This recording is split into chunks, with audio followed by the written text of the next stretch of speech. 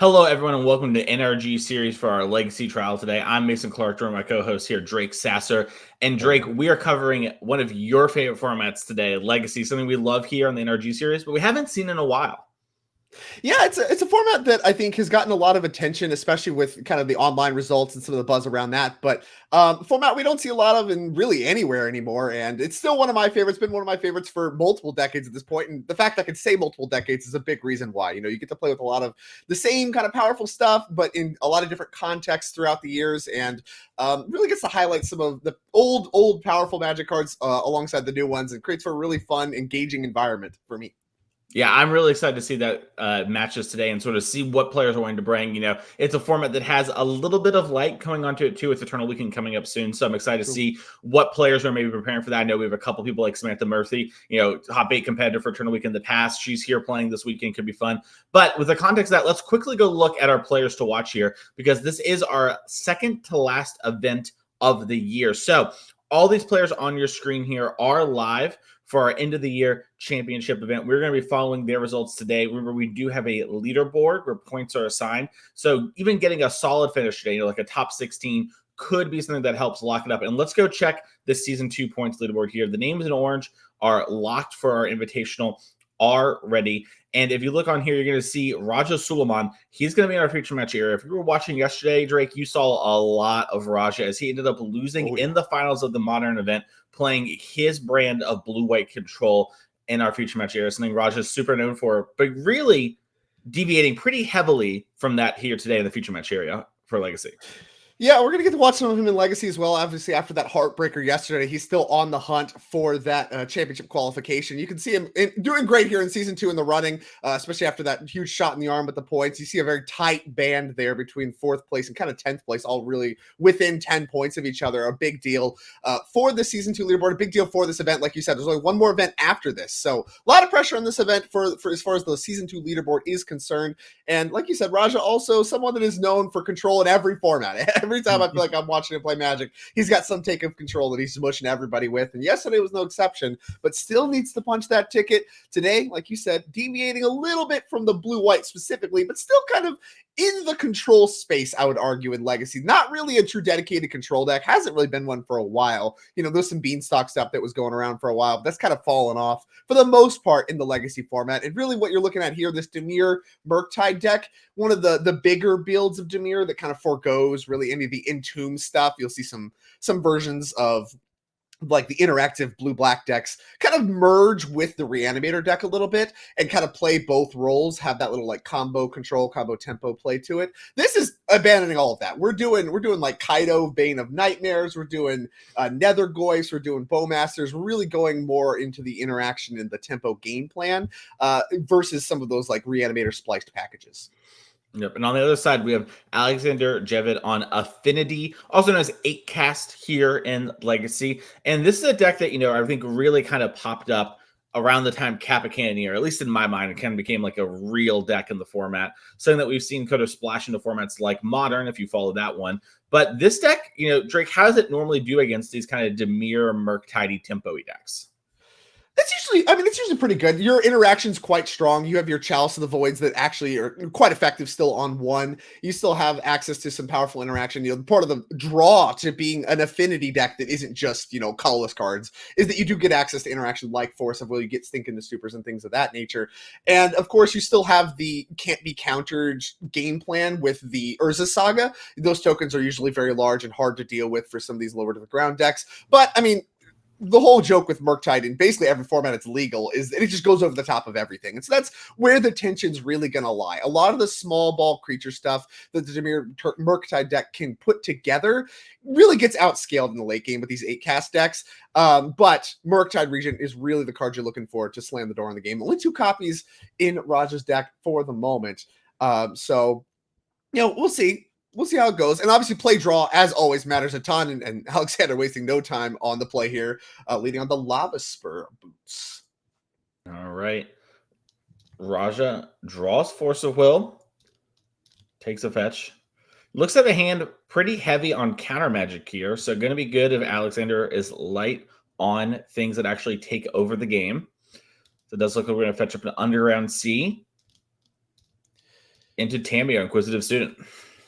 A nice start here. I mean, especially if you have multiple forces in hand. This is a card that can recoup a lot of the card disadvantage that comes with the force duels. And forces on Raja's side are good in this matchup. You could be fighting back your opposing forces as well as just trying to stop some of these big explosive plays that this Affinity 8-cast deck is known for. They can have some really explosive turns with a bunch of zeros. And here is Chalice on one. Not a card that I think Raja wants to resolve, but he's got a turn to stick a 1. So maybe he could just plan to counter the stuff afterwards. See him giving it some thought. This isn't necessarily a slam dunk have to counter, but the game certainly gets complicated if you decide you're going to play around this all game long. Yeah. And it's weird because Raja's threat wise, he does have 4 Nethergoyfs. So this does have some other things. But if this Tamio sticks around, that's his only real threat, and everything else is just cantrips and a couple of kill spells. So it is interesting where it's kind of like, yeah, your deck has, 17 1-drops or whatever. You think you just force it, but you're right. Like, you can maybe weigh on the days there, as Raja's now going to attack in with his Inquisitive Student after dazing the Chalice. Notably, Urza Saga was the land there for Alexander. So as long as we have at least another land drop, we have something we could be doing on this following turn. And in Legacy with cards like Ancient Tomb, we could be doing lots on this turn. Oh, yeah. And interesting, really, the thing with Alexander's hand is not a lot of zeros. When you think of those Affinity 8-cast decks, they play a lot of 0-mana artifacts to really get things charged. You got Lotus Petals, Mishra's Baubles, Mox Opals. You even have, like, Urza's Baubles in some numbers as well. Tormod's Crypt in the main deck. You have a bunch of zeros to really turbocharge all of the cards that have affinity for artifacts on them. That's Thought Monitor, Thoughtcast. As well as just power up things like Kappa Cannon and stuff like that. Really been light on those kinds of effects. I would expect to have a lot of those kind of stranded in hand, but it's giving Raja a lot of time to set up with the Tamio. Yeah, Raja plays in the Underground Sea and just makes a clue after attacking with the Tamio and passing. Alex is going to make a construct. No need to move. Yep. And these constructs do give some targets to Raja's fatal pushes in the main deck. Not really that great against 8-cast. All the cards draw 2 cards or whatever when they enter, or they have like Ward 4 in the case of Kappa Cannoneer. These tokens do actually give some targets to the main deck fatal pushes. So Raja, not necessarily overly worried about them, but of course they are a lot of pressure very quickly. So Raja can't just ignore them all game long, but really can get your cards to line up against these pretty nicely. Can Raja? Yep. We're going to make another construct here for Alexander, and then we're going to search our deck with Urza Saga. Interesting, with Lava Spur Boots in play, if we have any mana source, one we could even search up as Mox Opal in our deck, we then can equip these constructs, and then, it's actually a chunk for a lot of damage here. These are 4/4 constructs. The Spurs give an extra 1, so an attack for 9 here if you choose to go that route does put Raja basically down the next turn with any other artifact to follow up. Excuse me, attack for 5. 5 to see the Synod. Yeah. Hiding out there. Going. Yeah. Powerful artifact layers. Don't get to play with those in Modern still. But we get them in Legacy. Yeah. Legacy and Pauper, that's the places I go to for my artifact. Sure, yeah, you get them in Pauper too. Yeah. Well, Mox Opal, like you said, is the find. A card getting a lot of attention for its recent unban in Modern, and it's making waves there to no one's surprise, I'd argue. Still good here. Still good in Legacy. We'll see what the follow-up here is. Like I said, a really slow start here from Alexander. I can't really stress that enough. Raja, obviously, we know has a bunch of forces dialed up. I would expect to see some kind of fireworks fly, but it's not necessarily a truism that Alexander has to move here. These constructs are large enough that they're a big threat. No quip. Just beatdowns with 1 construct. This even threads something like, land into like another Chalice on 1. Right. And I think that's what Raja's thinking about. Clearly, Alexander has some use for the mana. You would just equip this thing and get going, lay the beatdowns if that's what you're about. So I'm not that surprised. Like I said, I do think he has some action in hand, and this splits the difference nicely between really starting to pressure Raja's life total and continuing to get, the ball rolling on your game plan. But that is something Raja has to think about, especially if he has like a fatal push or something that could move in combat. Do you even want to? Is it getting better? Maybe this is the smallest hit you're going to take for the rest of the game type thing. Yeah, and Raja Suleiman, one of our most successful players here on the series, has played a decent amount of Legacy, but, has talked to us. Most of his Legacy play is here on the series. He'll maybe go to, like a weekly thing every now and again if he has time. But that's a real advantage that some people, who maybe play Legacy all the time are going to have this weekend, is they're going to be a lot more in tune with what are the potential plays afterwards. See, Raja really need to think about what could be happening here. What am I potentially, losing out on if I tap mana to, pop a clue or something like that. As Shadow Spear is going to be the play from Alexander, and then it's going to pass the turn. Raja's going to fatal push the untapped construct.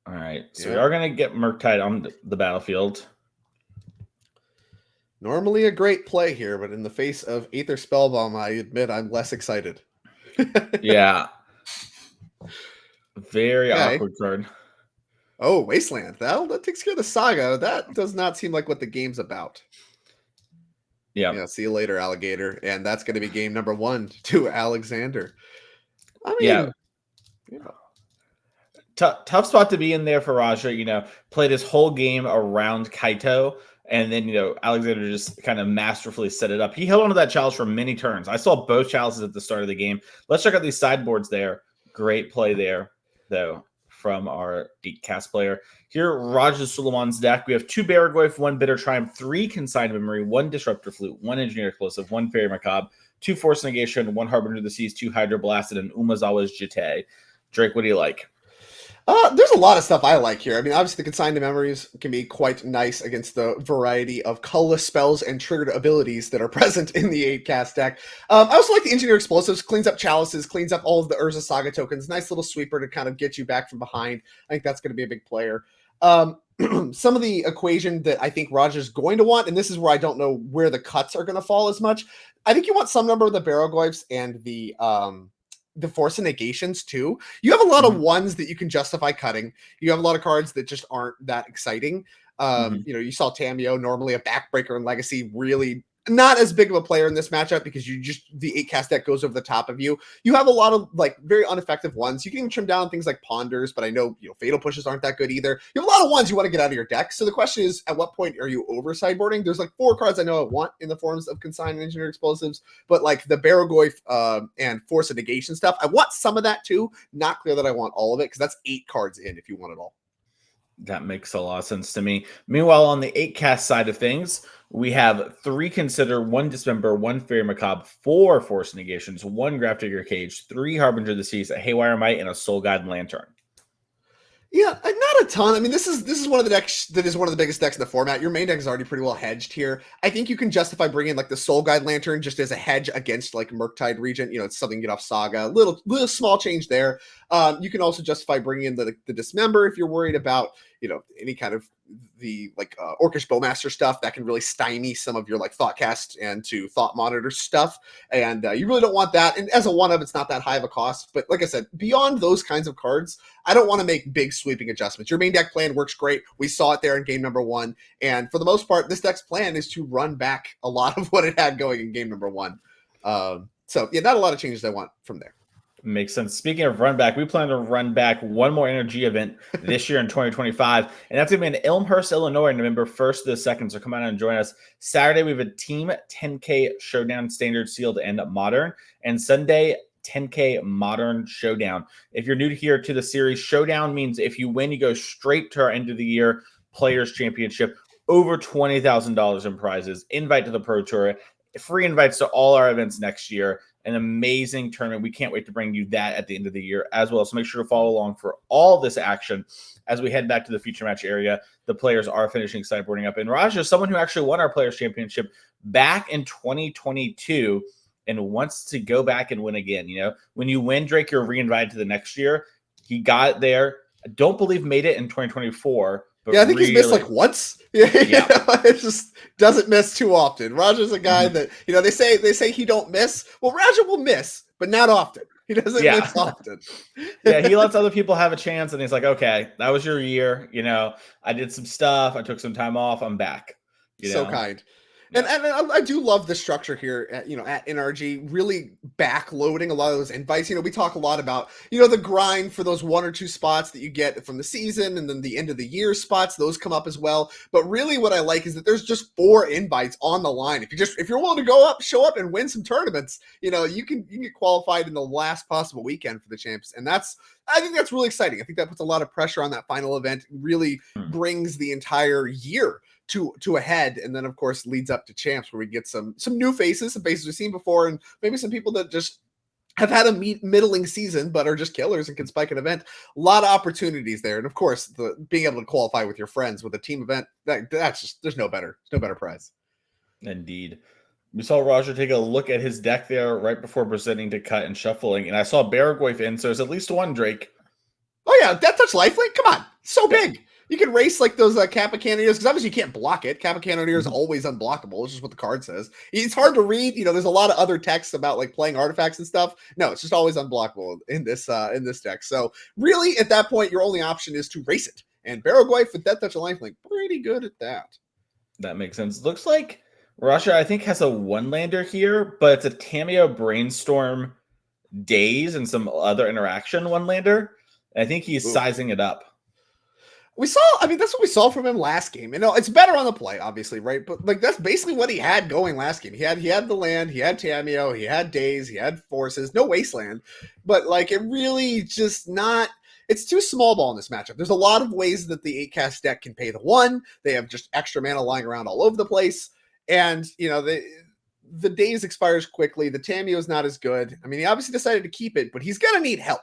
This is not a hand that is lights out like it is against a lot of other decks in Legacy. All right. Well, we're going to fetch Underground Sea. I'm curious to see if it's Thoughtseize or Tameo. And it looks like we are going to lead on Thoughtseize. I love it. Yeah, I want a Thoughtseize here so bad. The turn 1 potential from this 8-cast deck is so high. And you see it. Do we have turn 1 Chalice? Can't get a look at the right side of the screen that much. So, Kappa Cannoneers? Yeah, we have Pocket Cannoneers, 2 of them over there, and then we have Lava Spur Boots, Mox Opal, Chalice, Sea of the Synod, and Sink into Stupor. Notably, a land, but also a Thoughtseizable land here. Maybe a little bit more enticing if Mox wasn't around. I think the Mox is probably the more appealing Thoughtseizable land if you're going that path. But no, you're absolutely right. Part of the downsides, I guess, of having these MDFCs is, of course, they are Thoughtseizable. Which is awkward. Yeah. The Wasteland looks like it could be good here. I mean, you might be right. There might be a mana denial path here if we got a Wasteland dialed up too. Yeah, if you take the sink and then waste the seed and you daze, any of the early artifacts. Yeah, you're doing it. I mean, it sucks not to have Tameo in play at that point, but this play was only possible thanks to the Thoughtseize, which we appear to have a backup in hand as well, which could play into things as well. And it looks like he's probably gonna play Sea to Sun on first, and maybe you can get the sink on the. I don't know. This is a little goofy. Oh, we're gonna do it. Okay. All right. We're taking Mox Opal, slowing things down. little grin from Raja. Yeah, see that thing later. Yeah. Moxen, not in this house. This is Legacy, not Vintage. All right. And now Alex is thinking about what exactly do I want to do here. We're gonna bolt in Sink into Super, and we're gonna play Lava Spur Boots. We saw how strong that was last game. I'm curious to see if Raja wants to daze that. He's gonna let it resolve. Yeah, no pressure. I mean, your whole plan was to kind of hate out the mana. Mishra's Bauble, kind of the revealed card now, but your plan was to take mana, and I think if that's the plan, that you're expecting this Daze to find a better target than Lava Spur Boots as the game progresses. Yep. I love Alexander playing the Seek into Stupor here, actually hedging a little bit against the follow-up Thoughtseize that we know about. Now, that's Sea of the Synod is not Thoughtseizable. You have no rush to get to Metalcraft, and now you're just really hedging against something of a mana denial plan from Raja. Yeah. And it looks like Raja's using the bubble. Yeah, okay. I mean, that speaking of here's Umazawa's Jitte that came in. Surprised to see that one, but I mean, obviously, again, it's good at racing. The thing is, it's a little mana intensive, but I don't know, good at racing. Yeah. All right. Well, nothing matters if your opponent has no plays. Although Kaido, I don't think the card that Raja wants to see. We might see a Brainstorm here. Yep.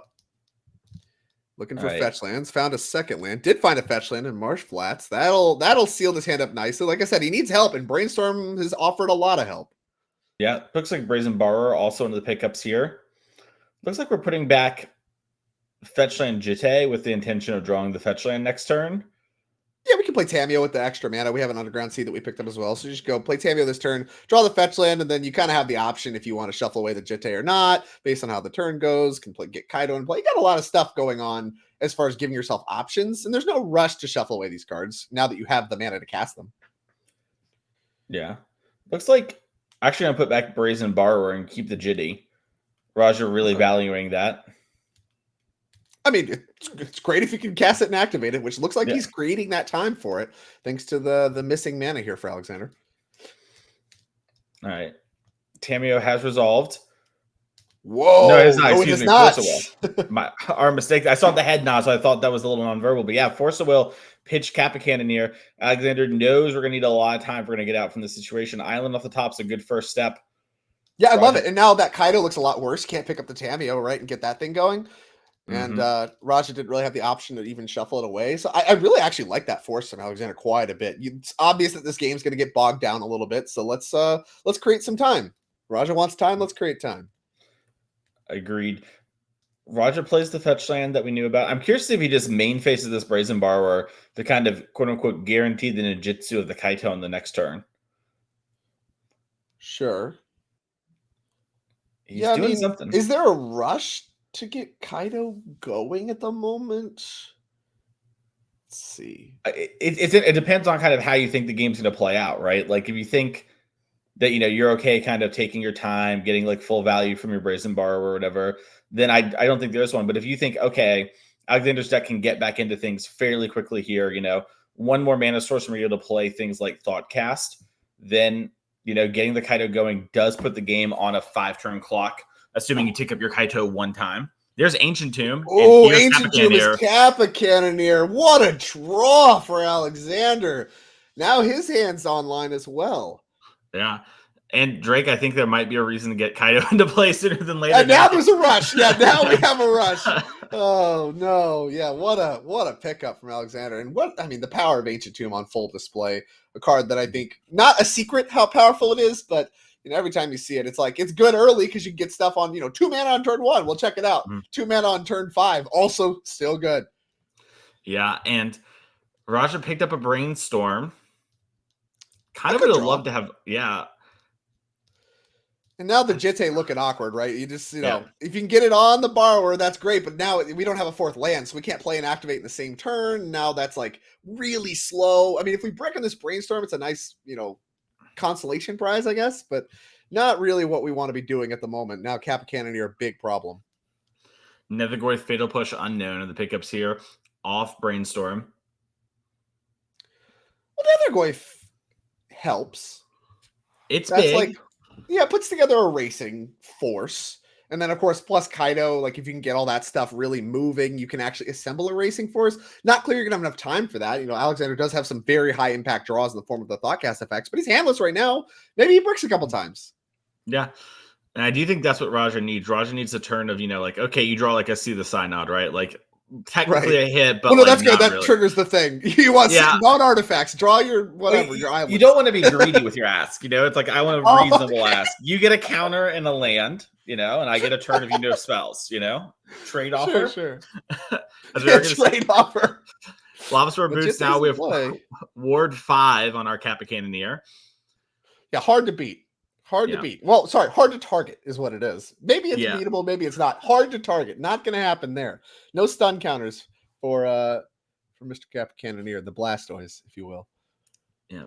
As looks like we're going to equip 6. Okay, so here's 2 counters. That represents 4 life, which gives us a few more turns. Nethergoyf helps with the race as well. Both players at 8, assuming the life totals are correct. So now the attacking situation is complicated. If there's a chain of Thoughtcasts here, it could just win, right? We could just pump up the Kappa Cannoneer to enough to be lethal, but we need a lot of help. We need a lot of artifacts. Yep. Getting a quick check on the Nethergoyf. Yeah, I think it's a 3/4. It only checks your graveyard, right?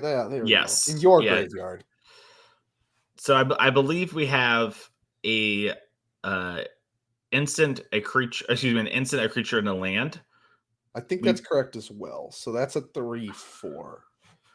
Which does mean lethal with the Jitte pumps if you don't need to gain any life. Right. So like there's tension to like make Raja gain life this turn, but if you don't have an artifact, like he could just like also just block it, which is like really bad for you. Yeah. Tough spot.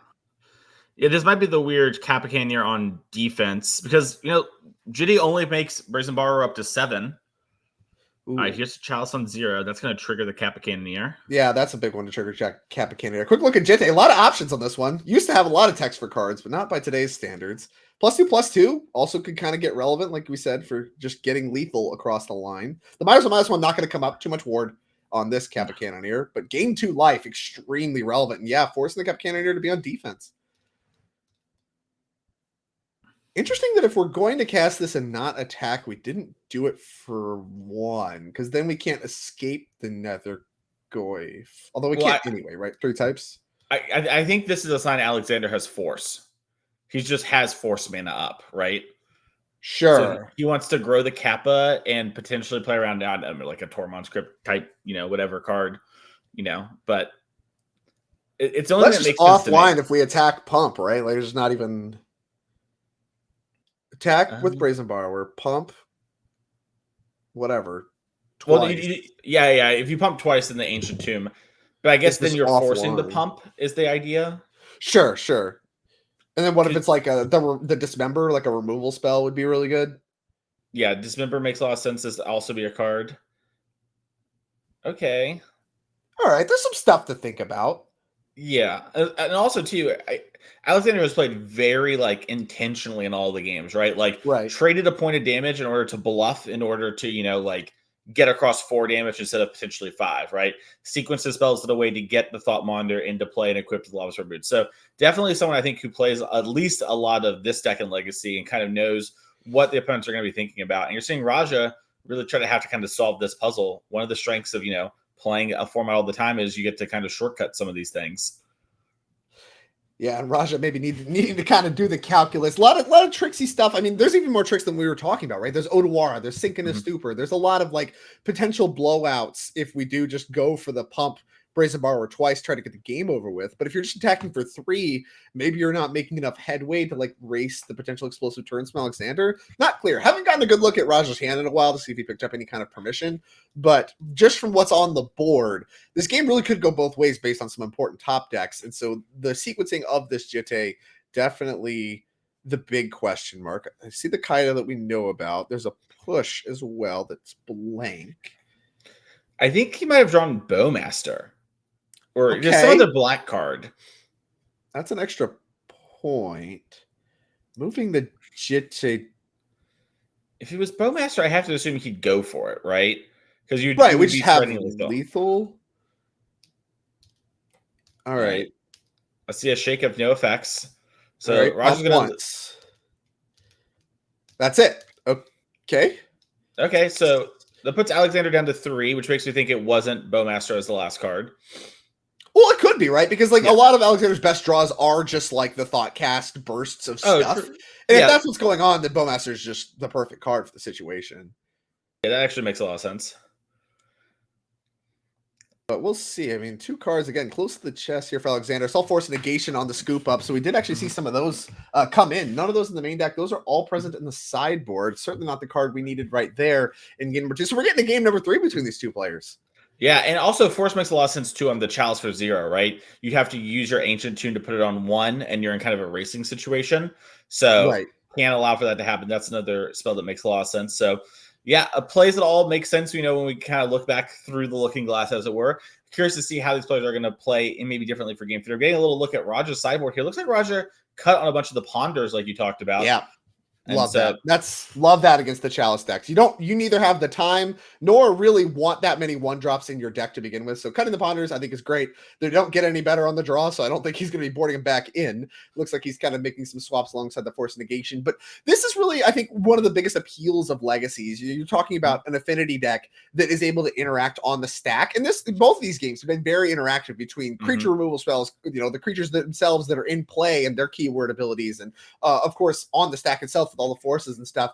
This is a matchup that could easily, in other formats, I'm thinking about Modern with the namesake affinity decks that have existed there, much less interactive. Part of the appeal of the Legacy decks, and really this 8-cast affinity deck in Legacy, and really the format as a whole, is you get so much more interactive games on average than you do in other formats. And that's the appeal for me. This is really just me explaining to you why this is my favorite format. And it's matchups like this, right? You have a really nice back and forth in both games so far. Real questions when sideboarding. I made calls about what I would be doing when sideboarding. I saw a lot more force and negations really on both sides than I kind of expected to see in this game.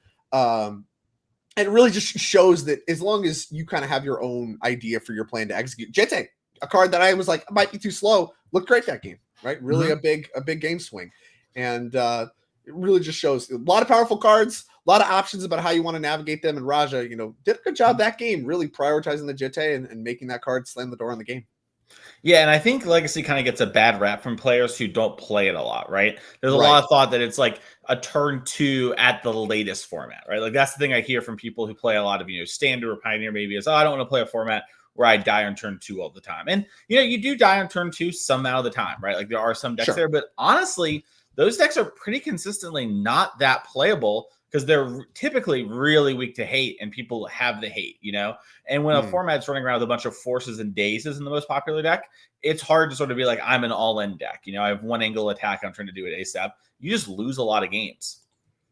No, yeah, 100%. And I think that really the prominence of decks like Oops All Spells in the recent years have brought that back. Because like there was that misconception existed in 2011 when I first started playing Legacy. It's like, oh, you just get Storm killed with Tendrils of Agony on turn 2 and then the game's over. And wow, this is a cool format. It just never happened. That's just something that happens like once in 50 games. And it's like, okay, well, what are we even talking about? None of you know what you're talking about. And then, it kind of got better when Delver was the best deck forever. It's like, okay, this deck actually does a mid-range plan. Games go to like turn 8 or 9 a fair amount of the time. Like we're just playing Magic, playing games of normal Magic with very efficient cards. Then in recent years, with the resurgence of decks like Oops All Spells and Reanimator and things like that, where just very explosive things happen a little bit more often on the first couple turns. It's kind of got that wrap back. And of course, there's not as much coverage now, like we're providing for you here. So make sure you support that and reach out to Norm, tell him you love this and you want to see so much more of it. And at Mason Clark on Twitter as well. You got to hit him up and let him know how much you love Legacy and want to see more of it. But after that small shill, yeah, I think the format's beginning to get more of that bad rap back. Mm-hmm. Yeah, no, I enjoy that, like there's a pretty healthy and like vibrant scene here on the NRG series for Legacy. I'm always happy when we have, our couple events a year. Honestly, if I had things fully my way, Drake, we have Pioneer and stuff too, we've been branching out to Pauper a little bit. We've had a couple side events that have gone really well, kind of max capacity. It was one of our main events in the trio event. And I really think, there's a lot of room for like play in these formats. And I think competitive players really like these formats too, where they get to express their skill and kind of get to dig around a little bit, right? They wouldn't like it if we made them do it every weekend, and keep swapping up and learning for sure. formats. Yeah. But every now and again, you go back to this format you played a little bit, probably has a deck you like that you get to work on and talk about how nobody gets it, And speaking of nobody getting it, turn 1 Chalice of the Void here for Alexander off an Ancient Tomb. Force of Will pitching Kaito to that. Yeah, no thanks, says Raja. See a Disruptor Flute in hand among the mix as well. So we got a little bit of stuff going on here. There is a Thought Seize on turn 1. That one able to happen thanks to the Force of Will pitching Kaido on Chalice of the Void, and a pretty nice hand here for Alexander. Got the backup Saga. Gonna be able to get that one running basically right away thanks to Ancient Tomb mana and such. Also a new card I spy that I'm seeing in a lot of decks in Legacy. This Tezzeret Cruel Captain, a one of in Alexander's list. Card mythic from Edge of Eternity's colorless planeswalker, but kind of has like a artifact synergy baked in. Every time you play an artifact, you get a loyalty counter, and then it both untaps artifacts and can actually tutor for artifacts cost 1 or less. So you kind of get that final Urza Saga trigger just stapled to a planeswalker, and maybe you can do it multiple times, right? Because then you get that artifact to enter, it gets a loyalty counter, all this stuff happens, and it can just repeatedly tutor out all your little bullets that this deck's known for just off of Urza Saga already. So a nice pickup for the 8-cast Affinity deck that we're seeing in other decks as well. All right, Urza Saga's our land for the turn into a bobble, into a top deck Shadow Sphere, pulling that off the Saga. Now, Drake, he has drawn Wasteland, but we also have Disruptor Flute. Yeah, let's take a quick look at Disruptor Flute here. This one, Flash, you get to choose a card name. Spells the name costs 3 more to cast, but you're taking a look at lands. Activated abilities of sources with the chosen name can't be activated unless they're mana abilities. So that would let Urza Saga continue to tap for mana, but shut down the ability to make Saga tokens if we decide to go that path. Yeah, looks like we're just going to wasteland it.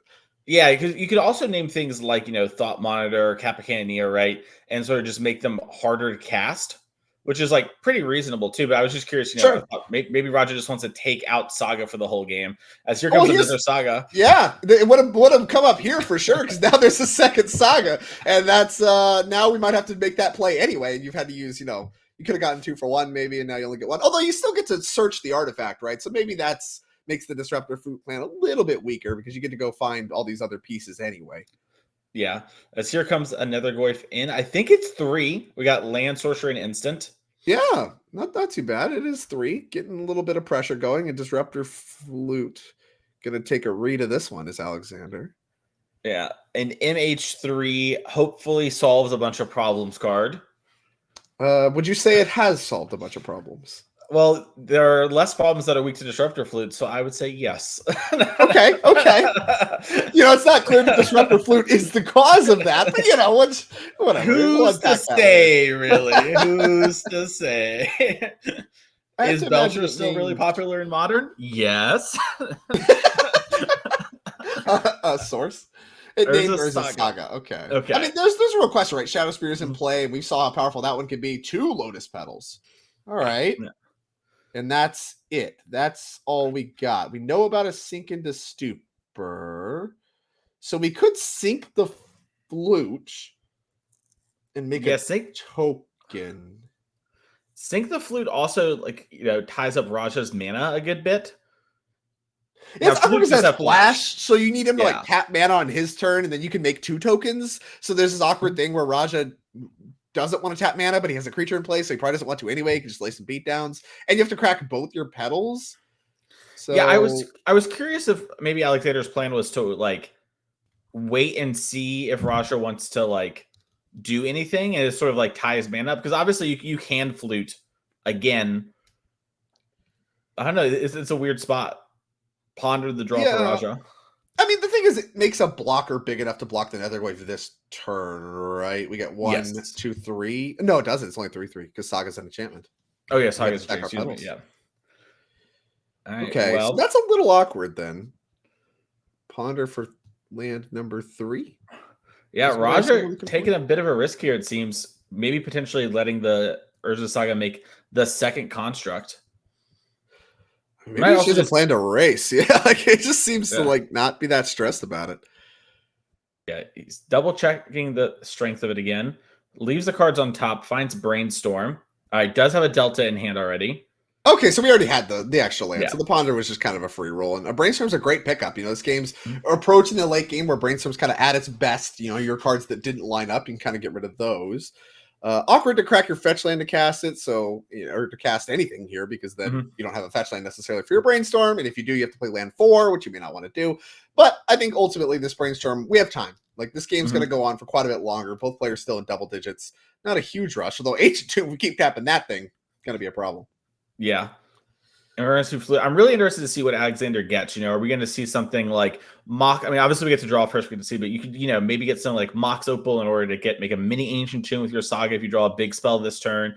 Could go grab Aether Spellbomb that we saw in game 1 if that's still in the deck. Soul Guide Lantern you mentioned is a card that you I think Soul Guide Lantern is among the best hits, just because you could really cut down the size of this Goyf, and then also equip the Shadow Spear, and then now Raja's on the back foot. But also, like you said, we do need mana. If we draw a Kappa Cannon here, it's not trivial to cast this thing like it oftentimes is. All right, Alexander did flick a Soul Guide Lantern to the front. I like this. He's like, okay, I'm almost sure I'm supposed to get Soul Guide here. Let me double check though.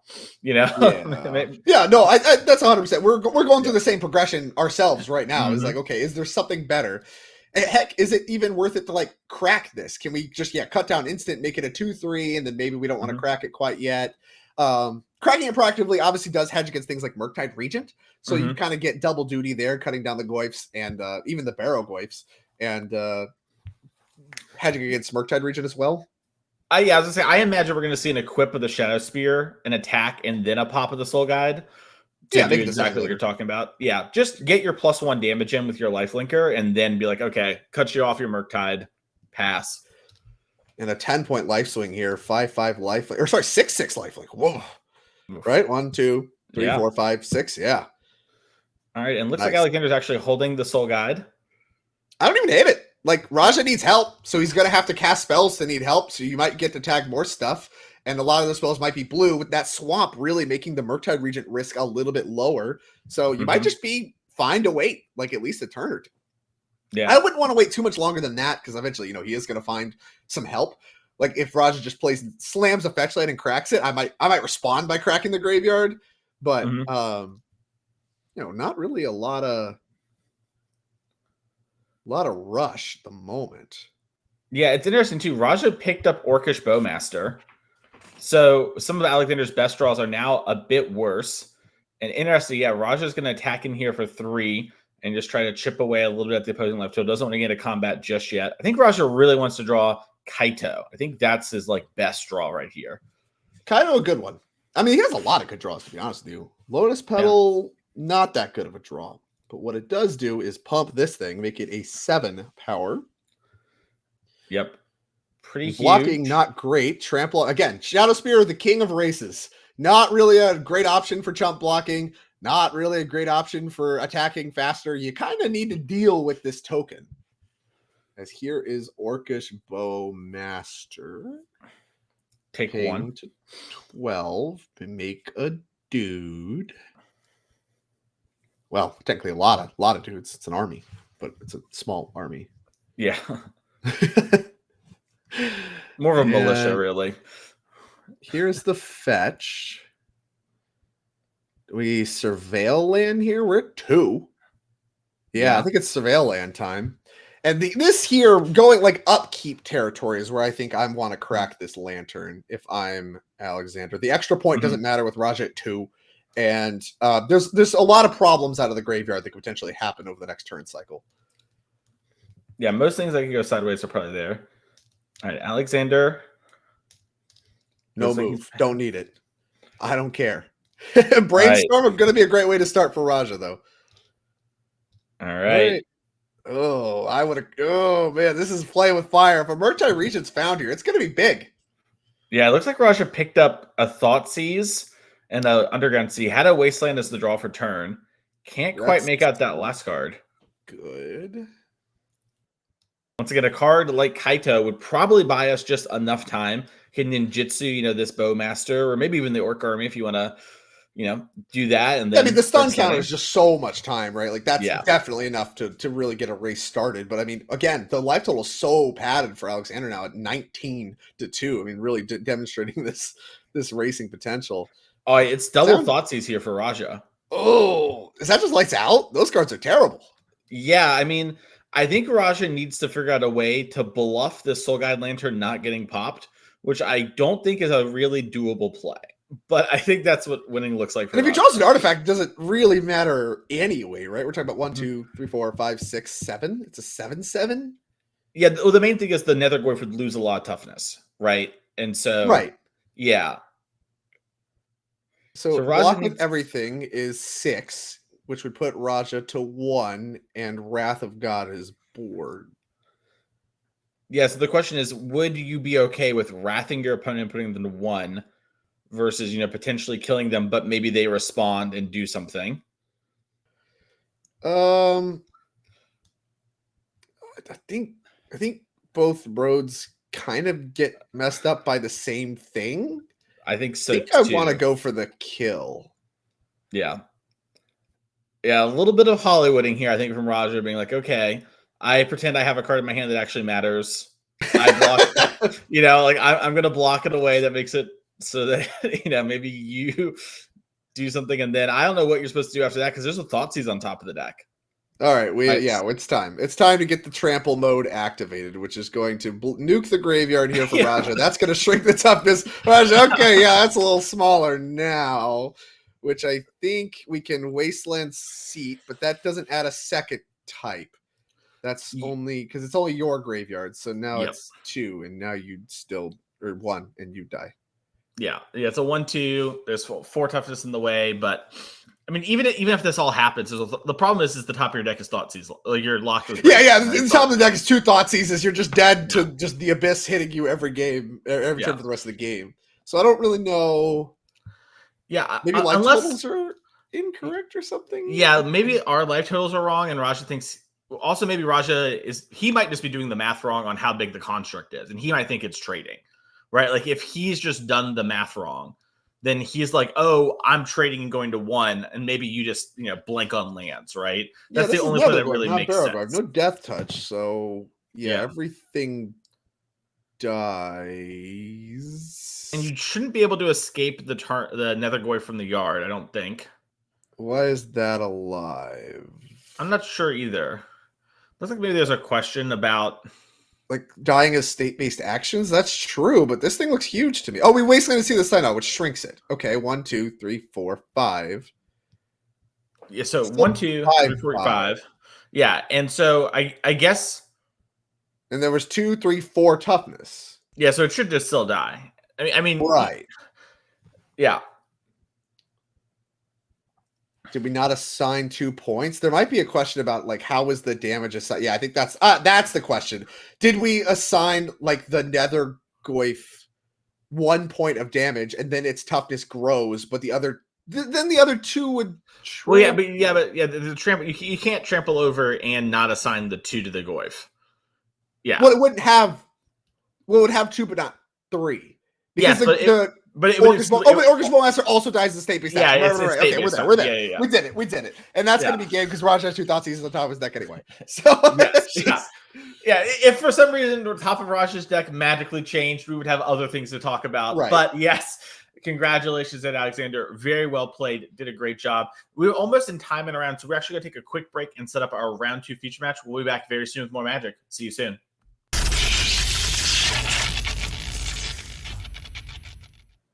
Hello, everyone, and welcome back to the NRG Series Legacy Trial. Today, I am your host, Mason Clark, my co-host here, Drake Sasser. And Drake, we are in round number 2. It is some exciting stuff going on. But quickly, we want to talk about our last event of the year before we get down to our future match area. And that's going to be in Elmhurst, Illinois, November 1st and 2nd. We have a Saturday Team 10K Showdown Standard Sealed Modern, Sunday 10K Modern Showdown. Come out and play the last NRG Series event of 2025.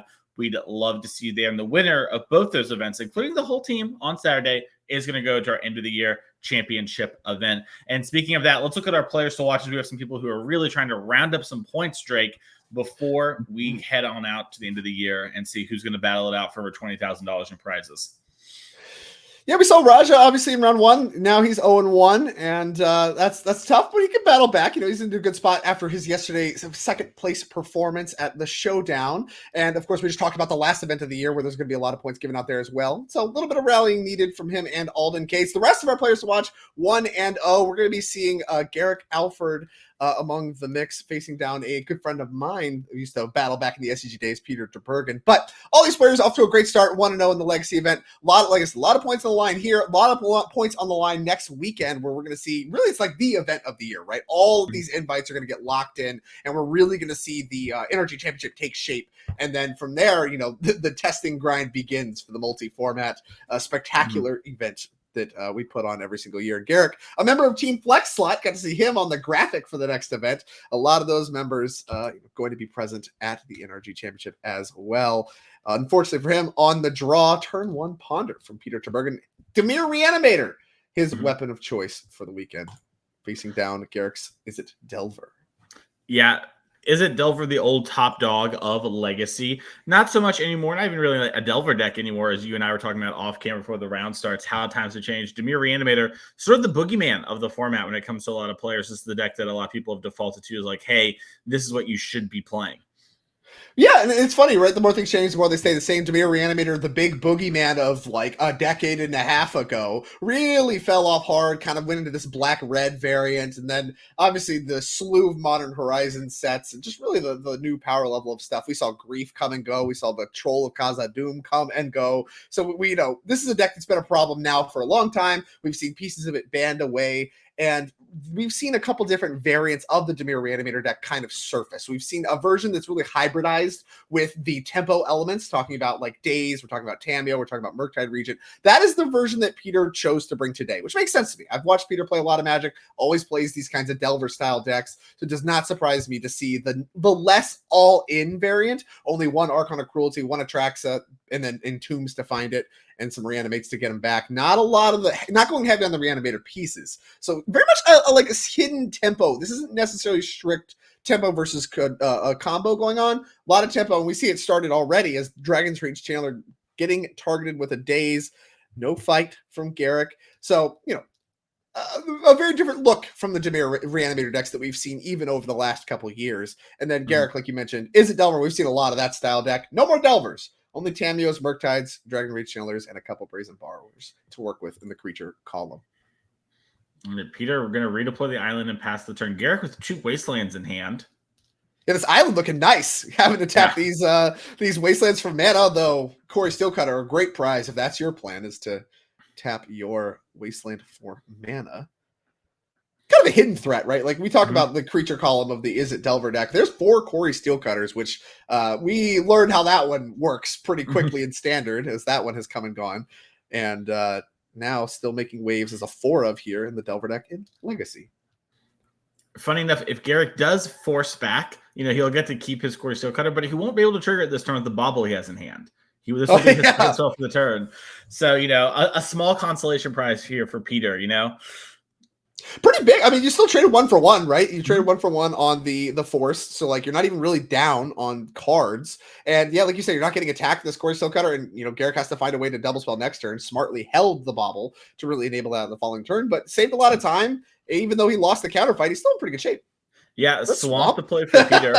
Also, Garrick with the main deck surgical in hand. And now I'm starting to see, we had Garrick in the backup feature match area against Dredge last round. We thought probably, we don't want to show that one. Garrick's is going to get run over. Dredge, kind of a miserable matchup. Homie brought main deck surgicals. If he's drawing them here, that's a big edge.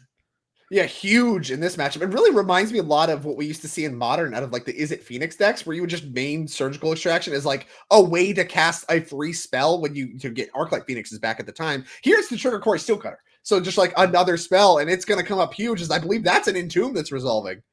Yep. Entomb, we're going to put something in our graveyard. It's going to be a Traxa. I don't have anything. Yeah, that looks like a big problem. Traxa. Ooh, what does that one do again? 7. Oh, so big. Oh, man. You wouldn't try to reanimate that, would you? You wouldn't. Come on. You wouldn't. Shuffle deck present. Fetch land. Please no. All right, so that was an instep Entomb. Sure. Yeah. All right. Peter is going to play a fetch, and then he's going to cast Animate Dead, targeting Atraxa into Surgical. Check this one out. Quick nod. Quick nod. Well, that's pretty good.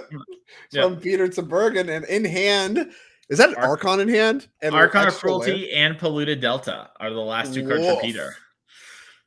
That is not good leftovers. So a huge blowout here for Garrick. And even though he hasn't been able to assemble any pressure, has to like what he sees in Peter Terbergen's leftovers. Yeah. Honestly, if I'm Garrick, I might be leaving those Atraxas in the deck. They're pretty bad draws, even though I think there's only 1, so you can't even take anything. Yeah. It's only 1. This is why they only play 1, right? You just entomb it out. And awkward that he couldn't grab Archon. Obviously that one's already in hand. So the entombs might just be blank for Peter for the rest of the game, right? Mm-hmm. Yeah, can reanimate Tamio, Murktide Regent. So entombs are already blank. Tough. We'll have to see how we're gonna navigate this one as Peter. Now it looks like Garrick has drawn another wasteland, and I think that he does bauble and counter spells. Yeah, I think so too. No way to trigger Quarry Steelcutter. So a little bit of awkwardness. Imagine if that was a Delver Secrets, huh? Could be getting busy right now. It would be Take huge. 1. Yeah. Grabbing Undercity Sewers. There is actually a question there of like holding fetch lands, because I think like you want to find Brainstorm, right? That's how you turn all your entombs back online, make this Archon not a bad card. Brainstorm's the best draw for Peter by a million miles. Force of Will obviously going to hit the bin. These wastelands can actually pressure any fetch lands you decide to put in play and like make your brainstorms worse. You really want to be able to shuffle away the stuff you find. Ponder, not brainstorm, but not bad. Those cards don't look good to me. It looks like some lands and some cards that aren't really that exciting right now.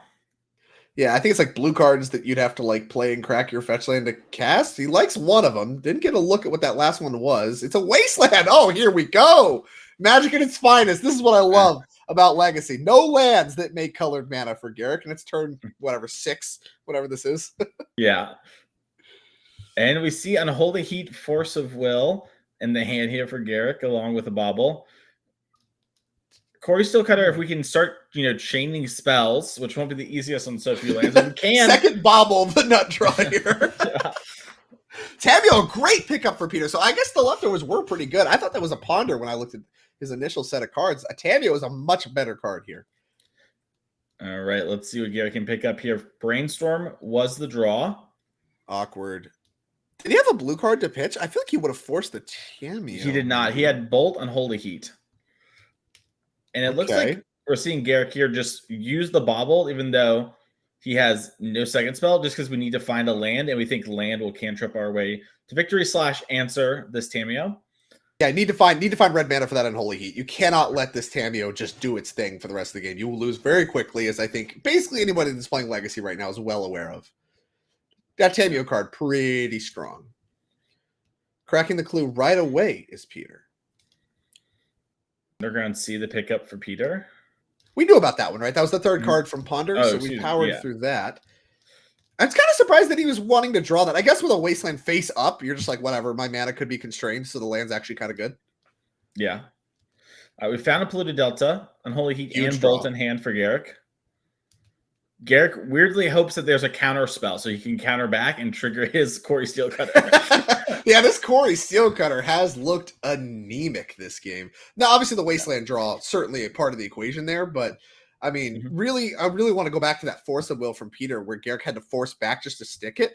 Kind of wonder if it was almost like pretty rough to force back from Garrick's side because now this Quarry has just been blanked for 4 turns or whatever it is at this point. Yeah, I lost a lot of material there when that happened. Looks like Peter land 5. Yeah. Been Wasteland a couple times this game. Wastelanded back. Doesn't matter. Little grin from Peter. Yeah, this is a wild game. No Tameo left. Tameo of Garrick's pretty good. Still no action from Quarry Steelcutter. Yeah, you're seeing Garrick develop the Tameos now when we brainstorm next turn. Even if we whiff and we're unable to double spell, we'll at least have a flip Tameo. Right. And that'll really start to move the game in Garrick's favor, even on only 2 lands. Peter drew no plays pass. He has a lot of material to work with at this point. I think 4 or 5 cards in hand. Not excited about a lot of them. Can't get a great look, but here comes Tameo rumbling into the red zone for a big whopping 0. Gonna make a clue. And Garrick. I don't yeah, I think this might be a spot where Garrick's saying, okay, I've, declared 4 blocks. Here comes Brazen Borrower, cast for the 3 mana mode, looking to block the Tameo. All right, it looks like Garrick's gonna let it resolve because this, here's the Brainstorm. And then if we fight over the Brainstorm, we have the counterspell, which triggers the Quarry Steelcutter as well. And the Brainstorm just flips the Tameo, so we don't lose the Tameo, and we're just in good shape. Yeah, so Garrick here really looking for, a red land would be the best. Just be able to, play something, kill this Brazen Borrower, trigger your Quarry, and then honestly, you're, kind of strutting across the finish line at that point. Yeah, you're kind of doing it. It's a little awkward to have to do all the triggering Quarry Steelcutter post-combat. We have another Steelcutter, so we could actually just play a second one to trigger the first one if we're not that concerned about, like, the Brazen Borrower attacks, which I don't hate, but we could also just clear just keep the Tameo around longer. It really depends on how much Garrick thinks he's in a rush. Do we need to close the door on this game? Garrick, I don't think, says no. We're in no rush. Yeah, and this makes a lot of sense too, right? Like you have a Tameo over there that's going to slowly take over this game. It's also going to just buy you back material, so next turn you can do something like play Quarry Steelcutter. All right, well now you can't play Quarry Steelcutter and something like a Bolt to just like go face and kind of start closing the game out that way. So, which might be fine. I mean, the first one's been pretty hard to trigger anyway, so the second one might not be that good, and you might be fine just waiting for a little while and sitting behind the Tameo. I think a lot of roads lead to Rome for Garrick, and really it's just about what are Peter's draws that look really good. And starting to constrain some of the mana, maybe Peter might need a lot of mana to put together a good turn. I certainly think, like I said, I think Brainstorm is still among Peter's best draws, given how things have played out. I think we are fetching Undercity Sewers. We still on Instep here? I assume we are. I assume we are as well, but I'm not 100% sure. Oh, the cute. With the Surveil in the stack, we're going to Brainstorm, and then we can put the Archon in the graveyard that we know about in hand with the Surveil. We're just doing the cutest thing on the planet. Yep. I mean, Surveillance just, even doing this with your Brainstorm, obviously enabling this synergy is very powerful, but that in itself is just like a pretty great, like little 1-2, especially since it turns out you do have time for Surveillance and Legacy. Not something I was super expecting in decks that didn't, use the graveyard super effectively. And you see Garrick sort of being like, look, Garrick has identified the cute because he knew about that from the surgical extraction. So we've done the cutest thing on the planet. Oh, and then we put an underground sea on top too. So we just get to do all of the cute tricks. You see that one a lot where you put a land back that you fetch and just flip the land so you don't have to do any searching. Love it. He's done it all. And Murktide Regent, a nice follow-up here, getting the Archon and Graveyard, getting Murktide Regent started. And now, that was a high-impact turn here for Peter. I don't know if Garrick has any leftover forces he might want to fight with. We're still selecting cards that we want to get rid of, but we're putting a die on this thing. It looks like it's resolving. Yeah, I'm a little surprised to see it resolve. I guess with Brazen Borrower in hand, you can just like pick up a blue card with your Tamiyo and then just bounce this Murktide and then answer it again on the way later. Back down. Yeah, sure. And that just eats through Peter's graveyard. I mean, he has a lot of graveyard to work with, though. Yeah, Garrett kind of uncharacteristically, I think, not thinking through the next turn when he wastelanded, making it impossible for him to. Garrett normally is someone who's really good at kind of like thinking multiple turns in advance. And he gets a little rewarded. Surgical. Yeah, well, yeah, we got rewarded. The Surgical has a real target as Peter is now going to lose that Archon of Cruelty and has to show that we have a Wasteland in hand. Wish we had like a Murktide in graveyard. You get the one out of hand. That'd be awesome. I mean, obviously Archon's still a problem no matter what. So you're fine tagging that thing. But there was some cute tricks available if we had a little bit of a different graveyard composition. Is Core Steel Cutter now finally getting to work after being in play for many turns.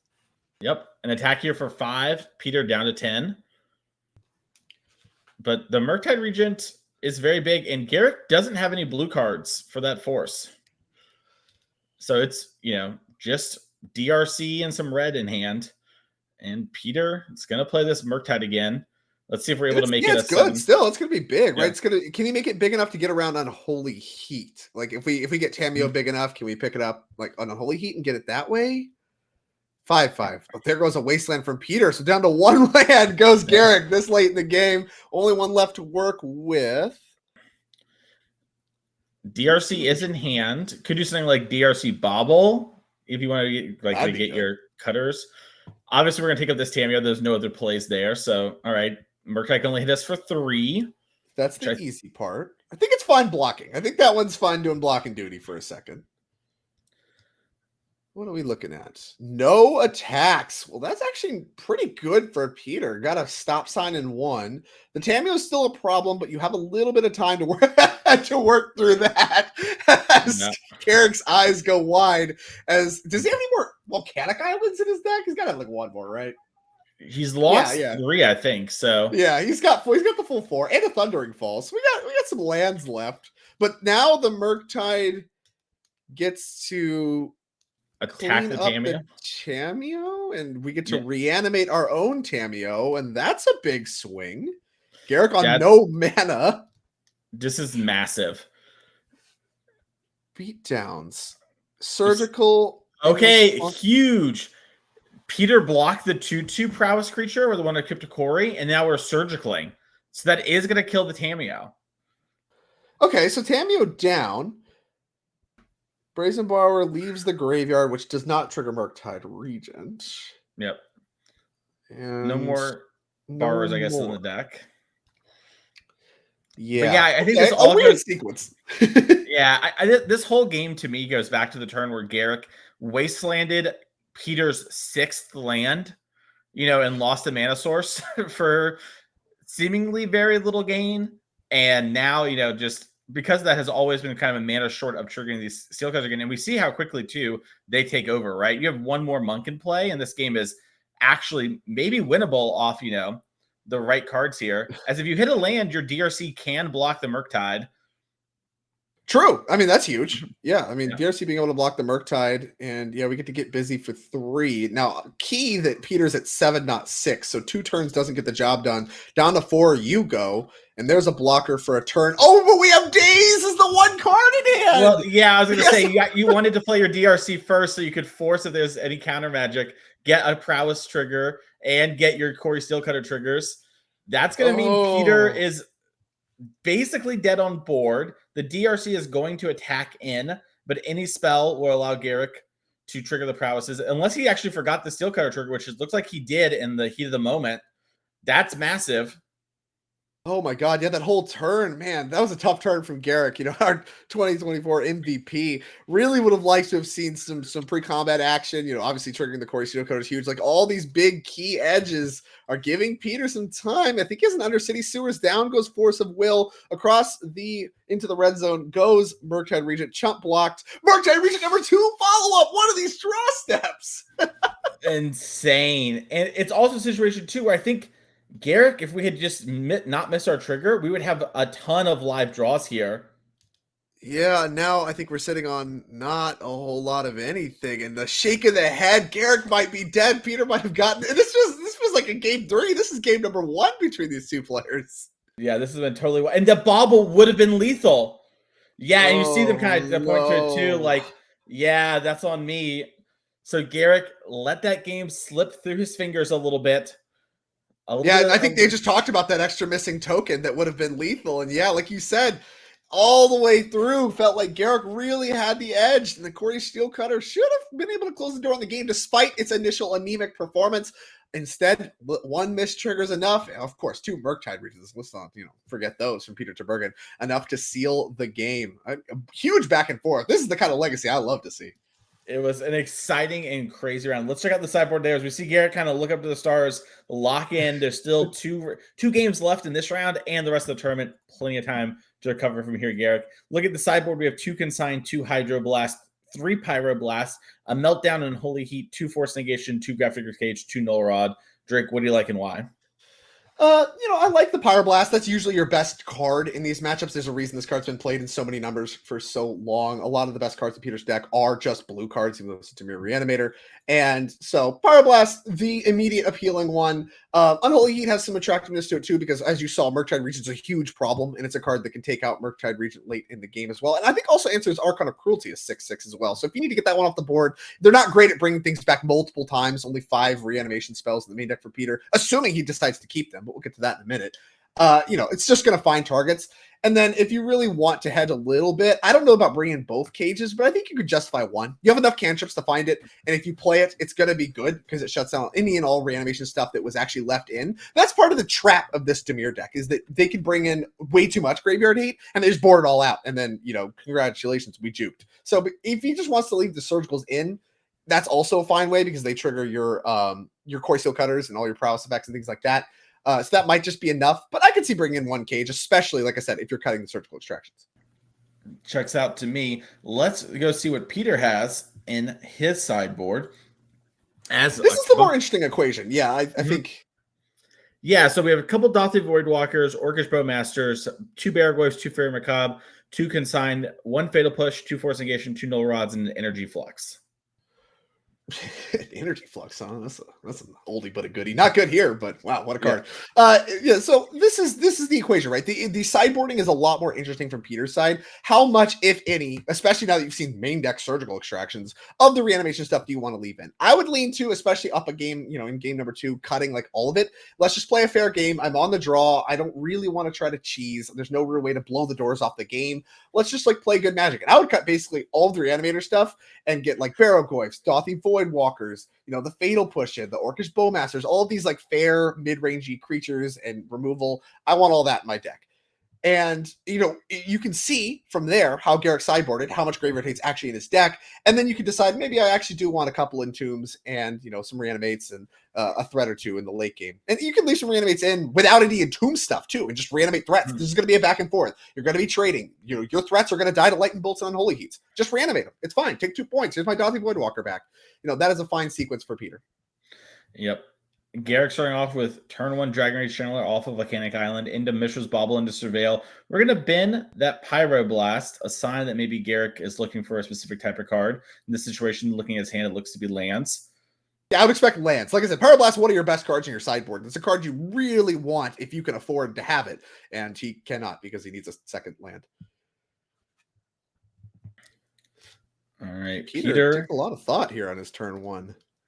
Yeah, I think the Pyroblast might be moving the needle for him, right? He's like, okay. Yeah, if he's a Wasteland, maybe you go ahead and fire it off. Normally it's bad. The heuristic is if they put a threat into play, they get to the board on turn 1, you don't want to Wasteland them. If you see a graveyarded Pyroblast, it's like, okay, this guy that's a good card. This guy probably doesn't have a second land.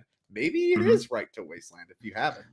Yeah, and then you're kind of running the calculus of, okay, if I do this and Bobble misses 2, am I really far ahead? If Bobble hits, how far behind am I on average? Right. Peter also looks to have Thoughtseize in his hand. Also a And fine turn 1. Yeah, and that's where we're going to go. I don't hate that either. Like, if there's cantrips and stuff and you don't see a second land, it's going to be good. Wouldn't be surprised to see Garrick Days here. That gives you a little bit of cushion if you decide to miss your land drop. Yeah, love it. Love it. Triggers your surveil, so help you find your second land. Also, like, doesn't really punish you if you brick on land 2 because you just get to play land 1 again. It's a nice spot to be, and we do decide to leave on top with the Dragon Rage Channeler. Interesting. all right. Now rewarded for holding the bobble too. A lot of players just crack their bobbles right away. Does not play around Thoughtseize if you have that card already in hand. All right, Bottle Peter, get a little info. Yep. Replay Volcanic Island, and I know we have a Ponder in hand. Looks like we are going to Ponder, which I believe puts us at Delirium because we have instant, artifact, land, and sorcery now. Yeah, that'll be sorcery. That'll be type number 4. And yeah, we're gonna get rattling across for 3. This is kind of the new Delver of the Is It Delver deck. No Delver for Secrets in Garrick's list, despite being a Delver deck, but Dragon Rage Channeler doing a good impression. That's how you know you're one of the goats. You know, even when you leave, people just still call it by your name. You know? Oh yeah, I mean, just literally was just reigning supreme for a decade or more. It's gonna take a while for that name, that nomenclature for the deck to kind of phase out. It's gonna take enough Zoomers or whatever the next generation's called, picking up the deck and going, "Why is this called Delver?" None of these words are Delver. None of these cards have the word Delver on them. Drake, you're ready to feel old? A common question I get in coaching is, I heard Delver as a term, but I don't know what it means. Like someone called my deck a Delver deck. And I'm like, I was playing Cube with some folks recently, and they all had to read Vendilion Click, and that boy, the gray hair just instantly sprouted. I grew a full beard in a moment's notice. It was really rough. It was really rough for me. Tabio, great follow up for Peter. Yeah, that's really rough here for Garrick. As we've been talking about, this card is really powerful here in Legacy. Not a lot of time for it though, right? Like the Dragon Rage Channeler is applying enough pressure. This Tamio could reasonably be kind of mitigated by the fact that Peter's already at 13. All right, Garrick's gonna Mystery Forest into Volcanic Island. Curious to see if he has anything like Corey Steel Cutter that can maybe help even close this door quicker. Looks like we're going to start off with that does a great job of it. Wow, Murktide Regent. Yep, that is huge. Yeah, Dragon Rage Channeler annihilated. I mean, the artifacts, getting to keep artifacts nice, but now back to a lonely 1/1, but a 6/6 added to the board for Garrick. What kind of answers we got in Peter's deck to this? I know we have a single bitter triumph. Do we have anything else? Brazen Borrower, I suppose. We got 2 of those. Yeah, I got some Brazen Borrowers. Fatal Push from the sideboard wouldn't do it. Yeah, it's really just those 3. The 2 Brazen Borrowers. I mean, obviously your own Murktide can complicate things, but as far as direct answers, it's Brazen Borrower. How about that? Petty Theft.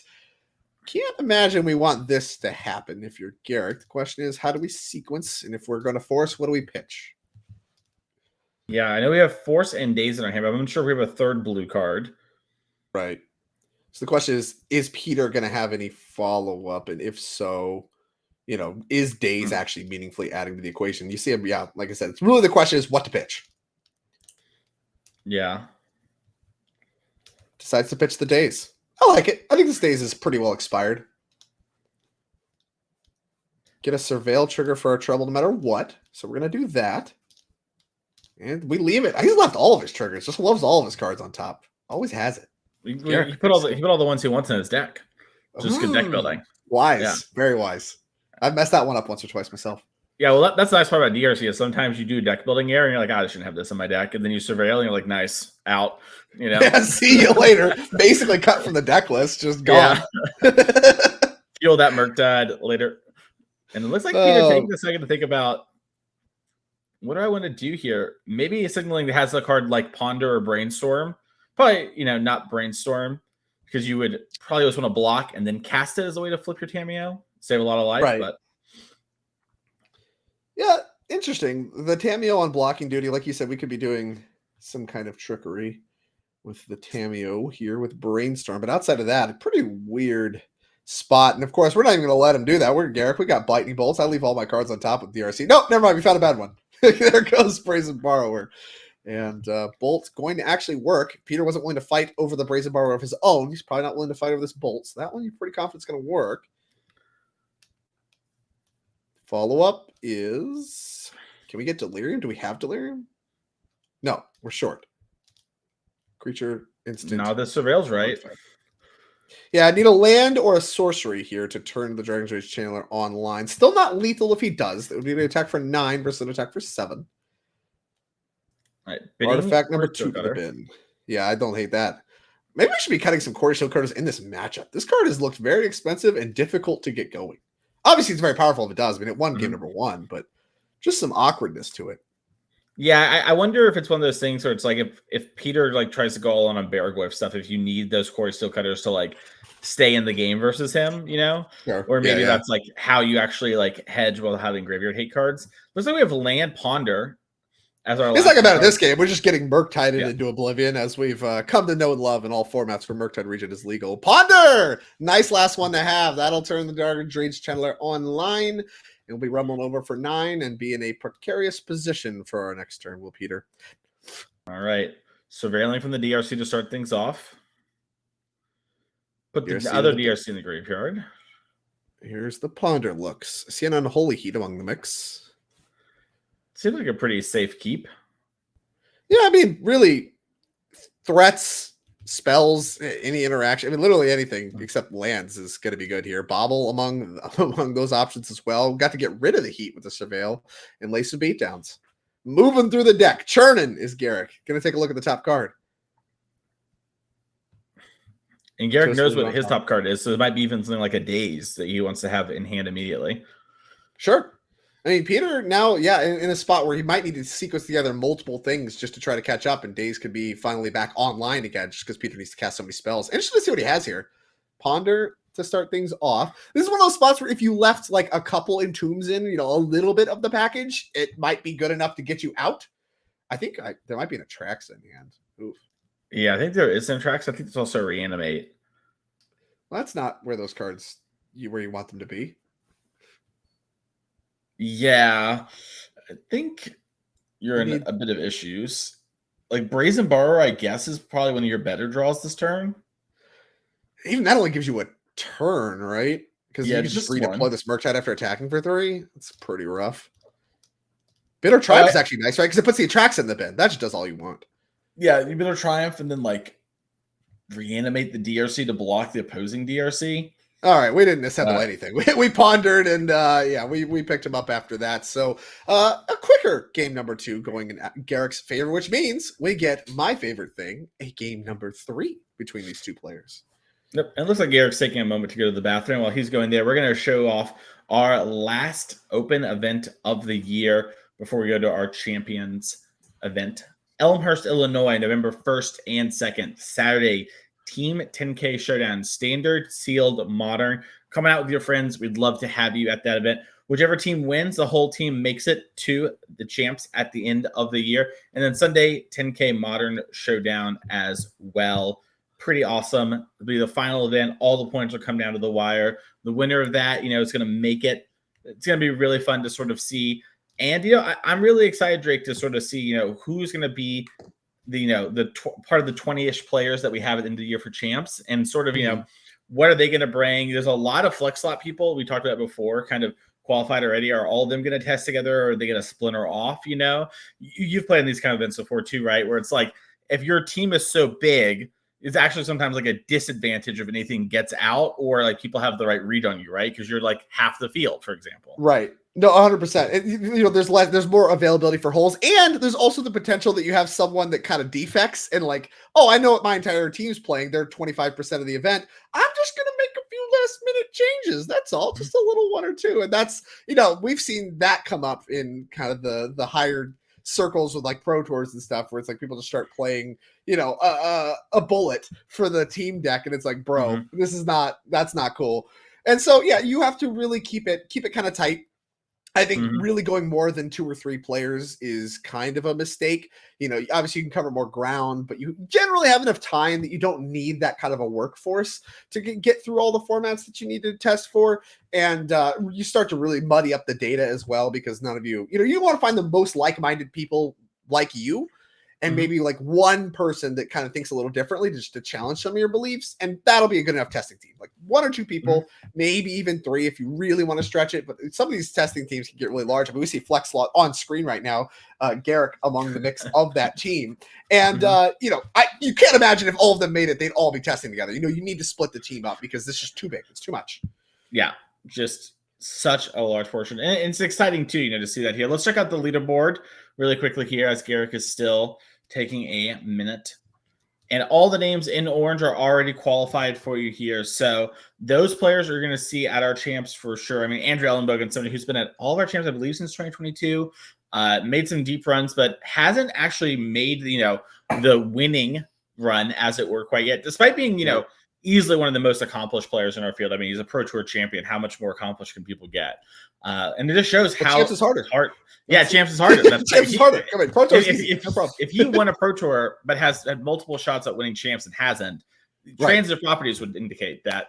And so, Andrew Ellenbogen just shows, though, right, like how fierce this competition can be. I'm excited to see sort of, players like Cliff, Harrison, Jake, Rodney Burdell, someone who we have in these events a lot and normally really crushes legacy for our series here. But, just going to be a very interesting thing. You see a lot of names on the screen here that if you've been watching for a long time, then, you are very familiar with. Will Kowalczyk over the last 2 years really made a name for himself. You can see Zoe Riederman, someone who's made a lot of our champs in the past. And even, the before COVID times played all the NRG events, was always a little bit on the outside looking in. So Roger Suleiman, great bunch of names. Benjamin Ungar, someone from last year. Ryan Hayes, dominating recently as well. Will Kruger, I mean, former champ, mock champion as well. And with all those accolades done, let's go back to our feature match area as our players are dealing up. And I'm able to see them. No sideboarding. Players just sort of, we kept our decks the way they were. We like them. Let's run it for game 3. From Peter's spot, right? Garrick went to the bathroom. You could maybe, make some changes, get some stuff and moving around. Maybe you get a little tricksy with it. Nah, Peter's here to play straight up Magic. Turn 1 Tamio, a great way to do it too. Yeah, and I did see an Entomb in Peter's hand, so he may be trimmed on some of the, package like you talked about, but we at least have an Entomb in our deck. So Lightning Bolt for the Tamio. Turn number 1. Wasting no time. Yes, get that out of here. That cannot stick around. It's very much, I mean, you talk about Bolt the Bird, kind of an old adage at this point. Not a lot of Birds of Paradise running around. Bolt the Tamio, certainly a fixture of the Legacy format. Yeah. Doesn't have the same ring to it, though. Yeah.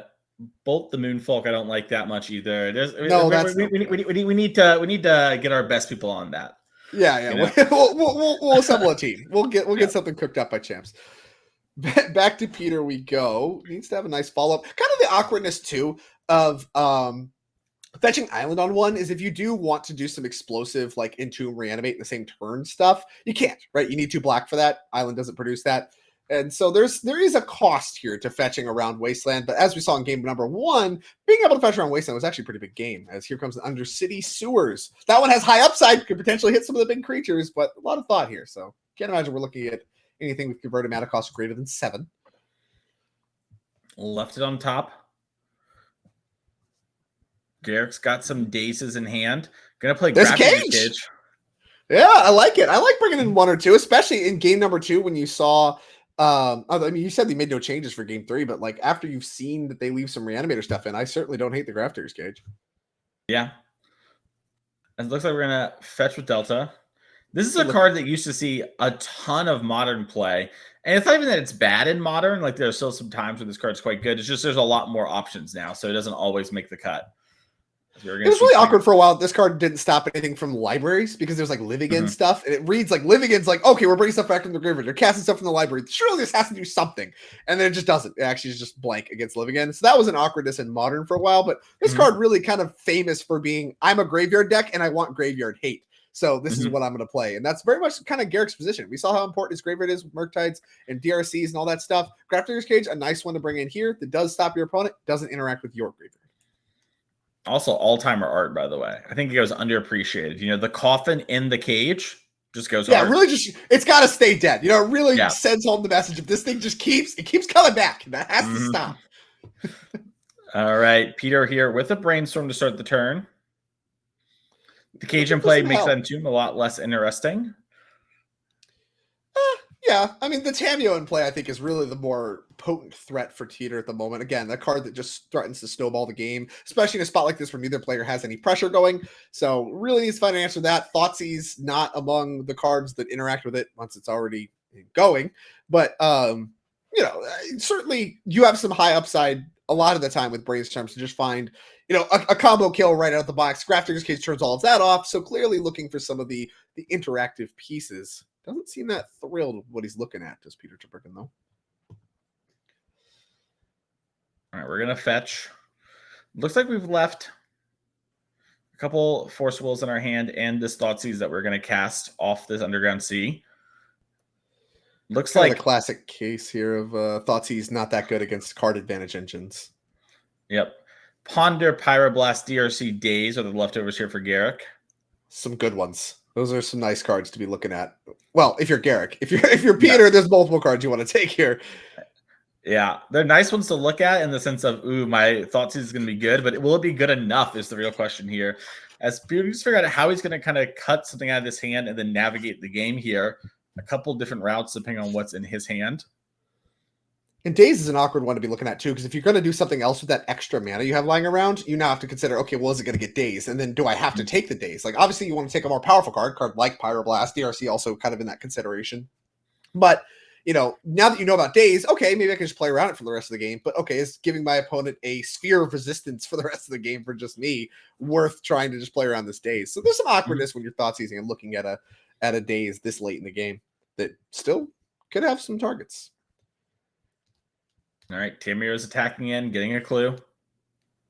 Attacking for the big 0. Boom. True Ophidian homage, as here comes DRC. Gonna get Force of Willed. Needs time, does Peterson. Clearly worth it. I like this, actually, quite a bit from Peter. Just saying, hey, I can't take more threats. You already have a really good threat. I need to stymie the bleeding here a little bit. Follow up. I mean, if Garrick has a Ponder. Yeah, we did know about that. Kind of weird. I think holding it's really nice. You can maybe flip your Tamio next turn with a land. And you're not really looking for much that you can play this turn. Like, you're just looking for threats. So, like, what's the rush? Yeah.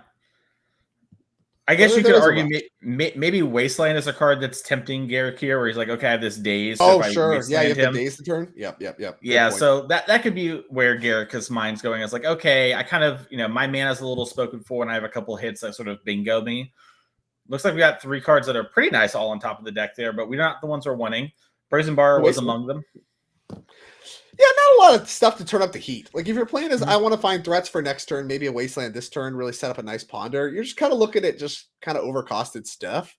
And it's not that exciting. So went ahead and shuffled. You got to use our mana efficiently, which is certainly appealing. And back to Peter we go. Has a lot of mana to work with. Knows about a Daze. Looks like 2 mana. Murktide. Well, that's one heck of a follow-up here that we get to play around Daze. Unfortunately, only a 6/6. And with Delirium Online, it was a little vulnerable to Unholy Heat. We're going to pick this card up. It's a little stuck there on the table. Yeah, struggling with the sleeves here a little bit as Garrick. Mr. Rainforest Land for turn, our own Murktide. Is it bigger? I think it is. Well, it's forced.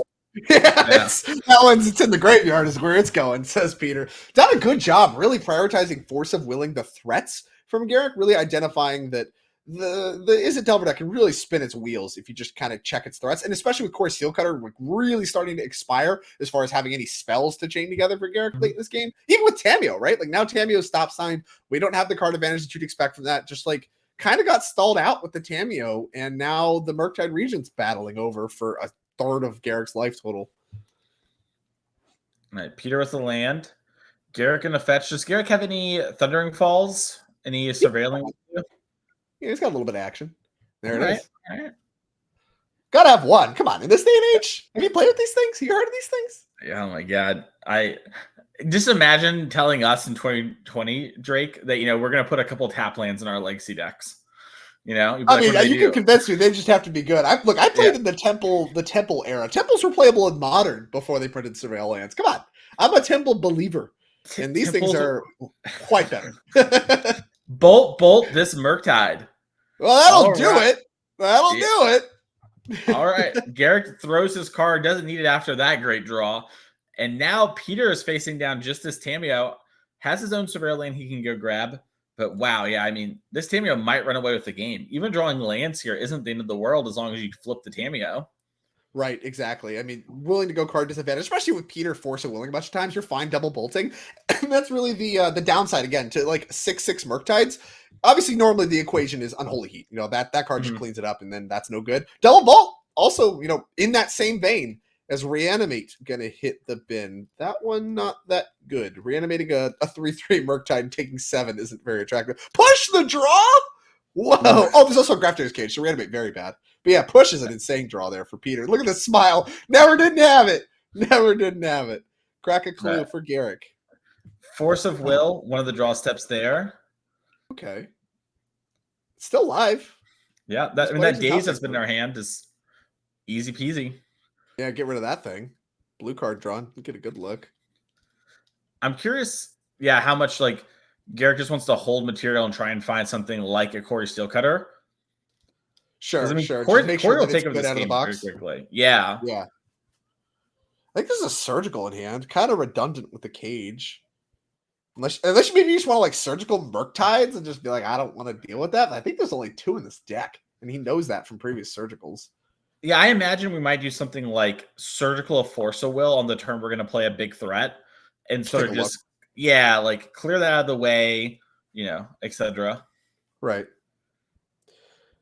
Is a Tameo in the yard for Peter? This game did start with Peter going turn 1 Tameo. That could be a good one to surgical. Yeah, especially because I think he just drew one. Yeah, he found one off the ponder. And there's a Tameo. Does Garrick want to move on that? Says no. Yeah, I got a bolt in hand there. We just got to look at. Pulled that one to the front pretty quick. And a DRC follow-up. Nice follow-up there. Or rather, one you want to play first. So that way you get the surveil trigger. Boom. 4th bolt here for Garrick. Sometimes you draw all 4. That's why lightning bolt's so good. Brainstorm in response to flip Tameo. No thank you, says Garrick. Okay.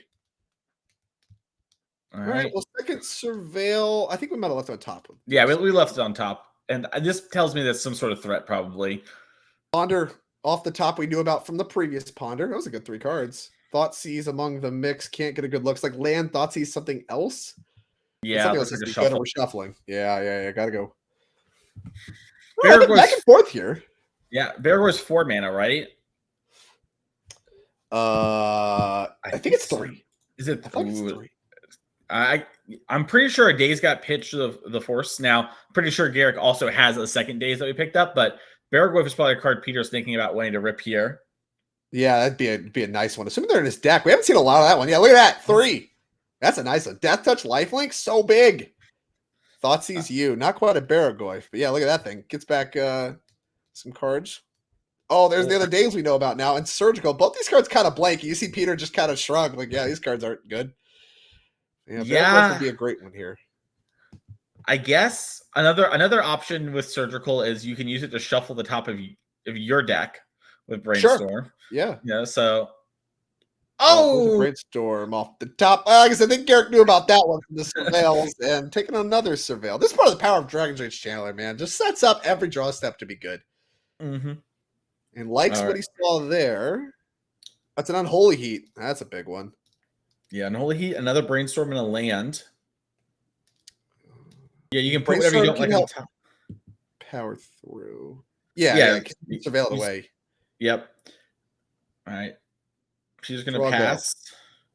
Removal spell's probably the best draws for Tabergan because, again, something that can't be removed. You just take care of the DRC and you're kind of back at parity a little bit. Obviously, Garrick's ahead. He's got more cards in hand thanks to the Tameo clues. But some of them are starting to look kind of bad. Although he might just die to this DRC. Down to 2 is Peter Tabergan. Did we draw anything? No. Land, and it looks like some blue card that does not answer Dragon's Rage shows. So we just die. Both cages in his deck for Garrick. What an end to the game. Kind of anticlimactic given the back and forth we got to see all match long between both these players and both of these decks. Yeah, and this is one of the things about Legacy that we were talking about in like round number 1, right? Is the games actually go pretty long and they're pretty interactive and players like, there is this dynamic, and eventually something sticks and takes over the game. That one did feel a little anticlimactic, but a lot of really interesting spots there. As we actually see Peter sideboarding face up here. But let's go talk to Garrett, as Garrett is in our future match area. Congratulations on 2-0. How are you feeling, Garrett? Pretty good, pretty good. You know, just need to play a little bit tighter, but Legacy, it's fun. Having a great time. So you play a lot of Legacy then? Are you a Legacy master of sorts? I'm not a Legacy master, but I do play in my fun time. we have so much fun every Tuesday we show up. It's always a great time. Legacy's so fun. So is this your second course? Can you maybe borrow this weekend? Go to position A. Where are we at? This is my Legacy. Expressive iteration as a card. Please bring it back, of course. I would love that. I know it's broken. I know. No, it's fine. It's fine. Don't. It's totally fine. But I mean, yeah, that's the big question, right? Is the Dimir deck is kind of all over the place. You know, Peter Tabergen, obviously a formidable opponent on the Dimir deck himself, and that's kind of one of the big other decks that does play a little Delver-like. You know, the Is It Delver deck no longer having Delvers, as we see featured in your list. So, you know, walk me through, how do you feel about your matchup? How do you feel about, you just going to play Is It Delvers, that's what it is, or do you actually feel like you have an edge in the Dimir matchup, as kind of we saw in that matchup? I think the Is It Delver deck is really good against everything else. It has a really hard time actually against the Reanimator package, because usually just, I mean, even if you don't do an Archon or a Trax, just reanimating anything is really, really good. So actually, I decided to main deck 2 Surgical Extractions, which is kind of off edge, just to hammer that matchup. So it's not great, but the Surgicals are pretty good there. I imagine Surgicals will help for round 1. We had you in the backup feature match here. We didn't get to actually see, but we knew you were playing against Dredge, and so I imagine a little really moment from your opponent when you surgical them. But Yeah. It was pretty funny actually. He was like, "Wow, main deck." I was like, "I have to. Do you not see what's happening in this format?" No, super heads up, and that's something really I wanted to highlight. Is I mentioned on the broadcast that we saw that a little bit way back in the day in Modern with like the Arclight Phoenix decks, where they wanted to just trigger their Arclight Phoenix and here's a free spell to do it. And sometimes it has targets, sometimes it blows out my graveyard opponents. Here, I mean, there's so much graveyard stuff going on. It almost feels like one of those things you look at the deck, there's like, oh, of course you do this. You know, triggers your Quarry Steelcutter, triggers everything, and then also you just get to get your Reanimator opponents. And that came up. And obviously you played against Dredge as well. Super rewarded for that decision, and I really want to give you props on that. Really, really heads up for the weekend. Appreciate it. All right, Garrett. Well, thank you for taking some time to talk to us. I'm sure we'll be seeing more of you this weekend and in Elmhurst on November 1st and 2nd. But we're going to give you a little bit of a break as we set up our feature match area for round number 3. Thanks, guys. Take it easy. Later. Thanks, Garrett. It's good to talk to Garrett. Yeah, I like Garrett too. Like you can tell he's a competitor. You can tell he's fierce because the first thing he's talking about as soon as he's away from the table is, "I gotta play better." Right? Yeah, I gotta play better. Yeah, he's like I 3-0'd that round, but it's a 2-1. And so, congratulations there to Garrett. Glad to see the tie now. I'm glad to see too, not the mental boom, right, Drake? We've been there before. You play so bad, you're on camera, you throw the game away. It's like it's not like, oh, maybe I'll talk to my friends. We messed up, but no question. Yeah. Won the game still. Love to see it. We're going to take a quick break as round number 3 is just about to start. That was one of the last matches going on, and we'll be back with more action here in just a few minutes.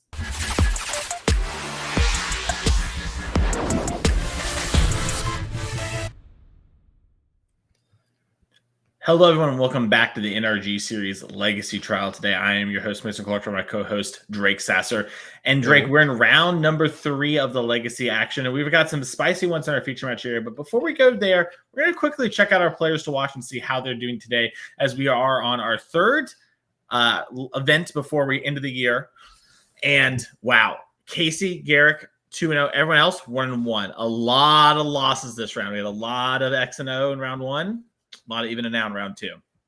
I love this round because this is really where, things start to get messy. It's like everybody's 1-1. It's not clear how your tournament's going to go. You could basically win out, draw in, be in a good spot. You could take a second loss and have your back against the wall. These are really where, once you're at that 1-1 spot, you're taking your first loss, but you got some wins under your belt. That's really where things start to kind of get messy, where you really have to lock in, as the kids say. So a lot of locking in to be done from our heroes on this list. We got to see Garrick already has done his locking in against Peter Tabergen last round. We got to see him win an exciting 3-game match. And Casey Ryback, we haven't seen a lot of, so I think we should fix that. We should watch a little bit of what he's got going on this round. Yeah, so we head to our feature match here. You got Casey on your right with Red Painter versus Charlie Dustenberg on your left with Blue Cloudburst. Charlie's someone who's been doing really well as Casey has been. in the recent time, played champs last year. And I think someone who every time I watch Charlie play, I'm always very impressed with how tight the play is. And also how often it's a deck that I don't quite expect. And Drake, tell me a bit about this blue Cloudpost. What's Charlie up to this weekend? Yeah, so nice range here to the players here, and obviously Charlie Dusterberg on Blue Cloudpost, named after the card itself, Cloudpost, land with the subtype Locust, and that's the thing you look for when you're playing these post cards. So that makes a colorless for each Locust on the battlefield. Traditional builds of this were green, and they would play things like Primeval Titan, get a bunch of them, and then start trying to Caracas bounce an Emrakul until your opponent died. This deck looking to do something very different. MH3 was a huge shot in the arm to this deck, and now the deck features the full set of Kozilek's commands. You see Disruptor Flutes in the main, and it's picked up, obviously, the new Ugin Eye of Storms. Really a lot of recent pickups for the post deck, and now it's looking to play a little bit more of a fair game. Obviously, now that you're blue, you get Force of Will, you get Tishana's Tidebinders, you get interaction that a lot of the green Cloud Post didn't used to play. And so that's kind of what the blue deck here's got going on. The other side of the table, the red deck, a lot more traditional of a look. The Painter deck, looking to assemble Painter's Servant plus Grindstone to mill your opponent out infinitely. But what's fun about this matchup is that gets complicated when your opponent has an Emrakul the Aeon's Torn in their deck, because it just shuffles back in. So the Painter combo actually doesn't work really well in game one. So we're gonna have to be doing some backup plans here. Is Casey Ryback. All right, Goblin Welder turn 1 into Agatha's Soul Cauldron, off in Urza Saga turn 2 for Casey. Charlie, play just one of those Locust lands and pass the turn. There's a second one. Now Cloudpost powered up to a 2-mana land. All right, so a lot of mana here available already just on turn number 3, and it's only getting bigger from here. So we're going to pass. So Agatha's is a way to get through the first Emrakul activation when you go for your Painter Servant combo. But this is just a backup plan, right? We have a Phyrexian Devourer that you can just map onto a creature with your Agatha's Soul Cauldron and just get something through for an Infinity Sign. That's kind of your other combo that you have present in this deck. We saw a lot of it when Agatha's Soul Cauldron first came out. Kind of went by the wayside. Oh, yeah, there's an oldie but a goodie. Didn't know they reprinted this thing at Uncommon. 7 and greater, got to sacrifice it. Well, you don't copy that text, but what you do copy is that activated ability. Remove the top card of your library from the game and then put X counters on it, where X is the remove card's converted mana cost. Yep, and that is a powerful ability gain, as we are going to see Kozilek's Command take down the Goblin Welder into force, pitching to Tishana's Tidebinder to take down the Fable, the Mirror Breaker, as Charlie has used a lot of resources here, but Lauren Revealed's going to go get an island. A little bit of blue mana for the first time. This is where we're going to get to see some of the blue spells get added to the mix. There's the 5 forces in the main. We have 1 Force of Negation, 4 Force of Wills. Our other blue spells that we have access to are Stock Up. That's at 3. And then we have Tishana's Tidebinder also at 3. So Cloudpost plus this island makes the mana we need for our blue spells. All right. Robot Island hits the battlefield. A nice one. On theme. Stock Up. A 4 of in this deck. Going to be the play. Stock Up been really impressive across most formats. We even saw it make some waves in Vintage. Now here in Legacy, making a little bit of debut on the NRG Series. Big fan of the card selection style cards. A little high on rate is that one. And they've been doing a lot of that. Consult the star charts. They're really redefining what it looks like to cast a divination in Magic the Gathering just across these recent sets. And Stock Up, really the first and most emblematic of that effect so far, as here goes the Saga. So now Saga's nice. Does grab Grindstone, can't grab Painter. Not clear that you want any of that here, because again, if you see Cloudpost, if you're Casey Ryback and you've been playing Legacy for any length of time, it should be pretty self-evident that there's going to be an Emrakul in the deck. But like you said, Agatha's Soul Cauldron will actually disrupt that. So we can try to go for it using Agatha's Soul Cauldron for its Graveyard Hate mode to tag the Emrakul on that first activation, but it's slow. Yeah, it's definitely not the world's fastest plan. No. All right. Charlie, having just cast Stock Up, is also loading up for a longer game. Okay. There's Painter. Yeah. All right. Thinking about that one is Charlie. Not clear that he has interaction for it. Would need another mana source to activate right now, I believe. Grindstone, a 3 mana to activate. Only got 2. Yep. Bizarre card. It is a bizarre card. That's really true. I don't know what the vision was here, but if they share a color, why is okay? Whatever. 1 mana, target player puts the top 2 and then they share a color. Repeat this process. Painter makes them all look at the same color, even the lands. As we go back to Charlie, who plays a planar Nexus, I believe, followed by a Chalice of the Void. So now the Cloud Bus makes 3. Chalice going to end up on 1, and that's getting blasted because Painter named blue, even though it's not a blue card. So it gets to get blasted. And this is one of those weird things about this Painter deck, right? When you're changing the color of all your opponent's cards, you get to main deck these Pyroblasts, have situations like this come up where your opponent's not used to it. But also in some matchups, our feature match here has had a lot of blue decks. Sometimes you just get them, Game 1, they're playing blue cards. They're often a lot of the best ones in Legacy, and you just have a bunch of main deck, cards that people normally sideboard. As Painter Servant's going to attack and then pass the turn. It's been a trick for this deck for ages. Also, turning the lands blue means you could use them as stone rains too. You could just go after your opponent's lands, which comes up.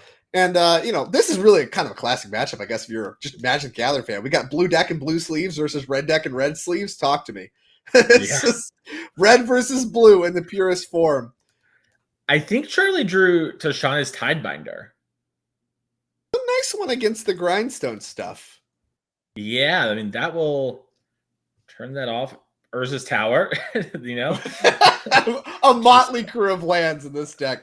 But I think planar Nexus, because it is an Urza's Mine and an Urza's Tower. Yes. Makes that make 3. So that's another 3 mana land. So we have 2 3-mana lands. Yeah, let's get a look at planar Nexus. Oh, that is not the reminder text we need. Every non-basic land type. The other printing has the reminder text. It is a cave, desert, gate, lair, locust, mine, power plant, sphere, tower, and Urza's. So yeah, Urza's Tower online off of just planar Nexus. Yeah, planar Nexus is truly one of the cards of all time. It's just kind of nice. Honestly, when people talk about commander designs, they often actually talk about cards I think aren't commander, and this one is. This is like, I give you your rights to complain about it if you want to, but it's just sick. It's like, yeah, it's everything. It's nice. It's nice. And these Urza's Towers are nice too. I mean, like I said, functioning kind of as the Locust lands, just making 3 mana each. Although Charlie, a lot of mana, nothing to do with it at the moment, as the Painter beatdowns continue. Only 2 cards at hand, it looks like, for Casey. And we're in an interesting spot too, where there's only one Emrakul in the deck too, right? So right. If Charlie puts an Emrakul on the stack, then Casey can grindstone in order to mill Charlie out for that extra turn. Right, because then it's gone. Yeah, so it's a little bit of an interesting dynamic going on here, as it looks like a Chalice of the Void is being cast for 1. Okay. I mean, I think we can activate Instep, use Agatha's, and then go for it, but we're choosing not to, I assume, because Casey sniffed out the Tidebinder? You just don't want to expose your stuff to Tidebinder? Yeah, I think so. And it's possible too. I think one of the Tidebinders got pitched to a force early. And so I think Casey might just be thinking okay, that's the one card I can realistically lose to. And, is thinking, okay, if an Emrakul hits the stack, we talked about a second ago, there's Karn the Great Creator. That card is a lights out type card if it hits the board here for Casey. Yeah, you can't let that one resolve. That one's got to get blasted or else you're in a lot of trouble. And I don't think we're going to waste any time casting that one. We sure aren't. And with Chalice of the Void on 1, I'm not sure there's anything Casey can do about this. I think we're now at just Mill U. Yeah, and but Charlie Mill U is going to get Tidebinded. Yeah, there's 2 Tidebinder mages in hand. So nice we could do it twice. Yeah, and I mean, with the Chalice on 1, there's not much that can go super wrong here for Charlie, but I think Charlie might be going over the Agatha Cauldron trigger instead of the actual grindstone, with the idea being that Emrakul will just counter that part anyways. Right. There's an Emrakul. And yeah, now he's going to tag it with the Agatha's Soul Cauldron. Okay, so Charlie's not going to fight over that one. Maybe wanting to save the idea of saving the Tidebinders for the next grindstone activation. I mean, if this Karn resolves, there is, there's nothing left, right? We're all done here. So we're kind of in garbage time. Maybe don't show them you have a bunch of Tidebinders. I mean, I feel like Casey's been playing around it the whole game, so you're not really gaining anything otherwise. But for the most part, it looks like this Karn is just going to be lights out. Anyway, I don't know what that printing. I assume that's a Microsynth Lattice, but I don't know for sure. There is one in the sideboard. It's a safe bet, and I think that is exactly how this goes. And yeah, we're going to scoop them up. All right. When you come to Legacy to do stuff you don't get to do in Modern, well, the Karn, Mycos, and Lattice fun time is among that list. We are done. Charlie Dusterberg gets game number 1. Yeah, really impressive stuff there from this deck too. Shows that it has some weird play to it. Let's go check out Ryback's deck though and see what this Painter deck has to offer in the sideboard. Kind of a budget option, by the way, in Legacy if you're willing to get in, all things considered. 2 Abrade, 1 Blood Moon, 3 Fury, 4 Leyline of the Void, 4 Magus of the Moon, 1 Pithing Needle. Drake, what do you like here and why? Moon effects. Give me the Magus of the Moons. Give me the Blood Moons. Stop all of that mana nonsense. Let's get that out of here. And obviously, I think once you know about the Emrakul, you kind of want to adjust a little bit on the Painter plan. I mean, you only see 2 Grindstones. You can tune her up anyway. I think the Painters themselves are too key to your plan with making the blasts work, especially given he's already a blue deck. So your cuts get complicated, but a lot of the like mid-rangey stuff is just kind of bad anyway. Like they go so far over the top of you. Like the Fables, I think, are Fs. I think they're not good at all. You don't want to be playing this like weird, slow, grindy game because Charlie Dusterberg's deck's just going to go way over the top of you. So I think you want to be all in on getting either a Moon effect in play or the combo. And the cards that are best at that, obviously Moons. And I would get some of this mid-range stuff out of here. Maybe you can even trim some of the blasts if you're feeling that. But yeah, that's where I'm at with the Painter deck. Checks out to me. Let's check out Dustenberg's Blue Cloud Post deck, as we've got a lot of options here on our sideboard with 2 Consign, 2 Dismember, 1 Ensnaring Bridge, 3 Force Negations, 1 Grafdigger's Cage, 1 Hydroblast, 1 Liquid Bell Coating, 1 Mycos and Lattice, 1 The One Ring, 1 Tormund Crypt, and 1 Walking Ballista. Yeah, a little bit of a Karn Great Creator sideboard going on here. The easy ones for me are the Hydroblast. I like that against the red deck for obvious reasons. And then Consign to Memory is appealing as well. That one can get complicated if a Painter ever hits play because then the colorless spells are gone. But in the meantime, they're usually quite good. From there, you need to decide how much you want to attack on the creature axis. Do you want to try to stop the non-creature stuff with Force Negation? Do you want to stop the creatures with Dismember? If you know about Magus of the Moon, you got to bring in Dismember. If you know they have 4 of those, you got to bring in the Dismembers. It's not clear that Charlie does. Assuming he does, you're going to want those Dismembers too. Nice. That makes a lot of sense to me. Drake, I'm looking over this Blue Cloud Post deck. I think I own everything except Ancient Tomb and Planar Nexus. So local legacy, beware. I think I'm coming in hot. You're just going to come paint them up? Yeah. Not paint them, get them with the Emrakuls, the cards? Yeah, just Planar Nexus. And when they say, I'll be like, all lands. Everything, It's all types. Would you like the list? You got to get the reminder text one. The reminder text on Planar Nexus is nice. An inspired piece of reminder text. It's kind of flavor text too. Yeah, what's going on? It's got everything going on over there. Well, it's an exciting deck, and this is one of the cool parts of Legacy, right? I mean, listen, Charlie's 2-0 right now, up a game, right? Could easily be 3-0 at the end of this round. Playing this sort of deck that, I don't think that when people think about Legacy, this is really what they're thinking about, right? This kind of slow, like ramp controlling deck. It's just not what people think about when they think about Legacy. You're telling me you're not dying on turn 2 with this thing?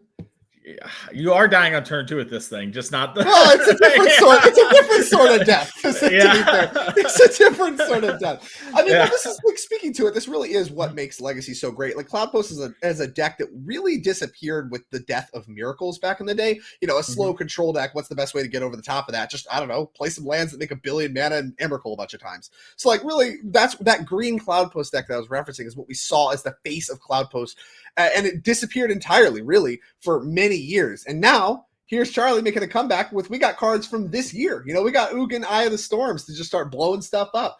We got stock ups. We got all these new cards you get to play with. That's what makes Legacy so great, is old, powerful stuff that's really appealing for some folks, and they really wanted to play with these set of cards forever. It may not be the best thing to be doing all the time, but it's going to be justifiable, at some point in time. And, if you've been holding on to your Cloud Posts in your binder, here you go. Charlie's giving you a reason to sleeve them on back up.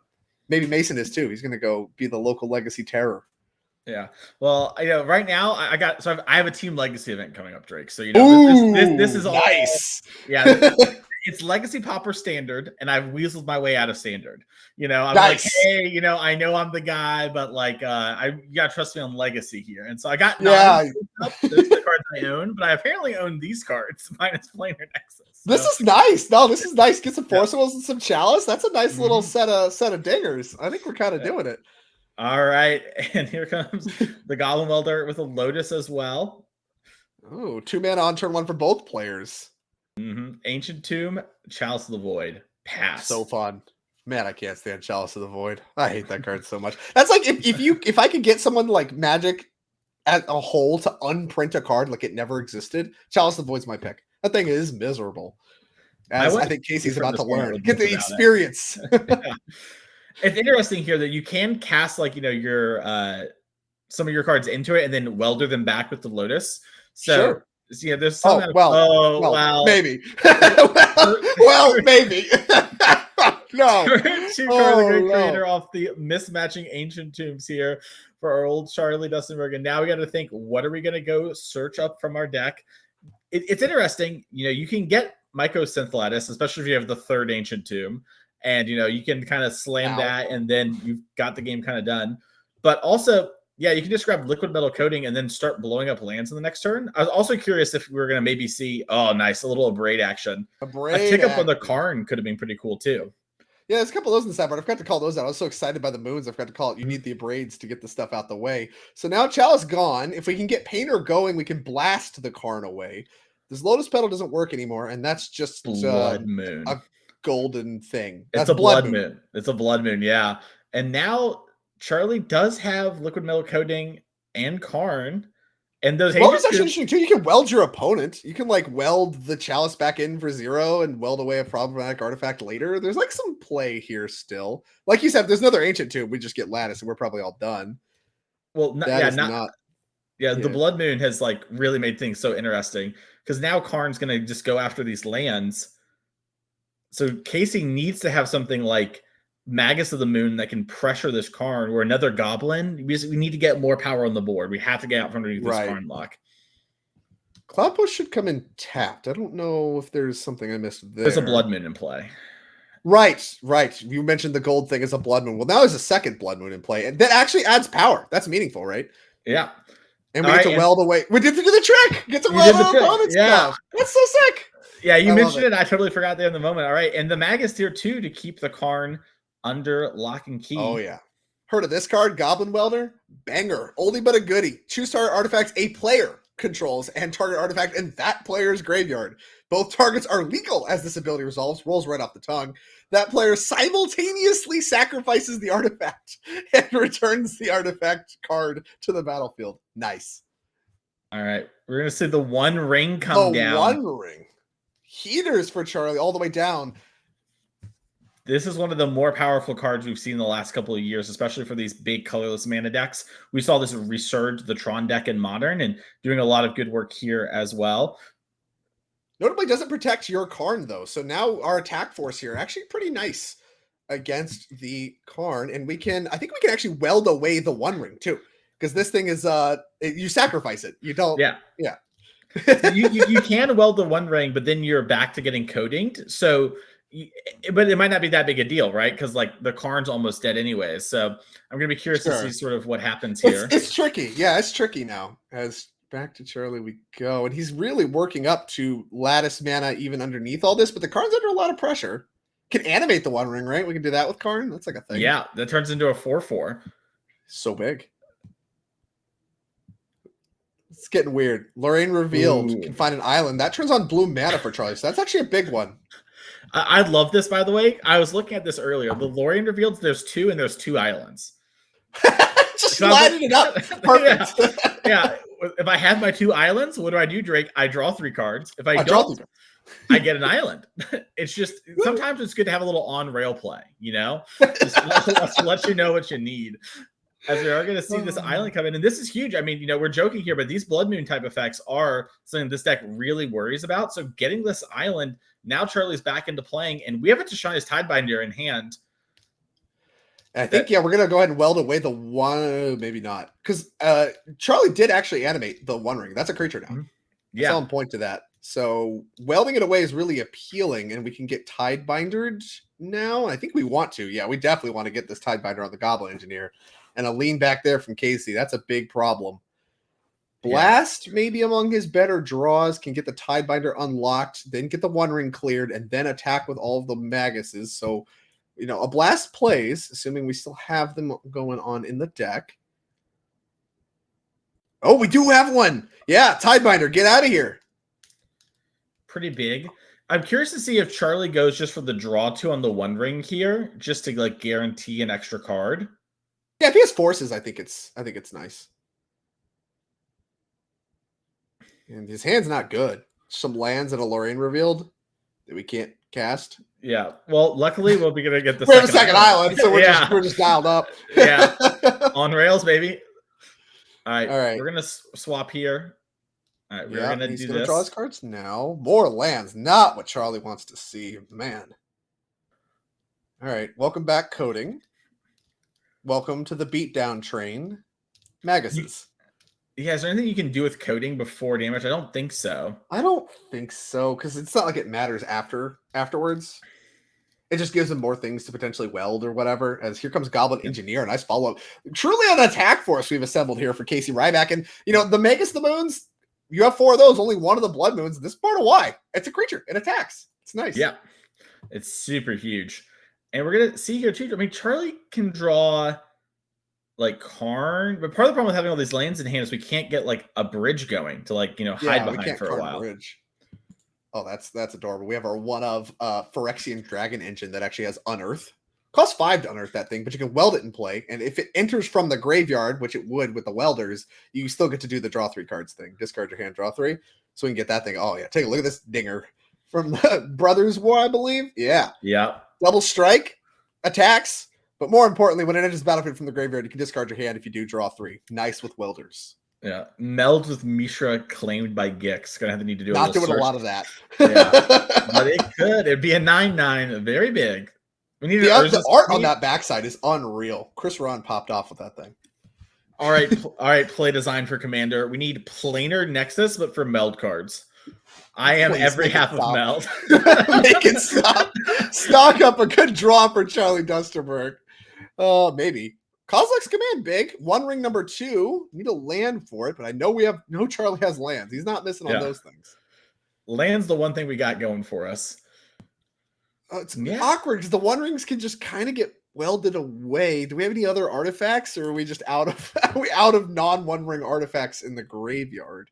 I think the graveyard's just the One Ring when it comes to artifacts. Okay. So we can draw some cards. Yeah, I'm just kind of dying. I think Charlie needs to somehow set up I surprise a Magus of Moon in combat, then I somehow kill the other one, and then I slam Emrakul. Because there is a ton of mana in play underneath all the. I guess you Blood Moon, right? Too. We have 3. There's 3 moons to work through. So that's the problem at hand. Disruptor Flute. Okay, so that's like a Pithing Needle type effect. So you can name the welder. Okay. That's something. There's Ugin, Eye of the Nexus. That's a way to answer. That's big. Yeah, that gets rid of the moon, and then you can maybe plus up, make some mana. And colorless mana especially, because you're actually short on that, right? You don't have any wastes. So things that have colorless pips are pretty hard to use, like the Kozilek's Command. So we actually can start to clear stuff. Ugin's a huge draw.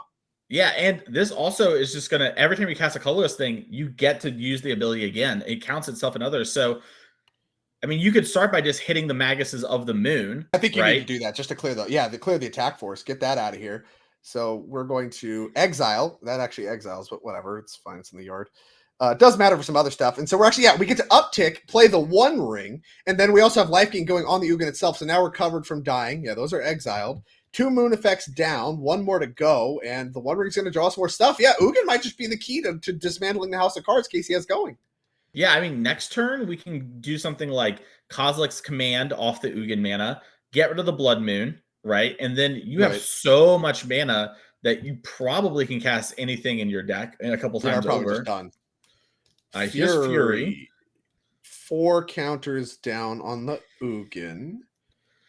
Down to 3, and Mox Opal follow up with a Chalice on 0 that was missed by Charlie. Yeah. Maybe. And we get to weld it away, so it's huge. Yeah, 3 cards coming. Get to get rid of the Mox Opal. All right. All right. Good play there for Casey. Sort of knows we have to just, Chalice check. Charlie, uncharacteristically sloppy there, sort of like me stumbling my words. As we do see Urza Saga come down. The new Blood Moon. There's a Saga interaction. Used to just die. No longer just dies. Yeah. I think it enters without a counter though. I don't think it has text, but I think it still comes in. I think that's what we're. No, it's like as it enters. Okay. I don't know. It is the new interaction. Whatever it is, I know it doesn't die, which means it's a mountain of make mana. That's all I know. But you're not going to make dudes with it at all. Yeah. You need to have already had like counters on it. Right. Yes. Nasty stuff. Okay. Well, we have the one ring. Draw a couple cards. And Ugin didn't die. So that means we get to just continue to rain down on Casey's permanence by making colorless mana with Ugin. You have a chalice in your hand that you can play, and then the chalice also answers the Blood Moon, which lets you save the Kozilek's command as a dig spell. Yeah, use your Ancient Tomb while you're under the Blood Moon. That way you don't lose any life. Nice. Yeah, chalice on 1. So that's going to nuke the Blood Moon proper, and then we're out from under it, and we just have infinity mana, and I think it's pretty close to trivial from there, unless there's some secret damage hiding out for Casey, as there goes the Blood Moon proper. All of these sideboard cards drawn. I mean, I mentioned in the sideboard, Blood Moons were his best cards. That's true, but he just had no way to close the game. Yeah, Karn did a great job of forcing the attention of Casey there. Mm-hmm. And we're going to let Charlie dig some with this stock up. We found another Ugin. We found another Karn, the Great Creator. Those are themselves probably enough to just honestly close out the game. Yeah, there's so much mana with these Cloud Posts that I think each make 3 mana. We could just Karn, Lattice, done. Yeah, there's a Glimmer too, so there goes all the life. Yeah, the door's shut on everything. And I mean, what an impact card. This new Ugin Eye of Storms card from from the Tarkir Dragonstorm deck really unlocked. Oh, we should have Emrakul. Sure. Yeah. It's just actual factual Emrakul. The handshake from Casey and Charlie, the better of the two monocolors. Blue winning over a red. A tale as old as time. It really is. You know, red couldn't quite close the door, so blue takes that with some stinky old draw spells. We've seen it for decades now. But yeah, I mean, really impressive stuff there. I mean, like you talked about, the Blood Moons were our best cards. We had multiple of them. We had a decent amount of pressure, but we just had enough time to barely get across the finish line there. Really great play from both players. And you saw, too, Casey kind of maneuvered around this weird deck. Clearly has a lot of reps on Legacy, right? Knew that, like, okay, I'm going to have to fight through this Emrakul, so I want to do this at the right time to also try to beat Tidebinders. Ultimately got God in game 1, but showed a lot of mastery for the deck in the format. For sure. And, you know, the players, this is really what the attractiveness of Legacy is. The players, they pick a deck, they find something that, you know, really appeals to them and their play style, and they play it for a lot of years. Painter players have been passionate folks since the Miracles times. You know, I was talking about how Post went away during the Miracles time, came back. That was like 13, 14? You know, it's been a decade, and Painter's been around the whole time. So a lot of these players, especially when they got all the fancy foils and all that kind of stuff, like Casey had going on, it's really just something that's near and dear to their heart. And that's really what makes Legacy so special, even above other formats, is you have people that have been for decades, you know, sometimes even all the way back to the start of Magic or whatever, have been playing a lot of the same styles and been able to play them throughout the ages in Legacy, you know, the whole card base available. It's really special to be able to have an opportunity to bust those decks out and play for some real prizes. It really is. Well, let's cut to Charlie here. Charlie, congratulations on winning round number 3. How you feeling? Nice. So is this a deck you normally play in Legacy with the blue Cloud Post? It was just a thing for the weekend. How do we end up here?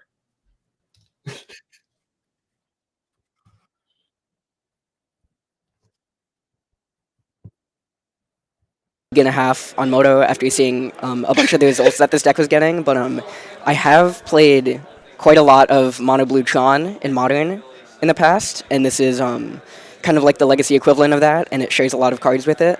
So at least some of the play patterns and interactions with the common cards, I think I have a pretty good grasp on from that. A lot of port over from Mono Blue Tron. Kind of an offbeat deck even in Modern too. So this style in general clearly has a lot of appeal. Talk to me about like the new cards. Was this a list you found online and just started working with, or did you have you been kind of had your finger on the pulse with this deck for a long time? Because like I said, I've seen a lot of new cards, stuff from Cloud Post that I personally haven't really seen before. Yeah, the list. I think it was.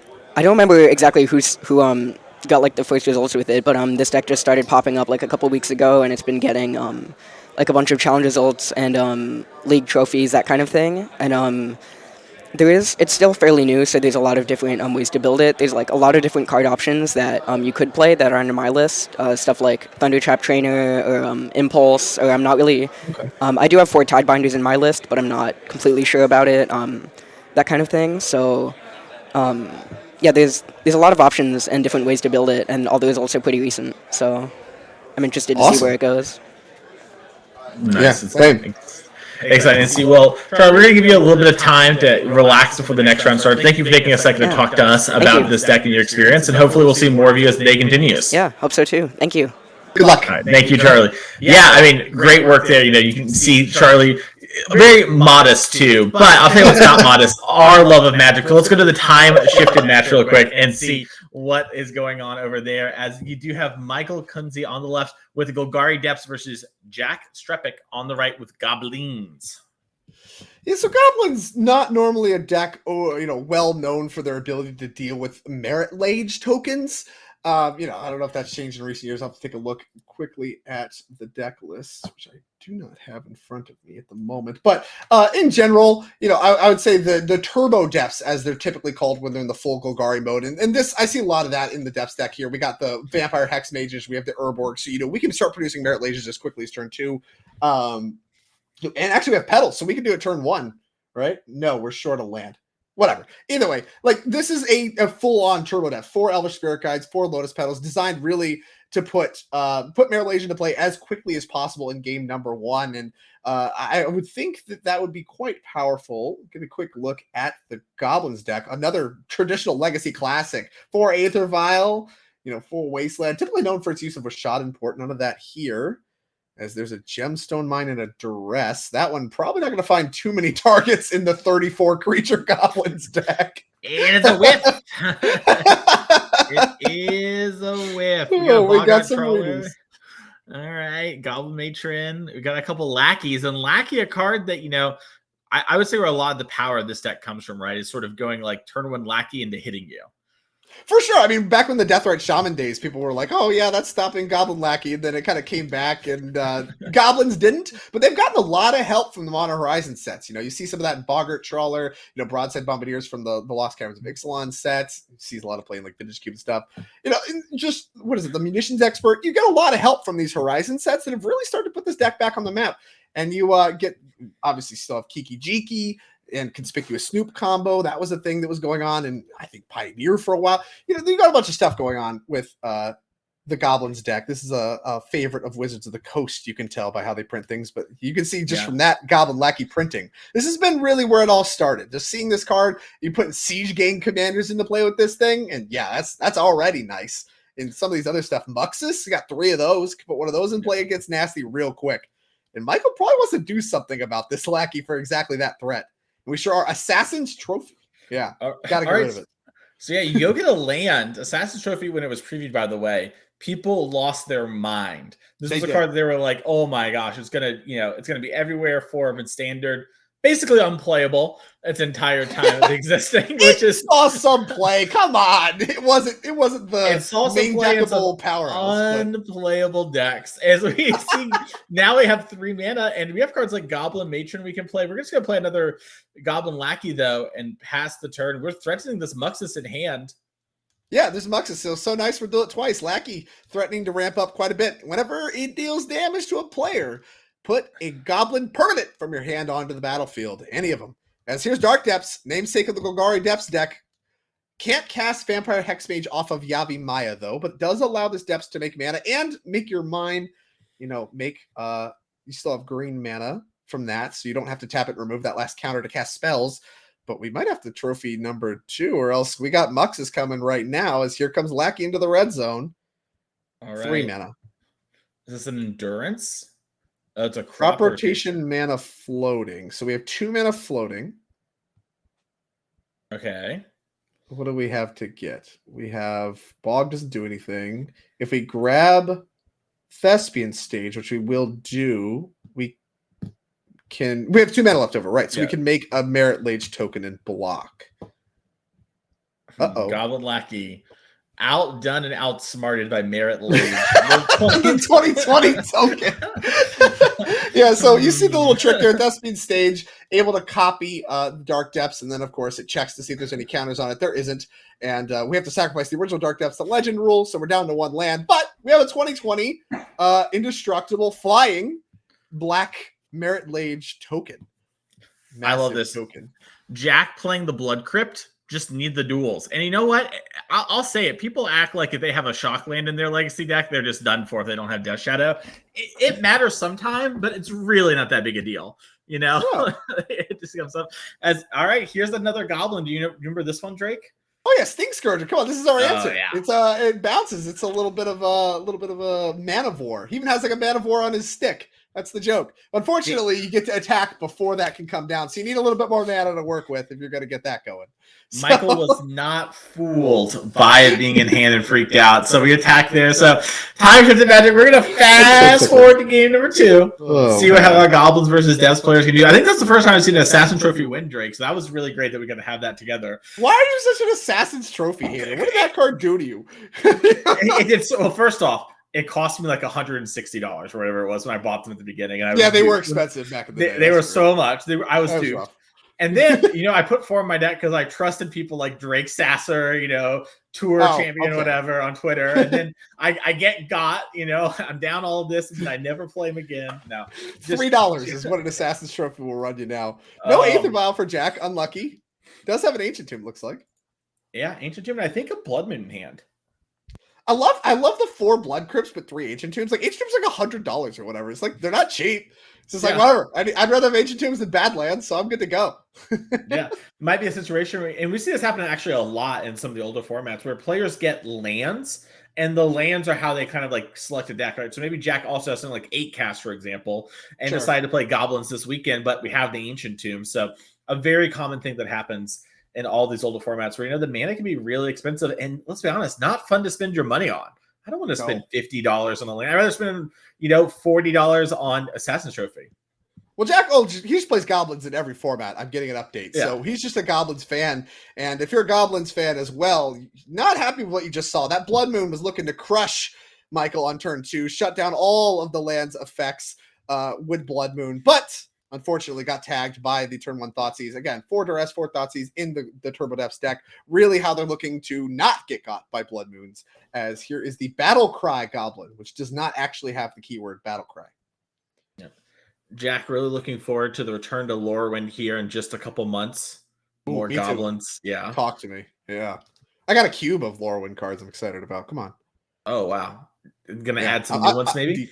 Oh, of course. Yeah. Come on. I'm going to be deep in the trenches. Boxes in hand, just everything. Just all. All right. While Michael thinks about his turns, so I can't see his hand, would a card that's thematically from Lorwyn, but not released in a Lorwyn set, be allowed in your cube? As many of course. Yeah. We're just anything that makes the cube functional, because when you're playing with Kindred stuff, the limited formats start to get really shaky really quick, especially when it's all Kindred stuff or whatever, Vampire Hexmage, a nice one, can threaten a Dark Depths into Merit Lage on the following turn, although it is susceptible to removal this turn. And Wasteland, huge draw for Jack. Yeah, super great draw. So the Wasteland trick, while we're kind of reading through and not attacking into, well, maybe we are attacking into First Strike Goblin Hexmages. Okay. I think Jack is not realized that the Hexmage has First Strike, and that's a learning opportunity. Well, I mean, it's hardly the card that mattered on the board, but that is tough. Little attack. Yeah, okay. To be fair, Hexmage doesn't see a lot of play anymore. I still got one, running around my commander decks, but not when you see a lot. And gonna First Strike down the Battle Cry. Battle Cry worse than First Strike. As here is the Dark Depths, but Wasteland can break that up. Go to target it with the Hexmage. No, thank you. Wasteland that, and then you're down 2 cards. So Michael needs that Wasteland to get tapped, or can Assassin's Trophy it? Yeah, Assassin's Trophy it. You can also Wasteland it yourself, like if you crop rotate. Got options. Crop rotation, another one. Although that one doesn't really work. Like if you have to target your depths, you can't go get another depths because you already targeted the first one. But here is a Sylvan Scrying. Okay, so if we get Thespian Stage, we can threaten the double activate by using Hexmage first. You have to use Hexmage first, because if you use Thespian Stage first, Jack just says, okay, thanks for sharing, and lets the Yeah. depths get sacrificed to legend rule, and then wastelands with the trigger to make Merit Lage on the stack. So you actually do sequencing matters there, but this does get around the wasteland. Yep. That is in hand, I believe, as we played our land for turn. We're just searching it on up. So Jack has about one turn here to really make something happen. Or, yeah, I mean, this is where no Aether Vial is kind of tough. Because if you had Aether Vial, you could leave it on 2 and threaten the instant speed Sting Scourger. We saw that's like really his big answer is being able to bounce it there in game number 1. But, let's see, is there anything in game number 2? Do we have any answers to this thing? No, we just have the 1 Blood Moon. Love it. Tough. The 1 of Fun of Blood Moon, bested by No flying Thoughtseize. goblins yet, so no blocking to be done. The return to Lorwyn. It's coming. Yeah, they What's that Goblin Balloon Brigade? You get the balloon. Balloon on a goblin, then they can fly. Sure. Good guy Jack also leaving his hand revealed for his opponent, and the cards facing him. Got to read the goblins. Mm-hmm. Reading the goblins explains the goblins. Also love the no attack with Hexmage. Just, you know what we're doing here. This stuff doesn't matter. Get this out of here. We're making Merit Lages. Do you have a Radiant Fountain in your deck? Good game. I'll take 2 turns to kill you. Yeah, you know? whatever. 2 turns. That's Whatever. fine. Are you going to kill me? No, you're not. I have a Merit Lage. Get out of here. Take that somewhere else. No. Jack, taking a think here. Complicated puzzle what to do about a 2020. Again, that Thespian stage does represent the ability to overpower a single wasteland. Obviously, second wasteland works. I mean, Sting Scourge doesn't work. A removal spell would work here. Like Munitions Expert, you can't cast is part of the problem. That one has a black pip in the mana cost. Do we have any more of the Gem Palm Incinerator? Are we doing that anymore? Or are we just fully off that? We are fully off of that. Crater Maker is a 1 of in the deck. We would need a land number 4 to make that happen. Tough puzzle here for Jack. Yeah. And you can tell both players kind of know this is one of the last turns that matter. For sure. Yeah, I mean, it's fine to take some time to think about the last turn. So we have the Ancient Tomb. That would make Crater Maker work now, because you just play Crater Maker and you can sacrifice it targeting the Hexmage, and whatever he does, you're fine with. All right, we have it? 3 mana card. Here's Goblin Matron. Goblin Matron. All right, now we go searching. Okay. What do we have to get ourselves out against the Merit Lage? An oldie but a goodie. Can't stand this new art. Get the old art going here. What we got? Enters the battlefield. May search the library for a Goblin card. That card. Reveal it. Put it in your hand. We got Sting Scourger. Okay, so that's good against the Merit Lage. If we make the Merit Lage, that'll work. The problem is, I think the Thespian stage and Hexmage allows us to do it at instant speed. So we can take a turn off and just do it all at instant speed. Oh, but we can Wasteland here and upkeep. Very heads up. Yeah, nice play here for Jack. Force the Merit Lage to get made, and then Sting Scourger it. Now, Michael could have another Dark Depths in hand, which would be a little awkward, but now we got this Depths here. We pray for nothing like a Lava Spur Boots. If you're yeah, he kind of hates this. What do we got? Do we have any fanciness? No, but we do have a Not of This World. Like, we have 3 of those in the deck, and that would be kind of a blowout. Yeah, that would be a very powerful. Not of This World. Pull that one up on screen for the people at home. Oh no, it's creature and opponent control, so there's no other legal targets. Not of This World. Oh, nice. Target spell or ability that targets a single permanent you control. Kindred Instant. All right, we have backup Hexmage. So now actually Not of This World would work because we can switch it to the Hexmage. So we might have a trick here with the Sting Scourger. Auntie's Hovel. Yeah, you want to read that one? Signed. Good luck reading it. You're not going to do that. But you are going to read the Sting Scourger, which is going to bounce that thing. That's how that's going to work. Hovel part of a weird land cycle, which maybe we'll see the return of if you reveal a creature. I doubt it. They play horrible. They are not the greatest lands we've ever seen. But basically, untap duel if you control a goblin. Oh, yeah. Legolas's quick reflexes. Split second. Pull it up on screen. Pull it up, cameraman. Yeah, split second. Untap target creature until end of turn. It gains hexproof, reach, and whenever this deals, whenever this becomes tapped, it deals damage equal to its powered up to 1 target creature. Sure. So just nuke something. There we go. Handshake. Merit Lage gets the job done. Oh boy. Oh, this is what happens. I'm having too much fun. Legacy's awesome, man. This is just so much just nonsense. A 2020 flying token. Legolas's quick reflexes so quick on the 2020. Yeah. Impressive Scourger, no good. Waved his Yeah. Man of War around, didn't bounce the creature. Good luck. Well, that's all the magic we have for you for round number 3. We're going to take a quick break, set up round number 4, and be back with more Legacy action. See you all very soon. We'll see you soon.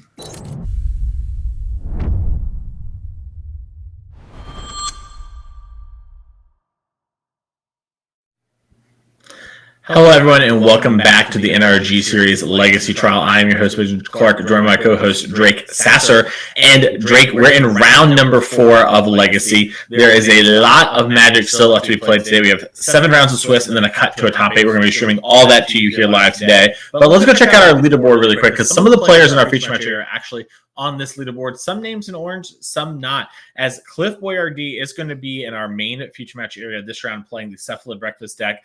Already locked for champs, but as we kind of wind down here on the year, Drake, we're paying attention to a lot of these names and seeing who's going to take a couple of these at-large bids before the year ends.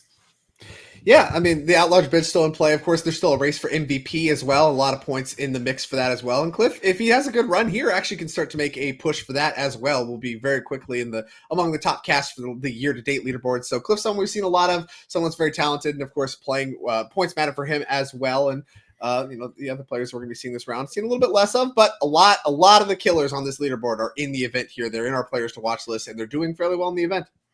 Yep. And let's check out our players to watch leaderboard really quick to see what everyone is up to. Garrick is our only undefeated left at 3-0, playing his trusted Izzet Delver deck that we saw in the earlier rounds. Alden, Casey, Joseph, all 2-1. We actually saw Casey in the feature match area last round. Then Roger down to Will, all 1-2. Will having a tough weekend, can still rally today, lock up a good 4 or 5 points, and hope that Suleiman can't do the same, as he has now rocketed up the leaderboard, catching up to him after his finals appearance yesterday. But let's head on down to our feature match area. As Cliff on your right, they are playing the Cephalid Breakfast deck versus Oliver Vogel on the Mystic Forge combo deck. So Cephalid Breakfast, this is kind of a nod to you. I'm going to mill myself, put a Thousands Oracle deck into play here, something that players might be a bit more used to. But Drake, talk about this Mystic Forge combo deck, because this is a bit of a weirder one. Right, yeah, so this is actually a deck that's taken a few different shapes, really burst onto the scene with things like Zerda and the Monoliths, and then it was just a Mystic Forge deck looking to just literally pop off from the top of your library. You can untap Mystic Forge with the Voltaic Key, Manifold Key stuff, then clear the top of your library again. It was doing a lot of that. Zerda's banned now, so we don't get to play with that one anymore, but MH3 gave this a huge shot in the arm. They got Cleric Fleshraker, which you see featured as a 4 of. You got Kozilek's Command, you see featured as a 4 of. And not too long, I believe, around that same time, you got Urza's Workshop, and that's really the new kind of linchpin for mana generation. Instead of doing all the monolith stuff, this Urza's Workshop we have access to adds just a ton of mana, and Metalcraft, very trivially easy for this deck to do. You see it has a bunch of Urza's lands, it's got the Planar Nexus thing we've seen before, and then you have Manifold Keys to untap your Singleton Candelabra of Tanos. So that's how you make a bunch of mana with your Urza's Workshops. You end up with your keys untapping that Candelabra, you move through your deck, and then you usually win with things like Laird Fleshraker, just doing those little pings. But you have some Planeswalker packages as well that we saw a little bit from Charlie Dusterberg with the Planeswalkers. Things like Chazar, Cool Captain from Edge of Eternities, Ugin Eye the Storm from Tarkir Dragonstorm, and of course, Thor Karn, the Great Creator. All right. Well, it looks like Cliff's mulliganing to 5 here, but this deck can pretty easily win on 5 cards. When you have an Oops, I Win button, that is a nice thing to have. Yeah. I mean, this deck, we saw it with Nadu for way too long, and we've seen it with Cephalid Breakfast over the years as well. It's just really just like a A+B kind of combo piece for the most part. Just mill your whole deck and wham, there you go, Dread Return, you're done. You don't even need a lot of mana to make this happen. So Cephalid Breakfast, I don't really remember the breakfast cereals joke, but Cephalid Breakfast has been a deck name that is beloved by many Magic players and really speaks to the Cephalid Illusionist plus the Nomads in core style stuff. We also have a couple copies of Shuko as well. And it just so happens this cool card, Nadu Winged Wisdom, they printed in Modern Horizons 3, slots right into this deck as a 4 of as well. So being able to support all of the best tempo stuff, Days, Forces, Wastelands sometimes, you see the Tamios as well. Kind of all the little tempo package that you see kind of blended with Reanimator and stuff like that. You get to do here as well. All right, well, it looks like Cliff has a 5 that we're maybe happy with. We're going to put 2 cards here on bottom and then get underway. Yeah. I think play draw, as it often does, going to matter a lot in this matchup. Just being able to get underneath days here for Oliver going to be a big deal as we're leading on a manifold key off the Urza's Tower. Soul Guide Lantern. Oh, is it a Soul Guide Lantern? Yeah. Oh, the sketch artists got me. Oh, no. They did. I thought that was the only one that came and sketched the entire deck. Fine. No, there's actually a lot of weird ones due to Brothers War. They've got you on the weirdness there. Yeah, they do got me. Still, both sides still very pretty. I think Cliff's thinking about forcing this. Soul Guide Lantern? Yeah. I think Cliff is thinking, and we're not drawing, and this is on the stack. I mean, he's all in on the combo forcing it certainly makes a lot of sense, but then how much material do you have left to even do any comboing with? I don't know. Yeah. Okay. Well, it is Nomads in Core on one. Yeah, I mean, this is one of those weird things where this card is like a problem, but it is not like unsolvable. We do have one prismatic ending, and we will just get to, like, if we get a Nadu in play, move through a lot of cards in our deck, just like we've seen in the past. But here's that Planar Nexus, which is all the Urzatron lands into Karn, so it's 4 mana. Yeah, that's 4 mana. That's Karn on turn 2, basically turning this Urza's Tower into like the double Ancient Tomb style start. And I mean, if you weren't forcing before, this feels like something you have to force now. And there goes the Cephalid Illusionist. So no combo here, but no Karn either. That's a nice win for Cliff. Yep. Now, if Cliff does find, our good friend Nadu, all right, another core. Beatdowns. Get that 1 point going. Talk to me. Oh, I love it. Yeah, we still have the chance to draw 6 cards basically coming up, but we'll have to see, what's gonna happen there. As another Urza Tower hits, that's 7 mana in play on turn 3. And I see a Kozilek's Command. That's not a bad prize if you don't have something better. It looks like we might have something better. There's the Fleshraker, kind of the face of the new combo where you get to just deal a ton of damage to your opponent, make a bunch of mana, do all that. Yeah, insanely powerful with Kozilek's Command too, as sort of like a burn spell where you just make a bunch of Scions and just hit them for a bunch, make the mana. It's going to be problemsome for Cliff. It's also just reasonable, like you were saying, make some Scions as you cast some spells. Cliff going to probably find this a cantrip, right? Just fireball you plus cantrip. That's an absurd rate on this card. All right, there's a mystical Surveil land, much less impressive than what a dichotomy here. And obviously Cliff on a really low mulligan and, double Nomads in Core, probably among the more embarrassing starts your deck can present as far as just actual pressure. And that Soul Guide Lantern that Cliff really considered forcing, definitely holding down Illusionist for even being a good draw. We had to pitch one earlier. It's just like combo kind of shut down. The fair plan doesn't look like it's going anywhere. Cliff's in a lot of trouble here. Yeah, Swords to Plowshares in hand. That will answer the Glaring Fleshraker. Okay, it's a start. Yeah. And you see Oliver kind of smiling there, like, okay, do I want to, Kozilek's Command here for a couple, dig a little bit? Yeah, 2 things. It's going to be 2 creatures, I think. And so 2 damage, 2 creatures in response, 3 creatures with the trigger. That's like +1. Can set up for a big turn. It depends on what the other cards are. Yeah, I would I like the discipline here. The big Kozilek Command to basically, short tutor a card in your deck and make a bunch of mana to cast it is like the power of the card. I think firing off there would be a little premature. Yeah, you would need to be kind of winning the game on the spot if you're going to do something like that, as I believe a Cavern of Souls enters play. Not clear what we named, but countering not really what the deck's looking to do on Oliver's side. But, Cliff has shown everything they got going. So now it's Oliver. What do you got? Yeah, I would guess that Wizard's the name, because then you can beat a Chalice on 2 or 3 with your 2 main cards. So sure, both being Wizards. And actually, Tamio's a Wizard too. So Wizard's definitely the name for sure. Ancient Tomb. That's a lot of mana. Yeah, 9 mana in play.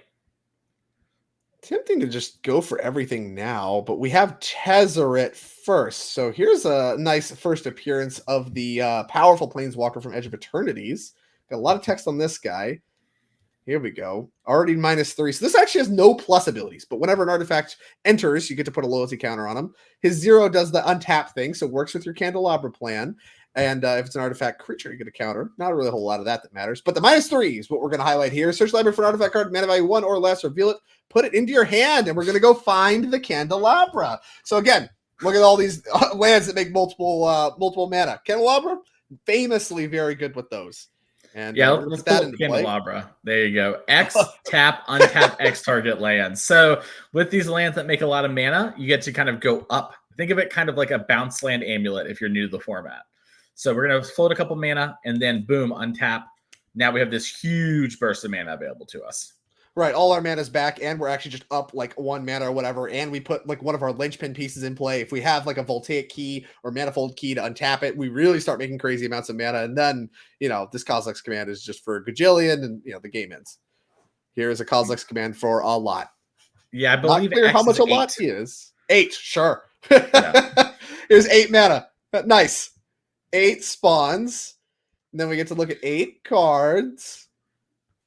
Yeah, it's so absurd having this card both make mana and draw cards. Like, this is both things. Yeah, the scry part of it too, and I wish it was maybe kind of just like take a card, put the rest on bottom, because you end up in spots like this too, where it's like, okay, these go to the bottom. Yeah, nice. Yeah, it's just like yeah, I should just be awkward. looking top X or whatever. Yeah, what are we doing here? This is nonsense. Just stack your whole deck, sure, whatever. And it's not like we didn't know. Like, these Eldrazi decks are famous for making just infinity sign amounts of mana. Just stack your whole deck. Like, okay, sure. Yeah. Do Yeah, we have them all? Yeah, we're putting them all back. Do we have like a Mystic Forge we're about to pop off with? Yes. Yep. Oh, yeah. Now you get to see, Cliff doesn't even want to play anymore. You left them all on top. We're done. Yeah. Yeah, he's just got all zeros. Yeah. Okay, great. Yeah. That's the combo. You're watching him kind of mime the combo. You just cast a bunch of stuff. Your Tezzerets at infinity. You cast all these spells. You win now. That's how it goes. Yeah. A wild one. We'll have to see if Cliff has anything in the sideboard over here that can take that down. As we pull up the sideboard here for Cliff, we have 1 Cavern of Soul, 2 Consigned Memory, 2 Fairy Macabre, a Flusterstorm, 3 Force Negation, a Ghost Vacuum, a Hydroblast, a Pithy Needle, Prismatic Ending, a Swords of Plowshare, and a Teferi Time Raveler. Anything in particular jump out to you here, Drake? Yeah, I mean, intuitively, all the things that interact with artifacts are kind of things you want to reach for. So consigned memories are attractive to me. The Force of Negations are attractive to me. A lot of really linchpin non-creature spells you want to get. Really, only the 4 Glaring Fleshrakers is the creatures of the deck. So the non-creature stuff, usually quite good. And awkwardly, sometimes you do want Swords to Plowshares, but I don't think you want them here. I think you're going to end up cutting a lot of them. You have your own combo. If you were a strictly fair deck, I think you would want to have a few removal spells left in your deck just to cover for anything that might come out of the sideboard, as well as cover for the Glaring Fleshrakers. Cliff doesn't need to do that. He's got his own combo. I want to basically board out everything that interacts with only creatures, things like Swords to Plowshares. And maybe you could reach, if you're a little worried about it, maybe you could reach for like Prismatic Endings and stuff like that. Maybe even the Teferi. Again, interact with artifacts, so somewhat of a lower rate, but also hit the creatures. But the primary things I'm reaching for are the non-creature stuff that interacts. The counter spells are great. Heck, even Needle's great. You can bring in a lot of stuff here if you're willing to cut heavy, but all about how much that Cliff wants to dilute their deck. Makes sense to me. Let's check out Oliver's very exciting Mystic Forge combo deck. It's a weird one. It's a weird one as I'm like looking over the list here. So we have a couple different cards here in the sideboard. So we have a Boseiju Who Endures, 2 Dismember, 2 Disruptor Flute, and Staring Bridge, 3 Fairy Macabre, a Mycosynth, a Paradox Engine, a Perilous Snare, 2 Portable Hole, and 1 Tormod's Crypt. We are a Karn the Great Creator deck, so we've got a little bit of a wish package here, but also some non-wish cards. Anything jumping out to you, Drake? Yeah, I think you don't want a lot of sideboarding, I don't think. Really the combo probably scares you the most. So maybe you can bring in like some number of the Disruptor Flute stuff, Dismembers as well, just to really break up a quick breakfast combo. Like there we saw we had the Soul Guide Lantern that slowed that down enough with the Mulligan to allow you to kind of overpower. But counter spells don't concern you that much. You have enough payoff spells between the One Rings and all your Planeswalkers and stuff. You're not that concerned about counter spells specifically, which you know are coming in, because you're going to overpower them as the game goes on. You need to focus on not dying in the meantime. And the best ways to do that are to actually stop Cliff's combo in this particular matchup. So, you're going to want to leave a lot of your wish boarded tapped. Like I wouldn't reach for the thing like Tormod's Crypt. Just leave that as a 0 you can grab to cover yourself. But, some of the Dismembers and maybe 1 or 2 of the Flutes, that'd be fine. A little bit of sideboarding goes a long way here. Mm-hmm. Makes sense to me.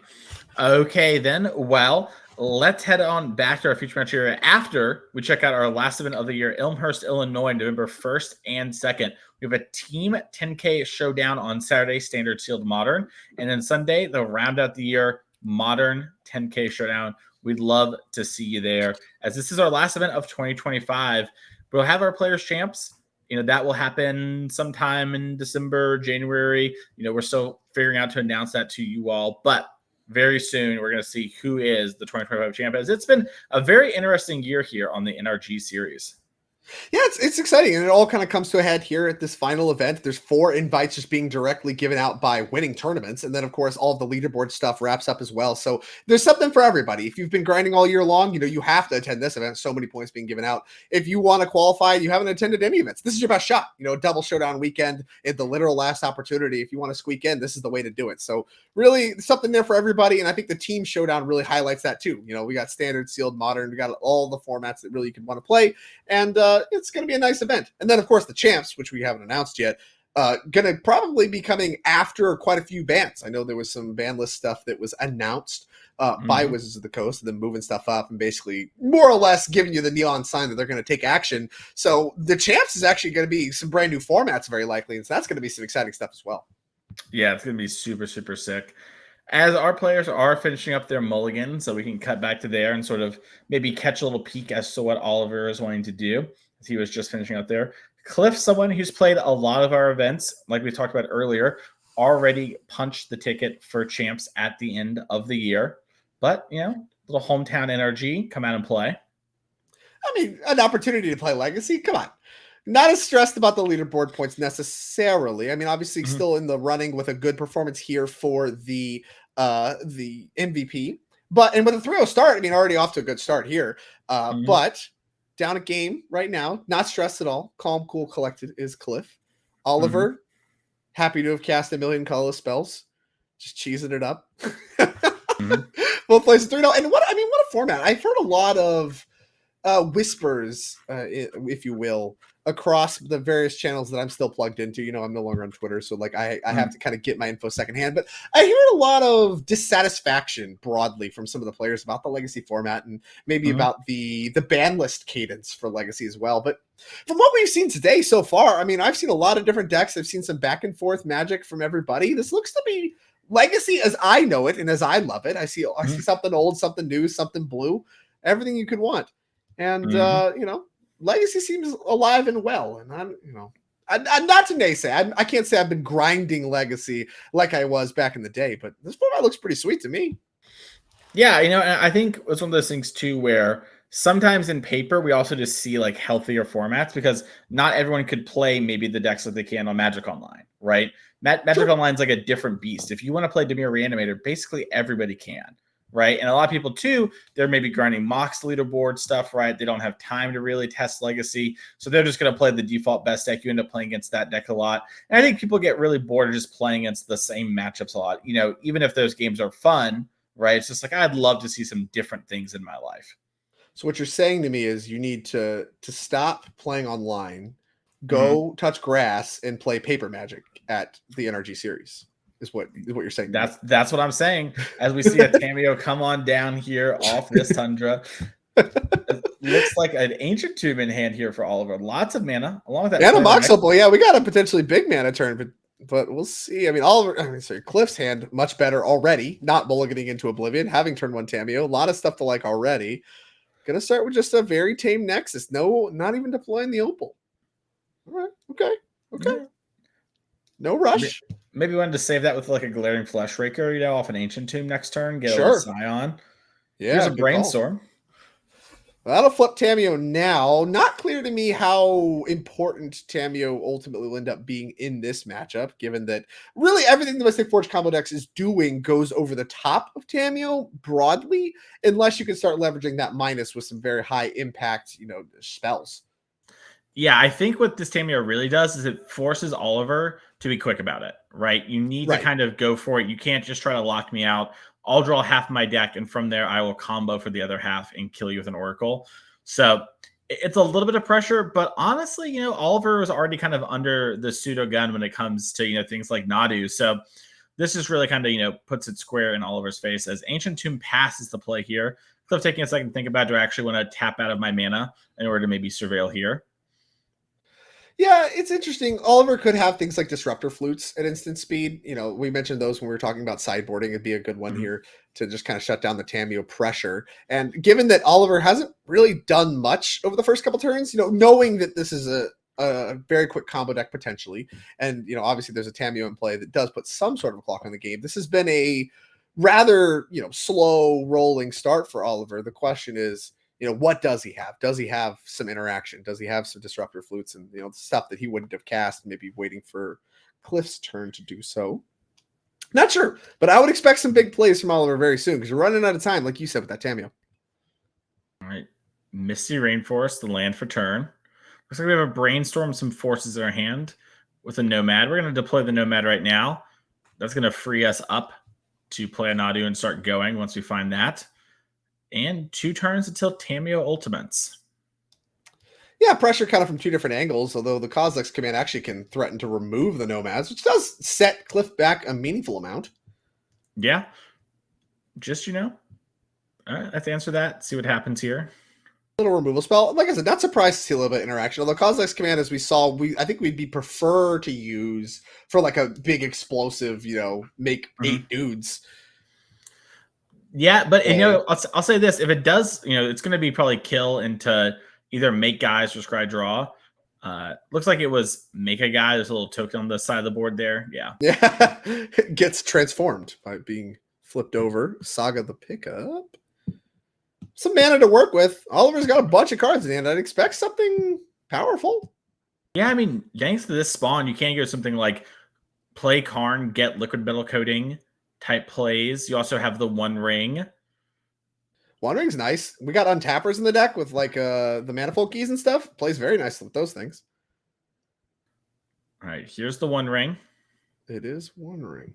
Okay. Now, Cliff has a bunch of forces in hand. Is Cliff going to fight this fight or maybe try to just protect the combo turn? Looks like we are going to consign to memory.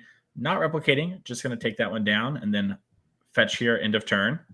Yeah, they have no counter magic to fight back, so you'd rather just get another Surveil or whatever you're going to do with the mana instead of like replicating for no point. Yeah, just grab a little Surveil there. But yeah, I like it. If you can get 1 for 1 on the One Ring, that's obviously going to be a good exchange for you. And given how slow Oliver's start's been, I think even shutting down the One Ring and just really continuing to extend, the basically very few plays that Oliver's already done while Tamio is still ticking up, and you get to get a little scry action too. I think that's a nice sequence. No rush on the forces. They're still protecting your combo. But just kind of really forcing Oliver to have to play on his turn and not just hold up potential interaction for the combo or whatever, where you want to be. All right, Brainstorm's going to get surveilled away. Interesting. Yeah. I mean, it's a blue card if nothing else for the forces. I would expect to be a card you want. Not sure what Cliff's looking for exactly.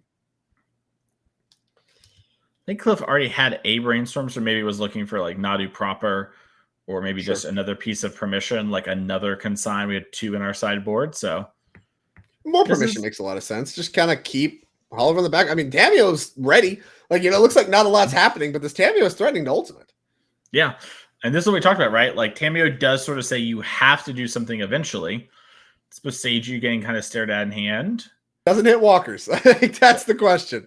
Yeah. Does this thing hit walkers? No, it does not. If we have Tezzeret, we can find a Pithing Needle effect. We have Karn. That can also find a Pithing Needle effect. So yeah, that one's got to be stopped. And will. To the Exile Zone goes Karn the Great Creator. And now with no other plays, it's Tamio Ultimate time. How about this thing? Yeah, this is a nice one. You're going to draw half your deck, and you have no hand size for the rest of the game. I'll tell you this, the original version of Tamio would have won right here, Drake. It used to be pick a number and draw that many cards. I wish it was that. What is this nonsense? Who is going through the effort to count half their library? Why are we doing this? Look at this. Look at this. Look at this gameplay. Whatever. Well, if I told you had to pick a number, it has a lot. It has other issues too. I'll say that there is issues no matter what happens. I mean, pick a number's not great. It's really pick a number. You still have to count too, right? Oh yeah. So, well, you already know the number. You could just be like, oh, I'll pick 1, 2, 3, 4, 5, 6. You can do it in motion, in tandem. Here we have to be like, all right, what's exactly half? Because I don't want a drawing extra cards violation. Come on. Yeah. Well, on Arena too, you need to click up each time. There's. I'm not saying this is the only. I'm just saying there's a lot to think about. As we do see a Tundra play, we've had a land off half our deck. Now we could go something like Nadu Core here, get 4 more cards. And then we probably have a force for something in hand. And then we get 4 cards on all of our turn if we don't have an answer to the Nadu and the Core. So then, at that I think point, we should here's just see 2 our win. narc count, right? Because then we could just illusionist plus core and just wrap it up. Yeah, I mean, well, that could work too. Yeah. Let's There's see core. here. That's step 1. I was And then if expecting we get Cliff to go down a little in this, but maybe he kept it in. Just, No, I like it. I wouldn't want to go down. And like I said, there is a lot of like bad removal stuff. Just get all the fair stuff out of here. Let's be a combo deck with some key disruption. Just like really Fair. convert all of the like fair plan out of there. All right, so it is Nadu. You called it. All right. Now it's Nadu time. Reveal the card. It's a ponder. Oh, let's get a read of Nadu. Oh, a masterpiece of sorts. This is a tough one here. We need to check where our lands are, so we have half our cards in our hand. Oh my good grief! But this could be the start of a game-winning turn here. If we have another core, that's another 2 looks. We found a land. Yeah, you only get to do it twice. So this Nadu card's actually not as good as it looks, right? Because you only get to do it twice each time with each creature. So that's pretty rough. It takes 2 to tango. Facts. Urza Saga. All right. That's unlocked, another card being able to be played. Oh, here's a land. Luckily, Cliff just looked through the deck so we know if we're going to be able to hit or not. And we are. The snap-off fetch makes you think we're hitting. Yeah, here's a land. That's a Savannah. Looks like so we just deterministic now? There's like no cards left in the deck. We're not deterministic yet because, all right, so we need to win via Thassa's Oracle. So we need to have enough Blue Devotion, which currently we would have 3. So we need at least 3 cards in the deck. And you probably want to make sure you're a little lower. Cliff can play 1 and 2 mana cards here and just keep going. Like if we had another core or a nimble, you could anything like that. But yeah. Oh, good grief. Go. All right, sure. Yeah. It's your turn. We had 4. We would have the 2 from Thoracle. We got Tavio. I don't know. Whatever. Yeah. Just have a turn here, Oliver. Yeah. Right. Well, Urza's workshop. End of turn, we get to use Nadu again. So that's 4 more cards. And then on this next turn, we're gonna get there. I would hope so. There's a consign. This is the awkward part. Oliver just also needs to see cards. All right, there's a Nadu. Another Nadu. That's good. That lets us legend rule next turn too, so we get to do it all again. That is nice. That is nice. Ooh, Urza Saga tick up. That's a body. If somehow we don't have a body in these 40 cards in hand. Just good deck building. Just good deck building indeed. All right, we found the illusionist. We have found the illusionist. Eureka. All right, now we win. Yeah. We simply Cavern of Souls, little extra sugar. A little extra. We got this too. Don't worry. Tight. Make sure the illusionist resolves, then play your cavern. For sure. I mean, we got forces to fight over that. We're not going to fight over the Thoracle. All right. So we've shown the Thoracle. We can mill in response. We pack it up. Things are good to go. Yep. Well, Thoracle action. Yeah. So illusionist says whenever it's targeted, mill 3 cards. The core just targets over and over and over. We mill our whole deck. Oracle has no cards in deck. We win. For those who have not interacted with that before, it is a weird one. Let's take a double check here on the sideboard for Oliver. It looks like we're shuffling up right away, but maybe there's something. I don't know if we saw anything there that kind of changes our mind, Drake, but anything jump out to you after seeing game 2? Not really. I think you still want the stuff that breaks up the combo, the dismembers, the disruptor flutes. I mean, we saw Beseiju in, and I don't think that's a main deck card, so maybe we don't want that thing. I don't really know. I don't really know I boarded that in to hit too much, unless you're expecting permanent base hate from the opposing side of the board. But overall, I think the cards that disrupt the combo are still the stuff you want. Yeah, it could be a situation where we brought Beseiju in case there's a card like Stony Silence or anything of that nature. But also, this deck does have a couple Shukos. So maybe Oliver's just like, oh, I know, I'll bring this Beseiju. Yeah, it tags that. And No Rod's a card that we see a lot of it. We've seen a lot of sideboards even just today. So, if you're hedging for that makes a lot of sense. Yeah, we'll have to see what exactly they decide to do, but it looks like the players are just shuffling back up here. So no changes. Yeah. We're happy with what happened, We got a win for Cliff, and Oliver's like, on the play, I win that game, probably. Kill the Tameo. Maybe. Game's a lot different. The Tameo turn 2 flip is really powerful. I'd call into question maybe the mulligan decision from Oliver in the last game. The turn 1, 2, and I think even 3, just not really playing anything of consequence was really atypical of this deck that has a lot of power impact, turn 1 and 2 plays.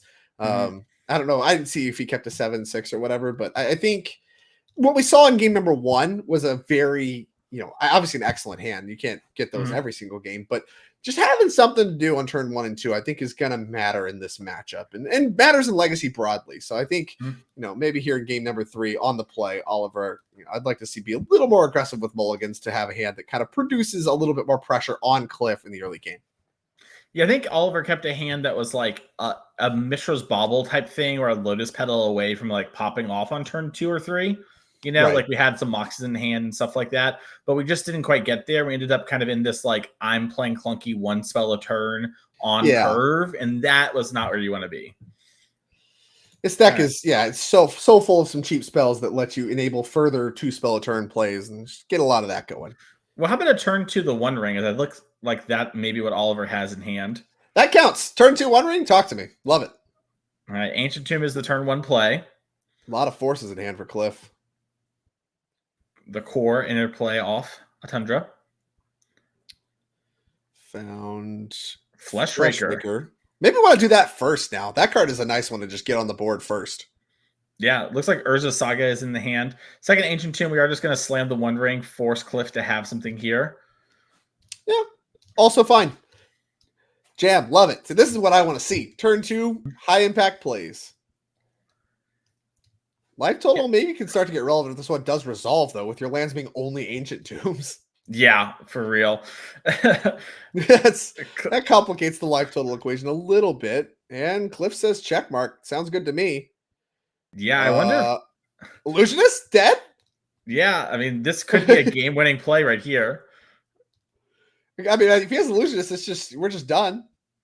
Right? There's no... Yeah, there's an island in hand, so I have to assume that if we had Illusionist, we would just play the island because then Cliff would not have to shuffle, and life is but one you're given, and you should live it to your max. But we'll see what Cliff wants to do here. We got Tropical Island. Got a lot of colors. Come on. Yeah. Gotta show off the duels before you just murder the opponent on turn 2. We were talking all the time earlier about how the games don't just end on turn 2. This is one that could. There is a Sept Illusionist. Boop. Check Okay. mark. So check it out, right? I have no Narcomoebas in hand, so I'm gonna mill my library, make it Narcomoebas, and then I'm gonna reanimate this thing, and you're dead. So does Oliver have one of the Fairy Macabres in hand? If we don't, it's over. As we're gonna hit all of the illusion. That's just not the way we're fighting in this matchup, I imagine. But maybe he has it. No, it is. Yeah, this. Oh, it is. It is. Yeah, congratulations to Oliver. Very smart side work. I think it makes sense. You're gonna have a lot of mana to fight. You don't have a lot of time to fight. Oh my well played God. there to Oliver. Come on. Knows that Cliff is gonna play like an all-in combo deck, like you said. And yeah, that's a card that beats this here. And that's one of the hard parts. That's true. If you see that he's in all-in combo, the Fairy Macabres look good. But man, what a cheese! Yeah. So this is actually one of those interesting things. So we're gonna come back to the booth here as we get our backup match. This is the deck I have in Legacy, and it happens a surprising amount where people just bring in Fairy Macabre, and it's honestly one of those things where sometimes I play it and I'm like, well, you're not scooping, and I know and I'm kind of like, I'll sit here for a bit. You know what I mean? Yeah, it's see like, what order things are in, because you don't have to like mill everything. You can maybe give it a turn or two and then exactly you kind of go through, do the motions. But yeah, no, I mean, we have a memories journey a lot of the time too, right? You have an out to this. You just leave the memories journey in when you're in all-in combo mode. Yes, but you need to have mana for the memories journey, which you didn't have there. It's an instance. You just do it on your upkeep. Yeah, no, I'm saying, like Cliff could have played around it, but didn't by going for it in that spot. Right. I see.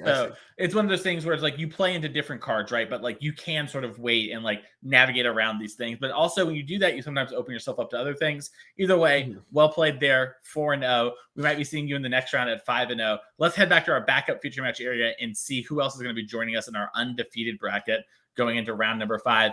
As Nathan on your left with Demir Reanimator, the boogeyman of the format, versus Zoe Friedman on your right with Lands, a classic Legacy deck. Oh, for sure. I mean, both of these obviously classics in their own way, but Land's certainly one that's fallen by the wayside. A deck that was kind of famous for being very expensive because you have to buy one copy of the Tabernacle to search for with crop rotation. Looks like Zoe does have that in her deck today. But a different look on Lands is what we've seen in the past. It's undergone a bunch of different looks since its early inception, where it was winning with like really weird lands, like treetop villages and stuff.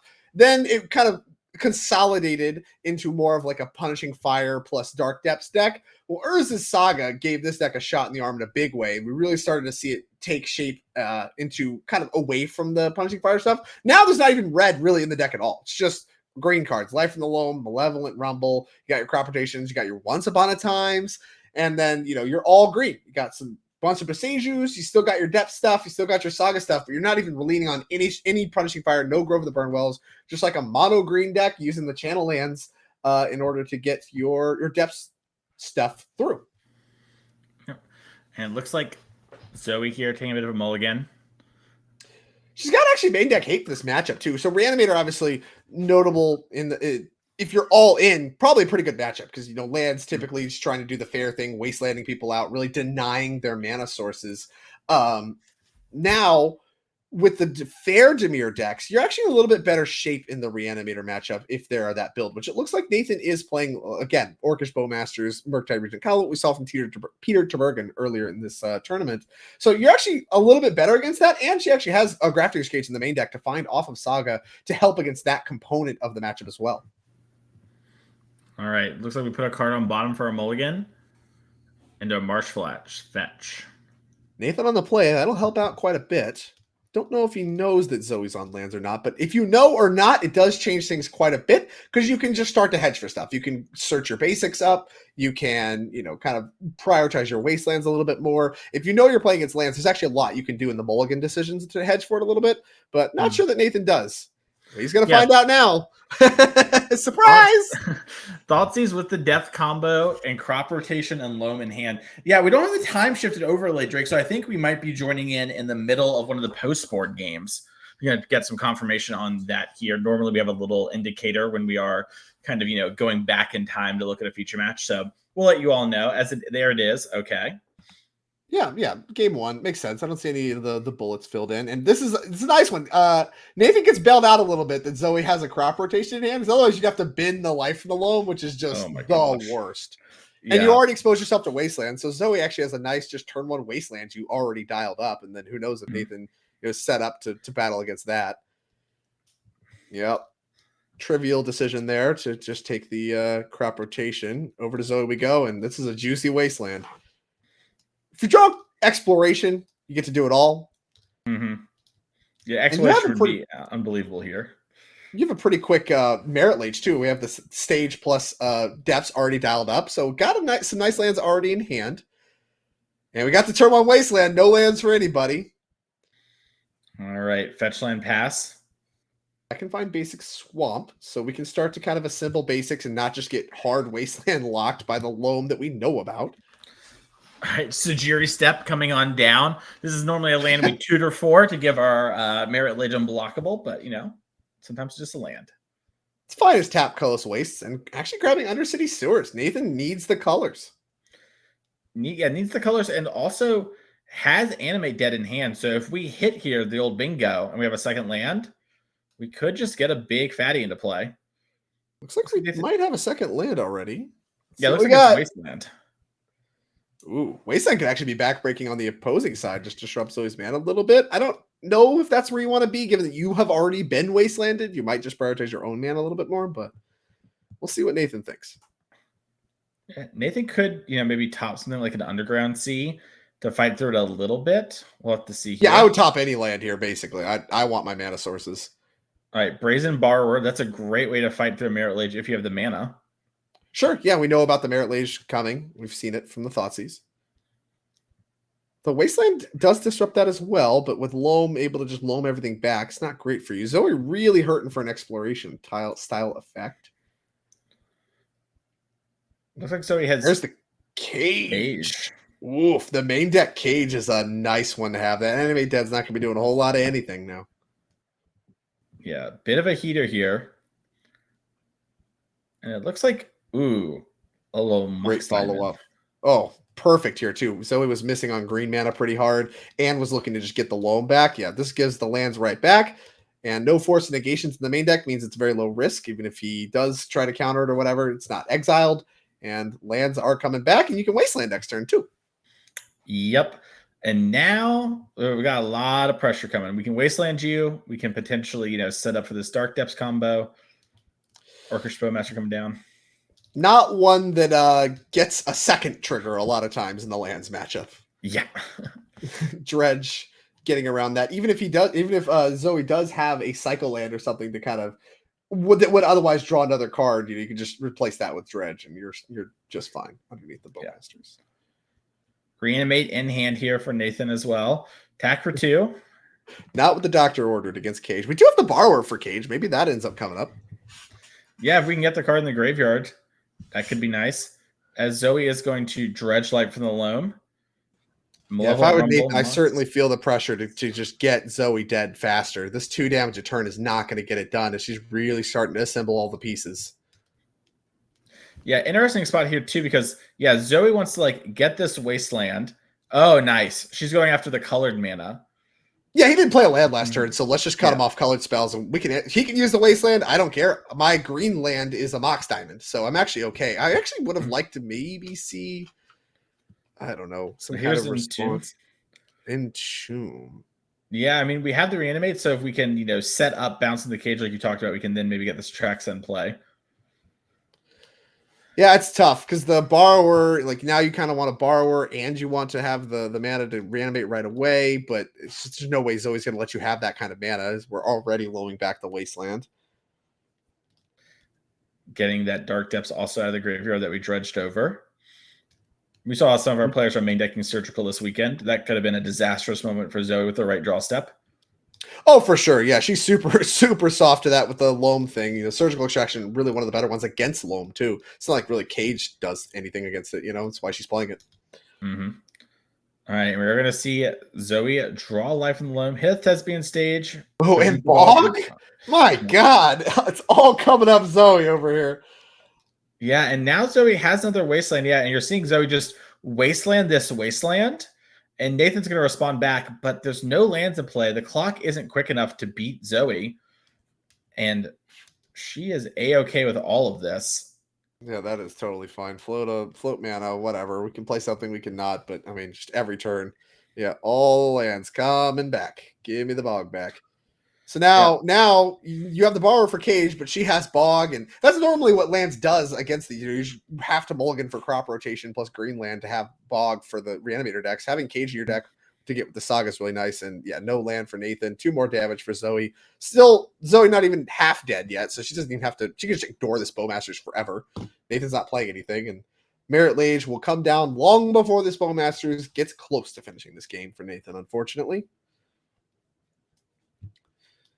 Gonna need to find his basics. And I really want to go back to Nathan's fetching this game. Obviously the first one in the dark where you grabbed Underground Sea, you just kind of have to do that just because on average you're just not going to fetch basics in the blind. Once you know what's going on, the Surveil comes at a big cost, and you could have had a basic here at least to kind of start to power through what's going on.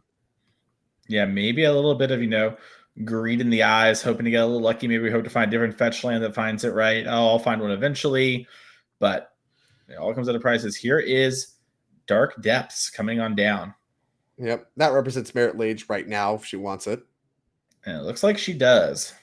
It does look like she does. So there goes that. Just going to do this right now. Not going to open ourselves up to any kind of trickery. Here's a 2020. Your move. Oh, is that the Jerry Thompson one too? Wow, there's a throwback. 2020. The OG. And pack it up there, Nathan. As Zoe's all done. Yeah, 1-0 there. So the players are going to sideboard, but thanks to the magic of time-shifted matches, we can skip right over all of that Drake and get back to the feature match area ASAP here. So we're going to cut away and get that going. And we're actually going to go to game 3 as we almost have time in this round. So it looks like Zoe loses a pretty quick game 2 is what I'm hearing. And we're going to go into game number 3.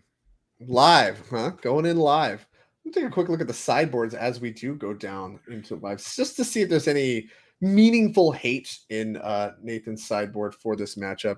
Yes. And I'm not seeing anything like no Blood Moon Shape, no Harbinger of the Seas, that kind of thing. No real even bounce spells. So really just the Force of Negations are going to be pickups for Nathan. So I can see him having a lot of trouble with Zoe's deck, especially in game 3 where she's on the play.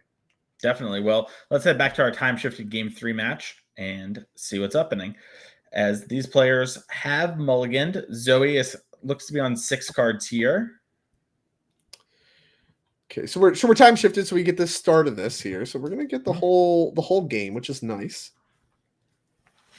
And so we actually kept putting one on bottom here. Force in the opening hand for Nathan's nice one. All right. With a little fetch Did action she take the going. draw for game number 3? I guess so. Because she won game 1. Yeah, and then this is game 2. And this Or is game 3, which he had to three. have won. Yeah, he had to have won. Yeah. Yeah, so, okay. All right. Yeah. Don't see a lot of that anymore. Do not. As here comes a ponder. Correct ponder art. Shout out Nathan. He gets it. That's a nice. I've never seen that signature before. That's a nice one. Yeah, Dan Scott actually changed his signature a little bit to like have it more written out because the old Dan Scott signatures look like he's writing dad, and so that was it's like a big meme is that his signature looks like dad. So he like wrote it out a lot more, and now he's got all these fancy effects and stuff. Those look sharp. Nice. Wasteland awkward. All right, here's a Mox. Could force it. I actually wouldn't hate forcing Moxen. I think the Mox diamonds are really potent, especially in these lands decks that get a little fast and loose with their green sources. But also forcing the exploration, also a fine choice here. Got to get rid of that thing. All right, there goes a Murktide for it. Real cost, but needed to get that gone, and no follow up for Zoe as a result. So that's key. Can Nathan capitalize? Okay, Underground Sea into Tameo into Brainstorm. Flip now. Yeah, immediately flipped. We're going to see it get ticked up after it finishes resolving Brainstorm.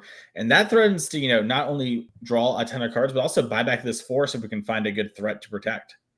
Right. And it's meaningful that the lands deck with no punishing fires actually struggles to interact with this a little bit. You can find a Pithing Needle off of Urza's Saga, but that's kind of slow. And so we are threatening to just ultimate before that happens. So a real clock against Zoe is this Tameo. Gonna need to find a way to shut this thing down. Let's look at another exploration in hand for Zoe, along with a Besagio. She's going to go after that Underground Sea. Okay. Green source follow-up. That's land for turn. We have another exploration. If we have another land plus loam, we're in good shape. Okay, Caracas is nice. A little late to the party, unfortunately. And yeah, we do have the loam too. So hoping to dodge force and negation. It looks like we did. Depth's already in the yard. Just need to find stage. Yeah, and I mean, Life of the Limbs like drawing 3 cards a turn when it comes to stage, so true. It's pretty huge.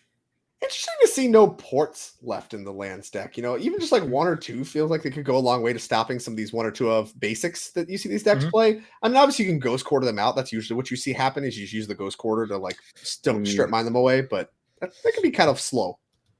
Yeah, a little bit of a mistake there from Zoe. Actually took the draw for the turn on accident. You saw her kind of shake her head. It's not the end of the world, as long as there wasn't, a stage that we're going to be finding immediately. She still has enough things to be doing this turn, but she much rather would have gotten a loam going. Oh, yeah, look at 3 cards for sure, especially under the Tameo gun. All right, Tameo up. And there's basic number swamp. 2. Yeah. Entomb that Barragoyf. We're reanimating. Or reanimating, excuse me. Yes, my mistake. And imagine it's big. Yeah. Got an enchantment in the yard. Enchantment, sorcery, land. I think there's a creature. No, that Barragoyf was the creature, excuse me. So 4/5. Right. Just a 4/5. Oh, yeah. Oh, yeah. Melt the Merit Lage. Talk to me. Yeah, the hidden mode of Merit Lage of you. There's the Thespian stage. Oh, stage right away. Okay. Huge for Zoe. Nathan is going to get to ultimate the Tameo, though. Yeah, and he's going to have answers to a 1 Merit Lage. But, I mean, the question is, Zoe can play 2 lands a turn. She could do this a lot of times. Yeah. Can she just overpower drawing 30? The answer might actually be maybe. I mean, the loam's going to get shut down because of force of negation. So that's the hard part. Yeah, so you need your loam to kind of hit another loam, right? Like you kind of got to start getting a little... You need to find more loams. All right. And Nathan's mana is obviously going to be constricted. So if we play Saga plus Thespian stage, we can make a Merit Lage, which ties up Nathan's mana for the turn. Yeah. There's But Saga. you need to do it in response to the draw because otherwise he gets Wasteland, and that's bad. Really bad. It's weird. This is going to be weird. I don't know that I've ever Yeah. seen this like a Tamio ultimate in the game we play on. And that's what's going to happen. Here it goes. A little reverse engineering. A little counting, as they were. Counting simulator. I love math. Well, really, Magic is just tricking you into just playing mathematics. Yeah. Just doing some math. So he's going to let this happen. Okay. Wasteland could be brutal here. He has 2 borrowers in this deck. Odds are we found 1. Have 2. Draw half deck. Just makes sense. Yeah, it's 100%. It's just luck. I can do statistics. Yeah, that's 100%. And that's how it works too. I know. Mm-hmm. That's what the people at home who don't know. There's that Wasteland. That is going to We cause knew that some was issues. coming. Combat beatdown. Next Baraglyph attack actually lets you survive a Merit Lage hit too. It's pretty huge. 19. It is huge. I mean, that extra turn can matter a ton when you have half your library in your hand. Wonder if we're planning to just make constructs. Like, what if we just copied Urza Saga here? So you copy Saga. That one's like a turn behind, right? Because it doesn't have the counter yet. But you have more than enough mana. Now, like you said, almost assuredly there's a Force Negation in hand. So you're going to get... so you can't even loam, really. You can almost rather just take draw steps here because you're just... I mean, this loam's not doing anything. Yeah, you need your loam to hit another loam is sort of what you really want. But if you think there's some specific card you want to tutor for 2 with the Saga, you don't want to lose that. If you have like a 1-outer. What do we have? What are our targets? We got Lava Spur, Map, Needle, Shadow Spear. Shadow Spear is real with the Saga tokens. Okay. Also potentially feels Baraglyph. Yeah, there's a lot of problems. I don't hate taking the draw step here at all. Okay. Wasteland defined. So that pressures Nathan's Wasteland if we choose to deploy it. Yes, now you waste the waste. Yeah, you waste, and then you can make Merit Lage in response. There's no reason to do any of that now. And then we can make Saga tokens too. But now this is the turn that Nathan gets to go above 20. Yeah, and your Saga... Complicated board. And remember, your Merit Lage only attacks for 19 because Tamio is going up. There's Entomb. Not the scariest thing, given that we have a Caracas in play. Is there an Archon of Cruelty? Yeah, there is. Yep. And again, remember, being able to live a turn means that Archon actually can attack on the crackback and potentially sacrifice the token. So we actually might be okay it as well. Yeah. I think Nathan just has it, right? Like, Nathan can force the hand of Zoe to go for the right now, yeah. At any time, really, with the Wasteland. Yeah, and then you might even have another Wasteland if you wanted to really, really win. But you Wasteland the Merit Lage. Zoe makes the Lage. You reanimate your Archon. The Archon cleans up the Merit Lage. Or the token. It doesn't really matter because of the Baraglyph. And we have EE2 to cover the explosives, covers all the Saga tokens. So rewarded for not doing that. All right. We need to...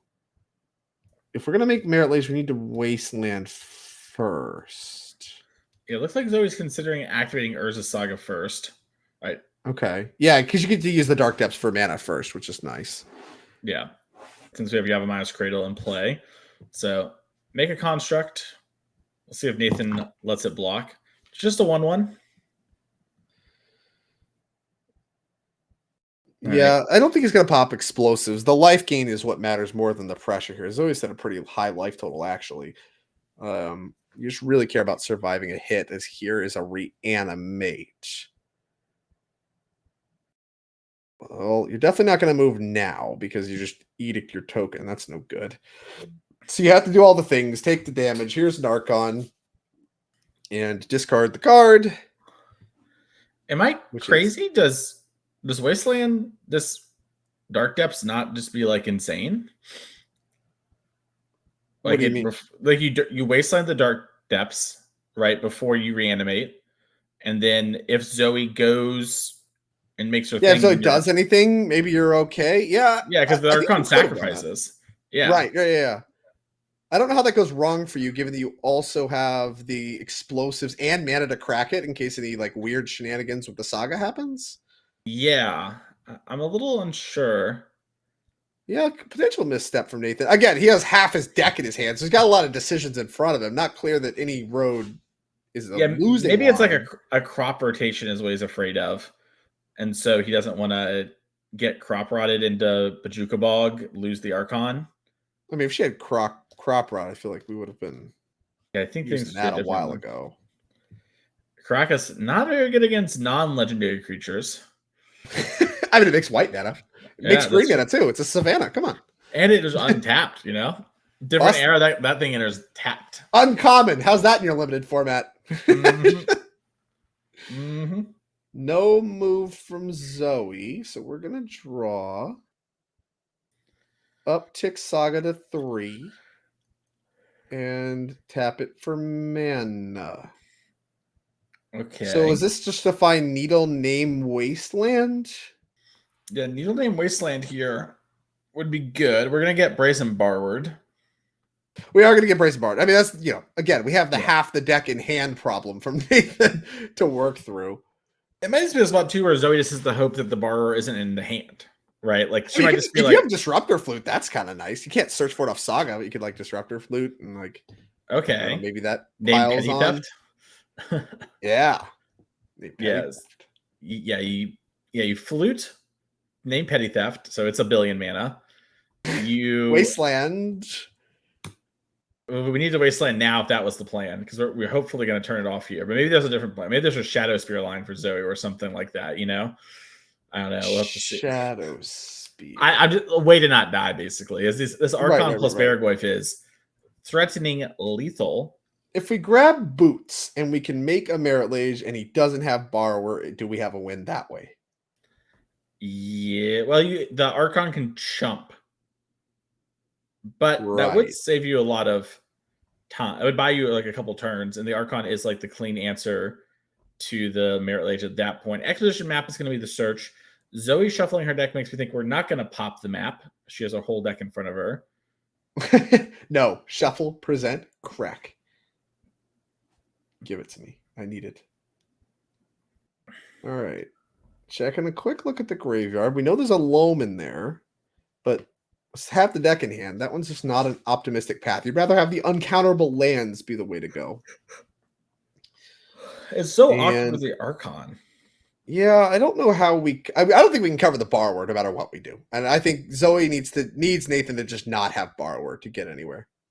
All right, the first Wasteland, as there's still another one there for Nathan, there's 2, is getting targeted. Yeah, we have a mana flow. Just checking on that. All right, first Wasteland targets Wasteland. Wasteland 2 from Nathan is going to target something, probably Dark Depths. And then if Zoe goes to copy, we can Wasteland again.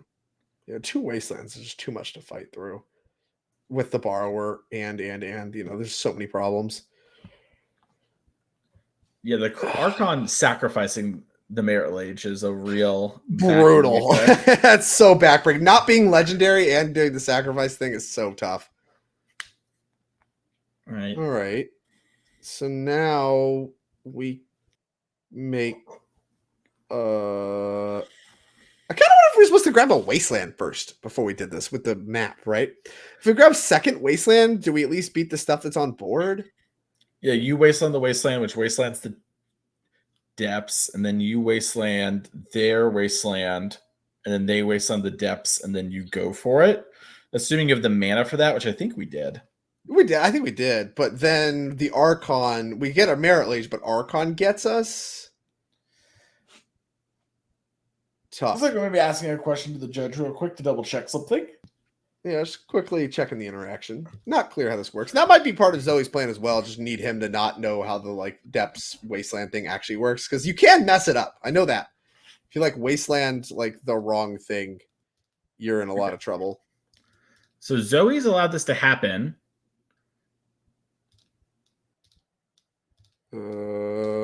Excuse me. Nathan allowed the Zoe to copy, it looks like. Maybe some miscommunication. Yeah, it's hard to see with just, okay, judges involved. I think that's probably necessary. Yeah, here we go. So we have Legend ruled away the Dark Depths. We have just that now. And I think this is correct. This is when you Wasteland. Which is what he did. Here's the real rub of it all. You do all this, and then I go to turn, I attack, my Archon triggers. You go to 10. I see. I sack your Lage, and you're dead on board. So even if Zoe gets this in play, the last card in her hand has to be an answer to the Archon or a way to protect the Merit Lage from being sacrificed.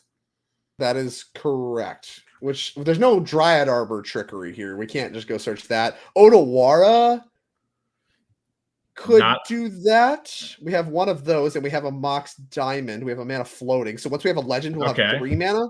So Otawara would do it. But I don't know that we have the mana to search for Otawara with the map and still do everything. Yeah. It's a precarious position. Looks like we found a Mazavith. Oh, no. But that still gets the attack trigger from the Archon, I believe, right? Yeah, this is the classic Mazavith versus Emrakul. Like, sure, you don't take 15, but... yeah. There's a small problem with that particular plan. Okay. And I mean, it shows too just why like having access to the Archon and the Atraxa is so huge for these Dimir decks. It like really changes the game. You could easily just play Murktides, right, and have more interactive spells, but a card like Murktide here just would get stonewalled by Mazavith. Right, and that would give Zoe potentially some critical more time to get out from underneath like all of your counter magic. I mean, you drew a lot, but you don't draw every force in your deck necessarily, and there's a chance she gets out from under it that way. But with Tamio ticking up and Archon and I just think this has got to be close to lights out, if not actually lights out for Zoe. Though she did find a second loam. Okay. Zoe takes 3 from the Archon trigger. The Baragwolf looks to be a 5/6. Mazavith can stop the Archon. I guess maybe you want to stop the Baragwolf because it untaps the Archon. And the Baragwolf, right. They still get a 22, so you don't have a hasty way to get there. Just quick Baragwolf size check. This would be lethal. We're required to maze to live. Gonna do the Archon, which is less damage. That's fine. If you can shrink the Archon or the Baragwolf somehow, you're like in a little bit better shape. Maybe you can survive another turn. Although no, you can't because the Archon attacks. Man, I tell you what, this Archon just keeps attacking. Doesn't stop. Yeah. Yeah, it eventually gets there. As here's Dauthi Voidwalker, which provides another angle of awkwardness, another attacker, and putting cards in exile. So yeah, the loams don't work anymore, even if they would resolve, which is not clear that they would. Yeah, I think it's just way too much. Yeah, we'll see. Zoe's got one more turn. Take a little look. See what can she assemble? What do you got? Can make another Merit Lage. It's not gonna live very long thanks to Archon, but I mean we could make another one. Draw step. Big draw step. No good. Just the bog. A little late to the party, and that's gonna do it. Well, congratulations there to Nathan, moving on to 4-0. Zoe's still very much alive for top 8 at 3-1, but bested here. We're going to take a quick break as we are well over time now, and we are going to have the 5th round coming to you very soon. We'll see you in just a few minutes.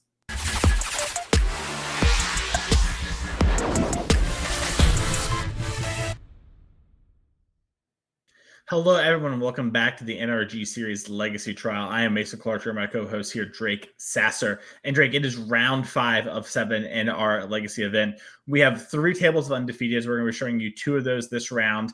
But before we get to that, let's check out our last event for the 2025 year in Elmhurst, Illinois. It's going to be November 1st and 2nd. We have a Team 10K Showdown, Standard Sealed Modern on Saturday, and then Sunday, 10K Modern Showdown happening. Win one of those events and you'll make it to end of the year championship event, over $20,000 in prizes and a Pro Tour invite. Make sure to check those out. And let's check out our players to watch, Drake, as our people in the feature match area are shuffling up, but we want to check in on everyone and see how they're doing.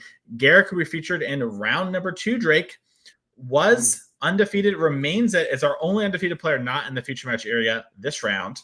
So talented. Is it Delver all the way down, the master? Yes, indeed.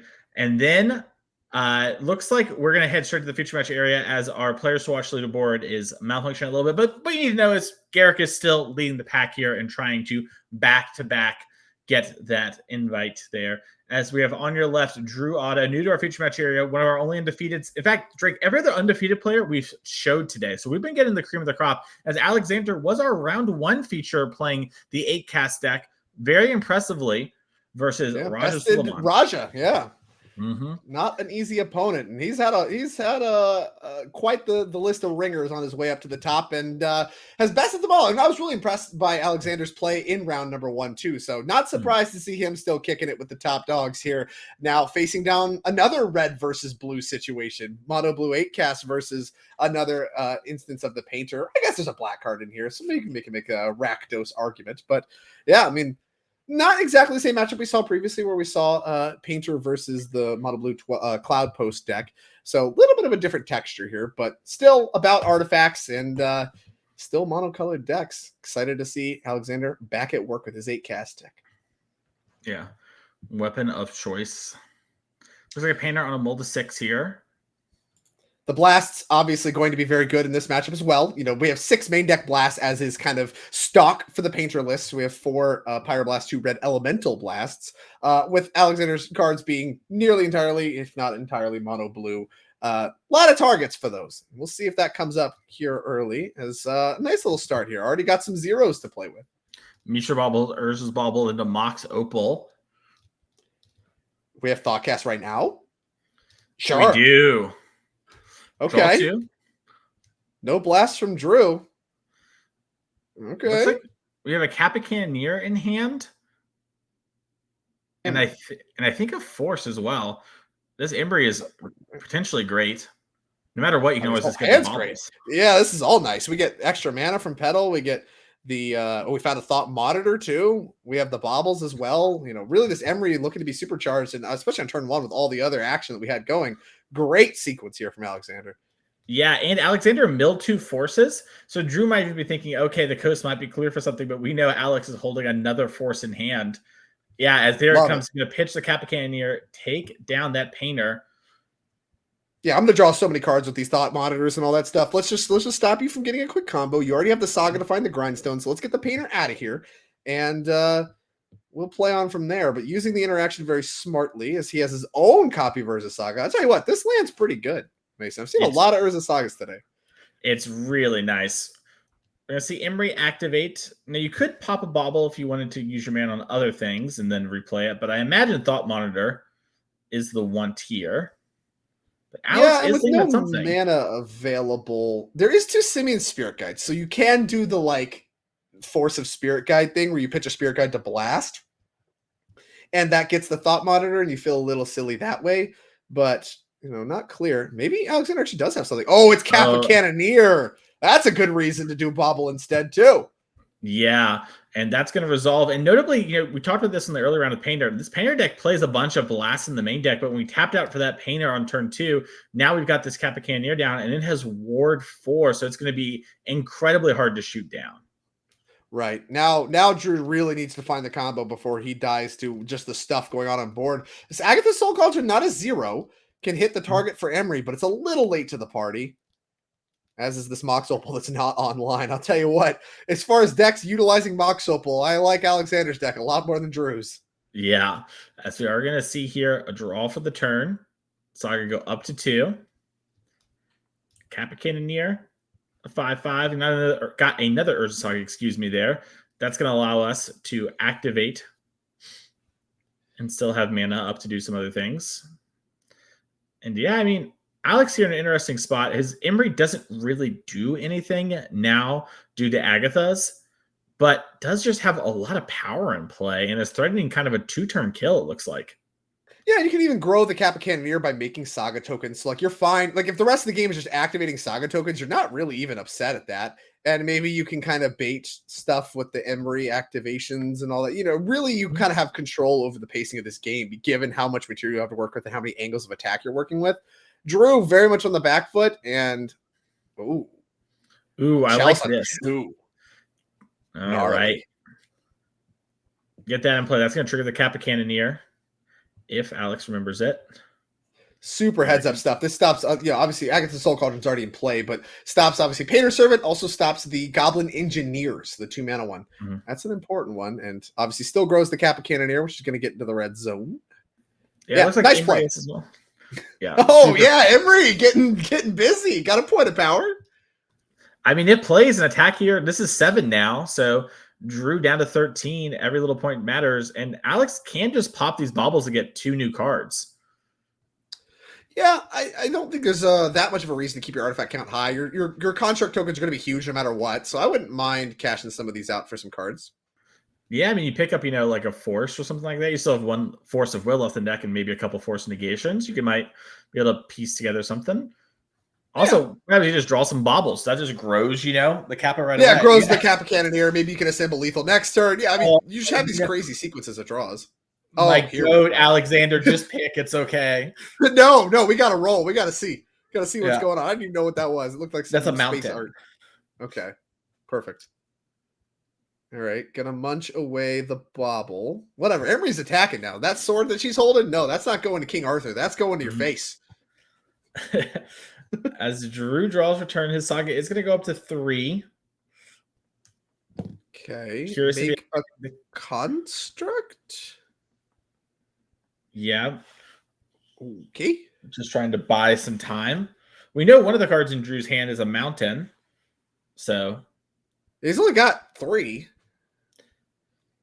Yeah. This Mox Opal now online, thanks to the construct being added, although whatever artifact we would grab from this would also turn it online. A shake of the head, Drew does not like what he sees as he's searching. Not a lot of gadget targets. We got Soul Guide Lantern, Lotus Petal, Lava Spur Boots, and obviously normally you just grab Grindstone, but that doesn't do a lot here. Yeah, not much else to grab. So I guess you can grab Grindstone and then hope to play like a Goblin Welder and turn that Chalice into like a bauble. The Welder, not the Engineer. Yeah, you got to find Welder, but you only got a turn to do that because otherwise Kappa Cannoneer just actually kills you. Yeah. Okay, right. It is Grindstone, like you said. Take a look at Grindstone. Target player puts the top 2 of his library in his or her graveyard. They share a color. Repeat the process. Right, there's a mountain. Painter Servant to make everything blue. Okay.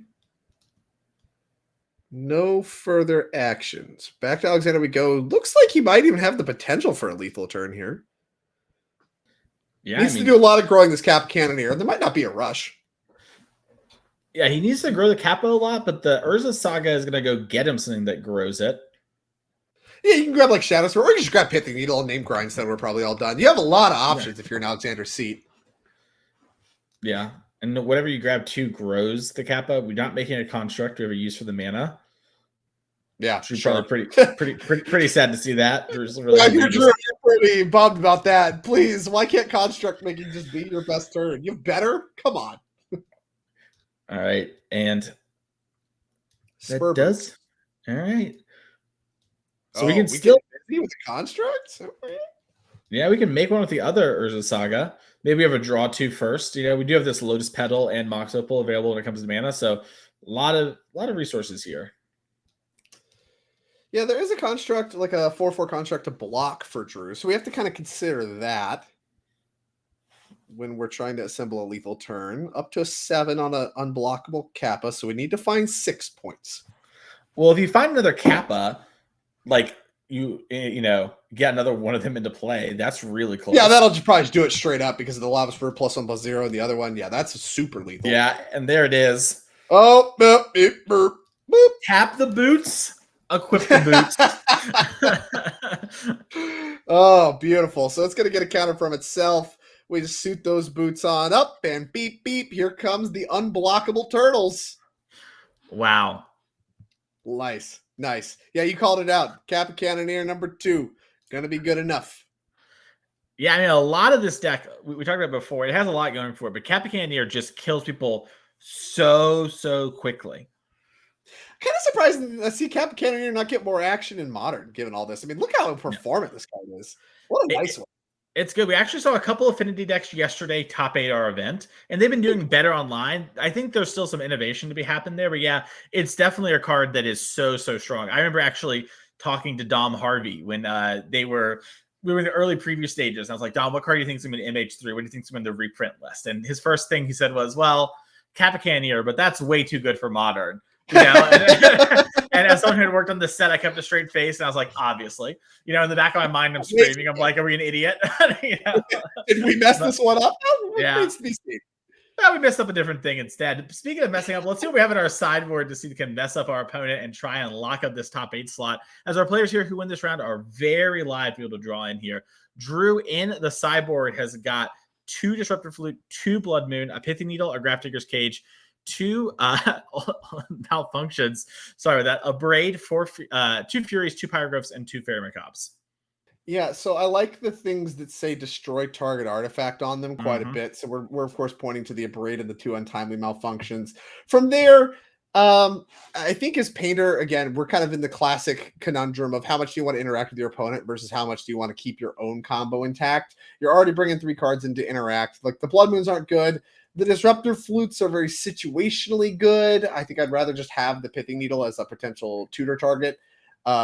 And if that's like the angle you want to take, but largely this game is going to be about, you know, can you actually combo kill your opponent before they kill you with their attacks? I think it's hard for the Painter deck to assemble attack force that is better than what the 8-cast deck has going on. So again, I think we're going to want to move more towards the combo aspect with a few linchpin pieces to disrupt their attack force, less towards the mid-range stuff. So like some of the Fable stuff's got to go.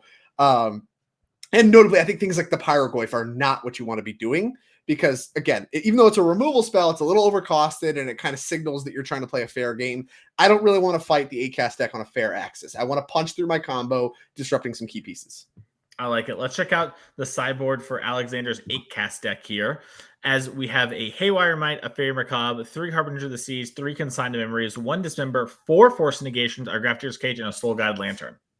So the problem with trying to punch through your combo and disrupt some key pieces is the 8-cast deck has a lot of interaction. Like I think you can justify basically all the counter spells. You know, they answer a lot of the key pieces. They do some key disruption and can leave the Painter deck with not a lot to work with. So I think this matchup looks pretty good here from Alexander. I want some number of the forces and the consigns. That's 7 cards. I don't really know what the best cuts are, to be 100% honest with you. Not much of an 8-cast expert. I can tell you the Emery's looked only okay, and especially once you know they're there, they get a little bit worse. You know, again, some of the fair elements that are just trying to play grindy Magic, I don't think that's what Drew wants to do. So maybe some of your cards for the grindy matchup, as Flex Slot would say, cut some of those and focus more on the key pieces. And Chalice, another card that could be situationally good or bad. The Grindstone gets cheated in with Saga a lot, so Chalice on 1, while effective, can get a little bit weaker in the post-board games. Probably still worth having, but I want some more interaction. I want to stop myself from getting comboed if I'm Alexander. Makes a lot of sense to me, as these players are shuffling up right now in our feature match area. So we'll head on down to them as they are about to start up game number 2. And for Alexander, this could be punching his ticket to the top 8 and maybe a little W, a little trophy in the future. I have a confession. Hit me. So looking at Alexander's sideboard, when we were going through that, I saw this Haywire Might, and I was like, oh, for sure we want that. And then I was like, wait, how do we actually activate this? We have 4 petals and 4 Mox Opals. That's our plan? There's no way that's realistic. What are we doing with this thing? Does that work? Yeah. You have 8 sources. You have 8 sources, but you tutor up, you know what I mean? Like, I guess the real question is, what card do you want him to play instead that answers problematic things like that? I mean, whatever. Play like Into the Floodmaw or whatever. It's like a bounce spell or something. You know, just something else that's also high on rate that you can more reliably cast, I guess. Because I imagine you're using your tutors with your Saga to find the Might, right? Because it's a one-off. Yeah. How do you activate it if you're also trying to find the Moxes and the Lotus Petals, what have you? Well, that part's probably a little easier to get, right? Like, so the Floodmaw is easier to execute on, but less power, because you can't like recur it with Haywire Might. Like Haywire Might, Emery in the Mirror, if you get a Mox in, is like game ending, right? Where and it's also just a repeatable thing and a tutorable thing. You know, it's something you can do with Emery. Where Into the Floodmaw, easier to execute, lower ceiling by a lot. And I think that's the thing where you and I kind of typically agree on is like lower ceiling but consistency, right? And Alexander, I hear us, I think, just hedging towards a bit of a higher ceiling with a little bit of, built-in awkwardness that can occur. Okay. Well, I'm kind of a hater. I think Alexander's going to bring it in. I'll make that. Yeah. But I think it'll be great if he does. I want to prep you. I want to prep you. I want to prep, anybody watching. I want to prep everybody that if he puts this thing in play and can't activate it, you're getting an I told you so. And I want you to know when he does and repeatedly uses it to own Drew, I'm going to be like, and that's why sometimes we take a little risk. Okay. You got me. That's why, he's there, I'm here, the typical, all the typical qualifications, but, Mountain Pass. Something to keep on. Look for that Haywire Might. Mountain Pass, not inspiring. Pithing Needle in hand for Alexander. That's a good one. Good target to draw, given that it just disrupts the combo face up. Another Opal hand. Nice. Into Pithing Needle. Now this Opal's online, and we have an Emery, Drake. Oh, wow. Hey, Drake, half the Haywire Might's online. No, don't mill over the Might, please. Yes, Drew has the blast. Get that out of here. All right, we have a second Emery in hand here for Alexander. No, that's cheating. A second Emery. Come on. Ooh, there's a Painter. Okay.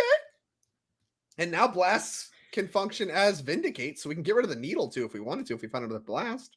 It's not bad. Now, I do think Alexander's only land is Urza Saga. Ooh, okay. And that's going to make it hard to activate Urza Saga 2. All right. So we have a little bit of a problem. I mean, obviously, Alexander's hand was fantastic, but it's not trivial from here. Yeah, second Opal looks to have been the draw. That's not great either. Legendary status on the Mox Opal means you only get a one-time burst. Second one functions more like a Lotus Petal. And we're doing it now. So yeah, we're just activating the Urza Saga. Cool. All right. How big is that? We got a 4/4? Sure. 4/4. Soon to be a 5/5. No crack on the Urza's Bobble either. Looking to keep that keep a little bit of insurance on the Opal. As here's a Saga of Drews. Battle of the Sagas for sure. I kind of like this from Alexander. Okay. Right? Like, so basically the idea is I could play this Emery, but this game's going to last a long time if I'm going to win, right? Like, my Needle's going to turn off some things. I need to apply pressure before the Needle gets answered. And then this happens to us, right? Where we get Grindstone Paintered. And so getting the most amount of pressure on board possible makes a good amount of sense. Because you can't activate the construct on the next turn, but you can Emery on the next turn. Yeah. So, and you're getting another artifact, so it's going to attack for more. Yeah. And the sooner the better on these beatdowns. Might be Might time. Can hit the Grindstone just in case the Needle gets removed. Unironically, Haywire Might would be very good here. All right. Okay. It'd be fine. It'd be okay. It'd be mediocre, Yeah, it'd be pretty nice. And, it'd be all right. Let's not, then we Emery to bring it back, forcing the Emery to get countered. And then, there's the Haywire Might. Oh, boy. Okay. We got green activated. We have green activated. We do have green. And we have a big old, pull it up. Blue green deck, 8 cast. Haywire Might can hit only non-creatures. Notably, can't hit the Painter, which is actually the side you'd rather hit. Yeah. Blocker and also, easier to, or harder to answer, rather, turning on all the blasts and stuff like that. So we got the Might, we got the Mopal. Everything's coming up, Alexander. We even have the Emery. All right, here's an Ancient Tomb. What a find. All Good right. draw for the game. I imagine we're going to see a combat before we do anything with the Haywire Might. Just get your extra point in. Although you have floating mana, right? So you kind of are under some pressure to do something with that. So maybe we'll see a little bit more committed to the board. Yeah, maybe there's like a Lava Spur Boots or something we can play. It's awkward too. If you want to activate Might, you can't Emery at the moment. Maybe that's okay. This Emery is kind of just I think when we made the construct, we're kind of saying we're okay waiting on the second Emery here. Yeah, I think so too. I also think like your Emery just wants to rebuy the Haywire Might, so you just want to buy turns. And the grinding station, like you can blow it up this turn, then it takes up to 2, and then you can search for it again. So I guess it's a little awkward in that regard that like the Saga is continuously searching. Right. Yeah. All right, we're gonna let the mana. I guess you can Might the Saga, right? That works. Yeah. Non-creature. Yeah. So, but then you would want to get Emery this turn. You can't. We have to might this turn, or else things get bad for us. 3 mana in response. It's Oh my goodness. It's untimely malfunction. We're changing the target of the Haywire Mite's activation to Pithing Needle, boy. which exiles the Pithing Needle. That unlocks our combo for Drew. And now, unless Alexander has sideboard and Emrakul the Aeon's turn and gets a deck registration error, we are going to be losing this game. Oh my god, untimely malfunction, obviously attractive for destroy target artifact, has even more upside. Yeah. That is such a blowout. Oh, and we got a blast too. Yeah, don't worry about that. See you later. All your cards are in the trash can, and I got a blast just in case you think you're cute here. Yeah, no worries. No worries. So Haywire Mite, a game-losing play. So I think, I'm vindicated in the end in some regards. No, no, you are not. And Haywire Mite was so good here. It really makes me think Drew should be playing it. We got Agatha's too. So actually, we can just make our own Haywire Mites. So we've done it here. Well, the Agatha's beats the Emrakul because now you can exile it, so run it back next turn. So now you got all the angles covered. Activate Grindstone. That's lethal. And Alexander going to go ahead and concede. Might as well not show you my whole deck. No Emrakuls here. Can't have that. And that's going to be game number 2 going to Drew. Untimely malfunction. Ironic having a Haywire Mite malfunction. You think it would be the expert of malfunctions given the whatever. Yeah, no, that was a great play there. I mean, it was one of those situations where the sideboard card that we saw earlier today, right, with Painter, that there were 2 abrades, no untimely malfunctions. And in this sideboard, it's 1 abrade, 2 untimely. So clearly valuing, hey, yes, I can't answer creatures. Creatures are a big part of things, but there's a lot of times where people target my stuff and I want to go, divert it. Maybe we should be seeing more people split this card, right? A little 3-3. Awesome in this deck. You know they're bringing in artifact hate too, and you want to hate out artifacts. I mean, it's just the perfect card, and it even works with the blast stuff. So if they bring in blast to try to do some of the Painter stuff, you've seen that back in the day. I don't know if you see it as much these days, but you could bring in your red blasts against Painter, and that way when they Painter and their red blasts are online, so are yours. And you get to do that kind of a thing. And this would work against that as well. So there's a little bit of a cutesy trick to it. It's a nice little pickup, little uncommon from Duskmorn. Haven't seen a lot of this one in action. It's impressed me so far. Yeah, and the can't block line attacks matters a lot too with that Devourer combo we're talking about, right? Where you eat the top of your deck and make your guy really big. Just being hey, this can't be blocked. That's a game-winning thing too. So it has a lot of interesting angles to that card. When you're playing a bunch of Furies in your deck as well, it's a little easier too just to have red cards. Like we joke about pitches to Force, pitches to Fury. Fury. Yeah, we got our own Force going. Yeah, that's nice. Yeah. It's a nice pickup. In the game 3 we get from both of these players, been some quick magic, but a lot of play for 2 decks that really are looking to execute their game plan kind of in a vacuum, right? The drawing a bunch of cards, producing this unbeatable board state in the form of 8 cast, and then Painter doing what Painter's been doing for literal decades, just trying to assemble Grindstone plus Painter's Servant. There's a lot of back and forth, a lot of interaction that lines up really nicely between these 2 decks. Yeah, it's been really impressive. And make sure to follow along with the rest of the stream today and click follow on here. That way you don't miss our Elmhurst event November 1st and 2nd. We're going to be streaming that to you if you can't make it out. But, we're also going to be doing the last 2 rounds of Swiss and the top 8 today. Drake and I won't be here the whole time for that. We're going to hand you over to some other great commentators here in just a little bit.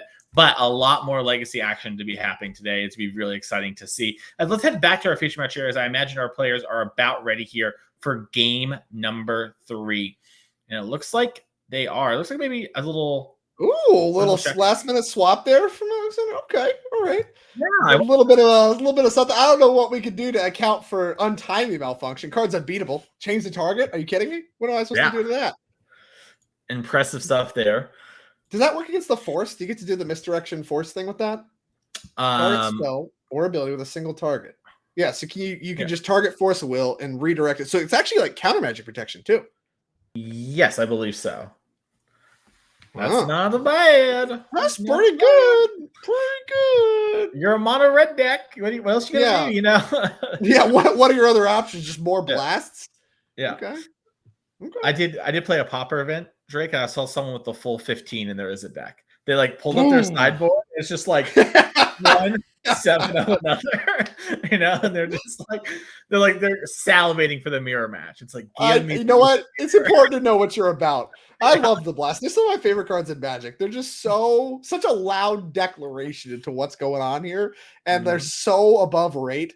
It's just, I don't know. It really, when you're blasting blasts, you really get the Magic is Garfield intended kind of vibe to it. It's nice. Yeah. It's nice. All right. Mox Opal again. All right. Wasn't good enough last game. Tapped. Soporific Springs. Correct. I'm going to need Alexander to flip that Sink into Stupor into a land for the people at home. That is not a spell. It is a land. We're just tapping it for mana. That's what we're doing. Tap my spell for mana. We've done it. Spell Convoke. Ooh, get that mechanic on. I know. Trademark me. Spell Convoke. Spells in the stack called tap Storm. Oh, is that what you're saying? Gotcha. As we have Ancient Tomb hit the battlefield, 3 mana with the 4th if we can get Metalcraft going. Yeah, surprised to see Metalcraft. We've not seen him struggle to get Metalcraft going. Here's a Chalice for 1. Okay. I expected those to stay in. A little late to the party. They're not exactly what you want, but, luckily nothing really snuck through here. No pressure from Alexander. Maybe a Kappa Cannoneer hand, waiting to get that thing down. Yeah, maybe a cap. Also, you probably keep this +4 blue card, anything else, right? Sure. Yeah, I guess that's fair. Just some interaction. Don't die. But you're on the play. I don't know. I want some juice. I want to get going. Just draw the juice off the top. Hit your Haywire Might. The cards. Haywire Might, now activatable, but would get countered by Chalice. Yeah, get that thing out of here. Yeah. No good. All right, let's see what we got. Little Mox Opal, both players neither can activate their Mox Opal. Incredible magic happening here. Nice. Let's see here. Okay, Tezzeret. That's a nice follow-up, and that can cheat the ones into play too. Yeah, Tezzeret, the Cruel Captain here. We've seen it every now and again so far, but it's been impressive every time. Yeah. I've been very impressed with this card. I mean, really, it's kind of goofy to read, given that it has no plus and you have to play artifacts to get this thing up. But I mean, it's just been great. It's just another way to get all your Urza Saga targets. Plays very nicely with Urza Saga. And also, the untap mode isn't a 0. We saw it in the Mystic Forge combo, untapping, the Candelabra. In this deck, you can obviously just make mana with it, or even grow your guys. You can untap your creature to block too, and then put a counter on it. That comes up with Kappa Cannoneer, which is a card that definitely seems like Alexander might have access to, given kind of the start here. I like this. We're searching up a bauble. We need a new card. Yeah, this card's not nice. All right, Untimely Malfunction is going to blow up the Chalice of the Void. This is with, I think, the Tezzeret trigger on the stack. So that way it pressures mana, I think? No, because you can still just have it for mana. Okay. Yeah, I think we are doing with the loyalty ability on the stack. I'm not really sure what you gain by doing that, except turning off. Turn off Mox Opal. Yeah, you turn off Mox Opal, but you could do it either way. Right. Maybe the idea is just, I should have maybe done this before, but now I'm doing. I guess you couldn't really. Well, you want to shut off some of his ones, right? Alexander has ones in his deck that are good against you. He has Needles and Shadow Spear probably, and Haywire Might and what have you. So you don't want to just let him cast his ones. Kappa Cannoneer situation with improvising and stuff like that. He's worried about this kind of cards. Okay, that makes sense. You have Thought Cast, etc. that you can play. Pop the bauble. We're cracking bauble now. Mox Opal very far from being a player. Gonna get a little bit of information. Let's see what we got. Mount Tanya again, I believe. Pyroblast. Hello. Pyro. Oh, okay. All right. Well, we got a good one.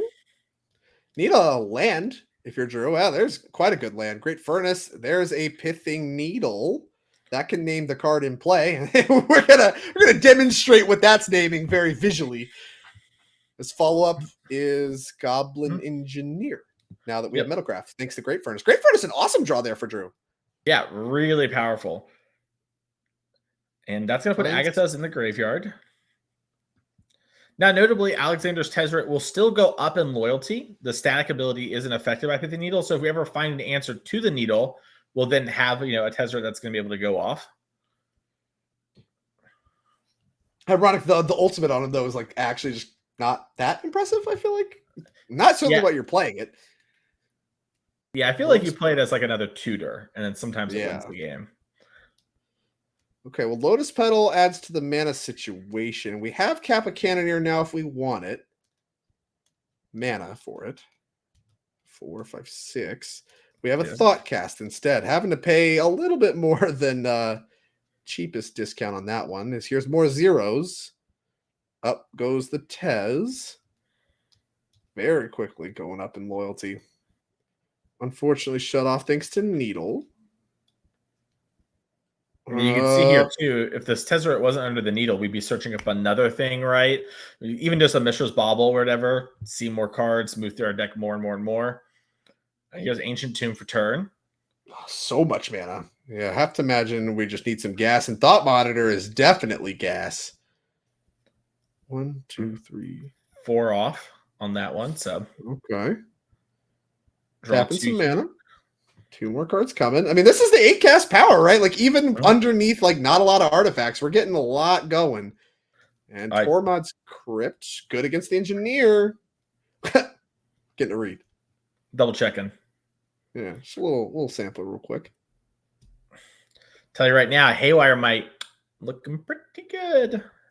Yeah, now that your Chalice on 1 is gone, it certainly looks a little bit better. Intuitable. Oh, and we see the Pyro again. Or a second Pyro. There's 4 of those, man. Could be a lot of Pyros. This is why having matching art's important. You know? You're correct. You're correct. Yeah, if it was different arts, we'd be in trouble. Yeah. Maybe I can leak it a little bit. Yeah, trick people into playing all the same art so I can track their hands easier in commentary. One influence at a time. How about this thing? How's this? Is this the engine that we saw earlier? Yeah, I think so. I think this is the Dragon engine. Phyrexian Dragon engine. Yeah, the little of 2/2 double strike, so big. It's just so big. Probably not that because I think it's Fable because it's getting forced. Oh, okay. That's probably a way better target to force. But we have Blast backup. Yeah, we're just good. Yeah. Oh, we had to pitch Simeon Spirit Guide for Blast backup. All right, okay. Little Force of Will of Drew's own. The Monkey Blast, if you will. I like it. Okay. Well, Fable's in. I mentioned cutting Fable in the sideboard. Looks good here. This game has stalled out a little bit. Yeah, if you think the games are going to go long because Alexander's going to take a more controlling role and you're going to have a bunch of blasts, it does make sense to leave at least some of the Fables in. Yeah, for sure. And I'm a little surprised Alexander has taken more of an interactive role here in game number 3. And so the Fable, I mean, very poised to look nice. Drew sitting pretty here. A lot of things going his way, but Alexander's untapping with a lot of mana. Needs a little bit of help. No rush on the Crypt. Because Engineer targets, which I think what Alexander was reading earlier. Oh, oldie but a goodie. Arcbound Ravager, the one of. Only one in the 75. Okay. That kid threatened a big hit with the Thought Monitor, but with Drew at 20, it's certainly not that threatening right now. Okay.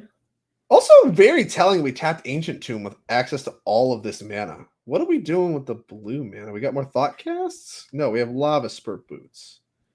Okay. All right. So we can boot up the Arcbound Ravager. Yeah. Or not. Yeah, surprised to see nothing. Are there any Hydros in Alexander's? Like maybe we can sign something like that? We have Consign in the deck. We got 3 of those in the sideboard. We definitely want them, I think. So, little awkward. Could consign the Fable trigger. Oh, yeah. Okay. I like what you're cooking. I don't know if I like what I'm cooking. Discard a Grindstone. 1 card coming as a result. We found a Mountain. 2 mana for another Engineer. I wouldn't hate seeing an activation in response to this first one. Just try to get him to pop the Crypt. I see what you're saying. Yeah, that makes sense. Drew's not in a rush. That's all that matters. Oh, the Dreadnought! Okay, so this is actually tricky. So if the Crypt is ever offline, and actually next turn we can overpower it with the Engineers, just do it twice. We just have the combo right there. We just have the Dreadnought in play, right? Because we can just go. No, yeah, because we get Agatha's. Yeah. Doesn't come into play tapped, right? Checking. Yeah, just returns it to the battlefield. So now Alexander's in a little bit of trouble because if he activates Crypt now, the graveyard's you would just respond by Agatha's, and then we can eat the Dreadnought, and then we have just that combo. If he waits, we get to untap with 2 Engineers and get them both that way. So needs to find a way to kill one of these engineers or all that kind of stuff, or else he's in a little bit of trouble to the Dreadnought Agatha's combo. See a little chat between the players. Saw Drew smile, saw Alexander say something.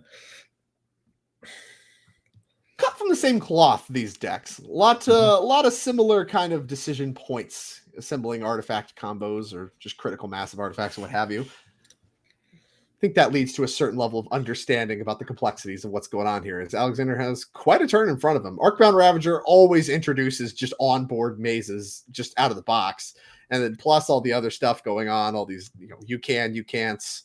Oh, also I could just get Phyrexian Dreadnoughted or whatever. It's just, or sorry, Phyrexian Devourer. Yes. Not Dreadnought, it's a Devourer. Phyrexian Dreadnought's the 12/12. Also on the reserve list, I believe. I believe so. Okay. Here comes an attack. We have the boots on the Ravager now. No blocks. We're definitely short 18 artifacts, so we got to just chill. Now what?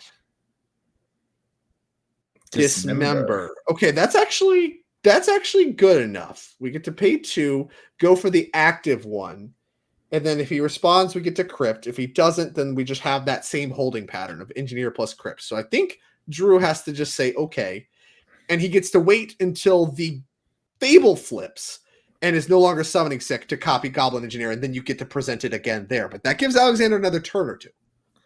And that's what he's wanting. He has his Mistress Bauble too, so he can know the top card of Drew's deck. Get a little information. Kind of wish we'd pop that if we were going to do all this, but I guess it's kind of a forced play either way.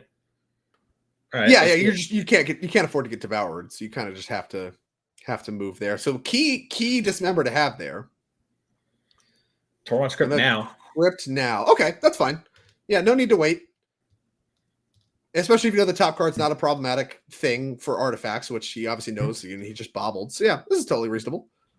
Now we do still have the problem of if we flip Fable and then it gets no longer summoning sick, we can just make a Goblin Engineer and go get whatever we want.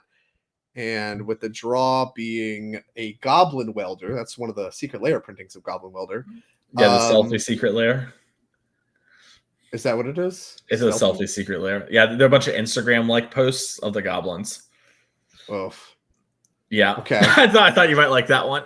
No, I don't like that one bit, actually. Oh, you did. The oath wasn't because you like. Oh my! I'm so confused. So sorry. Yeah, that is weird. Okay, so Goblin Welder, we can actually get the real text on the card, which again reads like a masterpiece. Target artifact a player controls, and it's actually nice in this matchup, because you could just swap out a lethal attacker with just some garbage from Alexander's graveyard. Welder's key in this matchup. It's a big one to have. Yeah, good one to copy with your Fable. Switch things around. Extremely true. Just keep moving stuff around. Yeah. Beatdowns. Attacking the Tezzeret. Sure. Wait, why? I saw that this. No. I was in his life total went down. We're attacking Alexander. Okay. I guess maybe Alexander was joking when he touched the Tezzeret. I saw him touch it. Yeah, I think that was. I was like, you sure? Yeah. Okay. No shot. I was like, yeah, that's a weird one. I guess you're milling them, but yeah, I mean, no, come on, there's 2 ancient tombs in play. Yeah, no mana. Big draw for Alexander. What we got? Hasn't even looked at it yet. Look at this. Bam. There it is. Is that a blue blast? I don't think there's. Is there blue blast in a 75? I don't think so. This couldn't quite make out the card. It kind of looked like it. Looks like a needle to me. Looks like Needle's big on Welder. Yeah, Needle on Welder is nice for not just getting all of your stuff welded away, but kind of dual threat here. I mean, there's a lot of threats, actually. You got Fable that you would like to name. You'd like to name the Goblin Welder. You'd like to name Goblin Engineer. A lot of activated abilities on the opposing side of the field you'd like to name. I'm going to go ahead and move that over. Maybe just attack with only the flyer here. It's not an inspiring attack force, I'll say that. I kind of wonder if you're supposed to do a shored up Ravager. Can we maybe make this a 3-turn? Can we just get it to a 5/5, still keep a lot of our mana intact? Probably not. We just cracked all these bobbles.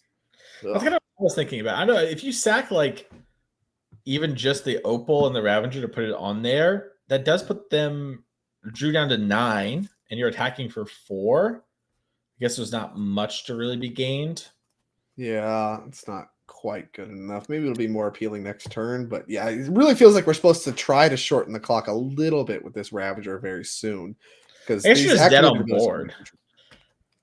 You're at 6. Yeah, there's the Fable. There's a couple 1/1s. Goblin Shaman. Bizarre situation, actually.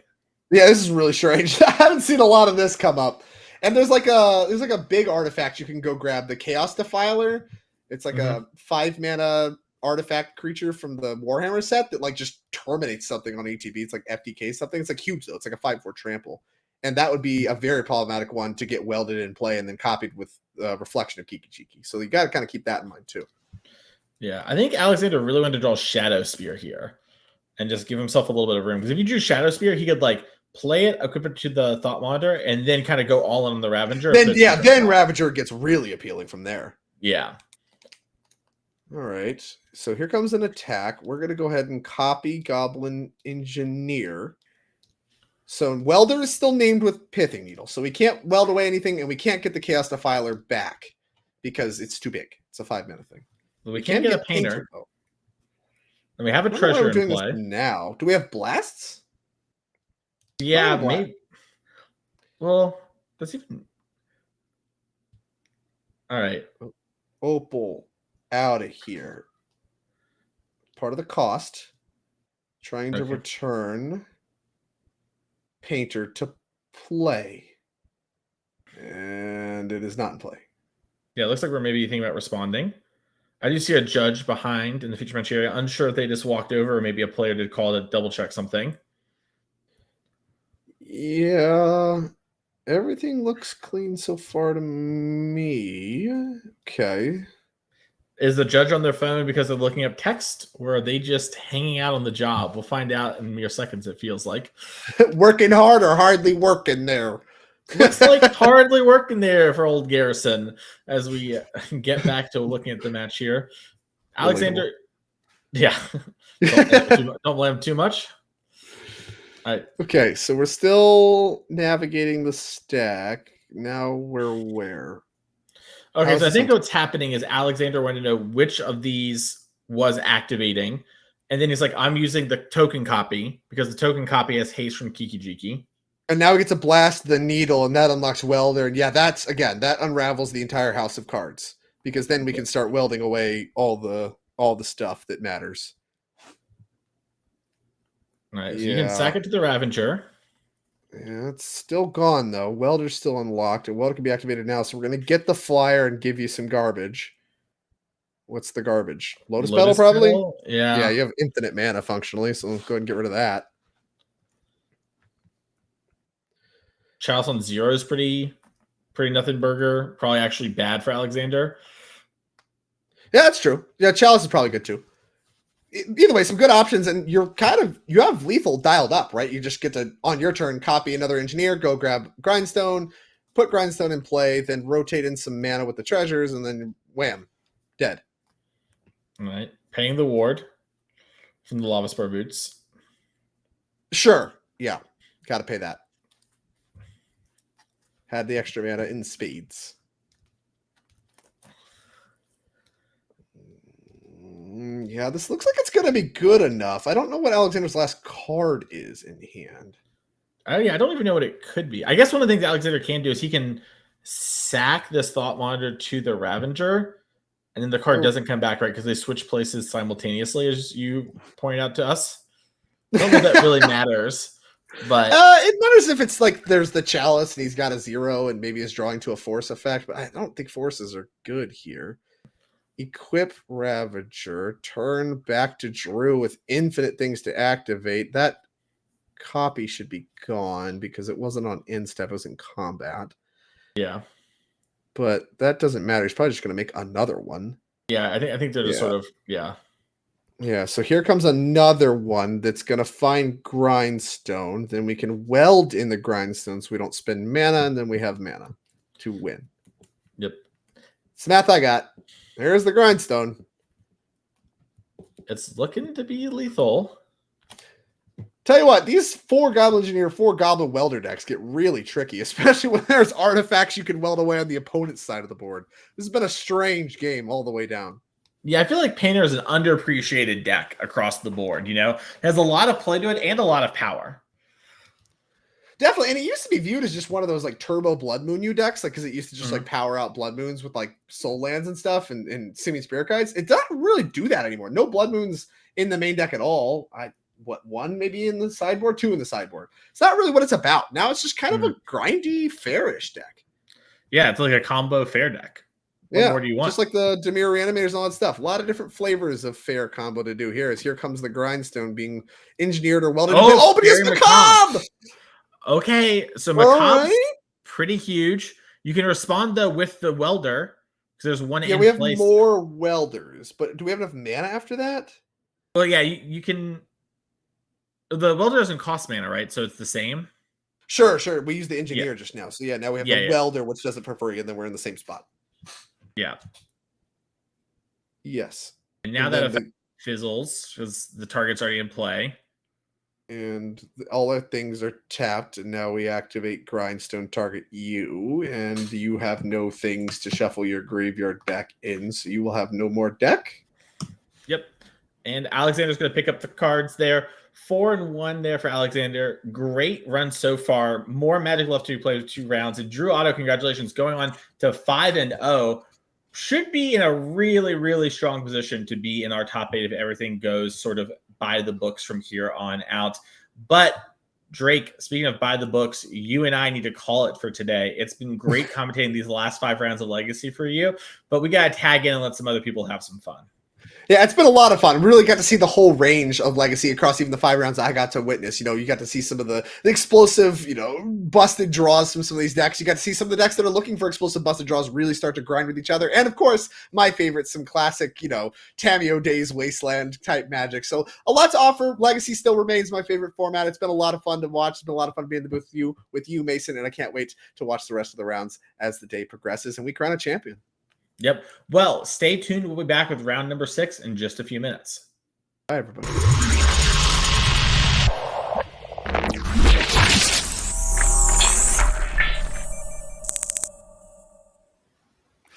Hello, welcome in, everybody, to the NRG Championship Series here in Mundelein. I'm Corbin Hostler, joined by Ross Merriam. We are taking over for the evening shift. Shout out to Drake and Mason for holding it down all day. We're going to get down to round 6 pretty quickly, but welcome in. We are excited to be here with you. Ross, how you doing today? I'm doing great. I'm feeling great. I'm ready to watch some sweet, sweet Legacy action. We don't get a lot of opportunities for Legacy these days in competitive Magic, but it's still a super fun format with a lot of cool gameplay, so I can't wait. Yeah, and I think we can probably just hop down into it. Yeah, I agree entirely. I mean, Legacy is... it's so interesting, right? In the year 2025, we're so far into Magic. Legacy is a thing that many people are not even aware of because it's not like, oh yeah, I play that every other week at an open or whatever, right? That's just not a thing anymore in terms of Legacy play, except for here at the NRG series, where you can see players come out and get a chance to, and they love it. And people who play Legacy love Legacy, and we love being able to give them a place to play. And that is why we are hopping in. Jacob Tano on your left, Dimir Reanimator, Simon Kimmerer on the right with good old-fashioned burn. Yeah, nothing tricky about this burn list. 18 mountains, pile of burn spells, just a few creatures here. And he's trying to get down to business. Dimir Reanimator is sort of the boogeyman of the current Legacy metagame. Despite a few recent bans, is still near the top and winning a ton of tournaments, winning a lot of matches. And I think you're going to see why in this matchup. The Reanimator deck, incredibly powerful, and the burn deck does not have a lot to get in its way here in game 1. So for Jacob, it's really about how quickly he can assemble Entomb and one of his reanimation spells. Ideally, it'll be Animate Dead, though he only has the 1 copy of that. 4 copies of Reanimate. He's going to need to assemble it very quickly for Reanimate to be good enough, because losing 7 or 8 life to reanimate a creature is a big problem. But once Atraxa or Archon hit the battlefield, the life gain that they represent is a huge problem for the burn deck. Yeah, you laid it out perfectly. That's what we're looking for. So if you're on Simon's side, I could ask stuff like, "Hey, what do we do to interact with this, or what do we think?" Whatever. But no, it's pretty straightforward. You burn and you hope it works. This looks Tamio against Swiftspear. Got to say, very similar to what we watched yesterday in Modern. Yeah, you'll see some overlap for sure. And the one thing I'll say about playing this matchup from the burn side, a lot of the time against counter spells, you want to be more conservative and pick fights on your opponent's turn. Mhm. The fact that all the counter spells are generally in Legacy are free means that you don't really get the benefit of tapping down your opponent's lands and using their mana by playing spells at instant speed. So I'm more inclined from Simon's seat to just try to deal as much damage as I can immediately to limit the effectiveness of cards like Thoughtseize, of cards like Reanimate. There are cards in the Dimir deck that require life to use effectively. So the more you can limit the effectiveness of those cards using your early burn spells, the better.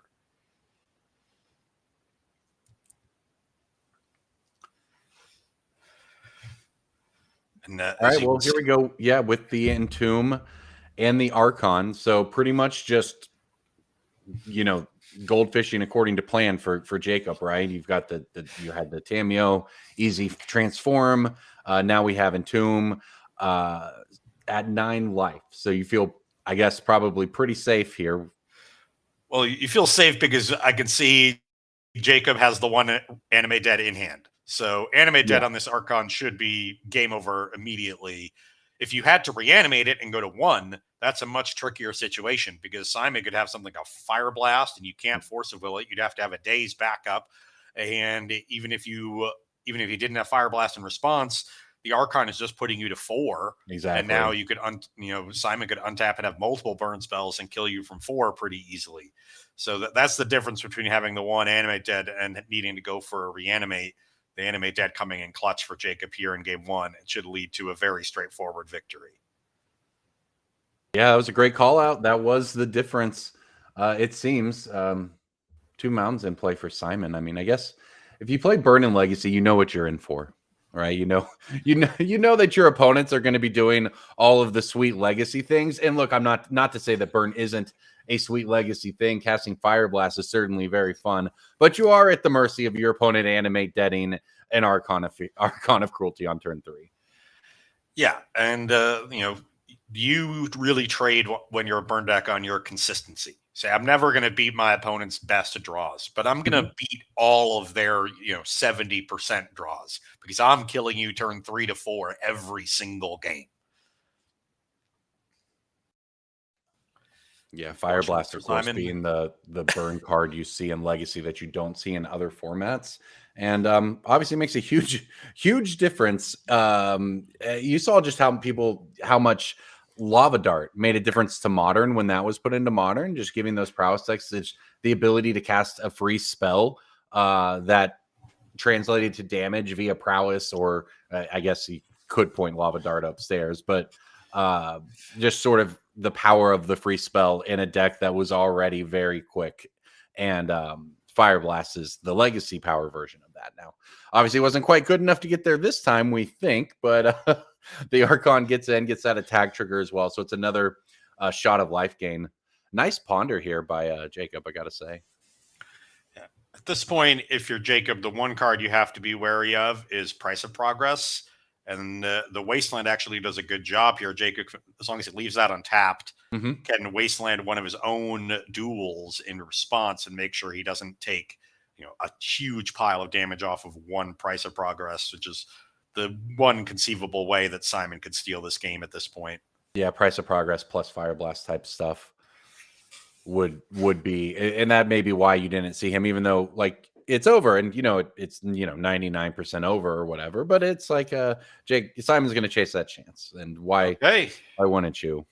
Well, Jacob gets aggressive here, tapping out for the Murktide region. That will potentially leave him vulnerable to Price of Progress. He might have a counter spell, and that's his plan to stop Pop, but there's a potential window here for Simon to steal this game. Price of Progress, I don't know if we can pull it up on screen, but for those of you who are not used to it, and there we go. 2 damage for each non-basic land you control, each player. Jacob down to 6. We know there's a Fire Blast in Simon's hand. Does he rip another burn spell? Okay. He sure Rift did. Bolt. 3-mana Rift Bolt. Put you to 3. Fire Blast. Wow. What a game. Simon Camero on Burn steals it. You called it, Ross. He tapped out for that that Murktide. He wasn't able to wasteland his own land, took 4 extra damage as a result. That's the difference in the game right there. Yeah. It's not the first time I've seen somebody use a wasteland poorly against Price of Progress. I'm glad this time it's not me. That's wow. All right, well, we'll take a look at these sideboards. Definitely a lesson there to be taken from that one for anyone who wants to dip their toes into Legacy, because this is one of the preeminent decks of the format, Dimir Reanimator. You can you see it there. You see the mix of threats, some of them very new cards, some of them very old cards like Entomb, Animate Dead. But let's take a look at that sideboard there. Ross, what are you looking at? Do you think Jacob wants against good old Burn? I am looking at Force of Negation for additional counter magic. I'm looking at Fatal Push to have more cheap removal for the early creatures out of the Burn deck. And I'm looking at those Barrogoyfs, just a big life linker in this matchup, should be quite effective.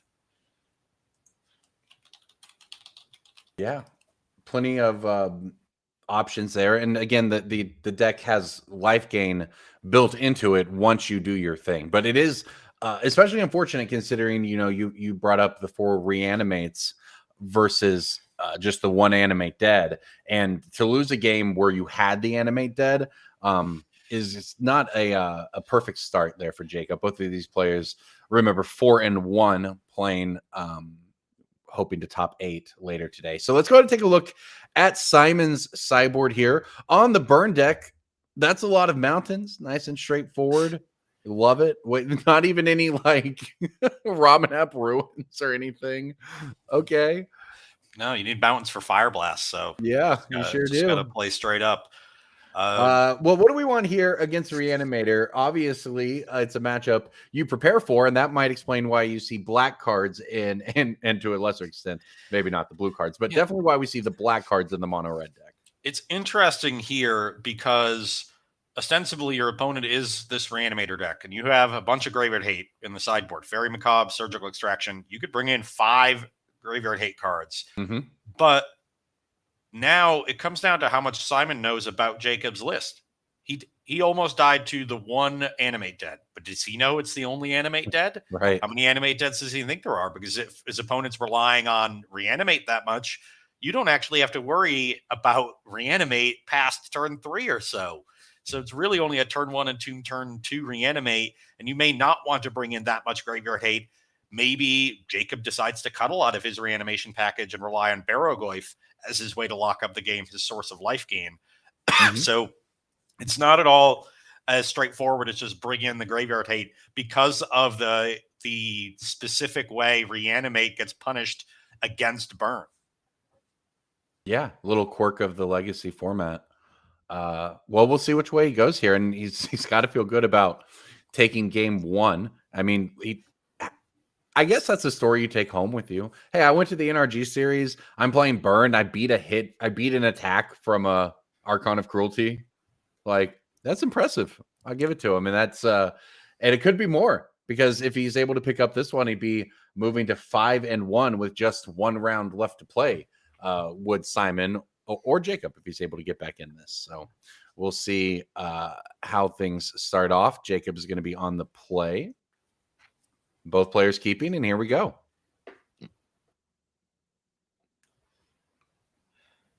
Hey, Goblin Guide comes in. Force of Will, the reveal. So, typical start from the Burn deck. It's 10 creatures in Simon's list. He's got the 4 Goblin Guide, 4 Swift Spear, and 2 Eidolon of the Great Revel. But the turn 1 Entomb. This is the scary draw. If it comes, Reanimate this early is good enough. Jacob's sitting at 18, can easily just Entomb Reanimate, go to this will be 7 from Atraxis, and go to 11, and have a 7/7 lifelinker in play. Hard for Simon to deal 11. Even if it was land 2, bolt, fire blast, that's only 10. Yeah, and that's the absolute perfect start. And the Goblin Guide can't get through, obviously, because there will be an Atraxa in the way. So being on the play going first worked out pretty well here for Jacob. He's even better. We've got the Animate Dead. But Simon with the Graveyard Hate, Fairy Macabre. Yeah, if we pull Fairy Macabre up, that is a nice piece of tech that it's just easy to put into decks because, of course, it has no cost but to discard it. And then you can exile 2 cards from graveyards. Yeah. More importantly, you get to dodge all the counter spells. Can't get Dazed, can't get Force of Will. So against these Reanimator decks, you just don't have to worry about that bit of counterplay. No magic or no mana, no counterplay. Just get your card out of here. Counter that Animate Dead. So here we go. Bolt Wave's going to run into a Daze, though. So Jacob, at the cost of some tempo, is able to preserve his life total a bit. Still falls down to 16 from the Goblin Guide. But he definitely felt pretty good about that Animate Dead. And now is just forced to pass the turn back. Didn't look thrilled about that one. Yeah. And the issue here now for Jacob is going to be pressure going the other way. Because the more time that you give a burn deck, the more draw steps that you give them, the more total burn they'll generate and the more counters you need to have to keep your life total above 20. So it's actually very important to apply pressure to the burn deck and not just play defense. And Jacob had that initial plan of just turn 1 and 2, turn 2. Animate Dead as his pressure with that. Yeah, not a terrible start. I was going to say is that just, and given that every 2 points of damage he takes off the Goblin Guide, even when he's at 13 or 15, is going to matter. But the Bowmaster's ping plus the block from the token actually gets rid of the Goblin Guide, and there comes a Barrowgoyf. Okay, well, that's the good plan. Okay, well, unfortunately for Jacob, though, he is once again tapped out. With a couple Wastelands, and although in this case probably didn't really have any other choice, eats a Price of Progress to fall down to, it says that's range 4 or 6 life, but I think it was low enough because there comes some burn, and just like that, fast as you might expect, burn takes down Dimir Reanimator, and Simon Camero moves to 5-1 here in Legacy. Yeah, and I think you really saw the consistency of the burn deck there. He made 3 land drops both games, was just all burn all the time, needed the one piece of hate out of the sideboard to stop the early Animate Dead, had it. And from there really wasn't the counterspell aspect of the Dimir deck to stop a couple of those burn spells. One well-timed Force of Will, there was a Daze in game 2, but really needed a second one there. Just wasn't able to get to the powerful end game of either establishing a big creature with the counter backup or establishing Barrowgoyf in time. Yeah, Price of Progress obviously was an all-star there too as well. So I think we're going to actually try to line up an interview with Simon. So we should be able to get him in just a few minutes and ask about that. But yeah, I remember when I first played Legacy, how 15 years ago or whatever, and I encountered the card Price of Progress when someone let me play their burn deck. The card is very, very fun. So let's go ahead and ask Simon about it. Simon, congratulations. Thank you. Yeah, it was kind of how we drew it up. I discarded a Fairy Macabre and felt like the smartest man in the world. So it looked great. Let's talk about game 1 because that is the one that stood out to us. That was a huge Price of Progress. Oh my God, yeah. Well, so it's an interesting question, right? Like, there's so much proactive life gain as compared to like what Reanimator decks used to be doing, where they basically had to get like a Gristlebrand in against you. But now it's like Atraxa, obviously you don't have to pay to draw cards. They have Barrowgoyf, which I definitely knew before this event had lifelink and did not learn that in round 3 or anything. But it was the kind of thing where like I think I legitimately only won that game because of Archon. Like not like if it had been one of the other life gain threats, I don't think I would have been able to close. I don't know. I'd have to look at the life total, but that was a sick one. The nice thing about burn is you always get to, you always get a sweat, whichever way it goes. There's always usually a fun top deck in there. Yeah. Did you feel like you were channeling your inner P. Sully when they tapped out for that Dimir Murktide region? 1,000,000%. Also, my opponent was a great guy. Also made hey, this is going to be good against Price of Progress, and then immediately tapped the Wasteland, which was he saw the line, but how much do you have to close? I think that might happens to the best of us. Yeah, is that that's kind of like a situation where I don't know if you had enough mana, but do you Wasteland yourself and then exile those cards to the Murktide? to get it to be like cheaper. You know, I'm sure. You know, people playing Ponder, they got a lot of decisions to make. I've mostly just cast the cards in my hand today. Well, that's what. Yeah, I mean, that's what we were talking about. Ross was, talking about how just consistent your deck is. Is that sort of the main reason you chose it this weekend, or are you lifetime burn player? What's the story? So there's nobody watching this will know this. I've top 8'd 3 Legacy Nerd Rages before the series had any clout or anything, playing Humans, Enchantress, and Eldrazi. So and then a while ago I sold most of my Legacy collection. So I just like playing Magic. I do think Burn is always about 5% better than people think it is in Legacy. You know, like I played against somebody who was playing like a 5-color Yorion deck, who I'm sure is just like eating up all the Reanimator players because they're just a better fair deck. You know, they have Terminus and everything. But it's like, like you're fetching for basic planes in your Uro deck against me. Like I'm favored in that matchup. So it was the kind of thing where I think if I was going to be like, I think if you were going to try to top 16 this tournament ahead of time, Burn would have been a great call. I don't think it's ever going to be like the best call to win something, but I think you are very likely to go, like 5-2 or something like that in a kind of standard Legacy field these days. Maybe that's wildly overconfident. There's so much consistency with that deck. 100%. With the Dimir decks now, the way they're built with this Reanimator package, the fact that you punish Reanimate so heavily is really nice because that's their main form of pressure. Right. I think that's part of it too, and I think also the fact that they have begun to it's the classic thing where like blue decks and Legacy care about themselves. Like I played against somebody who was splashing who had a bunch of Fire Blast but no Blue Blast, because obviously like you care more about having red blasts in general in the format. And it's just the kind of thing where like, like all linear decks in most formats, if somebody wanted to beat me, they would just show up with like Circle of Protection red or whatever, and I'd be dead on board. But it certainly is a great feeling to cast Chain Lightning. So, well, I was to say, I don't know how many Circle Protections you've run into so far this weekend. None. And you are. I was going to say, I do know. I haven't seen, but I knew. I will say that as somebody who spent a lot of his life casting the card Solitary Confinement, I have a lot of respect for the random hate enchantments out there, And so every time I lose to one, it's just like a true connoisseur of the game beating me down. Oh, yeah, I appreciate that, yeah. I see what you're doing over there, and I like what you're doing. Yeah, exactly. I wasn't familiar with your game. No. Well, everybody's familiar with Burn. Well, this is your 5-1, so you might have a little more than a top 16 in your future. We'll see. Yeah, hopefully I can draw next round and completely aggravate everybody who's going to be waiting on me for the car home. But, at least my matches go quick, right? So. That's a great weekend. Well, thanks for hanging out with us, Simon, and good luck in your next round. Thanks so much, guys. Have a good one. Yeah. Well, that was a fun match. Yeah, fast and furious. Really shows you the power that Burn can have, even in a format like Legacy. Just a classic in Magic for a reason. Yeah. Well, we've got more Magic coming to you from this round.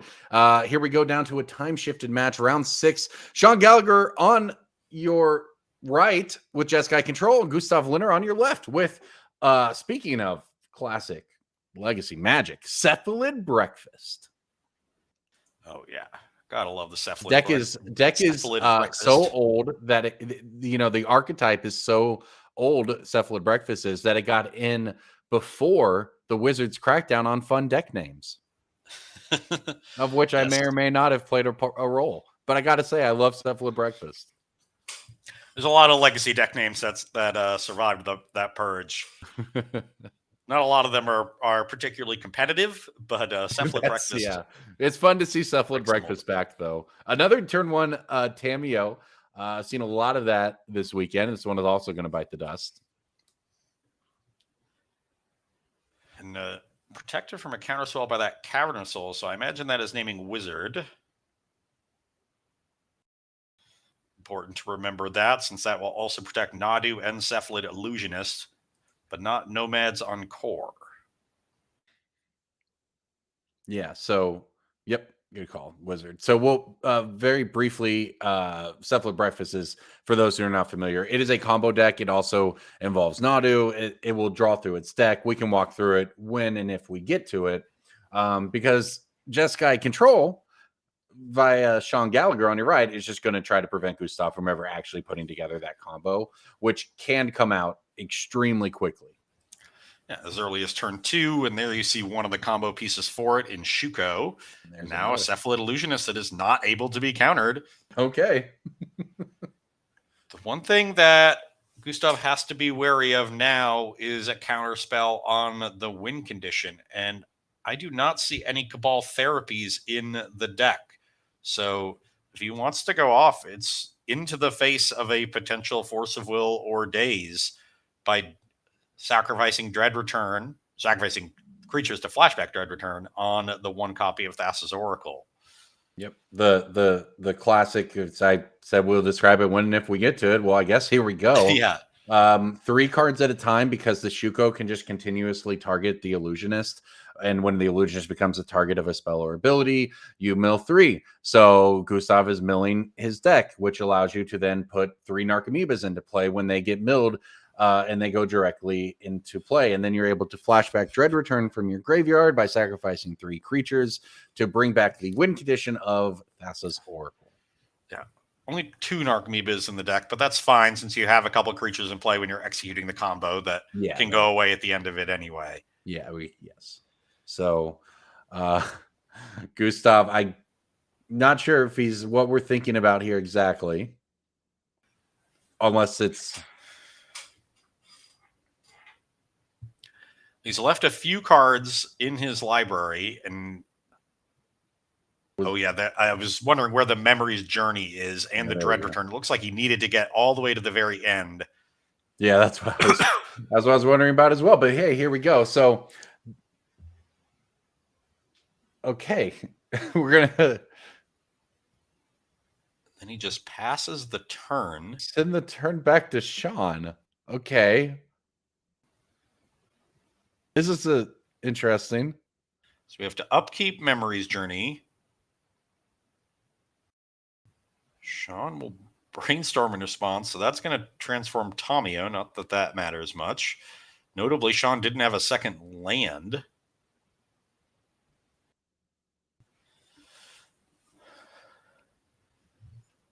So Gustav here, I imagine, is trying to just shuffle some counter spells back into his deck and then go for this combo with counterspell backup. But if there's a counterspell on his Memories Journey, he'll just die to decking.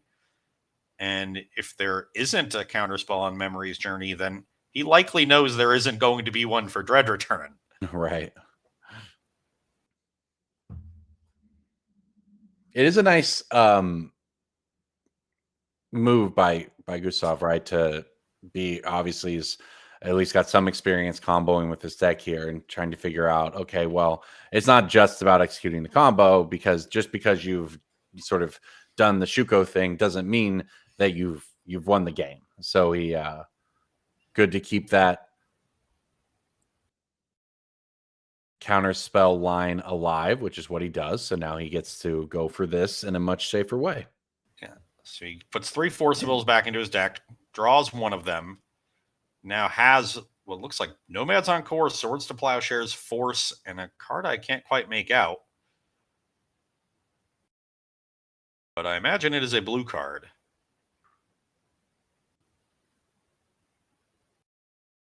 Does he have the Thassa's Oracle in hand? Is that what he's holding? I'm also trying to figure this out, because I think if it was a blue card in hand, he'd go for it that turn, right?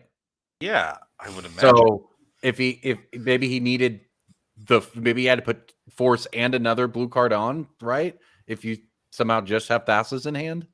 It's definitely odd, because I would not have expected the game to still be happening at this point, one way or the other. But I guess we're in for surprises already, Ross, because we didn't, that first round went a little different than expected at one point either. So Legacy always surprising, but Sean's got to feel great that this game's still going on. I don't feel like he has a shot. Yeah. So there it is. It was. Okay. Right? Yeah. Thassa's in hand. He was able to get the forces into hand and was just patient. Said, I'll put 2 Force of Wills on top of my deck. I'll draw them both, and I'll just wait. So there you go. Game 1 over to Cephalid Breakfast. Maybe not exactly the turn 2 combos that you write home about, but it does get there. And that is game 1. That is definitely not the way you draw it up, but it is a way that worked, and that's what matters. Yeah. All right. Let's take a look at the sideboard here for Sean on Jeskai Control and see what cards might make a difference here. So you have to look at the Pyroblasts for sure. You could look at Surgical Extraction to potentially hit Narcomoeba or potentially hit the Thassa's Oracle as they're going off. The Grafdigger's Cage is a way to stop the combo. Then you can play Containment Priest. You can play Meddling Mage. So a lot of potential ways to stop the combo. I also wouldn't mind Wrath of the Skies. Mm-hmm. You know, this is as a Nadu deck as well, and all the combo pieces represents a deck that plays a lot of cheap creatures and artifacts. So yeah, a lot of potential interaction to come in for Sean, and I imagine he will want to be a heavy interaction deck, being that he is a control strategy. Will likely look to cut things like Back to Basics. You know, this is a deck that can operate on a very low land count. So as long as they find 1 or 2 basics, the Back to Basics will not be very effective. I mean, hard to see a lot of other cards you want to cut. I don't know if Sean will look to cut portions of this sort of Days Undoing package that he has. Right. That 2 is Days the Undoing, place to look, but 2 Hull Breacher and 4 Narset. I don't think he's going to want to cut it entirely, but he may need to cut some portion of it so that he has more early interaction in his deck to stop these combo kills. Yeah, let's take a look over at Gustav's deck then at Cephalid Breakfast here. You see it there. It looks a little different than it used to look, but it does still have the Illusionists, the Narcomoebas, the Dread Return. The plan is the same, but now it also gets to play Nadu, which is pretty powerful. It also gets to play Urza Saga, which is obviously pretty powerful. Just a lot going on with this deck. That said, it is kind of tight in the sense that a lot of those cards in the deck are combo cards. So what do you do for the sideboard here? I suspect that Gustav will look to de-emphasize the breakfast part of the deck and emphasize the Nadu part, because the Nadu part, even if it doesn't go fully off, is generating a lot of card advantage, and that'll help you play through the disruption from your control opponent. The combo aspect of the deck is a little easier to disrupt.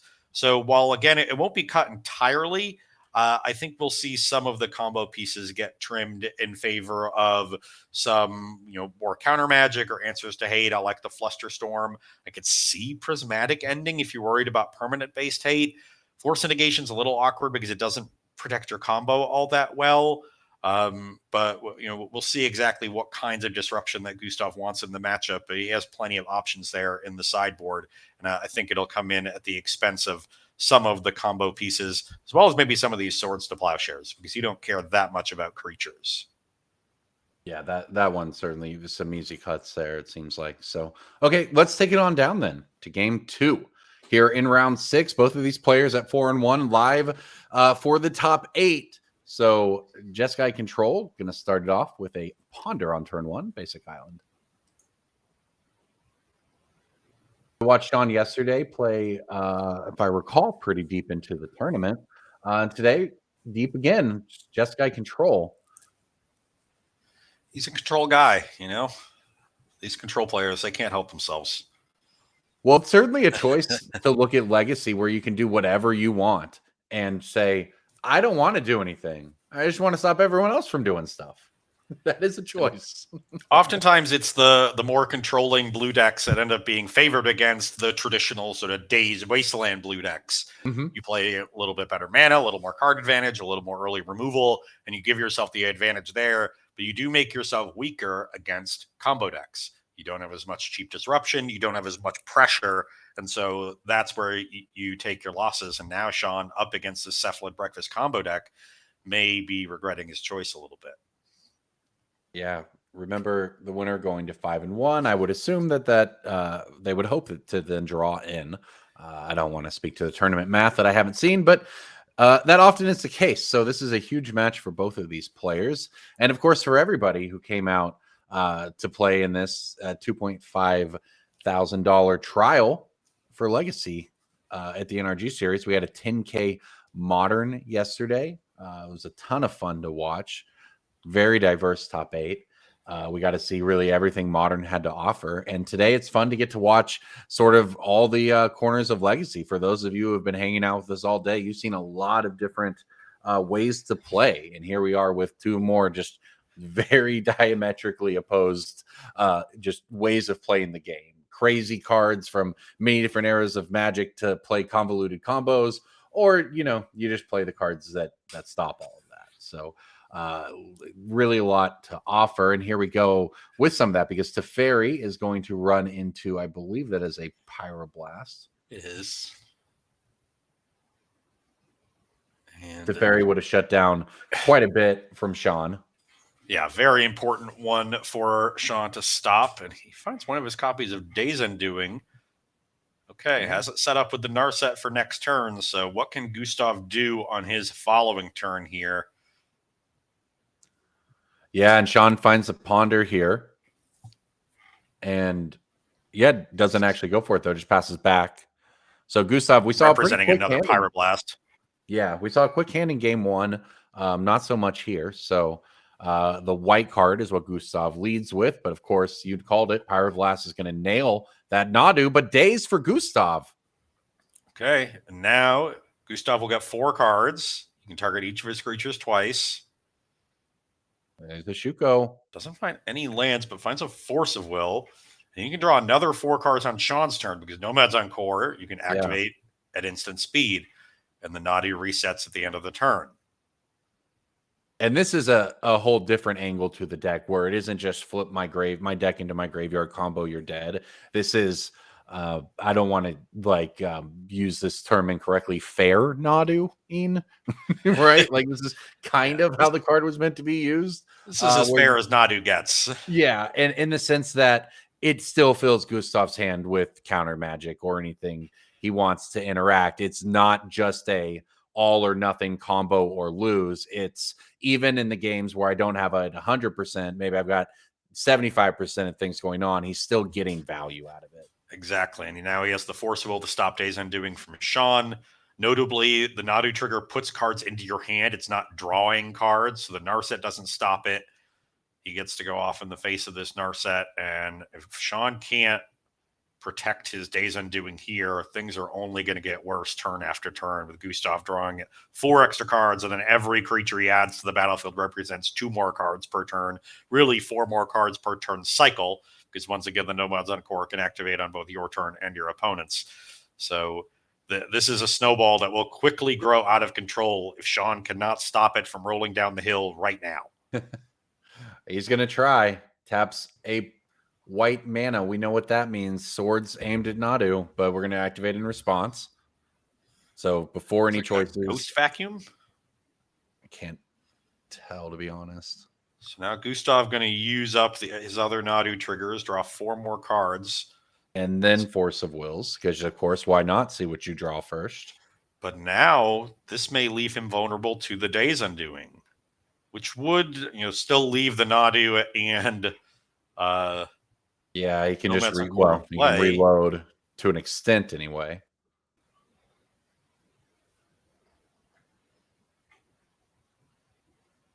Just this is a surgical extraction.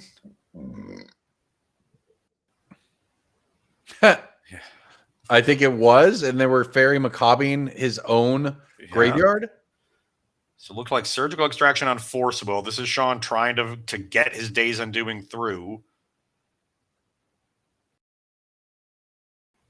And yeah, Fairy Macabre doesn't have to be from the same graveyard. So yeah, that negates that. And then another Swords of Plowshares comes down, removes Nadu, and now we're at the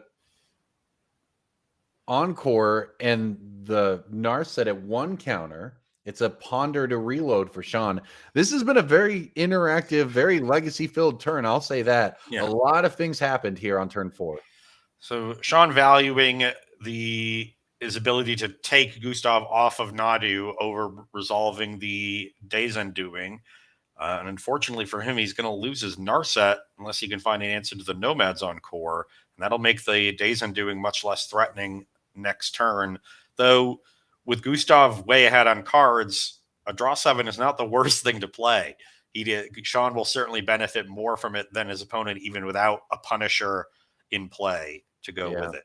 The real danger is what happens here, right? Gustav untaps with a ton of cards, and well, now we don't have Nadu, but a lot of options with how to play out this turn.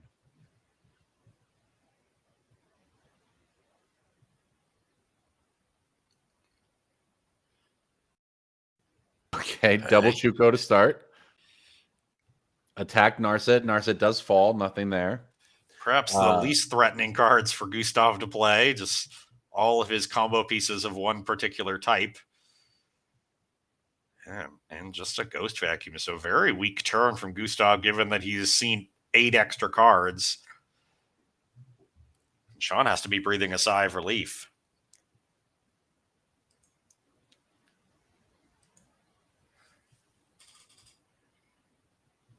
All right, well, another ponder here for Sean. This has been a very interesting game. So he's got to feel like I navigated all of that. I had to pass the turn. I didn't die. So now maybe we can start thinking about, okay, well, what we see that there's 2 Shukos, there's an Encore. We're not stopping that. Let's go a different direction. This is a prismatic ending on Nomad's Encore. So I think the goal here for Sean is clear the battlefield of creatures, land another Narset, and then fire off Days Undoing. Yeah, if Gustav isn't going to be putting the pressure on you, you think you have time to set that up. Now, Gustav does in fact have Brainstorm into Force of Will here, though, for the prismatic ending. So the Encore does stick around at the cost of the Force and an exiled Ponder. Interesting that he's willing to spend a Force of Will to protect Nomad's Encore when he has both Shukos in play. You can still combo off pretty well with a Nadu, and you can combo off fully with a Cephalid Illusionist. So the Nomad's Encore is relatively low value on that battlefield, but Gustav really valuing it highly. So maybe he really values the ability to go fully off with Nadu if he finds another one. Okay, Agatha's Soul Cauldron.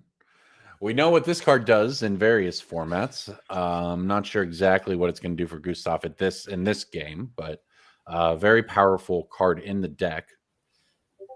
We'll let him use Nomad's Encore from the graveyard if it goes there. And that could have been another reason to protect him from pending, to hope that Sean later in this game uses something like a Lightning Bolt or a Supreme Verdict to take it off the battlefield. But most of Sean's removal is exile-based. It's pending Swords to Plowshares. So I don't know if Gustav will get an opportunity to utilize that cauldron particularly well. Well, he can pump up this Encore. Yeah. Huh. All right. Well, he gets in there for a couple 4? plays. Yeah. I guess it's just beatdown time. The ever-present plan C when you're a creature combo deck is turn them sideways. It got rid of the Narset. Ooh, and this is Cavern plus Nadu found off that Brainstorm for Gustav. What a great combo. Now we'll be able to draw 4 more cards. Yeah, this is brutal for Sean because obviously this can happen. Even if you have some amount of interaction, you're still going to end up behind in the exchange.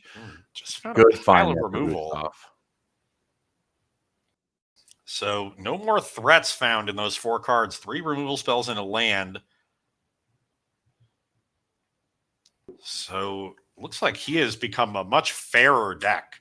I wonder if he is almost completely boarded out the breakfast combo. Well, I was going to say the Nadu plan of just valuing has worked, and here comes a Supreme Verdict.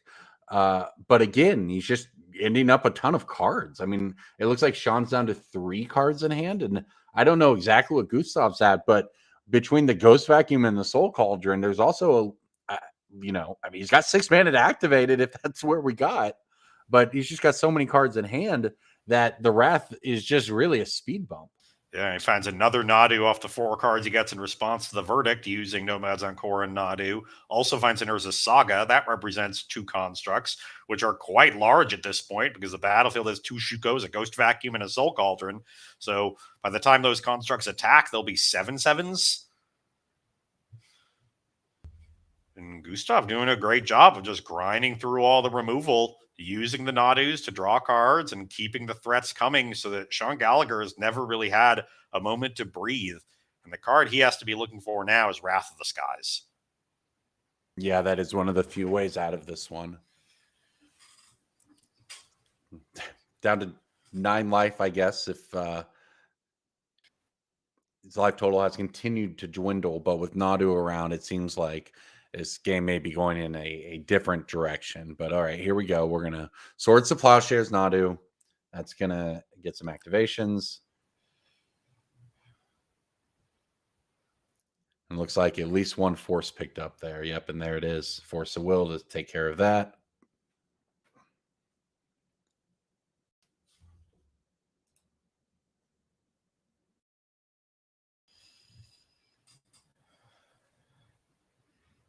Just tearing through his deck. Gustav, I think, has drawn something like 20 extra cards of this game. Really putting on a clinic as to how to beat a control deck as a combo deck. Yeah, just play fair, and you'll get there because I mean, any construct can pick up Shukos. Like you're just gonna completely bleed Sean out of cards at some point here. And this brainstorm tried to dig back in it, but you nailed you called Wrath of the Skies, and I don't see one in his hand. That might have been really what he increasingly just has to have. Absolutely. There's just too much value here, and dealing with just the Nadu is going to leave you vulnerable to the construct tokens from Urza Saga, and you just won't be able to find enough spot removal to deal with all those constructs. You need a Wrath. And that is just a prismatic ending on the Nadu. Very expensive way of answering it. Yeah, not exactly where you want to be. Gustav revealing more cards. Sean's at 9. Just the one construct that can attack as long as it's made to be a 7/7. Does Gustav have another artifact to find, though? I'm not sure he does. Unless the Pithing Needle was brought in or the second Ghost Vacuum. Those are the only other ones in the entire 75. Well, we'll see if he can come up with, as we often talk about with Cephalid Breakfast, a lethal attack. But yeah, here we go. Here's the construct. Here's the draw for the turn. We're going to go ahead and resolve this one, and we will see if he has anything to go get here. But now with the counter on it from the Soul Cauldron, that's still a 7/7 even without another artifact, plus the 2 Shukos is a 9-point attack. Yeah. And there's even another construct that can come from the other saga. Right. So I think that unless that last card is Swords to Plowshares, or one of those last 2 cards, that last mana there, Swords to Plowshares for Sean. And I have to say that Plains he's holding open for that Swords to Plowshares is an A+ Plains. Great Plains choice. But that's what we get to look at as he scoops them up, because that is game 2 and the match. Going over to Gustav Linner with Cephalid Breakfast, who moves to 5-1 here at our Legacy Open here in Mundelein. So everybody, I think that we are going to be heading to a break and then coming back in for our final round of Swiss that will lead us to the top 8. So stick with us. We'll be back on the other side for some more Legacy.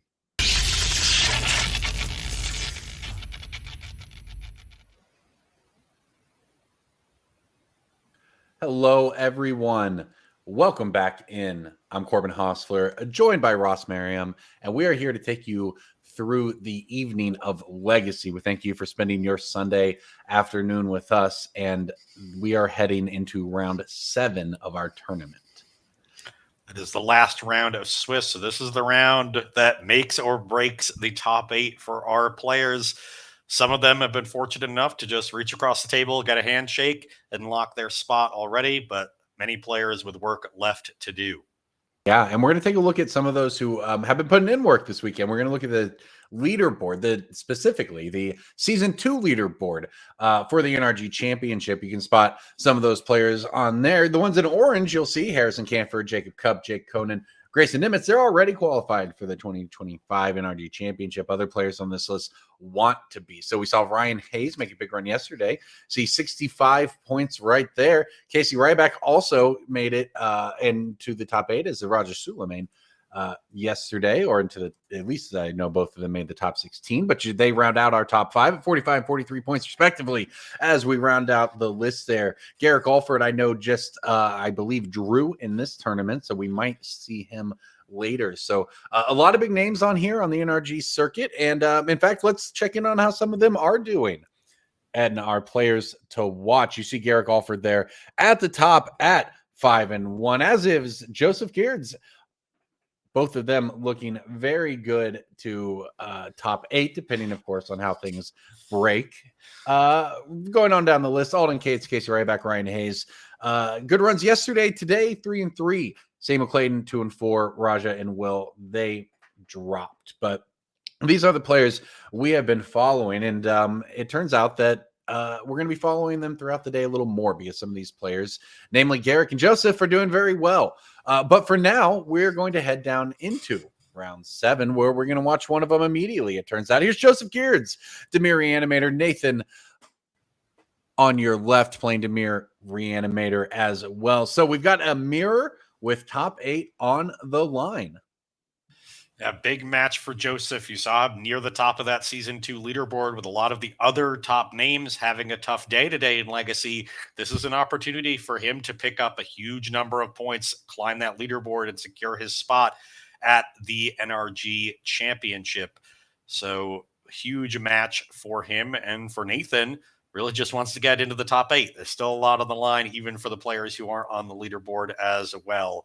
And both these players coming prepared with what is the default best deck in the format. And this mirror match is very interesting because while most reanimation cards that get printed these days specifically say you can only target things in your graveyard, both Reanimate and Animate Dead can target creatures in your opponent's graveyard. So you have to be very careful when you cast your Entombs, because once Atraxa or Archon of Cruelty are in the graveyard, they're fair game for either player, and you really do not want to get hoisted by your own petard.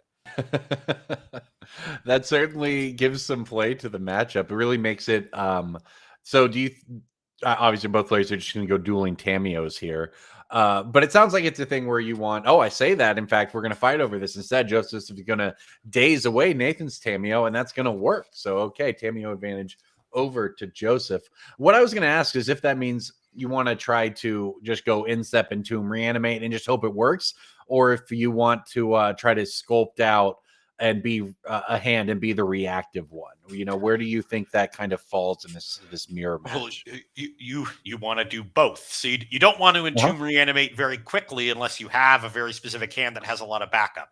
So you're spending the early turns fighting over sources of card advantage like we saw with these Tamios, and trying to pull ahead on land drops and the ability to sculpt your hand so that when the inevitable counter war over Reanimate, Animate Dead happens, you come out on top in that counter war. So it's about patience, understanding that the reanimation plan, especially here in game 1, still matters quite a bit, because triggering Atraxa, triggering Archon can undo a lot of disadvantage that you accrued earlier in the game. Mm-hmm. So you've got to be spending these early turns preparing for that fight, and make sure that you come well equipped to win it, as opposed to just firing it off as soon as it's drawn. And that's why you saw the Tamios get fought over, and to an extent why the play draw was important there, because it meant that Joseph was able, in absence of a force of will, to just slam his Tamio in, whereas Nathan's first one at least ran into a daze and has gotten countered. The second one, though, resolves, but at this point, Joseph's already got to transform Tamio, and then the cost of that land and daze, he's going to be able to accumulate what he hopes is some amount of value off of it to set up here. Yeah, I did see a Brazen Borrower in Nathan's hand, so he can reset the Tamio Seasoned Scholar with a bounce spell, but that might not be available to him after this Thoughtseize resolves.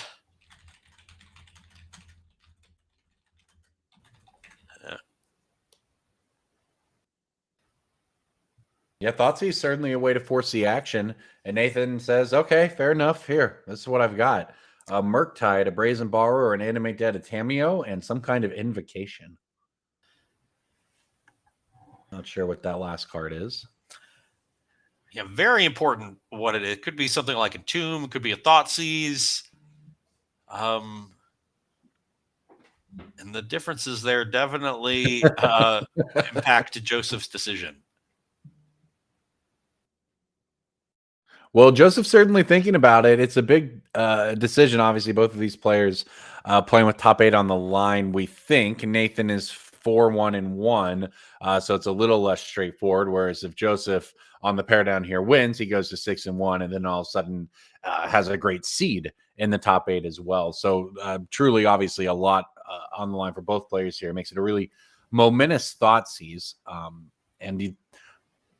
Given that Nathan didn't use that mana he does have, you would think that if it was a Thoughtseize, perhaps he would have fired it off. But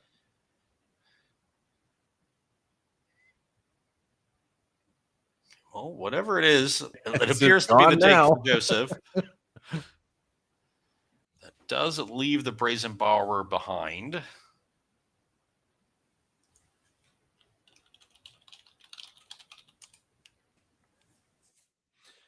All right, well, still dueling Tameo's creature version versus the Planeswalker version here. After that exchange, a long Thoughtseize decision for Joseph, but got to feel like he's in an okay spot here in that, well, he is staring down at Tameo, but he's getting Tameo advantage of his own. And now he knows exactly what Nathan's working with. So he also has the information advantage. Yeah. And the real question is, and Entomb is what chat is coming to our rescue on that invocation there. So to me, that's a sign that Joseph doesn't have an answer to the Animate Dead. So he needed to take the Entomb and ensure that there wasn't going to be a big creature animated. And that likely means that your bounce spell on the Tameo is going to resolve.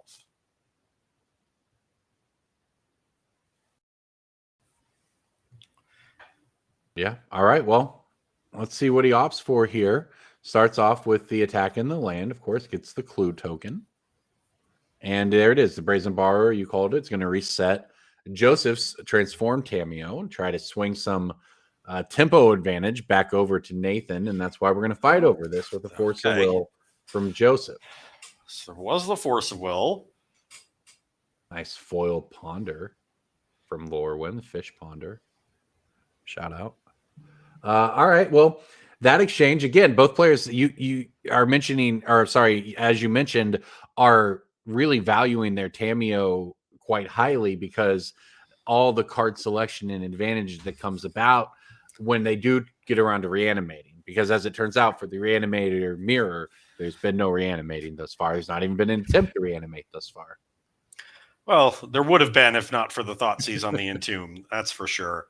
Yeah. And thinking about it more, Joseph's line makes a lot of sense because you're going to need to either counter the Petty Theft or the Animate Dead, depending upon which one you leave, whether you leave the Entomb or the Petty Theft in hand. And taking the Entomb and countering the Petty Theft means that Nathan can't just draw and reanimate and still get what he wants. And so there's a lot more sort of replacement ways that he can top deck into, replacement cards he can top deck into that will replace the forced Animate Dead as opposed to the forced Petty Theft. So he really cut his opponent's outs by his careful choice with the Thoughtseize. Yep. Well explained. That's one of those, obviously it applies to all of Magic, but in Legacy in particular, that's one of those that maybe if you've never played the format before, you might not appreciate at first glance, but it's sort of going on underneath the surface here as these players look like, oh, we're just trading all these spells back and forth, but which spells they're trading back and forth, there's a lot of thought being put into. Yeah. As the formats get more powerful, you get more and more punished for giving your opponent outs because the outs are more powerful. And so you really have to think about what your opponent's outs are and try to limit them as much as possible in this Legacy format, because if you screwed up and give your opponent an out that you didn't have to, you could easily lose the game on the spot. And instead, Joseph is sitting here with the Tomio on 8, ready to ultimate. And yeah, we see Nathan goes for the ponder here and is actually just shuffling with it, going for a truly blank draw. I think there's another ponder to follow. Oh, it's an animate dead. Okay. Don't know if that's what we were looking for, but we'll see what's next. We're going to crack a clue. Okay. it's definitely not what Nathan was looking for, because it's one of the cards that he put on top of his deck. It's been in his hand. He put it on top, tried to shuffle it away, and drew it anyway. Did not. He got shuffle bugged there. Unlucky. This game's really gone according to plan for Joseph, largely again in part of getting ahead on Tamio advantage. He went first and was able to do that, but he's navigated all these turns pretty well because both these players been doing cantripping, been doing brainstorming, all of the works, and he's got it to this point where now both players somewhat low on cards in hand anyway, but he's got this Tamio at double the counters of his opponents. Yeah, he was able to, through very careful play on turns 2 through 4 ish, take the advantage that he generated on turn 1 with the days, and then keep expanding that advantage until now it has become a Tomio ultimate level of advantage, and that is too much for Nathan to overcome. And there we go. That is game 1 down. So I'm not exactly sure how players are going to sideboard in the mirror, but we're going to take a look at them. We'll see if we got any differences here. Let's take a look at Nathan's. First, you spot sort of everything you would expect, and in fact, it looks quite similar to any Dimir sideboard we've seen today. But which of these cards do you actually want in the mirror? Mirror is interesting because there are 2 schools of thought here. There is one that says the Entomb reanimation plan is too risky. I just want to cut it and become more of a traditional Delver style deck. And I'll play some good threats like Dauthi Voidwalker. I'll bring in removal for my opponent's Voidwalkers. I'll have better counter spells, more counter spells, and I'll just win all the relevant fights. And my opponent at the end of the game will be left with, a dead Entomb and 2 reanimation spells in their hand they were never able to effectively use because I had more disruption. That is what I generally see as the most common way that players sideboard. But there is another school of thought that says, if we're going to sit here trading resources a bunch in the early turns of the game, I want the best top decks possible. And there's no better top deck than put Atraxa / Archon of Cruelty onto the battlefield. So at that point, you would choose some number of your weakest cards, try to skimp in the right areas. Maybe you cut down on Thought Seizes because that's a weak top deck in the late game. And you leave in some portion of your reanimation package to make sure that you have the best thing to draw to in the mid to late game. Yeah, it's actually kind of ironically like the is it Cauldron Mirror in Standard, where people have this conversation of, well, do I cut all of my combo cards because they're bad when we're grinding in the mirror? And then, well, the other alternative is you get to these grindy games in the mirror and it's like, well, what's the best thing to draw? Man, it would probably be my combo cards. So yeah, it's the same. Exactly. Very, very similar dynamic there. Yeah. And you see it in Standard. Players have different approaches. Some players cut almost all the combo. Some cut very little of it. And it really is a matter of personal preference and what approach you want to take to the matchup. So, we could see both players just cut the reanimation plan and this becomes a Delver mirror. We could see one player leave it in and one not, or we could see both players leave some number of it in, and it'll really just depend on where they want to position themselves. Yeah, maybe we can get a look over at Joseph, see if there's any differences here. Not a lot. Yeah, there are some, but very few. Down is in the deck. I don't know if that gets there, but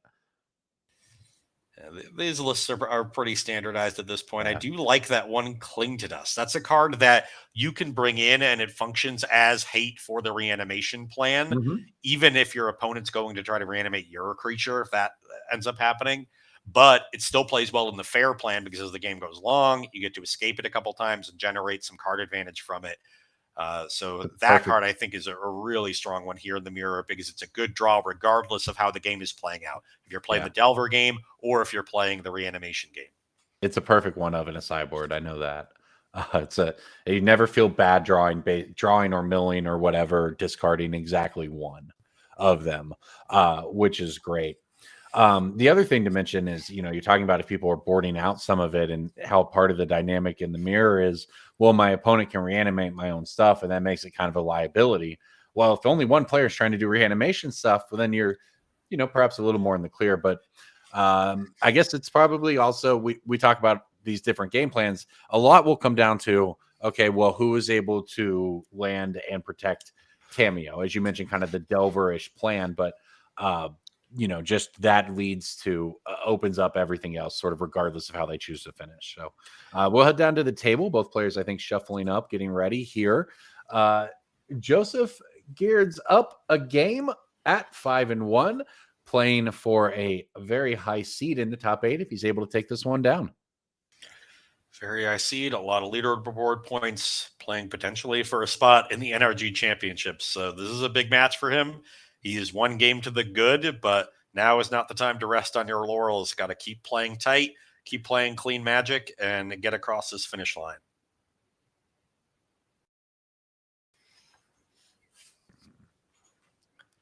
Well, it's going to be slightly delayed because Joseph's going to take that mulligan. So not ideal, but obviously it's Legacy in a format where you play a whole bunch of brainstorms and ponders. Mulligans are more of a not necessarily a sign that your hand just doesn't function, but sometimes a sign of I actually just think I can do a little better. And with the powerful cards that exist in Legacy, you can overcome a one-card deficit quite easily. If you're the one that sticks the early Tamio, if you're the one that reanimates an Archon, you know, that will undo a mulligan or two quite easily. So really very much about the right cards, not the amount of cards.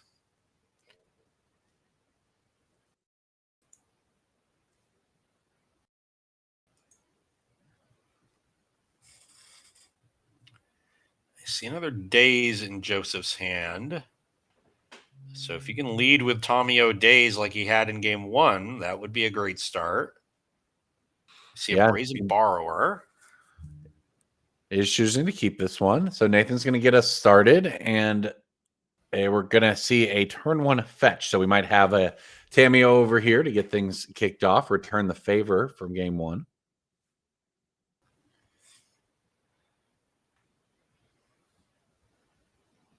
Tamio has really been a key card, not just in Legacy, but where obviously Brainstorm plays with it, but in Modern as well yesterday. It was a really important one, including in like Affinity decks we saw top 8.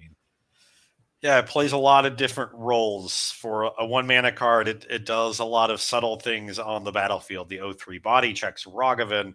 It generates card advantage in games where that matters, while being a very low-cost threat, so you don't invest many resources into it. It generates artifacts for artifact synergies. It plays well with the cantrips and things. And then it becomes an alternate win condition in a lot of combo decks, the way we saw it months ago in Underworld Breach. Mm-hmm. So it's one of those cards that, I mean, it can be flashy, obviously. There's a lot of text on it, and the ultimate on the Planeswalker is incredibly powerful. But the initial impact of it looks like it's not going to be that much, but it does so many little things over the course of the game for so little cost. It ends up being a very, very strong card. Yeah, it's kind of like, I mean, you made the Delver analogy earlier just in how the decks might play out, and that is essentially how it works, right? So, I mean, it's a 1-mana blue card that we play on turn 1, and then if we can protect it, it'll probably win us the game. And that is, I mean, that is a Delver strategy, even if it's not exactly attacking for 3 points at a time. Yeah, you transform it on turn 2, just like Delver, and then 3 turns later they're dead. It's not exactly the same method of execution, but the result is the same.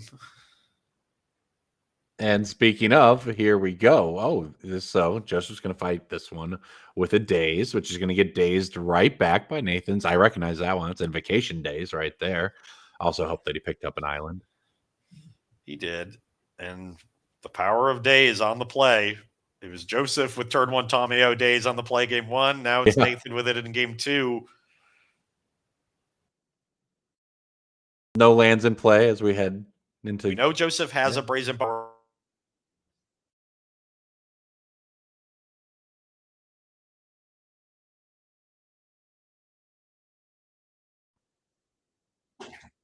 It also means that just, sort of as a result, you're priced into that being your turn 2 turns from now if you can't answer next turn, right? So it's just the mana advantage that Nathan is gaining stretches into the future here.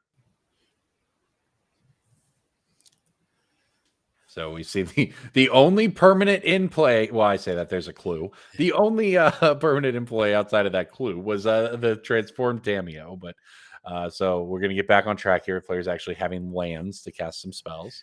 And importantly, Nathan found a fetch there. I don't think he had another land in hand when he cast the Brainstorm. Likely would have played the land first, even if it was a fetch, to more effectively play around at opposing days. So I think he was brainstorming, trying to find a second land. Not only did he find it, but he found a fetch land so he can reset the top of his deck as well. Wow. Now Thoughtseize at the very least can take the Petty Theft, the Brazen Borrower.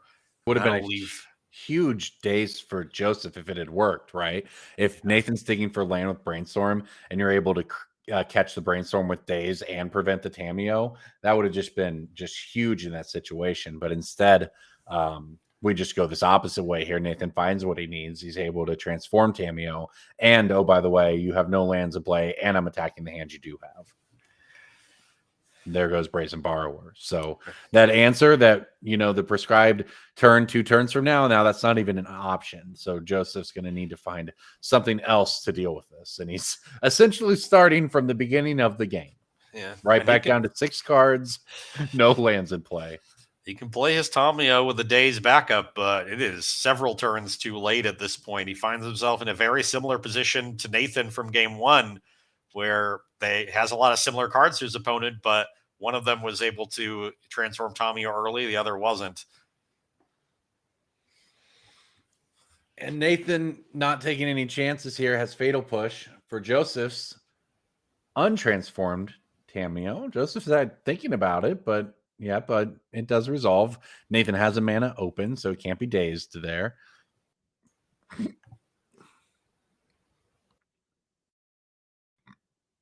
Okay. Joseph's turn to go for the Brainstorm with 1 mana. But a dangerous sign. I mean, what are we digging for here? Just something. It's all about any of the couple of cards that can get at Tamio here next turn. Yeah, there's a second Brazen Borrower, so that would be step 1. Bitter Triumph out of the sideboard. Yeah. So I think there's a couple ways to answer the Tamio. If you still have the reanimation package, you can try to reanimate an Archon. And if there's no creatures on the battlefield for Nathan, the Archon trigger will take out the Tamio as well. Those are Joseph's paths. I guess can find a one of them. Bowmasters, if there's Bowmasters, can ping it? Yeah, but that doesn't really stop it because it's a -7. And if Tamio's been plussing, the Bowmasters isn't going to attack for anything. Yeah, you're not going to get an opportunity to because you can't cast it now. So we'll be too late.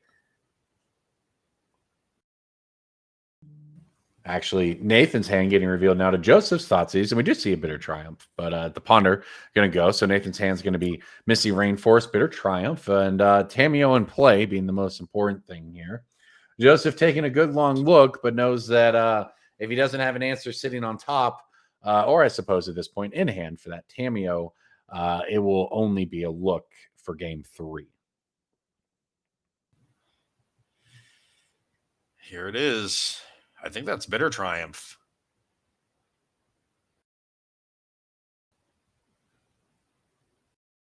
Joseph found it. It's pretty clutch. He's thinking about it, though. Let's see. He's thinking, when do I wait? Should I go to upkeep, I assume, here? What are we looking at? He knows he that's a can't huge get. find. He knows he can't get Force of Willed. I think he might want to wait and hope Nathan sacks the clue, and then you could Bitter Triumph in response to that, because we know Joseph has 2 dazes in hand. So if Nathan taps down to only 1 mana, the 2 dazes can protect this Bitter Triumph. Mm-hmm. And you know Nathan doesn't have Force available because you left him with his last card as Bitter Triumph after taking the Right. Ponder. So, yes. So with Thoughtseize.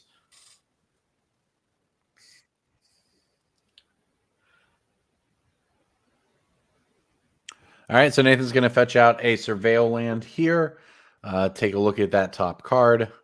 Obviously, these Surveil lands have made an impact in every format over, I guess it's been a year or whatever since they've been printed now, possibly even more. But they sure do hit different in a Reanimator deck. And now Nathan's sacking the clue, and this is the window that go. Joseph was looking for. We'll gladly pay the 3 life, and now just the Bitter Triumph left over in Nathan's hand. Whatever he drew for turn, whatever he draws for turn next turn, and then the clue. So 3 random cards and a Bitter Triumph. I didn't catch what he did with the Surveil here. Let's see what he It was drew. a land that went to the graveyard, Marsh Flats. Okay. Douthie Voidwalker. Okay, so we've been back and forth in this one, and the Tamiyo threatened to end the game. It didn't. So now all of a sudden we're back into a weird spot where, yep, it's 14 to 15 in life totals, and that's kind of what matters, at least at the moment. Douthie Voidwalker's a 3-2. They can start attacking. But here we go. Joseph's going to respond with his own Tamiyo. I think he's been trying to get that one into play for a while, and he's going to go for the immediate Brainstorm. Immediate Brainstorm to transform, but the Tamiyo is immediately under pressure from the Dauthi. Yeah. Interesting. Let's see what Joseph finds or wants to do. Douthie is a good one to pressure the board.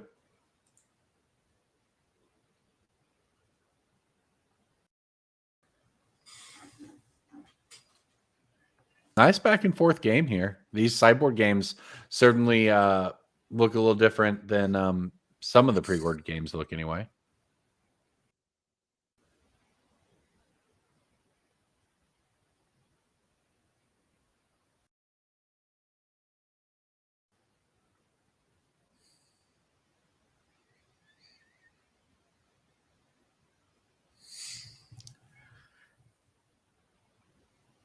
Now, can Joseph find one of his own removal spells?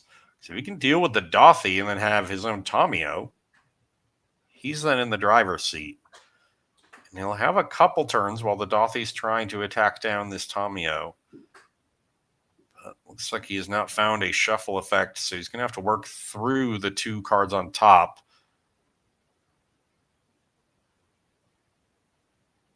Yeah, not exactly where you want to be with that, but we also forgot to trigger our Tamiyo until after we played Undercity Sewers. So, yep, yeah. Fair enough. We'll let the judge sort this one out real quick. Yeah, so all right, Joseph transforms Tamiyo here, is able to get a little bit of value, but it's going to be under immediate pressure, as you mentioned, from the Douthie Voidwalker, which, oh, by the way, has some, incidental benefits and its graveyard sniping ability. And Nathan has 3 cards in hand, and while they weren't great what he had a few turns ago, he's had a few different looks now at this point, one of them being Douthie, of course. So this game really is kind of reset from where we were a few turns ago when we were like, Joseph has to find one of 2 cards right now or else. And not only did he find one of those cards, it was the best one. Because if it was Brazen Borrower, Nathan would have just redeployed the Tamiyo, and we could have just been back in this spot of Tamiyo staring each other down. Instead, he was actually able to find the true removal spell to get us back to kind of to ground zero with both players at just a couple of mana each. Yeah, and then Nathan immediately finds the Dauthi to keep the pressure on. Joseph replies with Tamiyo, and that brings us to a sort of parity, because if the Tamiyo gets to transform, it'll plus to 4. The Dothy attacks it for 2 after getting shrunk. And then the Tommy will go back down to 2. It'll plus to 4. The Dothy attacks it for 2. And it'll just oscillate between 2 and 4 loyalty, with neither player able to gain any traction. But looks like Joseph, it is ruled that he has to miss the transform trigger, and that's huge. Now the Dothy can start attacking in, and Joseph doesn't have the brainstorm to transform it again. Oh, it's Nathan, so even more punishing, has the Yeah. removal spell. Yeah, I mean, you talked earlier about how punishing small mistakes can be, and while this isn't necessarily one related to the power level of the cards, it is sure punishing because that dismember Nathan's able to fire off there takes it all the way down. So Joseph's now going to fall to 11 life from the Douthie, which is now going to be even more, boy would presume, because there's an Orcish Bowmasters, although that's going to get dazed. So safe from that, free to resolve Ponder. 2 cards in hand for Nathan, along with that Douthie Voidwalker in play. I think 1 or 2 in hand for Joseph, plus the Ponder. So, despite that sort of, mishap, not all is lost here. Yeah, just needs to find a removal spell for the Dothy, and everything's back to relatively even.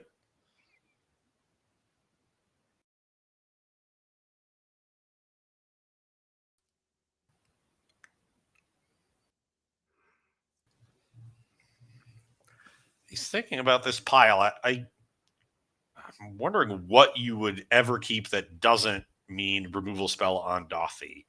He could also be looking at a pile that's removal spell plus 2 bad cards, and he's wondering whether taking the removal spell is even worth it if he has 2 bricks beneath it.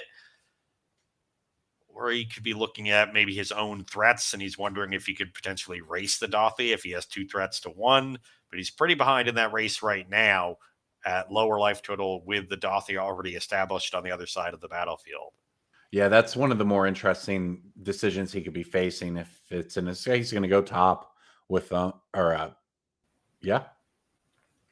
Okay, he's going to go for it. So, yeah, the decision of if he's actually got to make a choice of whether we're going to play and game plan towards reactive in terms of answering here, or proactive. If I have a threat on top, do I just want to play a threat and see where things go? Because that has the potential to go very wrong. So as it turns out, just draws the card, passes the turn back. The Douthie knocks him down to 8, and a Barrow White hits the stack.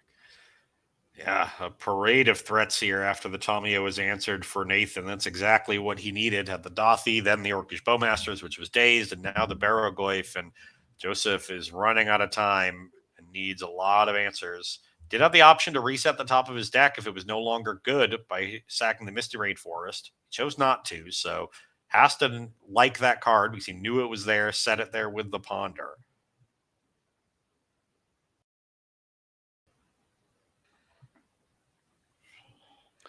All right, Nathan, just 8 points away from evening this one up. And as I say that, in fact, he has evened it up. Joseph scoops them up, and it is tied 1-1 here in round 7 in Mundelein NRG Championship Series. This is our 2.5K trial for Legacy. Joseph Geards at 5-1. Nathan Marhefke at 4-1-1. Both of these players playing for at least a shot at the top 8 or more in Joseph's case. So as they shuffle up, we get ready for game 3. But that sideboarded game, you mentioned it, right? That was not at all, or it could have been about, but it wasn't about reanimation. It was about the creatures beating down and the way we interacted with each other and making sure the other person can't play something that I just cannot answer. And that was what ultimately was the difference. It certainly looked like both players were on the board out the reanimation package sideboard plan. So, that's 11 cards that could potentially come in. Maybe it's not all 11 that came out and they just have a couple reanimates even without the big creatures, because you can always reanimate back a Tomio that gets countered or Orcish Bowmasters, and that can still be quite effective. So you don't even have to board out all of them. You really just need to be boarding out all the Entombs and the 2 big creatures. So wouldn't be surprised if that was the case for both players. But now that they've seen it from their opponent, maybe they decide to go back to it, right? Well, if they think their opponent's not going to be prepared for it, and they can get a leg up by having that powerful game plan, having access to it. We still have to play the cat and mouse game. You never reach a steady state solution to these sideboarding strategies. You Well, can look at what they're always get away doing, further. right? Like, we're both players going very deep here to at least posturing. Yeah, both players are aware of this cat and mouse game. They don't want to just reshuffle the same 60 and present. They know their opponent has gotten a lot of information in the previous game, so you just got to take the 15, put them in, take them out. Even if you're not making any changes, you can't let your opponent know that you're not making any changes, because that gives them a really powerful advantage, not only in terms of how they sideboard, but how they sequence and keep their opening hands, how they play the opening turns. All of those things are impacted by the potential things that your opponent can do, the ways in which they can punish you. And if you know that there are certain aspects of the deck that aren't there in their post sideboard configuration, those aren't there to punish you. It frees you up to play your cards in different ways, opens up your tactical versatility, and that's a significant advantage in these games.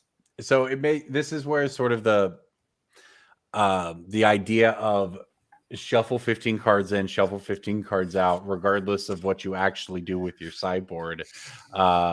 It seems maybe like a silly bit of theater if you're playing F&M or whatever, right? But when you're playing for thousands of dollars, every little edge matters, and it very much matters, say, for instance, to your opponent's opening hand keep mold decision.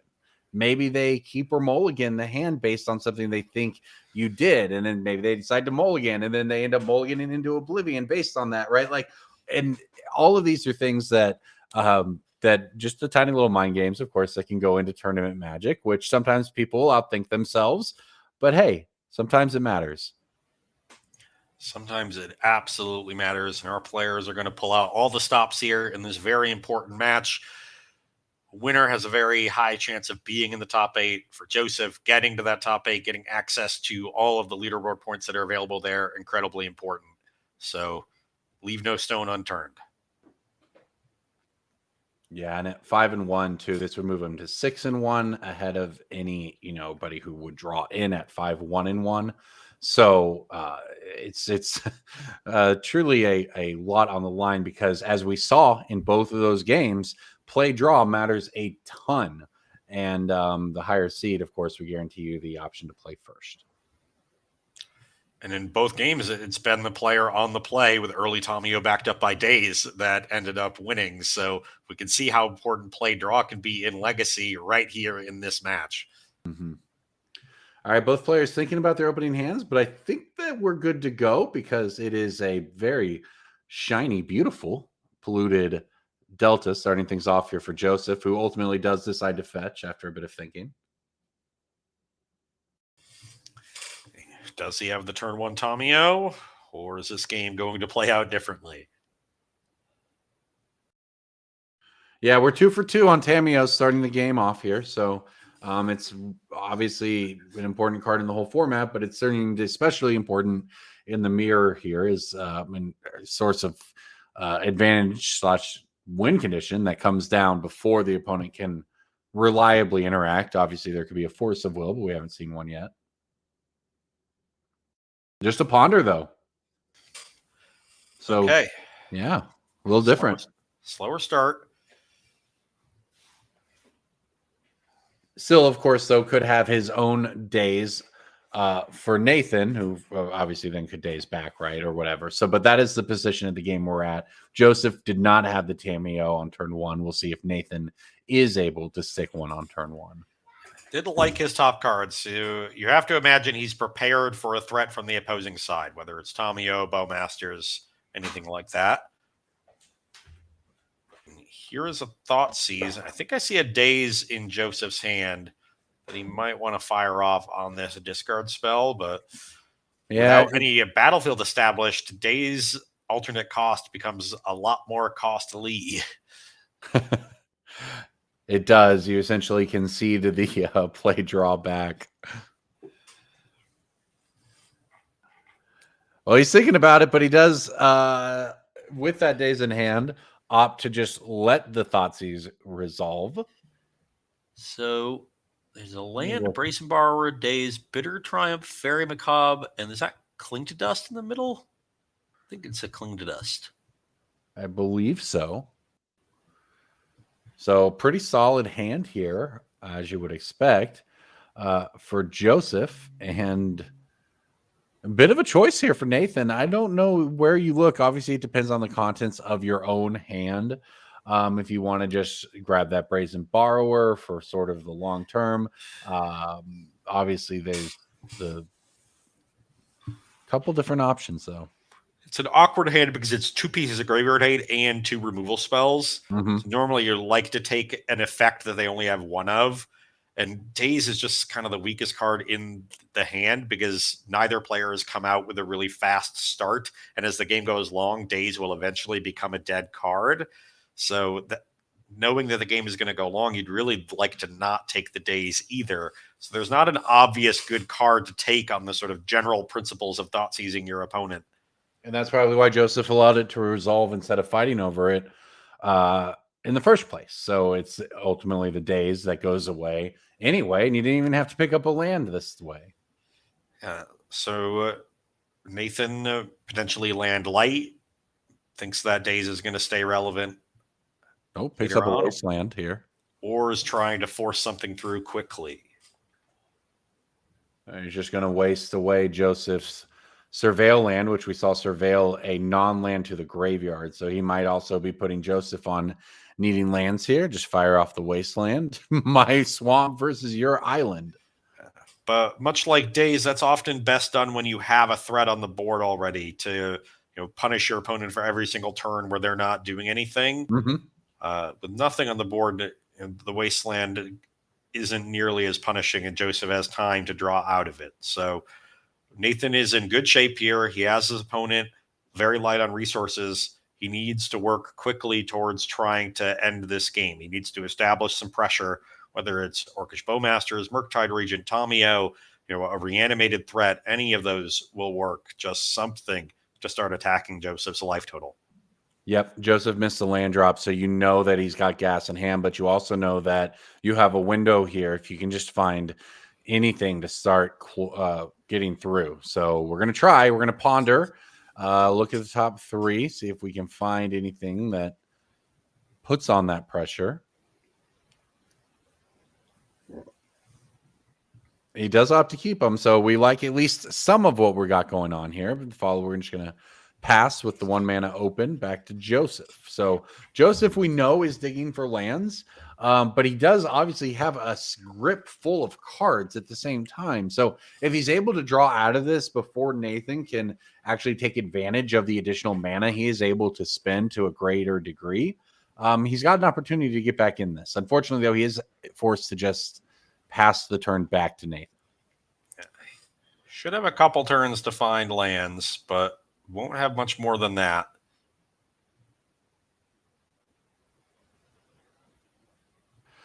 All right. Nathan picked up Brazen Borrower. I saw for the draw. He's going to go ahead and brainstorm here in the main phase. Has a land ready to go to shuffle that away. So continuing to set up with the idea being that if Joseph ever does break out, well, I've got my hand sculpted to deal with that. But as you said, it looks a lot better if you have even just imagine an Orcish Bowmasters, right? Even if you literally were just poking for 2 damage a turn this whole time, you'd have Joseph down to 11 or 13 or something that it starts to become concerning, as opposed to this, which is just, at this point, reasonable for Joseph to try to get out of. And in fact, there's a land for him. Yeah. So now the board looks relatively even. You're ahead by a land, but you have no non-lands on the battlefield. Both players have very healthy life totals. They have full grips. And Nathan didn't spend 2 mana on that turn.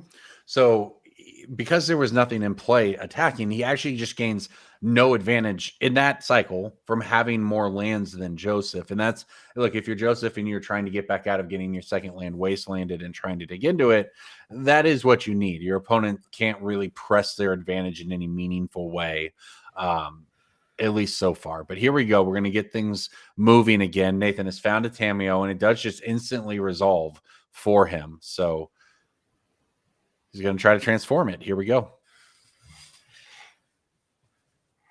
There's got to be some answers here for Joseph. He has a full grip of spells. He let it resolve instantly, and he lets the brainstorm resolve. Well, he can still respond Put to the the trigger on Tomeo the stack. transform trigger. Yeah. So you don't want to give. So suppose you're Joseph, and you know your hand is a removal spell or something, right? And you know that the only way you can actually interact with the Tameo brainstorm is to remove it with the trigger on the stack. But you don't want to give your opponent any of that information before they actually resolve their brainstorm and make that choice. But as it turns out, I guess it just doesn't matter because Joseph doesn't have an answer to that trigger, and now Tameo does transform and pass back. Okay. Well, now I just don't know what's in Joseph's hand. He's got to be perhaps a Brazen Borrower. Yeah. Okay. Yeah. Well, I mean, we knew the Brazen Borrower and Bitter Triumph from earlier. Yeah. But I mean, for his instep here, he's gonna go ahead and pull the trigger on this. This is how he's opting to spend the mana for the turn, just to delay Nathan's. Which I guess that wasn't a horrible use of that turn if you're able to find land here and keep working your way back into it. Yeah. If you're going to use the Brazen Borrower, I think it makes sense to use it end step so that Tomeo can't get redeployed immediately. Because Nathan did have the extra mana from the Misty Rainforest. Mm-hmm. So, yeah, it looked awkward, but it makes sense.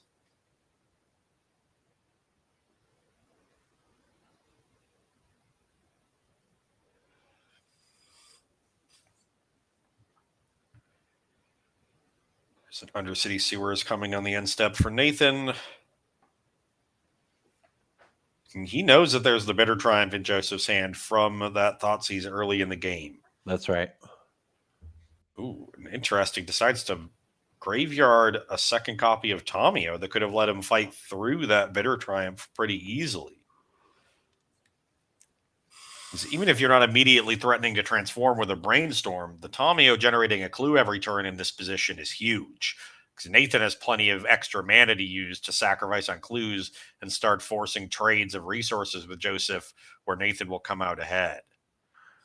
Speaking of trades of resources, looks like we just had a Wasteland exchange here, which leaves Joseph down on back down to just one land, and it is followed up by a big Murktide from Nathan. Yeah, Nathan had no interest in those long-term plans. He's trying to end this game quickly, and I do not blame him. With the other Wasteland setting Joseph back to one land, you know he doesn't have another one in hand yet, and now you have a huge clock from Murktide region as long as he can protect it from this Bitter Triumph. So I have to assume Nathan has a way to answer the Bitter Triumph, although I guess post-Wasteland. We're gonna fight over it on the stack if Joseph doesn't have a second land to work with. You're gonna have to do it now, and that means we're gonna force the will the Murktide, and it does in fact resolve. Murktide is been countered, and the follow-up is a second Tameo here for Nathan, who still have a grip of cards, but didn't fight if he could over the Murktide there. Man, still nothing for Joseph though. Just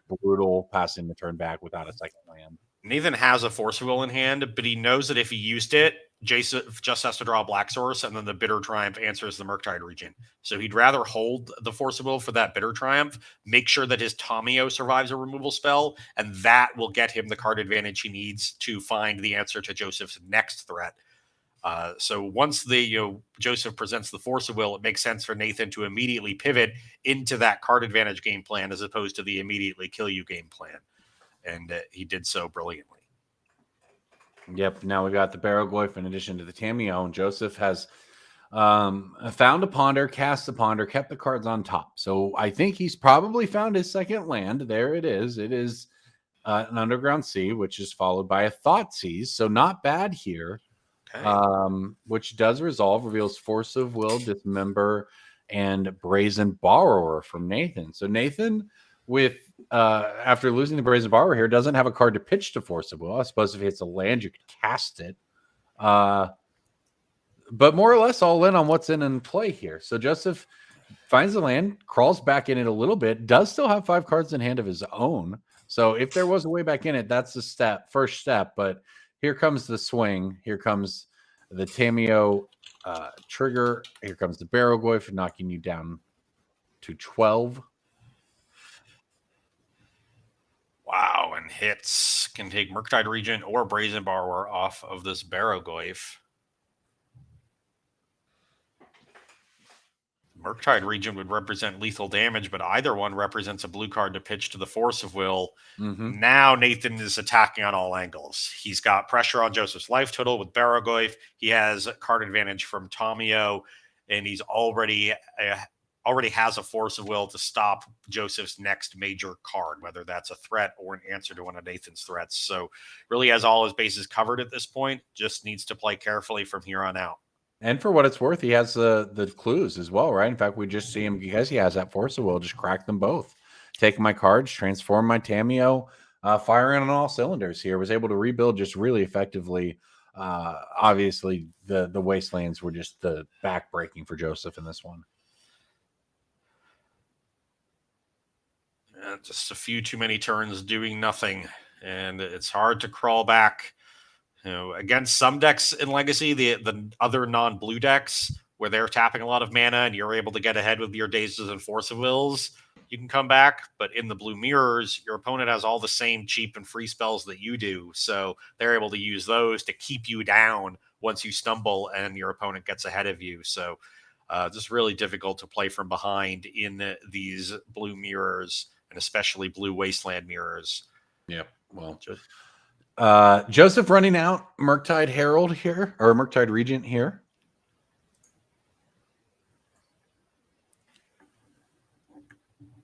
Choosing what he's going to exile, and then we'll get around to what Nathan, how Nathan wants to handle it. And I believe Nathan's removal spell in hand is a Dismember.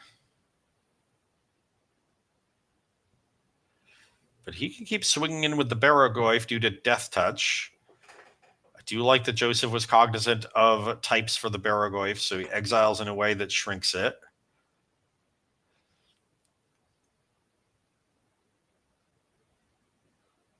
Okay, well, it looks like it actually is going to hit the battlefield for Joseph. All right, well, we're going to pass the turn back.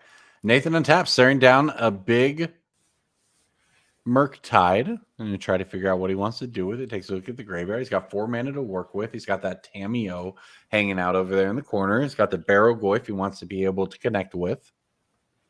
He also has a Brazen Borrower in hand from the Barrogoyf trigger last turn. So he can bounce this Murktide Regent if he wants to, but he's going to allow it to trade for the Barrogoyf. It's also perfectly fine because he has the Tomio ticking towards ultimate. Exactly. Nathan didn't have to spend any additional cards to answer that Murktide. Just the Barrogoyf, which had already provided value and, in fact, has been replaced. So, yeah, really all things starting to come together here, I think, because the Barrogoyf is a threat you still have to answer, but now you have to worry about the Tamio, which is getting pretty close. So Joseph was able to pull off that Ponder, but I think he's perhaps running out of time here. Absolutely running out of time. So he has to carefully plan to deploy as many of his cards as he possibly can, try to marshal as many resources to get himself back to even. Step 1 is thoughts. He needs to try to clear the way.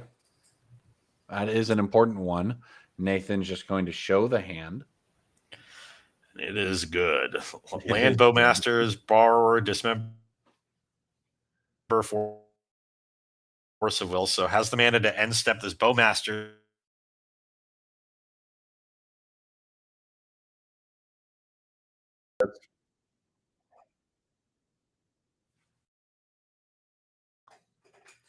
Well, it looks like players are at or nearly at time in the round as well, which means for those of you who maybe aren't familiar, when you hit time in the round, but you're not done with your game, you get 5 more turns, starting with turn 0 being the current turn.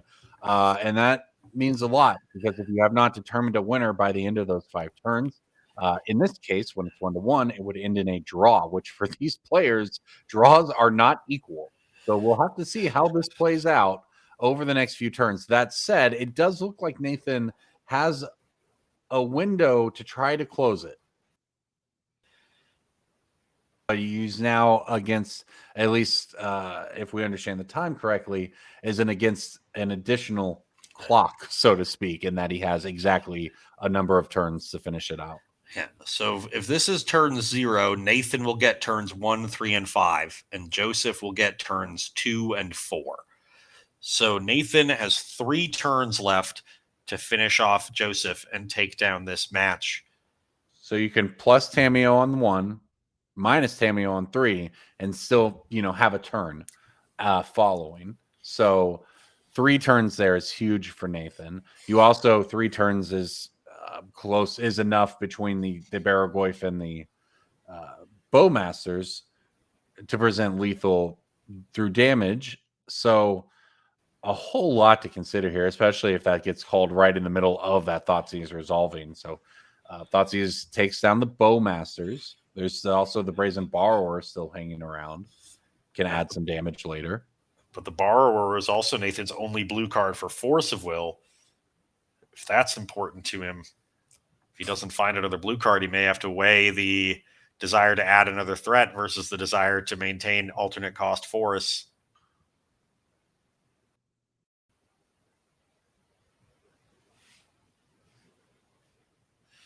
Joseph going into full stall mode. Yeah, that's the thing, because he's 5-1. Remember, he probably would have drawn into the top 8 if he could have, but instead he got paired down, which means a draw still does, I think, get him into the top 8. We would think, because at 5-1-1, he would have the same record as Nathan is hoping to have with a win at 5-1-1. So it's really, the pressure's on Nathan. Can you close this thing out? But we get the Baragoyf grown up to a 4-5 now, so that helps a little bit. Joseph sitting on 10 life. Okay, turn 1 for Nathan Marhefke.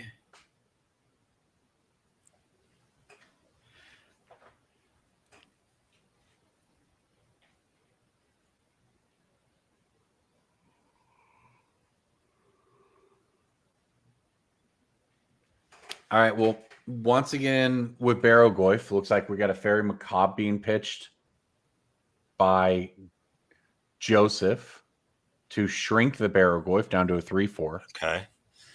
Yeah, any point of damage could matter here, especially that shrinking from 4 to 3 turns this into a 4-turn clock. So if you can stop any later threats without losing any life, the Baragoyf might not be enough to close out this game for Nathan.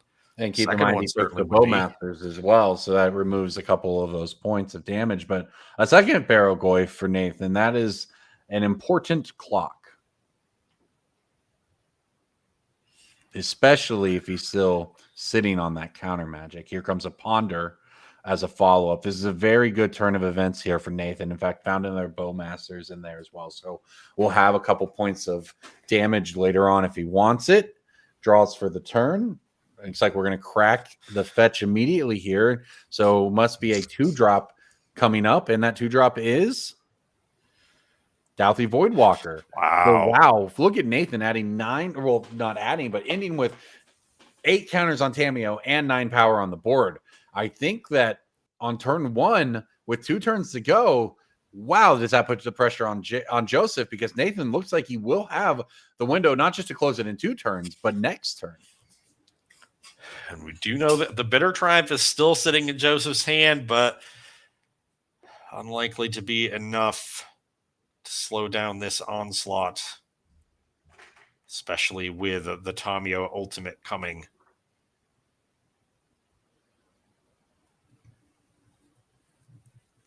Well, we wondered what we were going to get when we sat down for the Dimir Reanimator Mirror, and it looks like we got all of the round plus some bonus magic, and it has been nothing if not back and forth. Remember, this game now being decided by this creature beatdown. This was a game where we just said draw go on 1 versus 2 lands for several turns after a bunch of wastelands. So a lot going on here, and Joseph not willing to pick them up just yet. That's for sure. He's thinking about it, counting it out, going through all of the permutations, but he's just staring down a whole bunch of must-answer threats with not a lot of mana to answer them. This is what I like to call a good think if you're Nathan. It's your opponent struggling to find a line that gets them back into the game. Yeah. So you're content to let them sit there and think through it. and eventually realize they have no outs. Yeah, just set my cards down on the table. Hang out.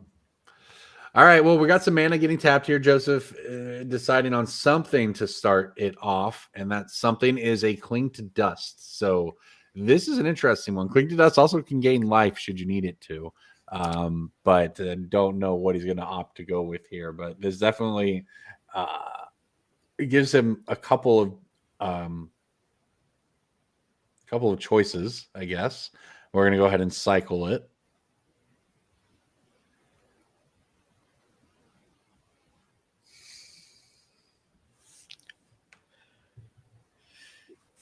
Now exile to the Voidwalker.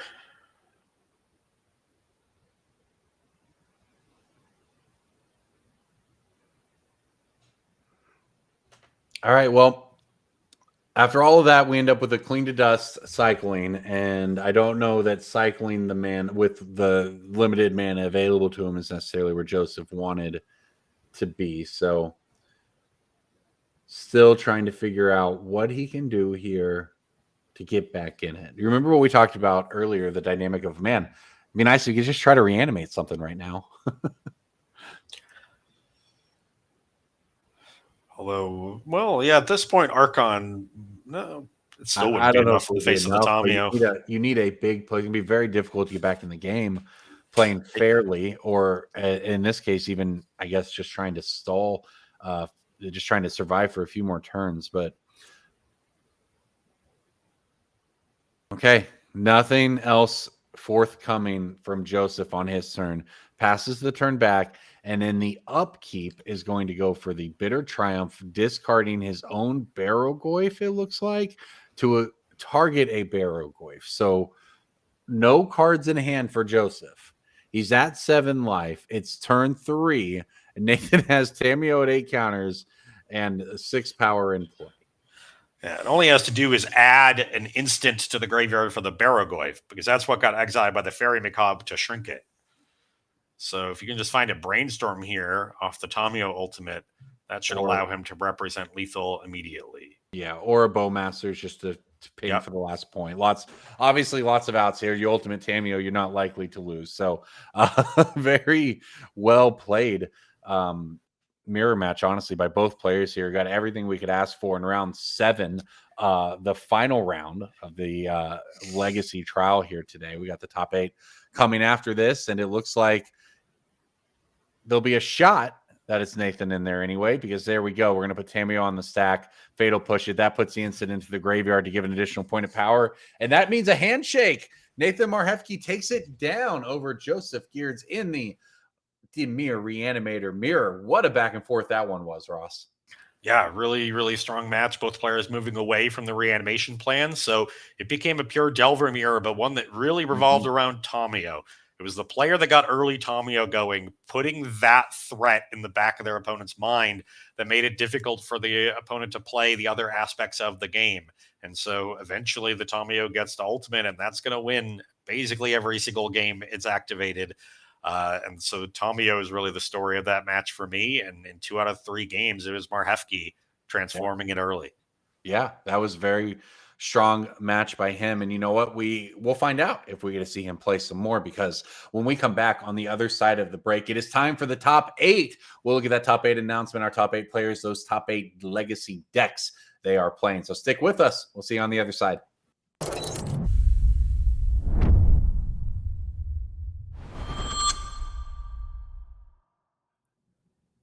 Hello, everyone. It is that time. It is the time for our top 8 here at our NRG Champ Series in Mundelein. I'm Corbin Hostler, joined by Ross Merriam, and we are going to take you through the rest of the tournament tonight. 3 more rounds to go. It's going to be a very fun top 8, Ross. We've seen a sneak peek of it. Yeah, 8 different archetypes. It looks awesome. There is some spice, let me tell you. Yes, absolutely. Let's look at our leaderboard, because that's what ultimately many of these players in the top 8 are playing for. You, of course, win the tournament, and you get many things for winning the tournament. But even if you don't win the tournament, you can get points, and those points get you on the leaderboard. This leaderboard you're looking at, you see those players in orange have already qualified for the champs at the end of the year, and this is in fact updated. But some players still playing for some points, trying to get added to that. So one of those players, in fact, Charlie Dusterberg, you see right there, sitting at a nice 69 points in 16th place. We're going to see in the top 8. So let's go ahead and take a look at that top 8 bracket. All right, you called it, Ross. 8 different archetypes. Mitchell Byrne, Moon Stompy will take on Simon Camero, we witnessed earlier, playing Byrne. Charlie Dusterberg playing Blue Cloud Posts against Z Rubin on Ocelot Pride Midrange. On the other side, we will watch Drew Otto's Red Panker take down Nathan Marhefsky's Demir Reanimator. Nathan did, in fact, make it into the top 8 with that round 7 victory we watched. And the final match is Mystic Forge combo in the hands of Oliver Vogeli against Garrick Alford's classic Is It Delver. Lots to like here. Yeah, we have the sort of classic archetypes of Legacy with Is It Delver, Demir Reanimator, Red Painter is even a deck that has been around for a long time. And Moon Stompy to an extent, but a lot of newcomers, the Cloud Post deck, the Mystic Forge deck, these are decks that are taking advantage of the synergy between Planar Nexus and Urza's Tower, and then Planar Nexus and Cloud Post itself to generate a lot of additional mana and do a lot of really powerful things. And then Zvi Rubin's Ocelot Pride midrange deck really just looks like we took Boros Energy and ported it into Legacy, adding black for a lot of discard spells to fight the many combo decks that exist and the really fast combo decks in Legacy. So some really, really cool stuff from our players, and I can't wait to see how this top 8 plays out. Yeah, this is honestly amazing looking. I can't wait to watch this one. And we're going to start our top 8 on a great match. In fact, it is the one you mentioned there. It's Charlie Dusterberg's Blue Cloud Post on the left. Great jacket, by the way, gotta say. Versus Zvi Rubin's Ocelot Pride mid-range deck on the right. Both of these are some really cool lists. We'll see if we can get deck lists pulled up for you on these, but as someone who loves Legacy but doesn't follow the ins and outs of weekly Legacy, not a lot of big events with it these days, outside of course the NRG Series and Eternal Weekend, but man, it is cool to see all the stuff that has come along. Now this, you'll notice, has a lot of similar cards to modern archetypes that are similar. We're calling this one Ocelot Pride mid-range. You can take a look at this. It looks very much like the old Mardu energy deck from Modern, but with some Legacy upgrades that, of course, make a big difference. Yeah, the high number of discard spells really sets it apart, and especially Cabal Therapy, because Therapy goes so well with Orcish Bowmasters, the extra token lying around, so well with Voice of Victory, extra tokens lying around, and particularly well with Ajani, Nakadal Pariah, allowing you to transform the Ajani quite easily. So this is an excellent Cabal Therapy deck. We also see Wasteland in the mana base, despite being 3 colors. Fetches and duels allow you to find some room for Wasteland. So you have some mana denial as well. Very important, or very effective in such an aggressive strategy. This deck really, it reminds me, obviously it looks very much like Boros Energy. Where it differs from the modern deck is you don't see that backup mid-range threat. You don't see the Flages with Arena of Glory. You don't see Fable the Mirror Breaker, Seasoned Pyromancer, because that's not really the game plan you want to play in Legacy. You're not playing against a lot of knock them down, grind them out kind of decks, not nearly as many as you are in Modern, at least. And decks don't have as much early removal to stop your cheap creatures. There's not 4 Wrath of the Skies decks floating around like there are in Modern. So you don't need as much of the resilient threats. You need better disruption in the early turns, and that's where the additional discard and the Wastelands show up. And that's where this deck really reminds me of the old Sam Black Zombardment deck. From 15 years ago or so. Nowadays, this deck is doing very similar things to that, but at a much more 2025 appropriate power level. Well, that is a great comparison, honestly. I mean, Cabal Therapy is just such a fun card in general. So any deck that can make tokens can utilize it particularly well. This deck does that. It all comes together pretty great. And we'll get a look at Charlie's deck in between games here, because we are off to the races. I'll tell you that you are seeing the namesake of it right there. That's a Cloud Post for Dusterberg. Cloud Post, of course, we can get that one pulled up. Makes a ton of mana once you have more posts in play, and that's what this deck can ultimately do. So we will, you see it there. Adds 1 mana for each locus in play. And of course, it is a land dash locus. So if you find things to do with that mana, and in Legacy, there's plenty of things to do with it, Cloudpost can make a bunch of mana. Well, I don't see a ton of mana in this hand. I'm not No. sure what that land at the top of the hand is. It is a Sunken? weird printing. Sunken, perhaps? Sunken Ruin? Is that played? Let's see. Get Charlie's list up here. But that was the only other land in the hand. Kozilek's Command going to be the take. Oh, I think there was another Cloudpost drawn. Well, that's the thing, of course, that about Cloudpost, perhaps many people may not realize immediately, is that they aren't legendary. So they stack on top of each other. And that means that 2 Cloudposts with each other in play make 4 mana. And 3 with 3 and so on. So you can make a whole lot of mana very quickly when you have multiples. Yeah. Quadratic growth is a lot more than linear growth. Yes. And we've seen many examples of that in Magic's history. Okay. Maybe I was mistaken seeing Charlie's hand because he just opted for land cycling the Lorien Revealed and playing an island. Now Cabal Therapy is going to take his Karn. Okay, that must be a planar nexus. Yeah, that's what I was getting, just looking at that. Yep. So planar nexus, for those who don't know, it's every non-basic land type, which of course includes locus just by existing, and therefore is very good in your Cloudpost deck. Yeah, and Svi really tried to poke a hole in Charlie's early game plan with that discard, and he did so at the expense of establishing a clock. Now that Charlie's able to land, it's Ancient Tomb. Okay. Planar Nexus, by the way, from Modern Horizons 3 Commander. But the land was Ancient Tomb, so that's what allowed him to jump to the 1 ring. So Charlie being able to land the 1 ring here before Svi really has any pressure established is a huge game. Mm-hmm. Now his game plan is fully online, and his life total, he has plenty to play with. So he can keep this 1 ring around for a few turns before worrying about how he's going to take it off the battlefield. All right, Chalice on 1 lands.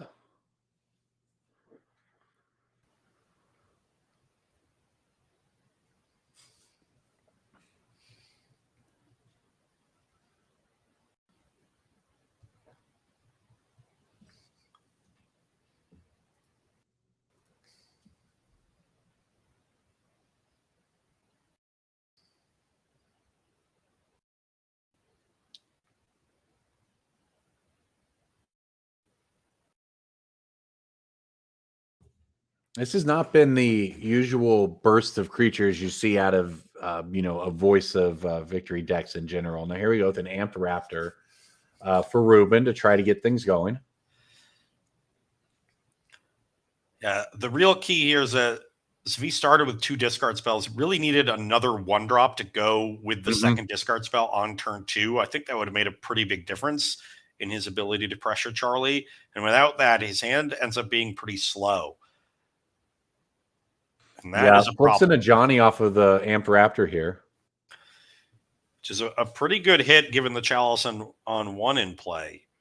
Yeah, a spell you're actually able to cast, able to get value off of. You see Amped Raptor up there. When you're in the battlefield, you get 2 energy, and then you can spend energy if you card you hit off the top of your library is equal to the energy you have. And there's a Cabal Therapy in the graveyard. You can still cast that, sacrificing the cat token. It'll get countered by Chalice, but you'll get to transform the Ajani with red permanents in play.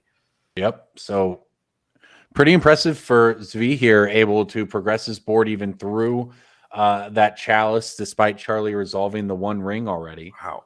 And here's an Orcish Bowmasters after they attack for 3. This is a lot. Well, I not like 120 seconds ago I said we haven't seen much of the creature spam you're used to seeing from this deck. Well, here you go. Look at how much V's been able to flood the board out and just instantly ramp up that pressure, despite a lock piece being added between last game and this game. Yeah, I said Charlie had a few turns to not worry about this one ring, and here he is untapping for a third turn, and he has to worry about it. Yes, very Down to much 4 so. from the trigger and under a ton of pressure. Let's see what he can find. Another copy of the One Ring would be ideal. That would be the best card to get going here. I mean, gosh, the Ancient Tomb is involved too, though. So it's yeah, one life for Charlie, and Yeah, that's not enough life to pull this one out. So he scoops them up. Z Ruben actually taking that one down in really explosive fashion there at the end with the Ocelot Pride mid range deck. All right, yeah, well, that's game one to get to him. really showing you the power of Cabal therapy. Even though the Cabal therapy didn't resolve on the flashback half, it's what allowed the immediate transformation of the Ajani while he also tapping out for a bunch of other threats to maximize the damage from the Ajani trigger. And that little bit of synergy, you know, proved very important in Zvi turning that game around because he looked pretty behind when that turn started, but just had an absolutely monumental turn 4. Yeah, that was an extreme. That's the kind of legacy power you need to have in one turn to be able to keep up with something like that. But here we go. Let's take a look at the Blue Cloud Post deck because we shouted out it as being pretty cool. And while in that game, we mostly just saw it play the One Ring and then die.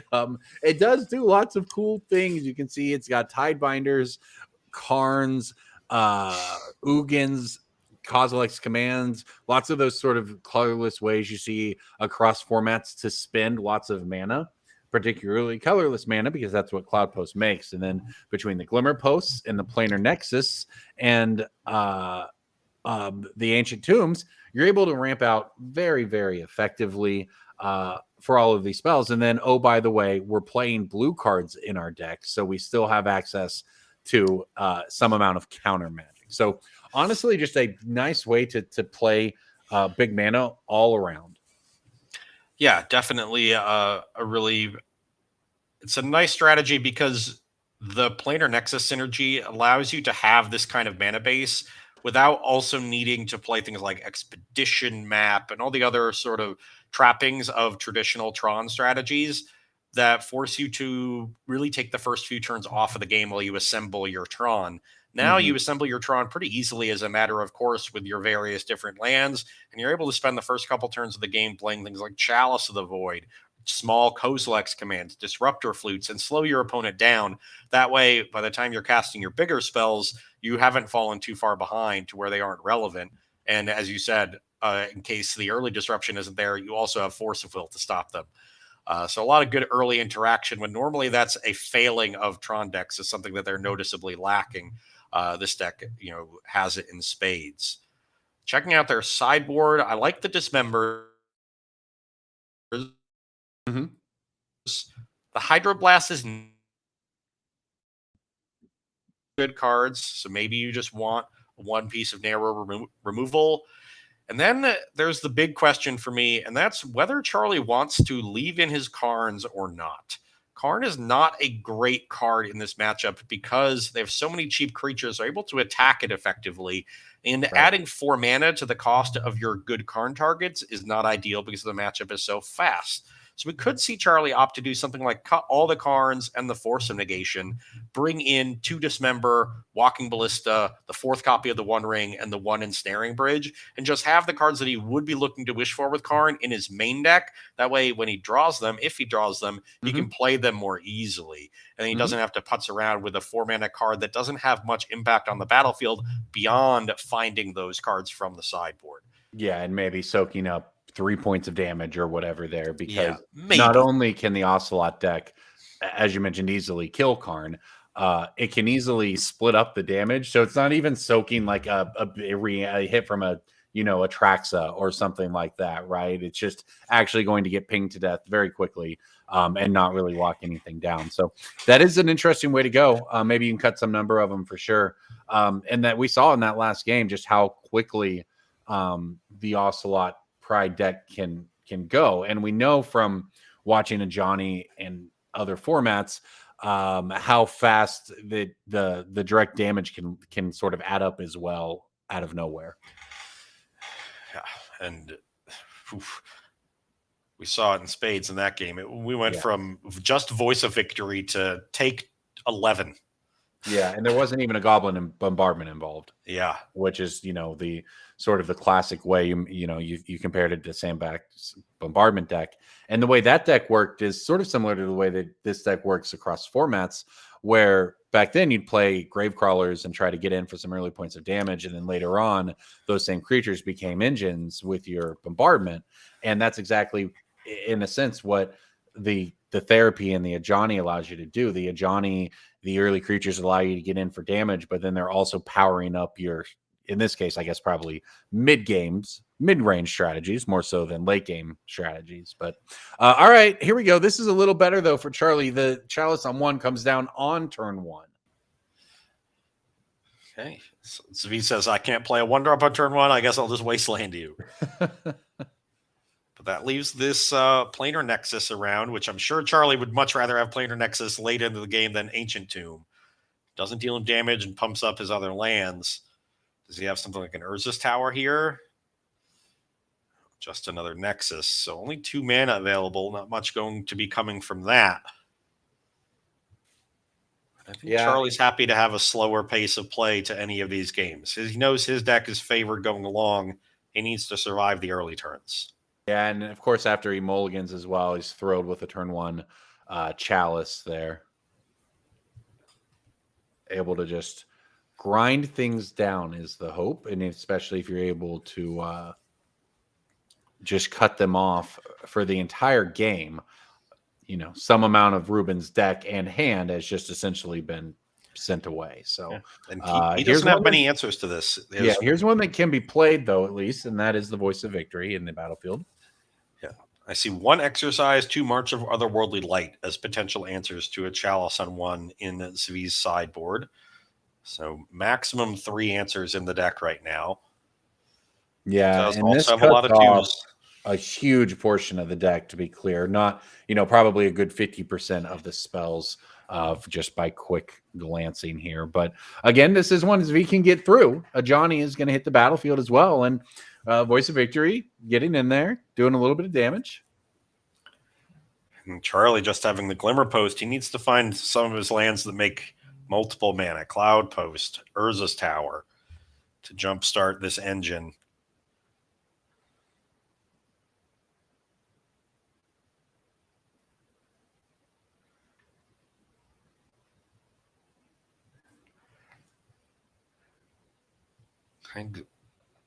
Zvi fetching. This is just a Surveil. So no therapy or anything that you might be worried about if you're Charlie here. Well, the reason to main phase fetch is to hit therapy and then immediately transform the Ajani this turn rather than wait till the end step. Right. So that's so he's trying to live the high roll dream. Yeah. Let's see if he's able to get that thing transformed. We saw it go the distance. I mean, not that the distance was a ton last game, but it was not easily answerable. Here we see Amped Raptor flip into Disruptor Flute. So Zvi still running pretty well on cards you can play around the Chalice.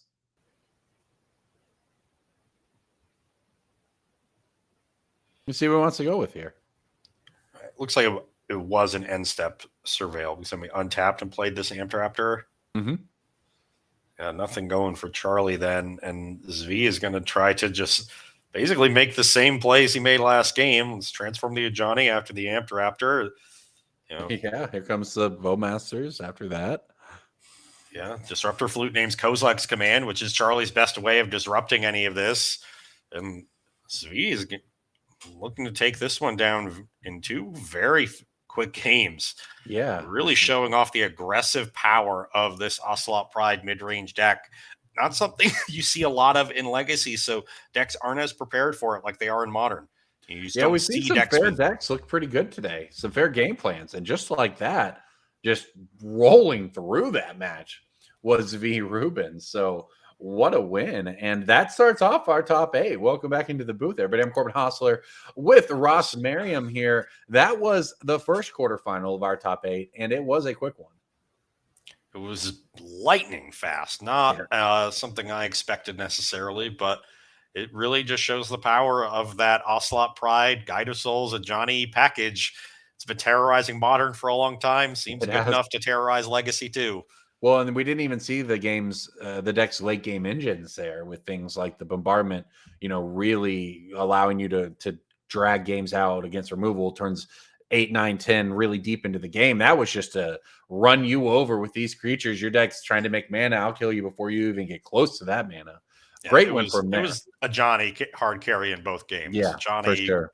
Once Johnny came down, the game was over within 2 turns. Yep, absolutely. Well, you know what? I said that was our first quarterfinal. It is not our last quarterfinal, because here we go with another match. Simon Camero on your left on Burn versus Mitchell Burns on Moon Stompy. That's a Burn mirror. It is a Burn mirror. It is a mono red mirror. In game 3 of that, in fact, that's our number 1 seed overall was Mitchell Burns with Moon Stompy. We watched Simon. In fact, we chatted with Simon earlier about Burn. He said, I think it's a deck that you can very consistently go 5-2 with and probably top 16 a tournament, as long as no one's playing Circle of Protection Red. And he's done much better than that top 16, as he is now playing for an opportunity to advance into the top 4. But this is a wild fast start for Mitchell Burns here with the Ancient Tomb and the Chrome Mox, leading to I guess it's going to be a Chalice on 1 here, which I have to say that's a pretty strong play against the Burn deck. It is the thing you're looking for when you're playing this Moon Stompy deck is Chalice against them, because your Moons are not very good against the 18 Mountain mana base. So Mitchell definitely wanted to have Chalice and did. And taking a look at Simon's list, there are 3 copies of Smash to Smithereens in the sideboard. And it also does benefit from the fact that Rift Bolt and Skewer the Critics, while ostensibly being 1 mana to play, are not 1 mana value cards. So there's only 24 1 mana value cards in the deck. Oh. Remember, it's open deck lists, and Disruptor Flute is at the battlefield. I wonder if perhaps Mitchell named Smash to Smithereens. That would make a lot of sense. Although for what it's worth, in exchange for this great opening hand, Burns has 2 Ancient Tombs and a Chrome. So it's a lot of pain coming from the mana base in order to cast any spell. And while it is true that the Chalice on 1 has turned off, almost all of Simon's deck, it has in fact not turned off the entire deck. So maybe you don't want to too willy-nilly take yourself down to 8 or 10 or something and get randomly burned out here in game 3 of the top 8. Yeah. Much like one of Simon's earlier opponents, you don't want to leave yourself vulnerable to Price of Progress plus Fire Blast. Oh, it looks like the Flute was not naming Smash to Smithereens, and Simon does have a copy of that sideboard card. That's going to unlock a lot of his hand and put Mitchell down to 13. It's a huge play for Simon. Flute did not now Smash then. He has free reign to deploy most of his hand, anything that's not hit by the Flute, and he's under no pressure for Mitchell Burns. Mitchell kept his hand on the strength of that Chalice, and now that Chalice is gone. And in fact, he's now taking 4 damage here with the Goblin Guide and the double Monastery Swiftspears coming in.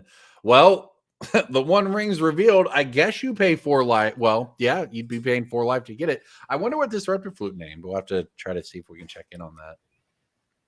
So this is an attack for 4. That should put Mitchell to 9.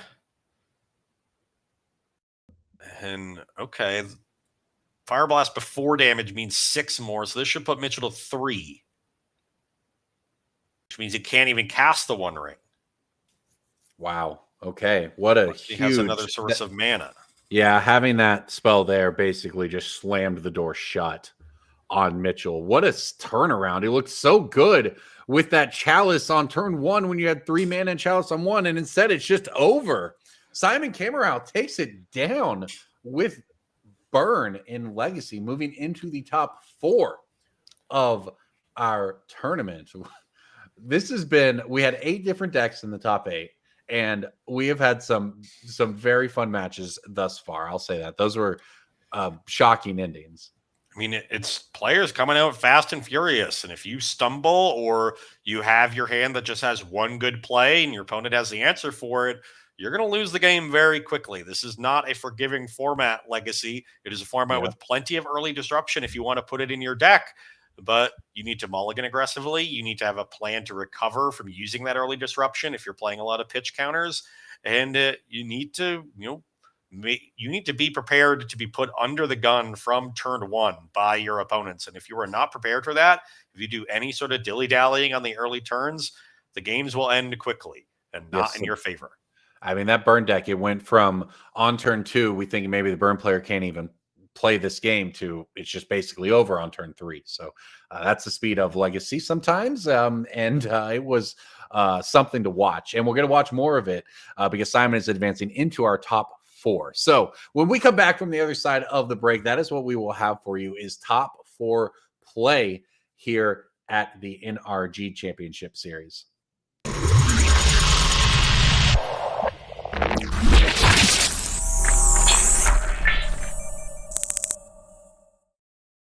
Welcome back, everyone. We promised a short break, and that's what it was, because that game we watched, Simon won with Burn, that was the last game of the quarterfinals. So that means that now we are headed to the semifinals. So let's take a look at those semifinals, the top 4 playoffs we're going to watch. We saw both of these players on the left win last round. Simon Cameral on Burn, Zvi Rubin on Ocelot midrange. On the other side of the bracket, Garrett Galford, of course, the player who is a mainstay on the series, who has been working on points all season long on those leaderboards we've been looking at, will be taking on Drew Otto's very cool red painter list. Ross, we were taking a look at this one in between the rounds there. This is a neat list we're about to watch. Yeah, and this is a classic matchup in Legacy as far as those go.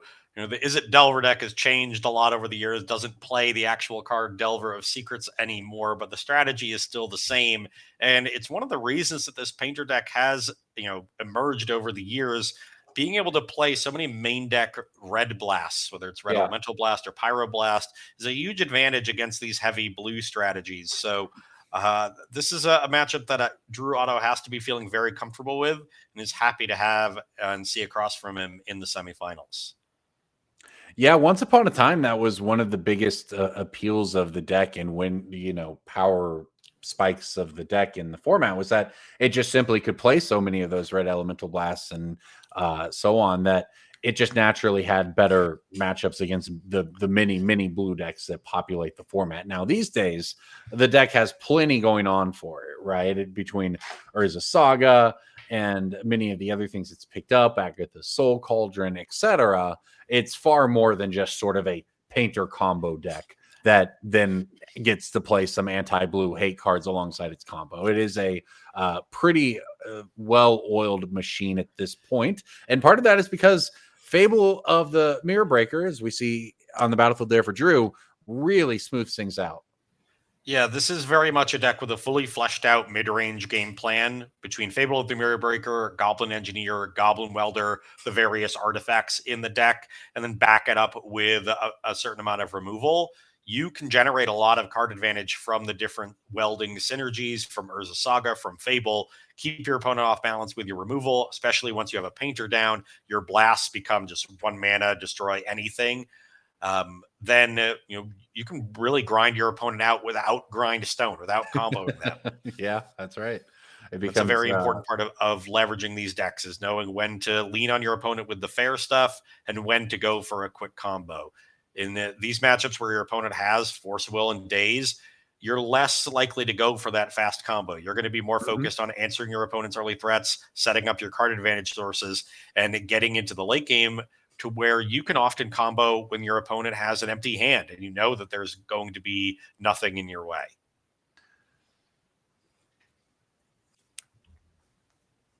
Drew must have felt very good about resolving that Fable on turn 2 there without having it run into counter magic. Obviously, Fable the Mirror Breaker got banned in Standard, and it's been powerhouse in basically every format now. That's worked its way back through all of them. And here you see it in the top 4 of this tournament. And that was kind of the strength of this hand for Drew, was I can play this Fable on turn 2 and just kind of fix everything from there. So he is staring down that Tameo, but he's able to get an engineer in play. So he's still progressing his own game plan very much so, as you spot. He's put a couple artifacts into his graveyard there. Yeah, it was Phyrexian Dragon Engine that was discarded to the Fable. I'm not sure what was found off of the Goblin Engineer. It's a chaos. I think it's a Chaos Defiler in graveyard, maybe. Hard to tell. But here we might find out because here we go. It's a welder. There we go. That one is a Ghost Trap, I believe. I believe that is Soul Guide a Lantern. Soul Guide Lantern. Okay, so Welder, Soul Guide Lantern, Goblin Engineer. This is the engine pretty well set up. Even if Garrick has another removal spell, one of the Goblin Artificers is going to survive, and that'll start generating the card advantage for Drew Auto. And while Garrick is generating clues from the Tomio, he doesn't have a lot of mana with which to use them. So And by the way, Fable's going to transform next turn. Yeah. Okay, well, here's Brainstorm. So that will transform the Tomio, and that makes it into a real threat that Drew has to answer. Of course, he has 5 more blasts left in his deck he could find. He could also return that Phyrexian Dragon Engine and start attacking. So he has a lot of options at his disposal. And for Garrick, it's really about finding a removal for the Engineer and for the Welder. Those are the key threats on Drew's side of the battlefield that are going to allow him to manipulate his battlefield and his graveyard and generate card advantage the entire time. All right, so very, very quickly did Garrick fall behind in this one. So this is a big turn to try to fight back. He's going to crack the Bauble, so he sees the top card of Drew's deck, and now we're going to crack a fetch land. So we're going to see all the cards in our deck and pull out one land, and then try to figure out what of Drew's board can you interact with, and of what you can interact with, what is the most important one to interact with? Because as you said, he is just really well set up here. When he was able to just run into no counter magic essentially for these mini game plays here. So we do have one lightning bolt that's going to go pointed at one Goblin Welder. Certainly the better of the two, since it can return any artifact, not just the cheap ones. And it doesn't cost any mana to use. So, all right, here we go. Fable has transformed into a reflection of Kiki Jiki.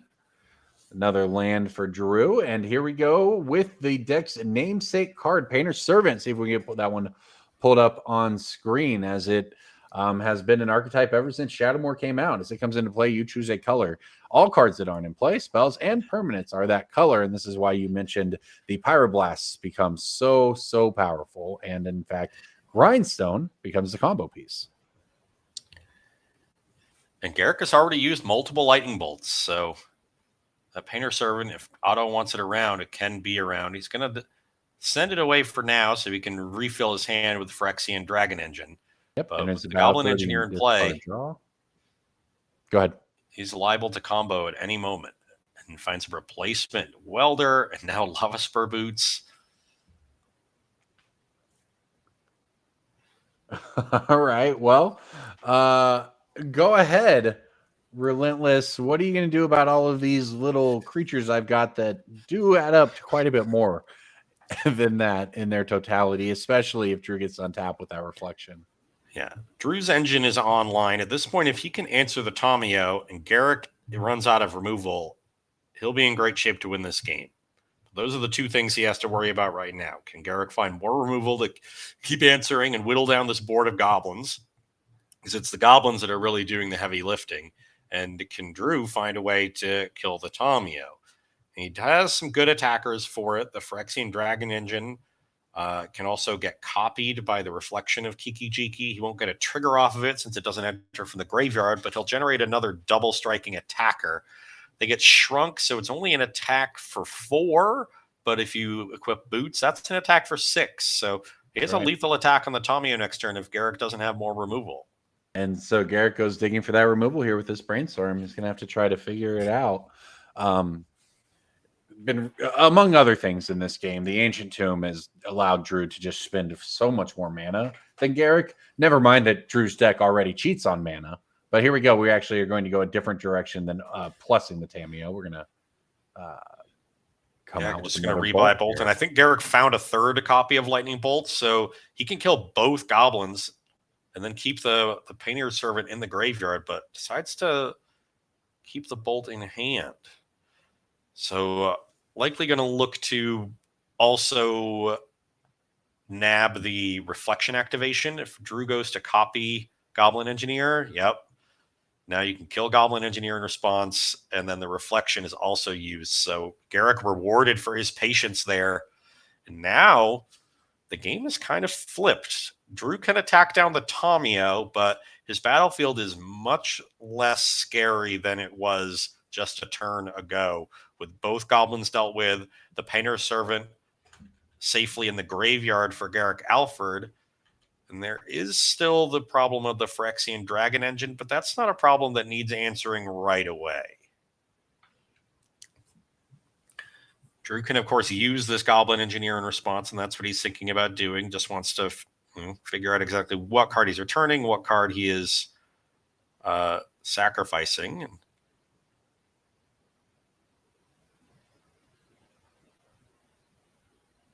So he could get his Painter Servant back. That way he can combo off with a Grindstone.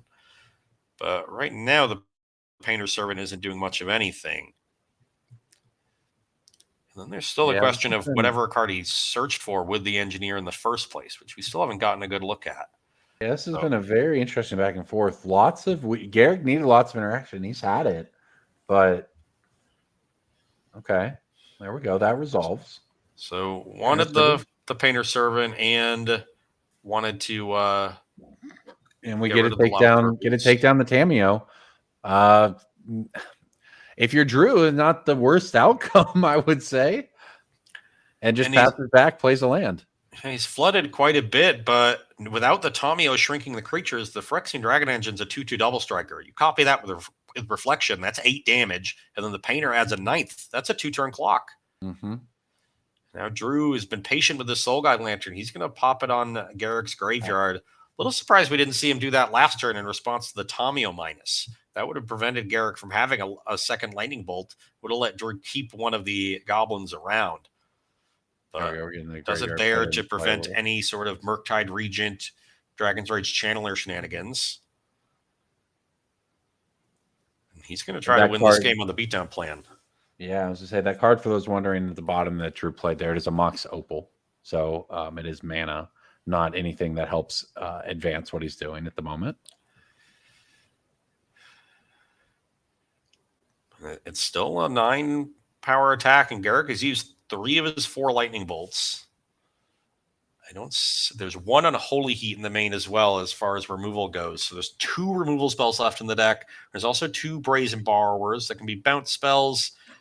And then maybe he can generate blockers with his own threats. Garrick's done a great job of digging out from what looked like would be enough sort of recursion and value from Drew. And at this point, while he is still staring down at some of it, if he can get through he's almost there. He can see the other side. Drew is out of cards.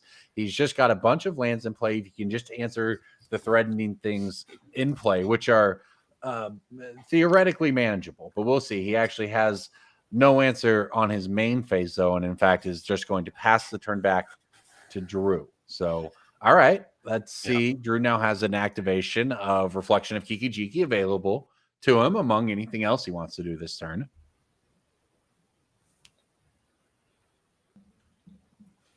Set another Engineer.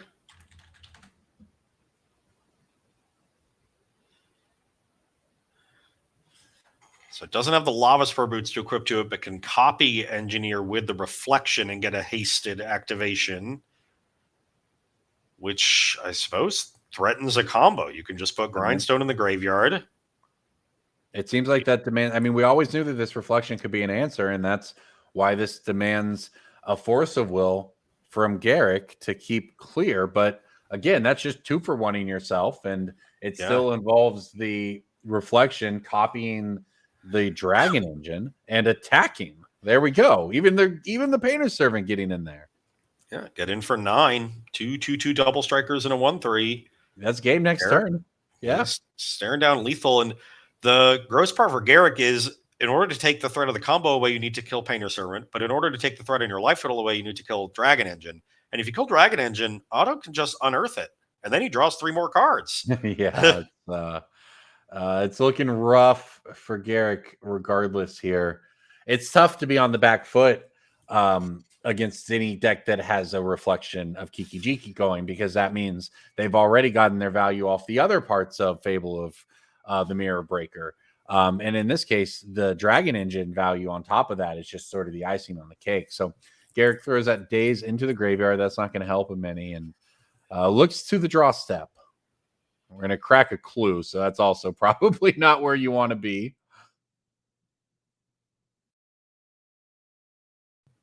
Oh, he's thinking about it.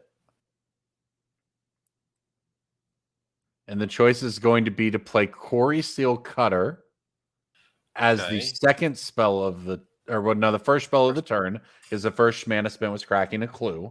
So if he's able to generate another spell, he would be able to make a token.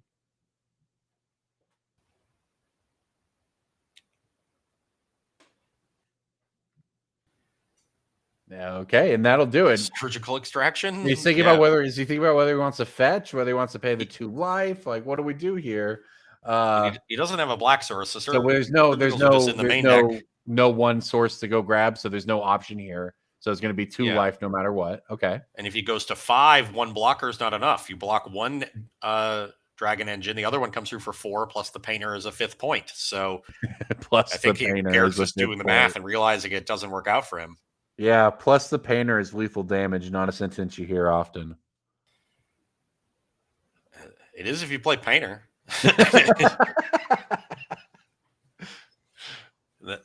And this is how you have to play these. Drew's a regular Painter player, because he's got some of the he's got some very unique cards in his Painter deck, some unique looking Magic cards for this one. This is how you have to play these hybrid combo decks. They're not all in combo decks. You want to start with your fair elements, and that's what Drew Otto did. He started by playing his goblins and setting up the value engine with them, and he did leave himself at the end of all the early interactions with his opponent with the Painter Servant in play, so he's still prepared to combo. He, in fact, found a path to combo. Garrick had to use a Forcible to stop it, but all the time that Garrick was worried about dealing with the value engines, and then later on the combo, Drew was setting up attacks, real significant attacks. And so he just wins with those attacks as a plan C after, distracting his opponent essentially with both the value plan and the combo plan. Also really well done. Why you should never say, I'm playing Painter's combo. My opponent's at 19. I play my Painter Servant on turn 2. I don't need to attack him for 1. It doesn't matter. It's not going to matter. That's not what my deck does. Every point of damage matters, because that is exactly what it came down to there. So onto the sideboard, Garrick Alford looking at a bunch of cards that at least have some utility here. Yeah, certainly the Hydroblasts will be excellent against the mono red deck. Null Rod is something you can look to shut down a lot of the value artifacts. It also shuts down the combo. It shuts down Soul Cauldron. So those cards will be excellent. Meltdown is a great one against any Urza's Saga deck. The Consigned Memories you can look at against a deck with a bunch of artifacts. And frankly, you may even look at Pyroblast. If your opponent's going to play Painter Servant on blue, it turns on your Pyroblasts too. That's right. It sure does. So that's a bit of a gambit, right? It's not going to do much against them. It's not going to do anything against them if they don't have the Painter Servant. And then I also see another copy of Unholy Heat that will likely come in as well. Garrick's going to want all of his spot removals. So he has plenty of good cards for this matchup. He came prepared. Even though he's down a game, he should still be feeling like he has a great chance to win this match. Yeah, very much is able to improve what, as you saw in game 1, while it was really honestly an amazing game by Drew Otto to get there in the end, Garrick had all of the tools to interact with the deck, just was one short at the end of it all. So they'll take a look over at game 2, and we will take a look at Drew Otto's deck list here. This is Red Painter. This is, as you mentioned, a very classic modern archetype, going back as far as Painter Servant was printed and comboed with Grindstone. But these days, it's got a lot more going on for it as well, including one we were looking at earlier, the Phyrexian Devourer is a fun piece of tech. And looking at the sideboard, the cards that stand out to me are Blood Moon and Fury. Mhm. The Delver deck has one basic island. Other than that, they're depending on non-basics. You can shut them off of a lot of their game plan if you land an early Blood Moon, so that is a solid threat. And then Fury, well, it doesn't line up well against Murktide Regent. It is a very good way at catching you up if you do fall behind. The Izzet Delver deck wants to play from ahead, wants to land some early creatures and start using its Wastelands, its Dazes, its Force of Wills to stop whatever you're doing just long enough for those early creatures to finish out the game. And so when you rely on your mana acceleration and start playing a Fable and it gets dazed after your opponent landed an early DRC or an early Steel Cutter, you can easily fall so far behind that you can't catch back up and you die with several important cards in your hand. Fury allows you to convert those cards that you otherwise wouldn't have been able to cast into removal spells for one, maybe even two creatures that will then keep you alive and give you enough time to cast the remaining cards in your hand, catch back up, and ultimately turn the game around. So free spell against the tempo deck and the power of Blood Moon against a deck with only one basic. Those are the cards I'm looking for if I'm Drew Otto. Yep, well said. I think our players are almost ready now. I want to remind everybody we had 8 different archetypes in this top 8. So, as usual is the case whenever you get out to an NRG event that has legacy on the docket, which is quite a few of them, you get to see everything the format has to offer because, as you can see from this, despite, sort of the common knowledge that, hey, Dimir, Reanimator, probably the best deck in the format, etc., you obviously can do just about anything you want. And these are not just 8 different decks in the top 8, as is, the case when you get really lucky. This is even better than that. These are 8 different decks with almost 8 different game plans entirely. It's not mono red aggro versus Rakdos aggro as 2 different decks here. We have really the wide range of legacy available. Yeah, and it shows you that the format has really evened out. It's not as dominated by Brainstorm Force of Will decks as maybe it once was. There's been a lot of powerful cards injected into the format through Modern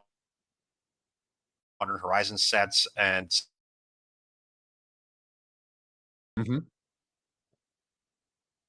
Yeah, I mean, it's nice we're looking at Drew's sideboard and we're talking about Furies and these other Modern Horizons cards that actually gave a red deck legitimate sideboard options against an Izzet deck beyond just, well, I guess I'll play, Red Elemental Blast type cards. So it's a lot more depth, I would say, to some of the gameplay out of other parts of the format that maybe didn't have it in those years you're talking about. Okay, relatively slow start for both players. A tapped land on turn 1, Thundering Falls versus Arena of Glory. Can Garrick take advantage of a slow start from his opponent while Garrick is on the play? Starts just turn 2 with a Brainstorm. That is not going to add to his battlefield.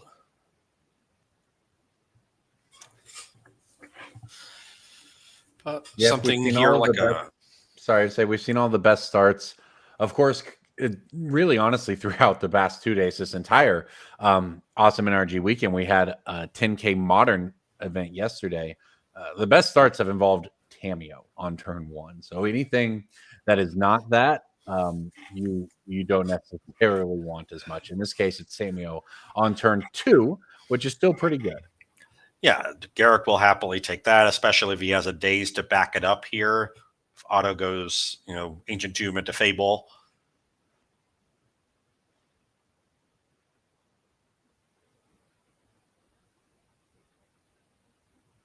Yeah, that's the line we saw. Oh, okay. I say that's the line we saw last game was really powerful. This game, though, it's Red Elemental Blast taking down the Tameo. So not messing around with it, not going to let Garrick accumulate any value off of that. So instead, he will just wasteland the Ancient Tomb that Drew actually was got no mana off of. He played it last turn, didn't use it, and then third land for Drew. Might have needed it this turn. So the Wasteland, not normally a great play when you don't have creatures on the battlefield, but when your opponent doesn't have lands, it's always a great play. Man, I wonder what's in Drew's hand. Drew played that Tomb on turn 2 and didn't use the mana, and then didn't have a third land and desperately needed that mana, and now he's going to get bounced with the Brazen Borrower. So without anything in play, though, as we've talked about, I guess, throughout the day here, without any pressure, you can maybe try to dig out of it. But there is, in fact, a DRC for Garrick, and that ups the pressure pretty quickly.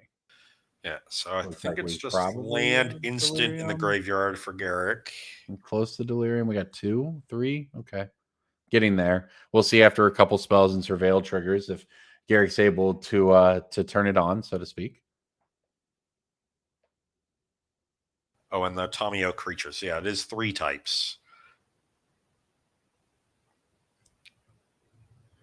Okay, we're gonna try to abrade the DRC here in combat. And Garrick thinking about whether or not he wants to fight over this. He knows that Drew was missing on land, did find a second land here, but deciding how we want to deal with this abrade inside of combat. Even if you want to play a different spell, maybe you do it now so that you can take advantage of the surveil trigger. Interesting that abrade came in out of the sideboard for Drew. I guess this is a Corey Steel Cutter deck, so that does make some sense. Can't just rely on always having Painter Servant to turn on your blasts. It looks like Garrick is going to. Okay, yep. So here's the line. This is nice. Garrick uses the 3 mana he has, flashes in the Brazen Borrower. So now he has an additional 3/1 flyer. Then with the mana spent, picks up the land to daze the abrade from Drew, which also then triggers a surveil trigger from the DRC. So at the end of all of that, Garrick is still down to land, but he has got 2 would-be 3-power creatures. And notably, he picked up the Thundering Falls, not the Volcanic Island. So he values the surveil trigger more than the untapped land. Likely to try to get another chance at hitting Delirium and pump up his DRC. And he's already played his 3 mana play. The rest of this deck is all 1s and 2s. So won't need access to 3 mana next turn, most likely. And that means that he'd rather have access to it. Yeah, very, very heads up play by him there. Great catch by you.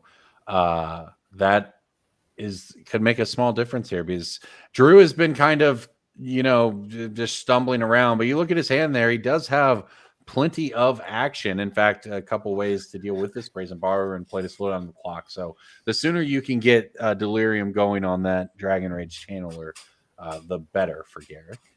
Yeah, we see in his hand Untimely Malfunction and Pyrogoyf as well. So a lot of his sideboard coming in here, basically all of his removal. He has just turned himself into a very heavy removal configuration, knowing that he is the deck with more card advantage going along. So he's basically turned himself into a control deck. Yeah, mono red control deck. But in many ways, that's kind of where you want to be in the matchup, given that your opponent is a very efficient deck. And if you try to go faster, they do have ways to disrupt you. So going bigger and slower makes some sense as we see another lightning bolt, in fact, take down one of Drew's engineers. Yeah, I completely agree. I liked the positioning. You just still have to draw lands, unfortunately. Yeah. Well, that's what I say. I do wonder if he had a 3 mana play in hand, if he could have held that Ancient Tomb for the 3rd turn and gone for it there. He was playing around days by playing it, but and in fact, I think Garrick probably had days, so he maybe even had to do it, but it just didn't work out as Garrick had the Wasteland to punish it, and Drew was never really able to get going. We have 3 mana now. We'll see if it's too little too late, or if this unlocks enough of his hand to try to clear the board. He's got Garrick down to just 2 cards in hand. Yeah, and that is a blast of some kind. Yeah, Tamio's down. There's the DRC is still not a 3/3. There's 15 cards in Garrick's graveyard, but still only 3 types: land, instant, creature. He's been praying for a Mishra's Bauble for about 3 turns now, and it is not coming.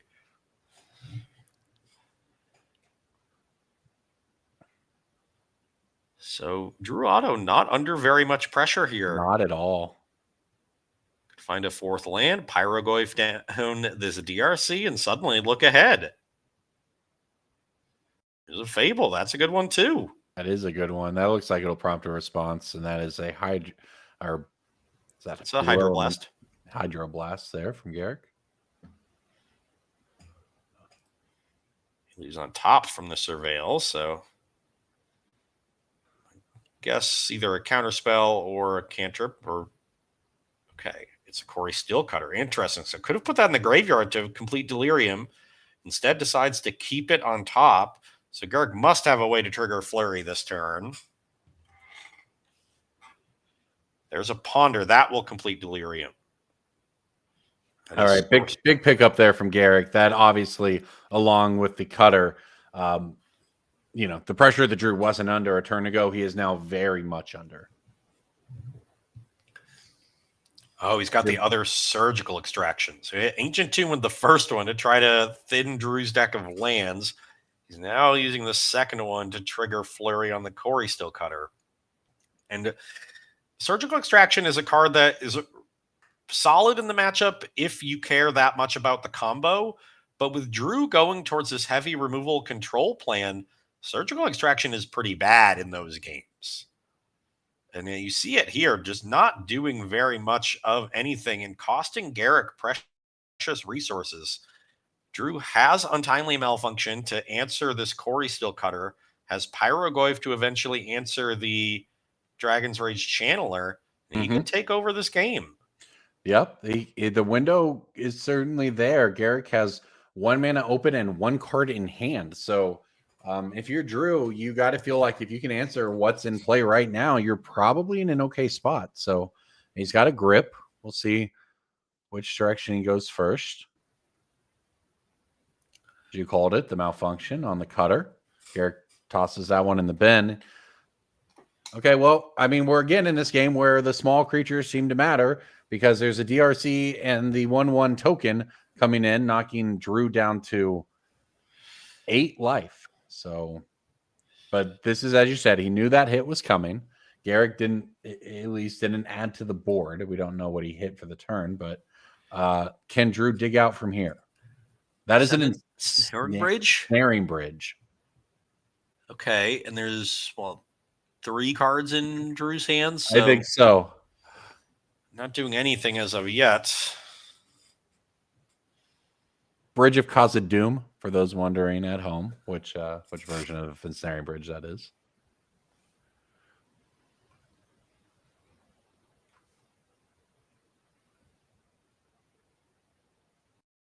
Yeah, you don't usually want to play the Ensnaring Bridge when you're at 3, but at the same time, if you can get it out of your hand now and then empty your hand next turn, or at least close to it, you shut down this damage coming at you and can kind of go from there. So it is not a bad pickup for Drew, but it is a slow pickup against a deck playing Lightning Bolt. And Garrick only comes across for 4. Could have prowessed up this monk and put Drew into bolt range. So didn't have the ability or desire to do that. Can Drew empty his hand and stay out of range of that burn spell? I don't think he found a land to do it. He's got a Mox Opal, I think. Okay, that would be very good. Yep. And then is that still 3 cards left? Is that 2? 3. Yeah. We know one of them is Pyrogoyf. That's going to be hard to cast.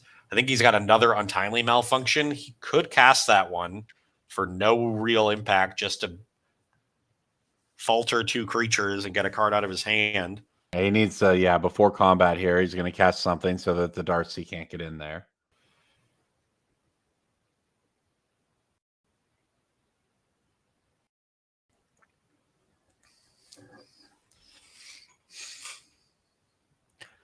Garrick has to be careful about how much he casts in response to this, because he could pump the monk out of range of being able to attack. Drew shrugs his shoulders. Nothing I can do about that. I'm down to 3. Well, please no lightning bolt. Oh, it's Corey Steelcutter. Okay. Can Drew find a land? So the thing here is that was the crucial bit, because just being at 3 life means that any bolt from Garrick ends it, and with the Dragon Rage Channeler out, any spell allows Garrick to surveil to dig closer to it, even if he can't attack. Still think Drew hasn't found land 4 for Pyrogoyf. Oh, but he has the Mox Opal. This will be 2 cards left in hand. You could kill the monk.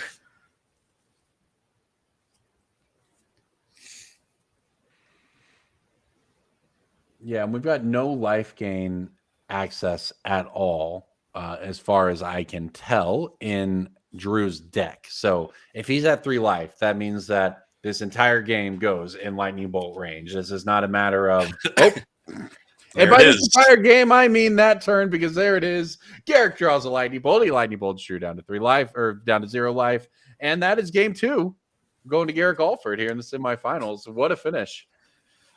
Yeah, Drew had some avenues, I think, to get back into that game if he found the lands a little bit earlier.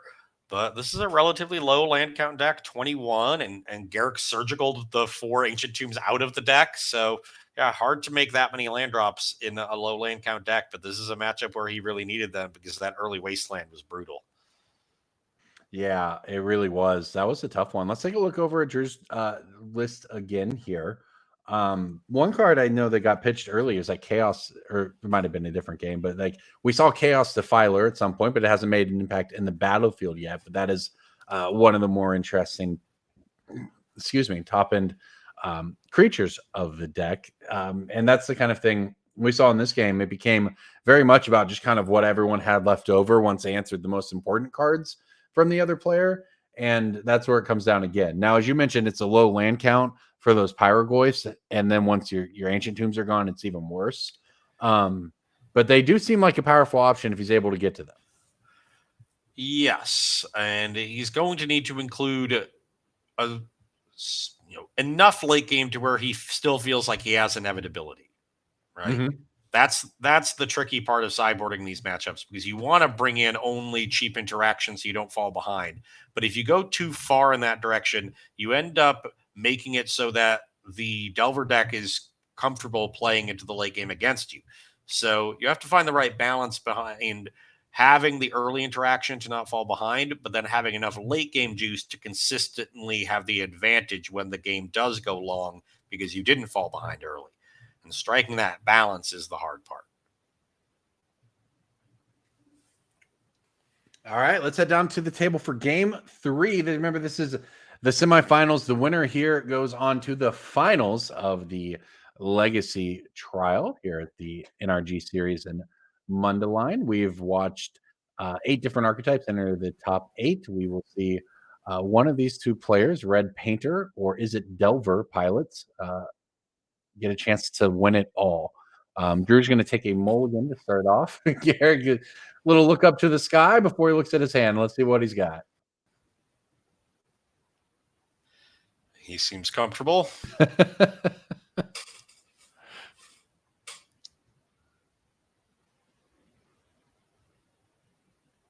He's having a good time. Look at that. He's having a great time out there. That's how it should be. These things are fun, especially when you're Garrick Alford and you are at a minimum in the top 5 of the leaderboard, I believe, after this weekend. It's been a very good weekend for him climbing. Yeah, very good, but it could always be better. That's right. Drew thinking about which card to tuck.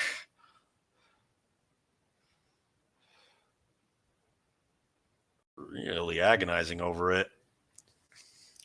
Makes me wonder if he's taking a risk with his mana base. Yeah. Back an extra land. He's thinking about that. He's thinking about that wasteland from last game. Yep. Here's a card we have not seen much of in this match. Urza Saga on turn 1. Is that Grindstone Mox Opal as the follow-up?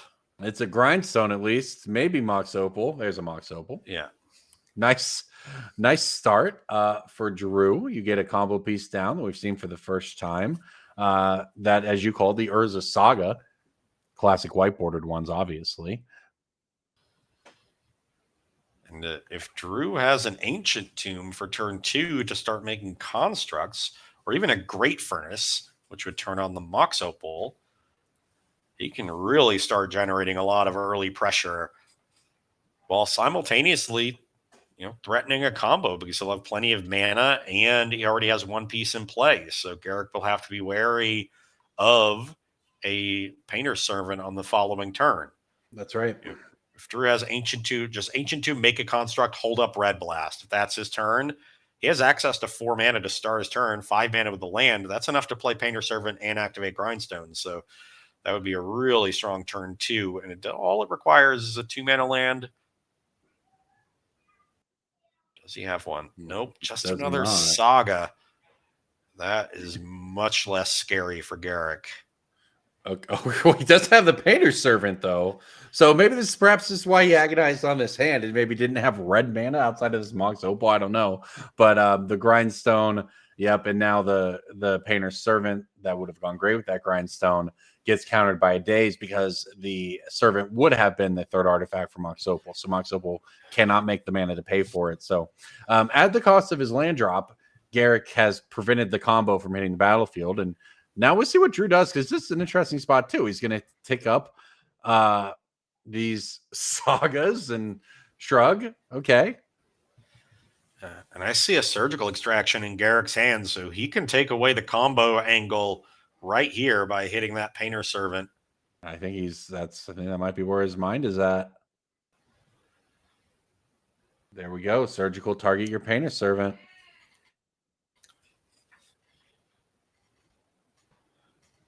And that's Arena of Glory, Pyrogoyf, and Pyroblast. What's that?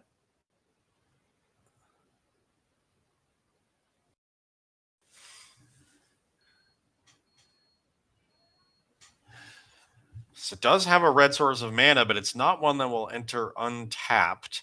I guess once the Urza Saga trigger resolves, Drew should have a third artifact, and then the Mox Opal will be turned on to tap for red. But really, he's going to want to look towards some constructs. Yeah, this is an odd hand. You can see why he kind of debated what he was going to bottom with it, because it both had the combo pieces, but also had this really heavy Urza Saga thing going for it. But at the same time, didn't have any soul lands and just kind of plodding along. But I mean, Garrick's not really doing much either at the moment. So this is a pithy needle hitting play. Okay. Look at the exile zone for Drew Otto. Only 2 copies of Painter Servant being exiled with that Surgical Extraction. He boarded 2 of them out. It shows you how little he cares about the combo in the post-board games. I'm willing to bet that Grindstone is the only one in the deck. Yeah, that the would second make copy sense. is also not there. Because you can go get the Grindstone, of course, with any of the things that this Saga should bet. So as long as you have access to the threat of the combo, you're getting a long way. So, all right, Drew's able to progress his board a little bit. I wonder where this Pithing Needle is naming up. That's what I want to know as well. I'm guessing Polluted Delta or Misty Rainforest. Well, if it was Misty Rainforest, he high rolled. That is the coin flip. Well, there's already a Delta in the graveyard, and it's open deckless. So if Drew was paying attention to Garrick's list, it's 4 Delta, 4 Misty, and he could easily have just named Misty since that's the 4 of remaining.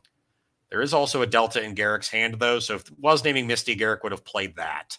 So maybe it's naming Delta, and he still gets one of the lands. Yeah. Well, here it comes. It's another Volcanic fetched out for Garrick. The constructs are like coming along for Otto, though. I mean, we've seen Urza Saga win many, many games across formats ever since it was printed, and more, even in these post-board games, these decks are just leaning on it because this is it is a collection of cards in play for Otto, these are but it's big enough to punch through.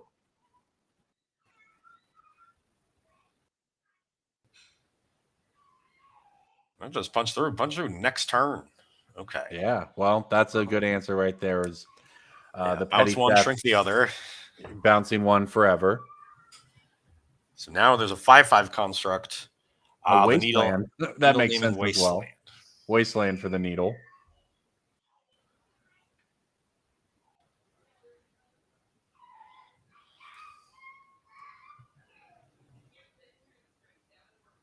Yeah, the wasteland was obviously pretty devastating for Drew in game 2. I'm sure you don't want that one to get run back, especially with a hand that looked, kind of like his did.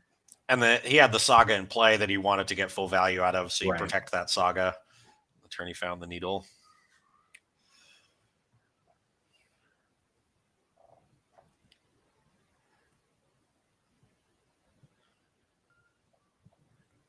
There's that Pyroglyph still in hand for Drew. Currently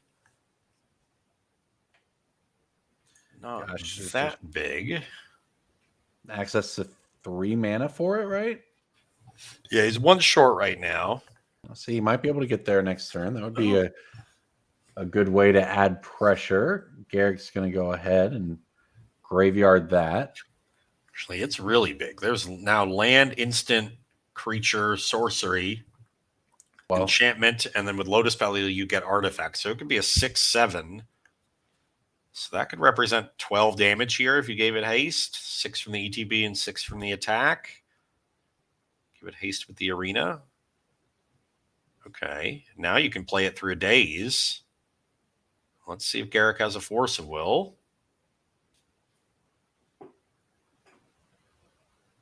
He does. I see it. He's going to need it because he's counting it up just to verify. Yeah, currently a 5/6, but the Lotus Petal lets Drew make it a 6/7 if he wants to. And that would put Garrick to 3. Instead, he just goes for 10 damage, putting Garrick to 5. So it's still lethal next turn. Garrick did let it resolve. Does he not have a blue card? He has 2 bolts. He does have 2 bolts. Oh, but you sack the Lotus Petal. No, missed the Lotus Petal sack.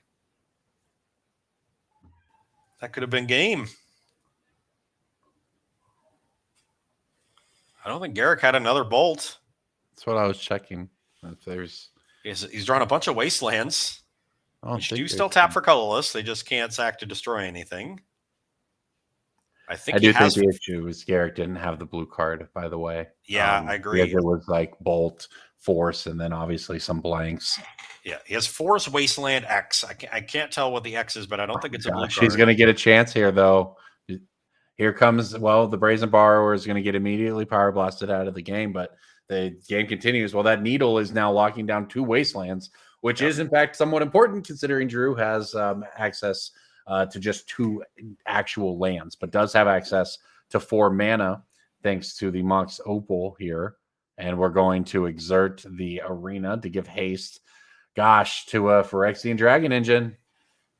And that one can get Force of Will, but then Drew just unearths it and draws a bunch more cards. But it's hard to let it go, too, because you're 5. This is just attacking you to 1. And, I think Drew was floating a red from the arena, too. Yep, so he can... So both of these are hasted. This is now lethal, which will force Garrick to do something, whether it's hard cast or Force of Will.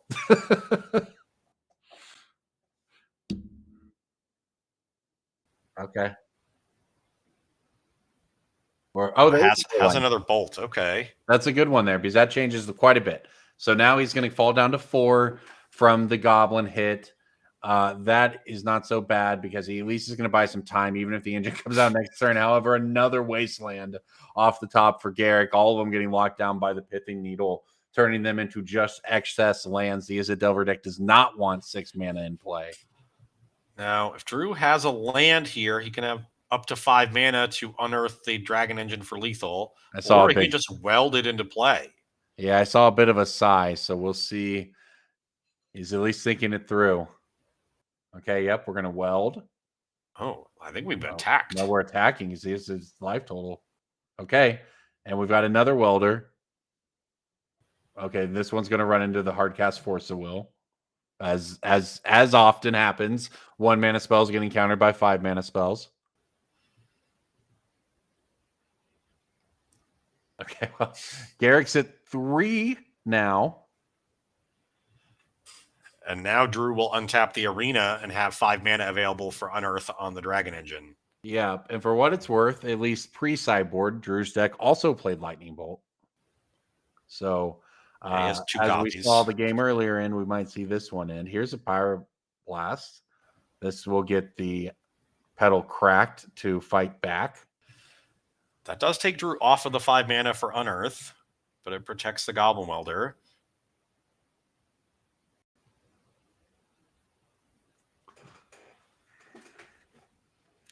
Yeah, and Drew will have access again to the arena next turn, right? So if he hits a land, he'll have a shot to do something here. We'll see what he hits.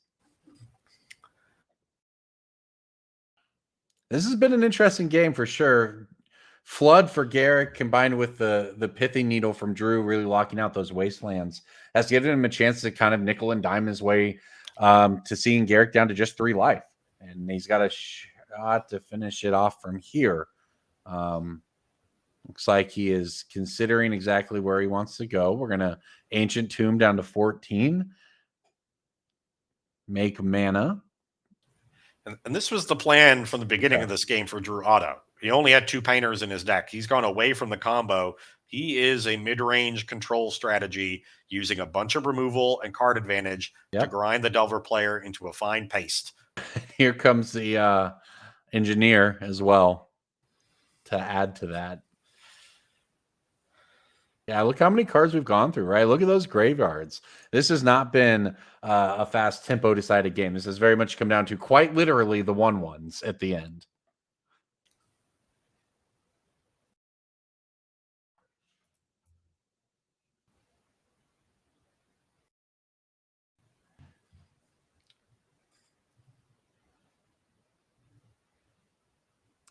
All right. Well, if you're Garrick, you again, you see what you've got to deal with. If you can find a way back into it, he's like, if you find a cantrip, you can maybe set your hand up a little bit here, but it has to be now because you are running very much out of time. You're down to 2 life, facing down conveniently 2 power with 2 cards in hand.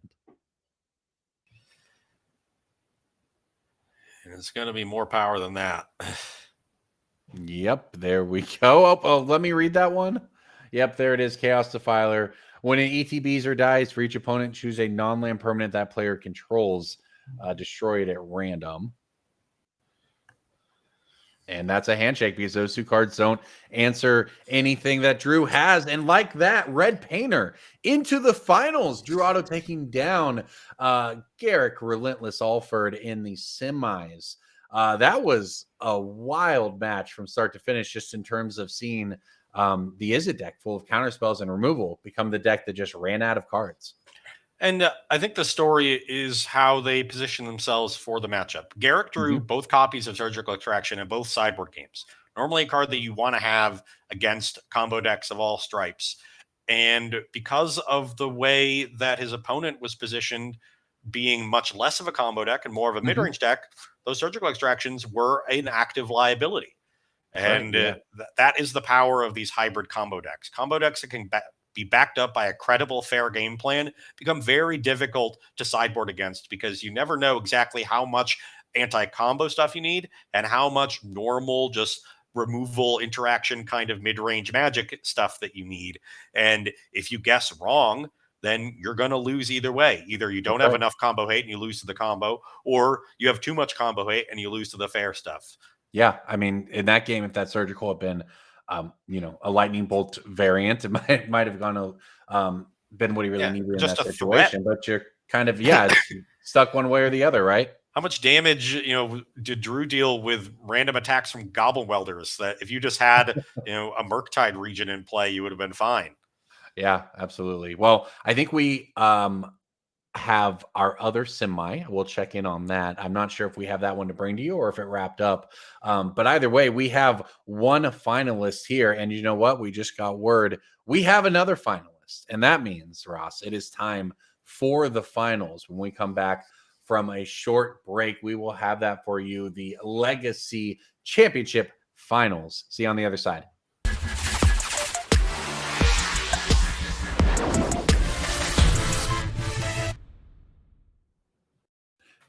It's time for the finals. Welcome back, everybody. Corbin Hostler, joined by Ross Merriam. We have watched 7 rounds of Legacy in the Swiss, plus 2 more rounds in the quarter and semifinals. And it has brought us here to this, where we have 2 classic Legacy archetypes coming up in the finals. It has been an excellent day of Magic. We want to thank all of you for spending your evening with us for this event. And we are going to get down to the finals right after we take a look at where we're heading next. Or maybe there it is. We're into the game. These guys are ready to go. We are in the finals. Drew Otto versus Simon Camerow. Red Painter versus Burn. It's an all mountains final here, all blasting. And it is going to be a fast and furious final. Both of these decks capable of winning very early. And for me, I think it all revolves around Painter's Servant. Not only is it part of the combo for Drew Otto, it's the card that turns on his blasts. Like in a lot of matchups in Legacy, Red Elemental Blast and Pyroblast are fine main deck cards. Burn is not one of them. So if you can get an early Painter down and turn on those blasts and suddenly go from having 6 dead cards to having 6 1-mana hybrid, Maelstrom Pulse / counter spells, then his deck looks a lot better. But if he has to try to race this Burn deck, he, without access to Painter Servant, he both lacks his fast combo and lacks most of his disruption. And so that's going to be really difficult for him.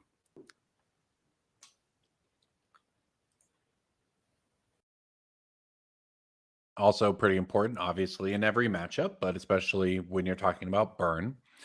Drew was on the play, and in fact, his soul land in this game he found was the City of Traders, not even the Ancient Tomb. So saving on life here as well. That will be nice. City of Traders, of course, the way these decks used to look, and in Drew's deck, he's just playing the one City of Traders. But you'd play 4 of each. But of course, City of Traders, when you play another land, you have to sacrifice it. But when all you wanted to do with your deck was power out a Chalice on turn 1, you just put 8 of them in. These days, the deck doesn't need to be all in on that kind of thing. So it's just the one of. But it comes in very handy for him here, where he doesn't have to take any life to produce 2 mana. Yeah, gets his engine going with the Phyrexian Dragon engine. Be able to draw some more cards, try to undo the double mulligan he started this game with. But now, after the block, it's just a bunch of resources trading. Normally, that's pretty bad for the Burn player, but if he's not under any pressure at all, he'll have time to just keep drawing cards, and every single card turns into, 3 damage here, 4 damage there. That adds up. Very quickly. So here we go. We've seen a couple spells fired off. We'll have to figure out exactly where life totals are. But Agatha's Soul Cauldron hits the battlefield here for Drew. Not a lot going on otherwise for either player at the moment. And he just opts to pass the turn back here with keeping 1 mana open, 3 cards in hand. So Simon has the Goblin Guide here, revealing not a land, so no free card for Drew, who then, after that trigger resolves, bolts away the Goblin Guide, so no harm done. Lava Spike, little harm done. Okay, so that's finally first blood. Dorado down to 17. Has a Goblin Welder, and that can rebuy the Dragon Engine and draw him some more cards. But he needs to start finding a way to put pressure on his Burn opponent.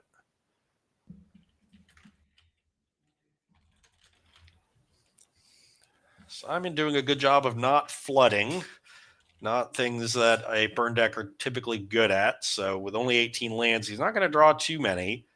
Maybe one more and he'd be fine with it.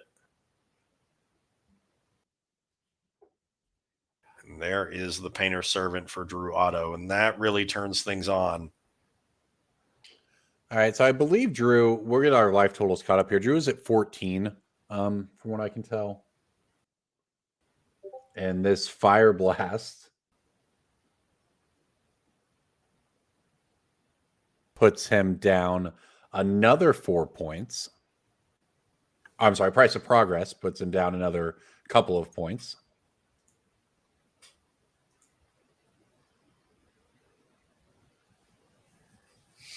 We saw Price of Progress, of course, be huge for Simon earlier, really just doing 8 damage to people who were unlucky enough to have 4 tapped non-basics in play. In this case, it's not quite as damaging, but you do still fire it off when you can to get your damage in.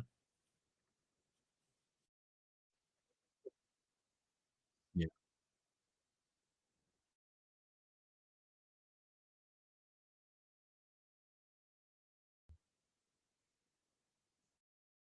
window, and you play the land, and then the City of Traders is triggering to sacrifice. That's right. Okay, now I'll cast it. They're both in play just ever so briefly.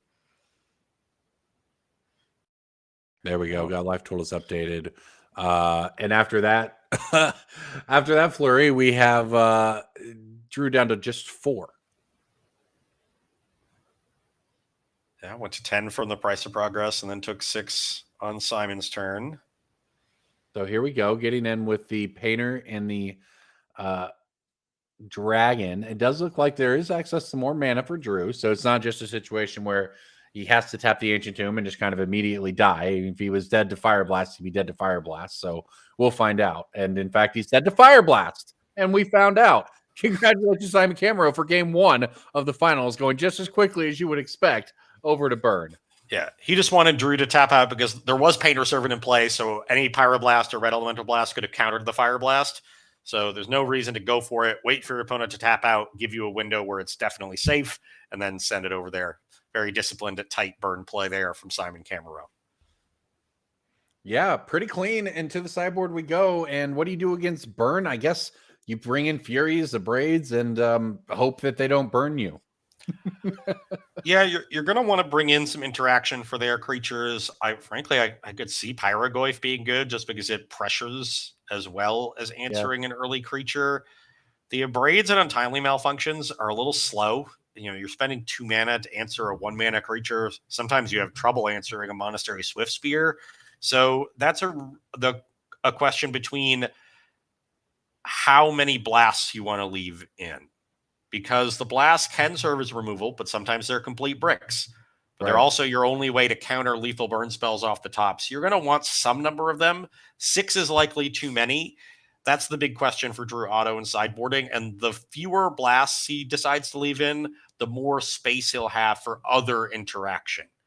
It's more consistent interaction.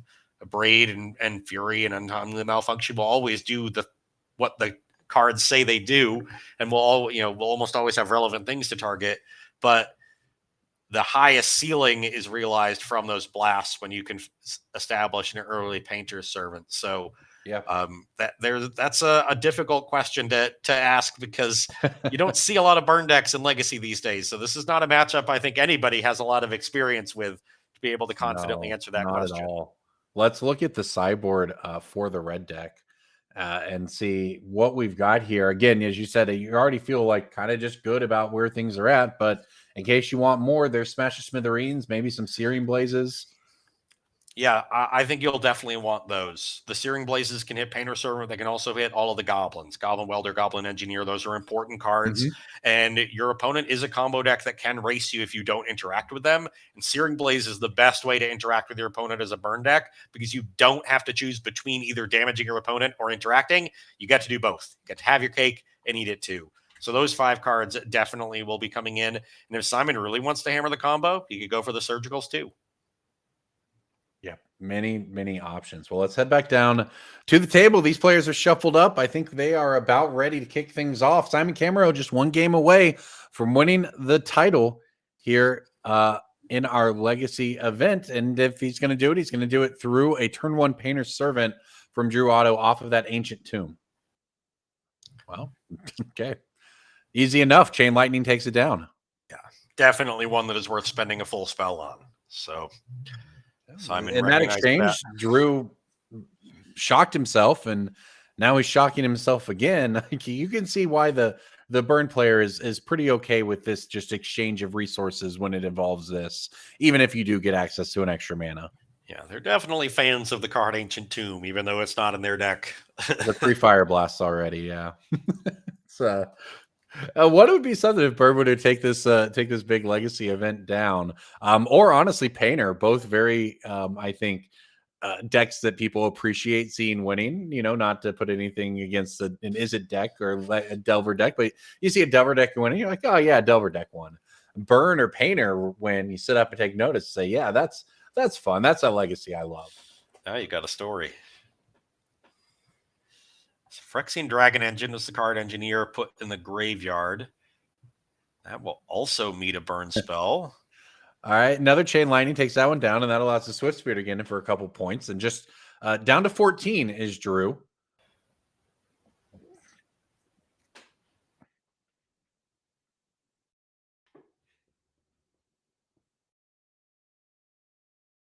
Yeah, this is rough for him.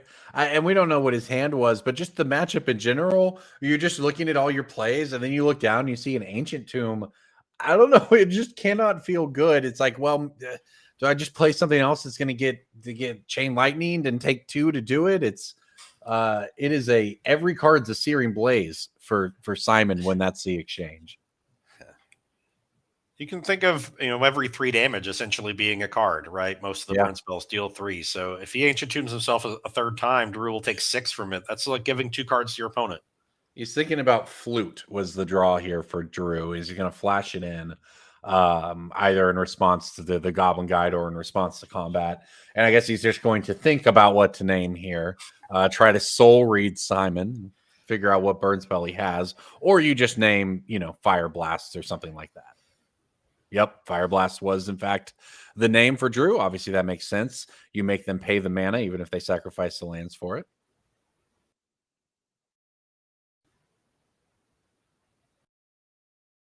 All right, Rift Bolt Suspend for Simon, plus the attack. Drew down to 11 and shakes his head as he draws another Ancient Tomb. It's a bit of an awkward name from that Disruptor Flute because it's not going to stop Simon from casting a lethal Fire Blast. If you have the 2 mountains to sacrifice to it, you can tap him for the 2 mana. I guess you need a third. It's plus 3. You probably get there, but yes, it is plus 3. But it's not the speed bump you really want there.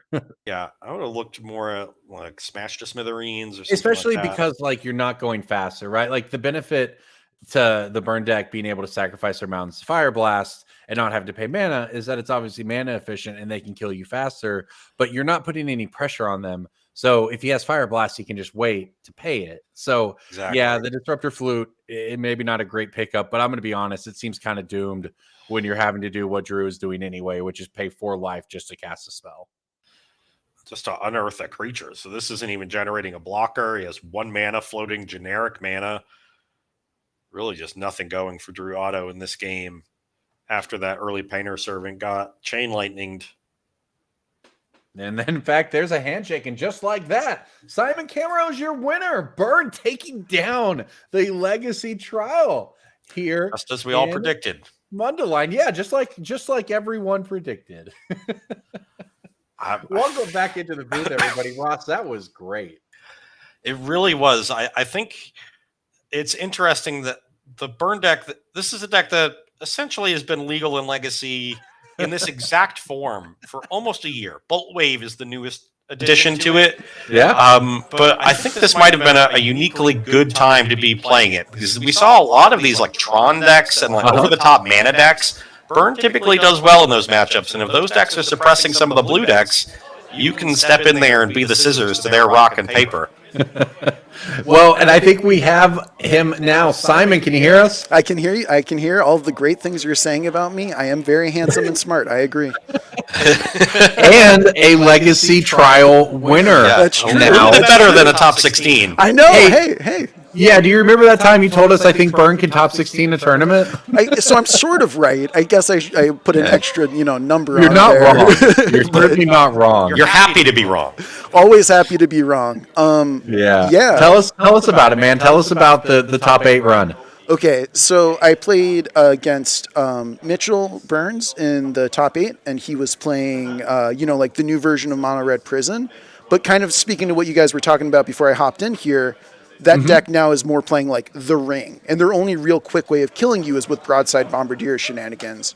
So in game, it used to be more of like a Goblin Rabble Master 100%, deck, right? So like in game 2, my opponent kept a Chalice in play for most of the game. It was just a situation where there was no pressure, so I just could draw into the the Rift Bolts and the Skewer the Critics and all that stuff. And then I played against Tzvi, who was playing like Mardu Energy. And, or I guess, since we're playing Legacy, he was playing Dega Energy, shout out Apocalypse. But he's playing black in his deck so that he doesn't just lose to all the unfair decks, but that means that Price of Progress does, 20 damage. So that was a huge one for me there. I mean, it's crazy to think that, like, the Burn deck felt favored against the Guide of Souls Ocelot Pride deck, but again, I think it's because of the, how live my most powerful cards were. And then, Yes. you know, And if those cards are doing so much heavy lifting, now you can spend the early turns using burn spells on their creatures Yeah. without fear of running out of burn later on. You'll just get it back when you pop them. Totally. And I think the finals against Drew, he mulled to like 5 in game 1 and drew a not great series of cards in game 2.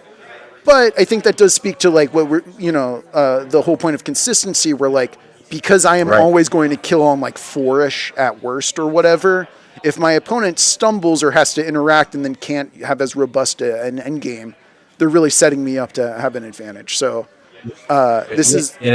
Go ahead. I was going to say, this is the second tournament I've ever played Legacy Burn in. I'm now 2 for 2 on winning with Legacy Burn. Clearly the deck is busted. It has nothing to do with, you know, the hitting the right moonshot or whatever. No, it's a very skill-intensive deck, as we all know. I would say I made probably like 4 difficult decisions over the course of the tournament.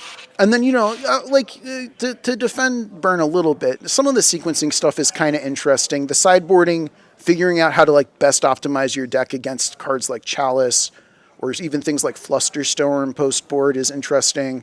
But it really was a lot of just like, oh, cool, 4 spells, 3 lands, snap it off. Let's get down to business here. Definitely navigating around the counter spells is something that separates high-end Burn pilots from everyone else. And I mean, we saw you pull out a miracle win in the Swiss against Demir, against that Archon of Cruelty, and you managed to find it with Price of Progress Fire Blast. Shades of Peace Ellie coming there. So, you know, we were sitting here from the booth very impressed with you all day long, and happy to see you take it down. Well, that's incredibly kind for you to say, especially Ross, from you, you know, complimenting somebody with Price of Progress or whatever. I know it does pain me a little bit, but, you know, the flashbacks get less severe as time goes on. That's what we can hope for. But yeah, it's a blast. I would also say, if I can shout out one other thing, the MTG Legacy Reddit, they have like a pin post, or it was near the top of it or whatever, that was like budget Legacy decks. And I did not play the burn list from there, but it was encouraging to see like Burn in there. And if anybody at home is like, Legacy seems cool, but I don't have, you know, like $2,000, or I didn't start playing the game in '93 or whatever, there are definitely a lot of decks that are 100% viable that you can comfortably top 16 in NRG trial with, that won't, you know, entirely break the bank on you. So, you know, the format is always more accessible and more diverse than people think, just because of how expansive such a card pool is, you know. Great. I love it. Well, congratulations again, Simon. You are the champion of our Legacy Trial. Yeah, it feels good. Feels good. I guess I got to make space on my mantle place or whatever. Yeah, absolutely, man. You see, you've got one to go there. So congratulations. So we'll bring it back here.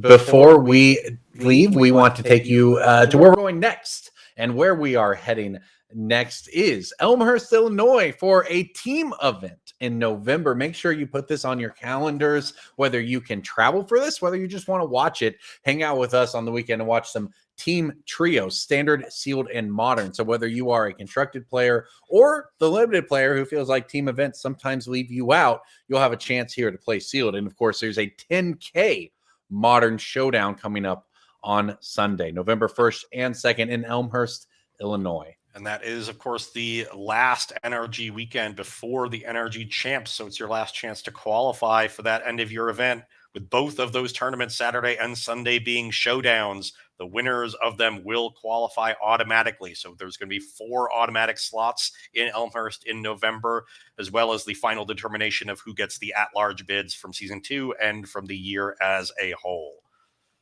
That's right. Absolutely. Well, we want to thank all of our players, congratulate both of our champions from this weekend, and thank all of you for hanging out with us.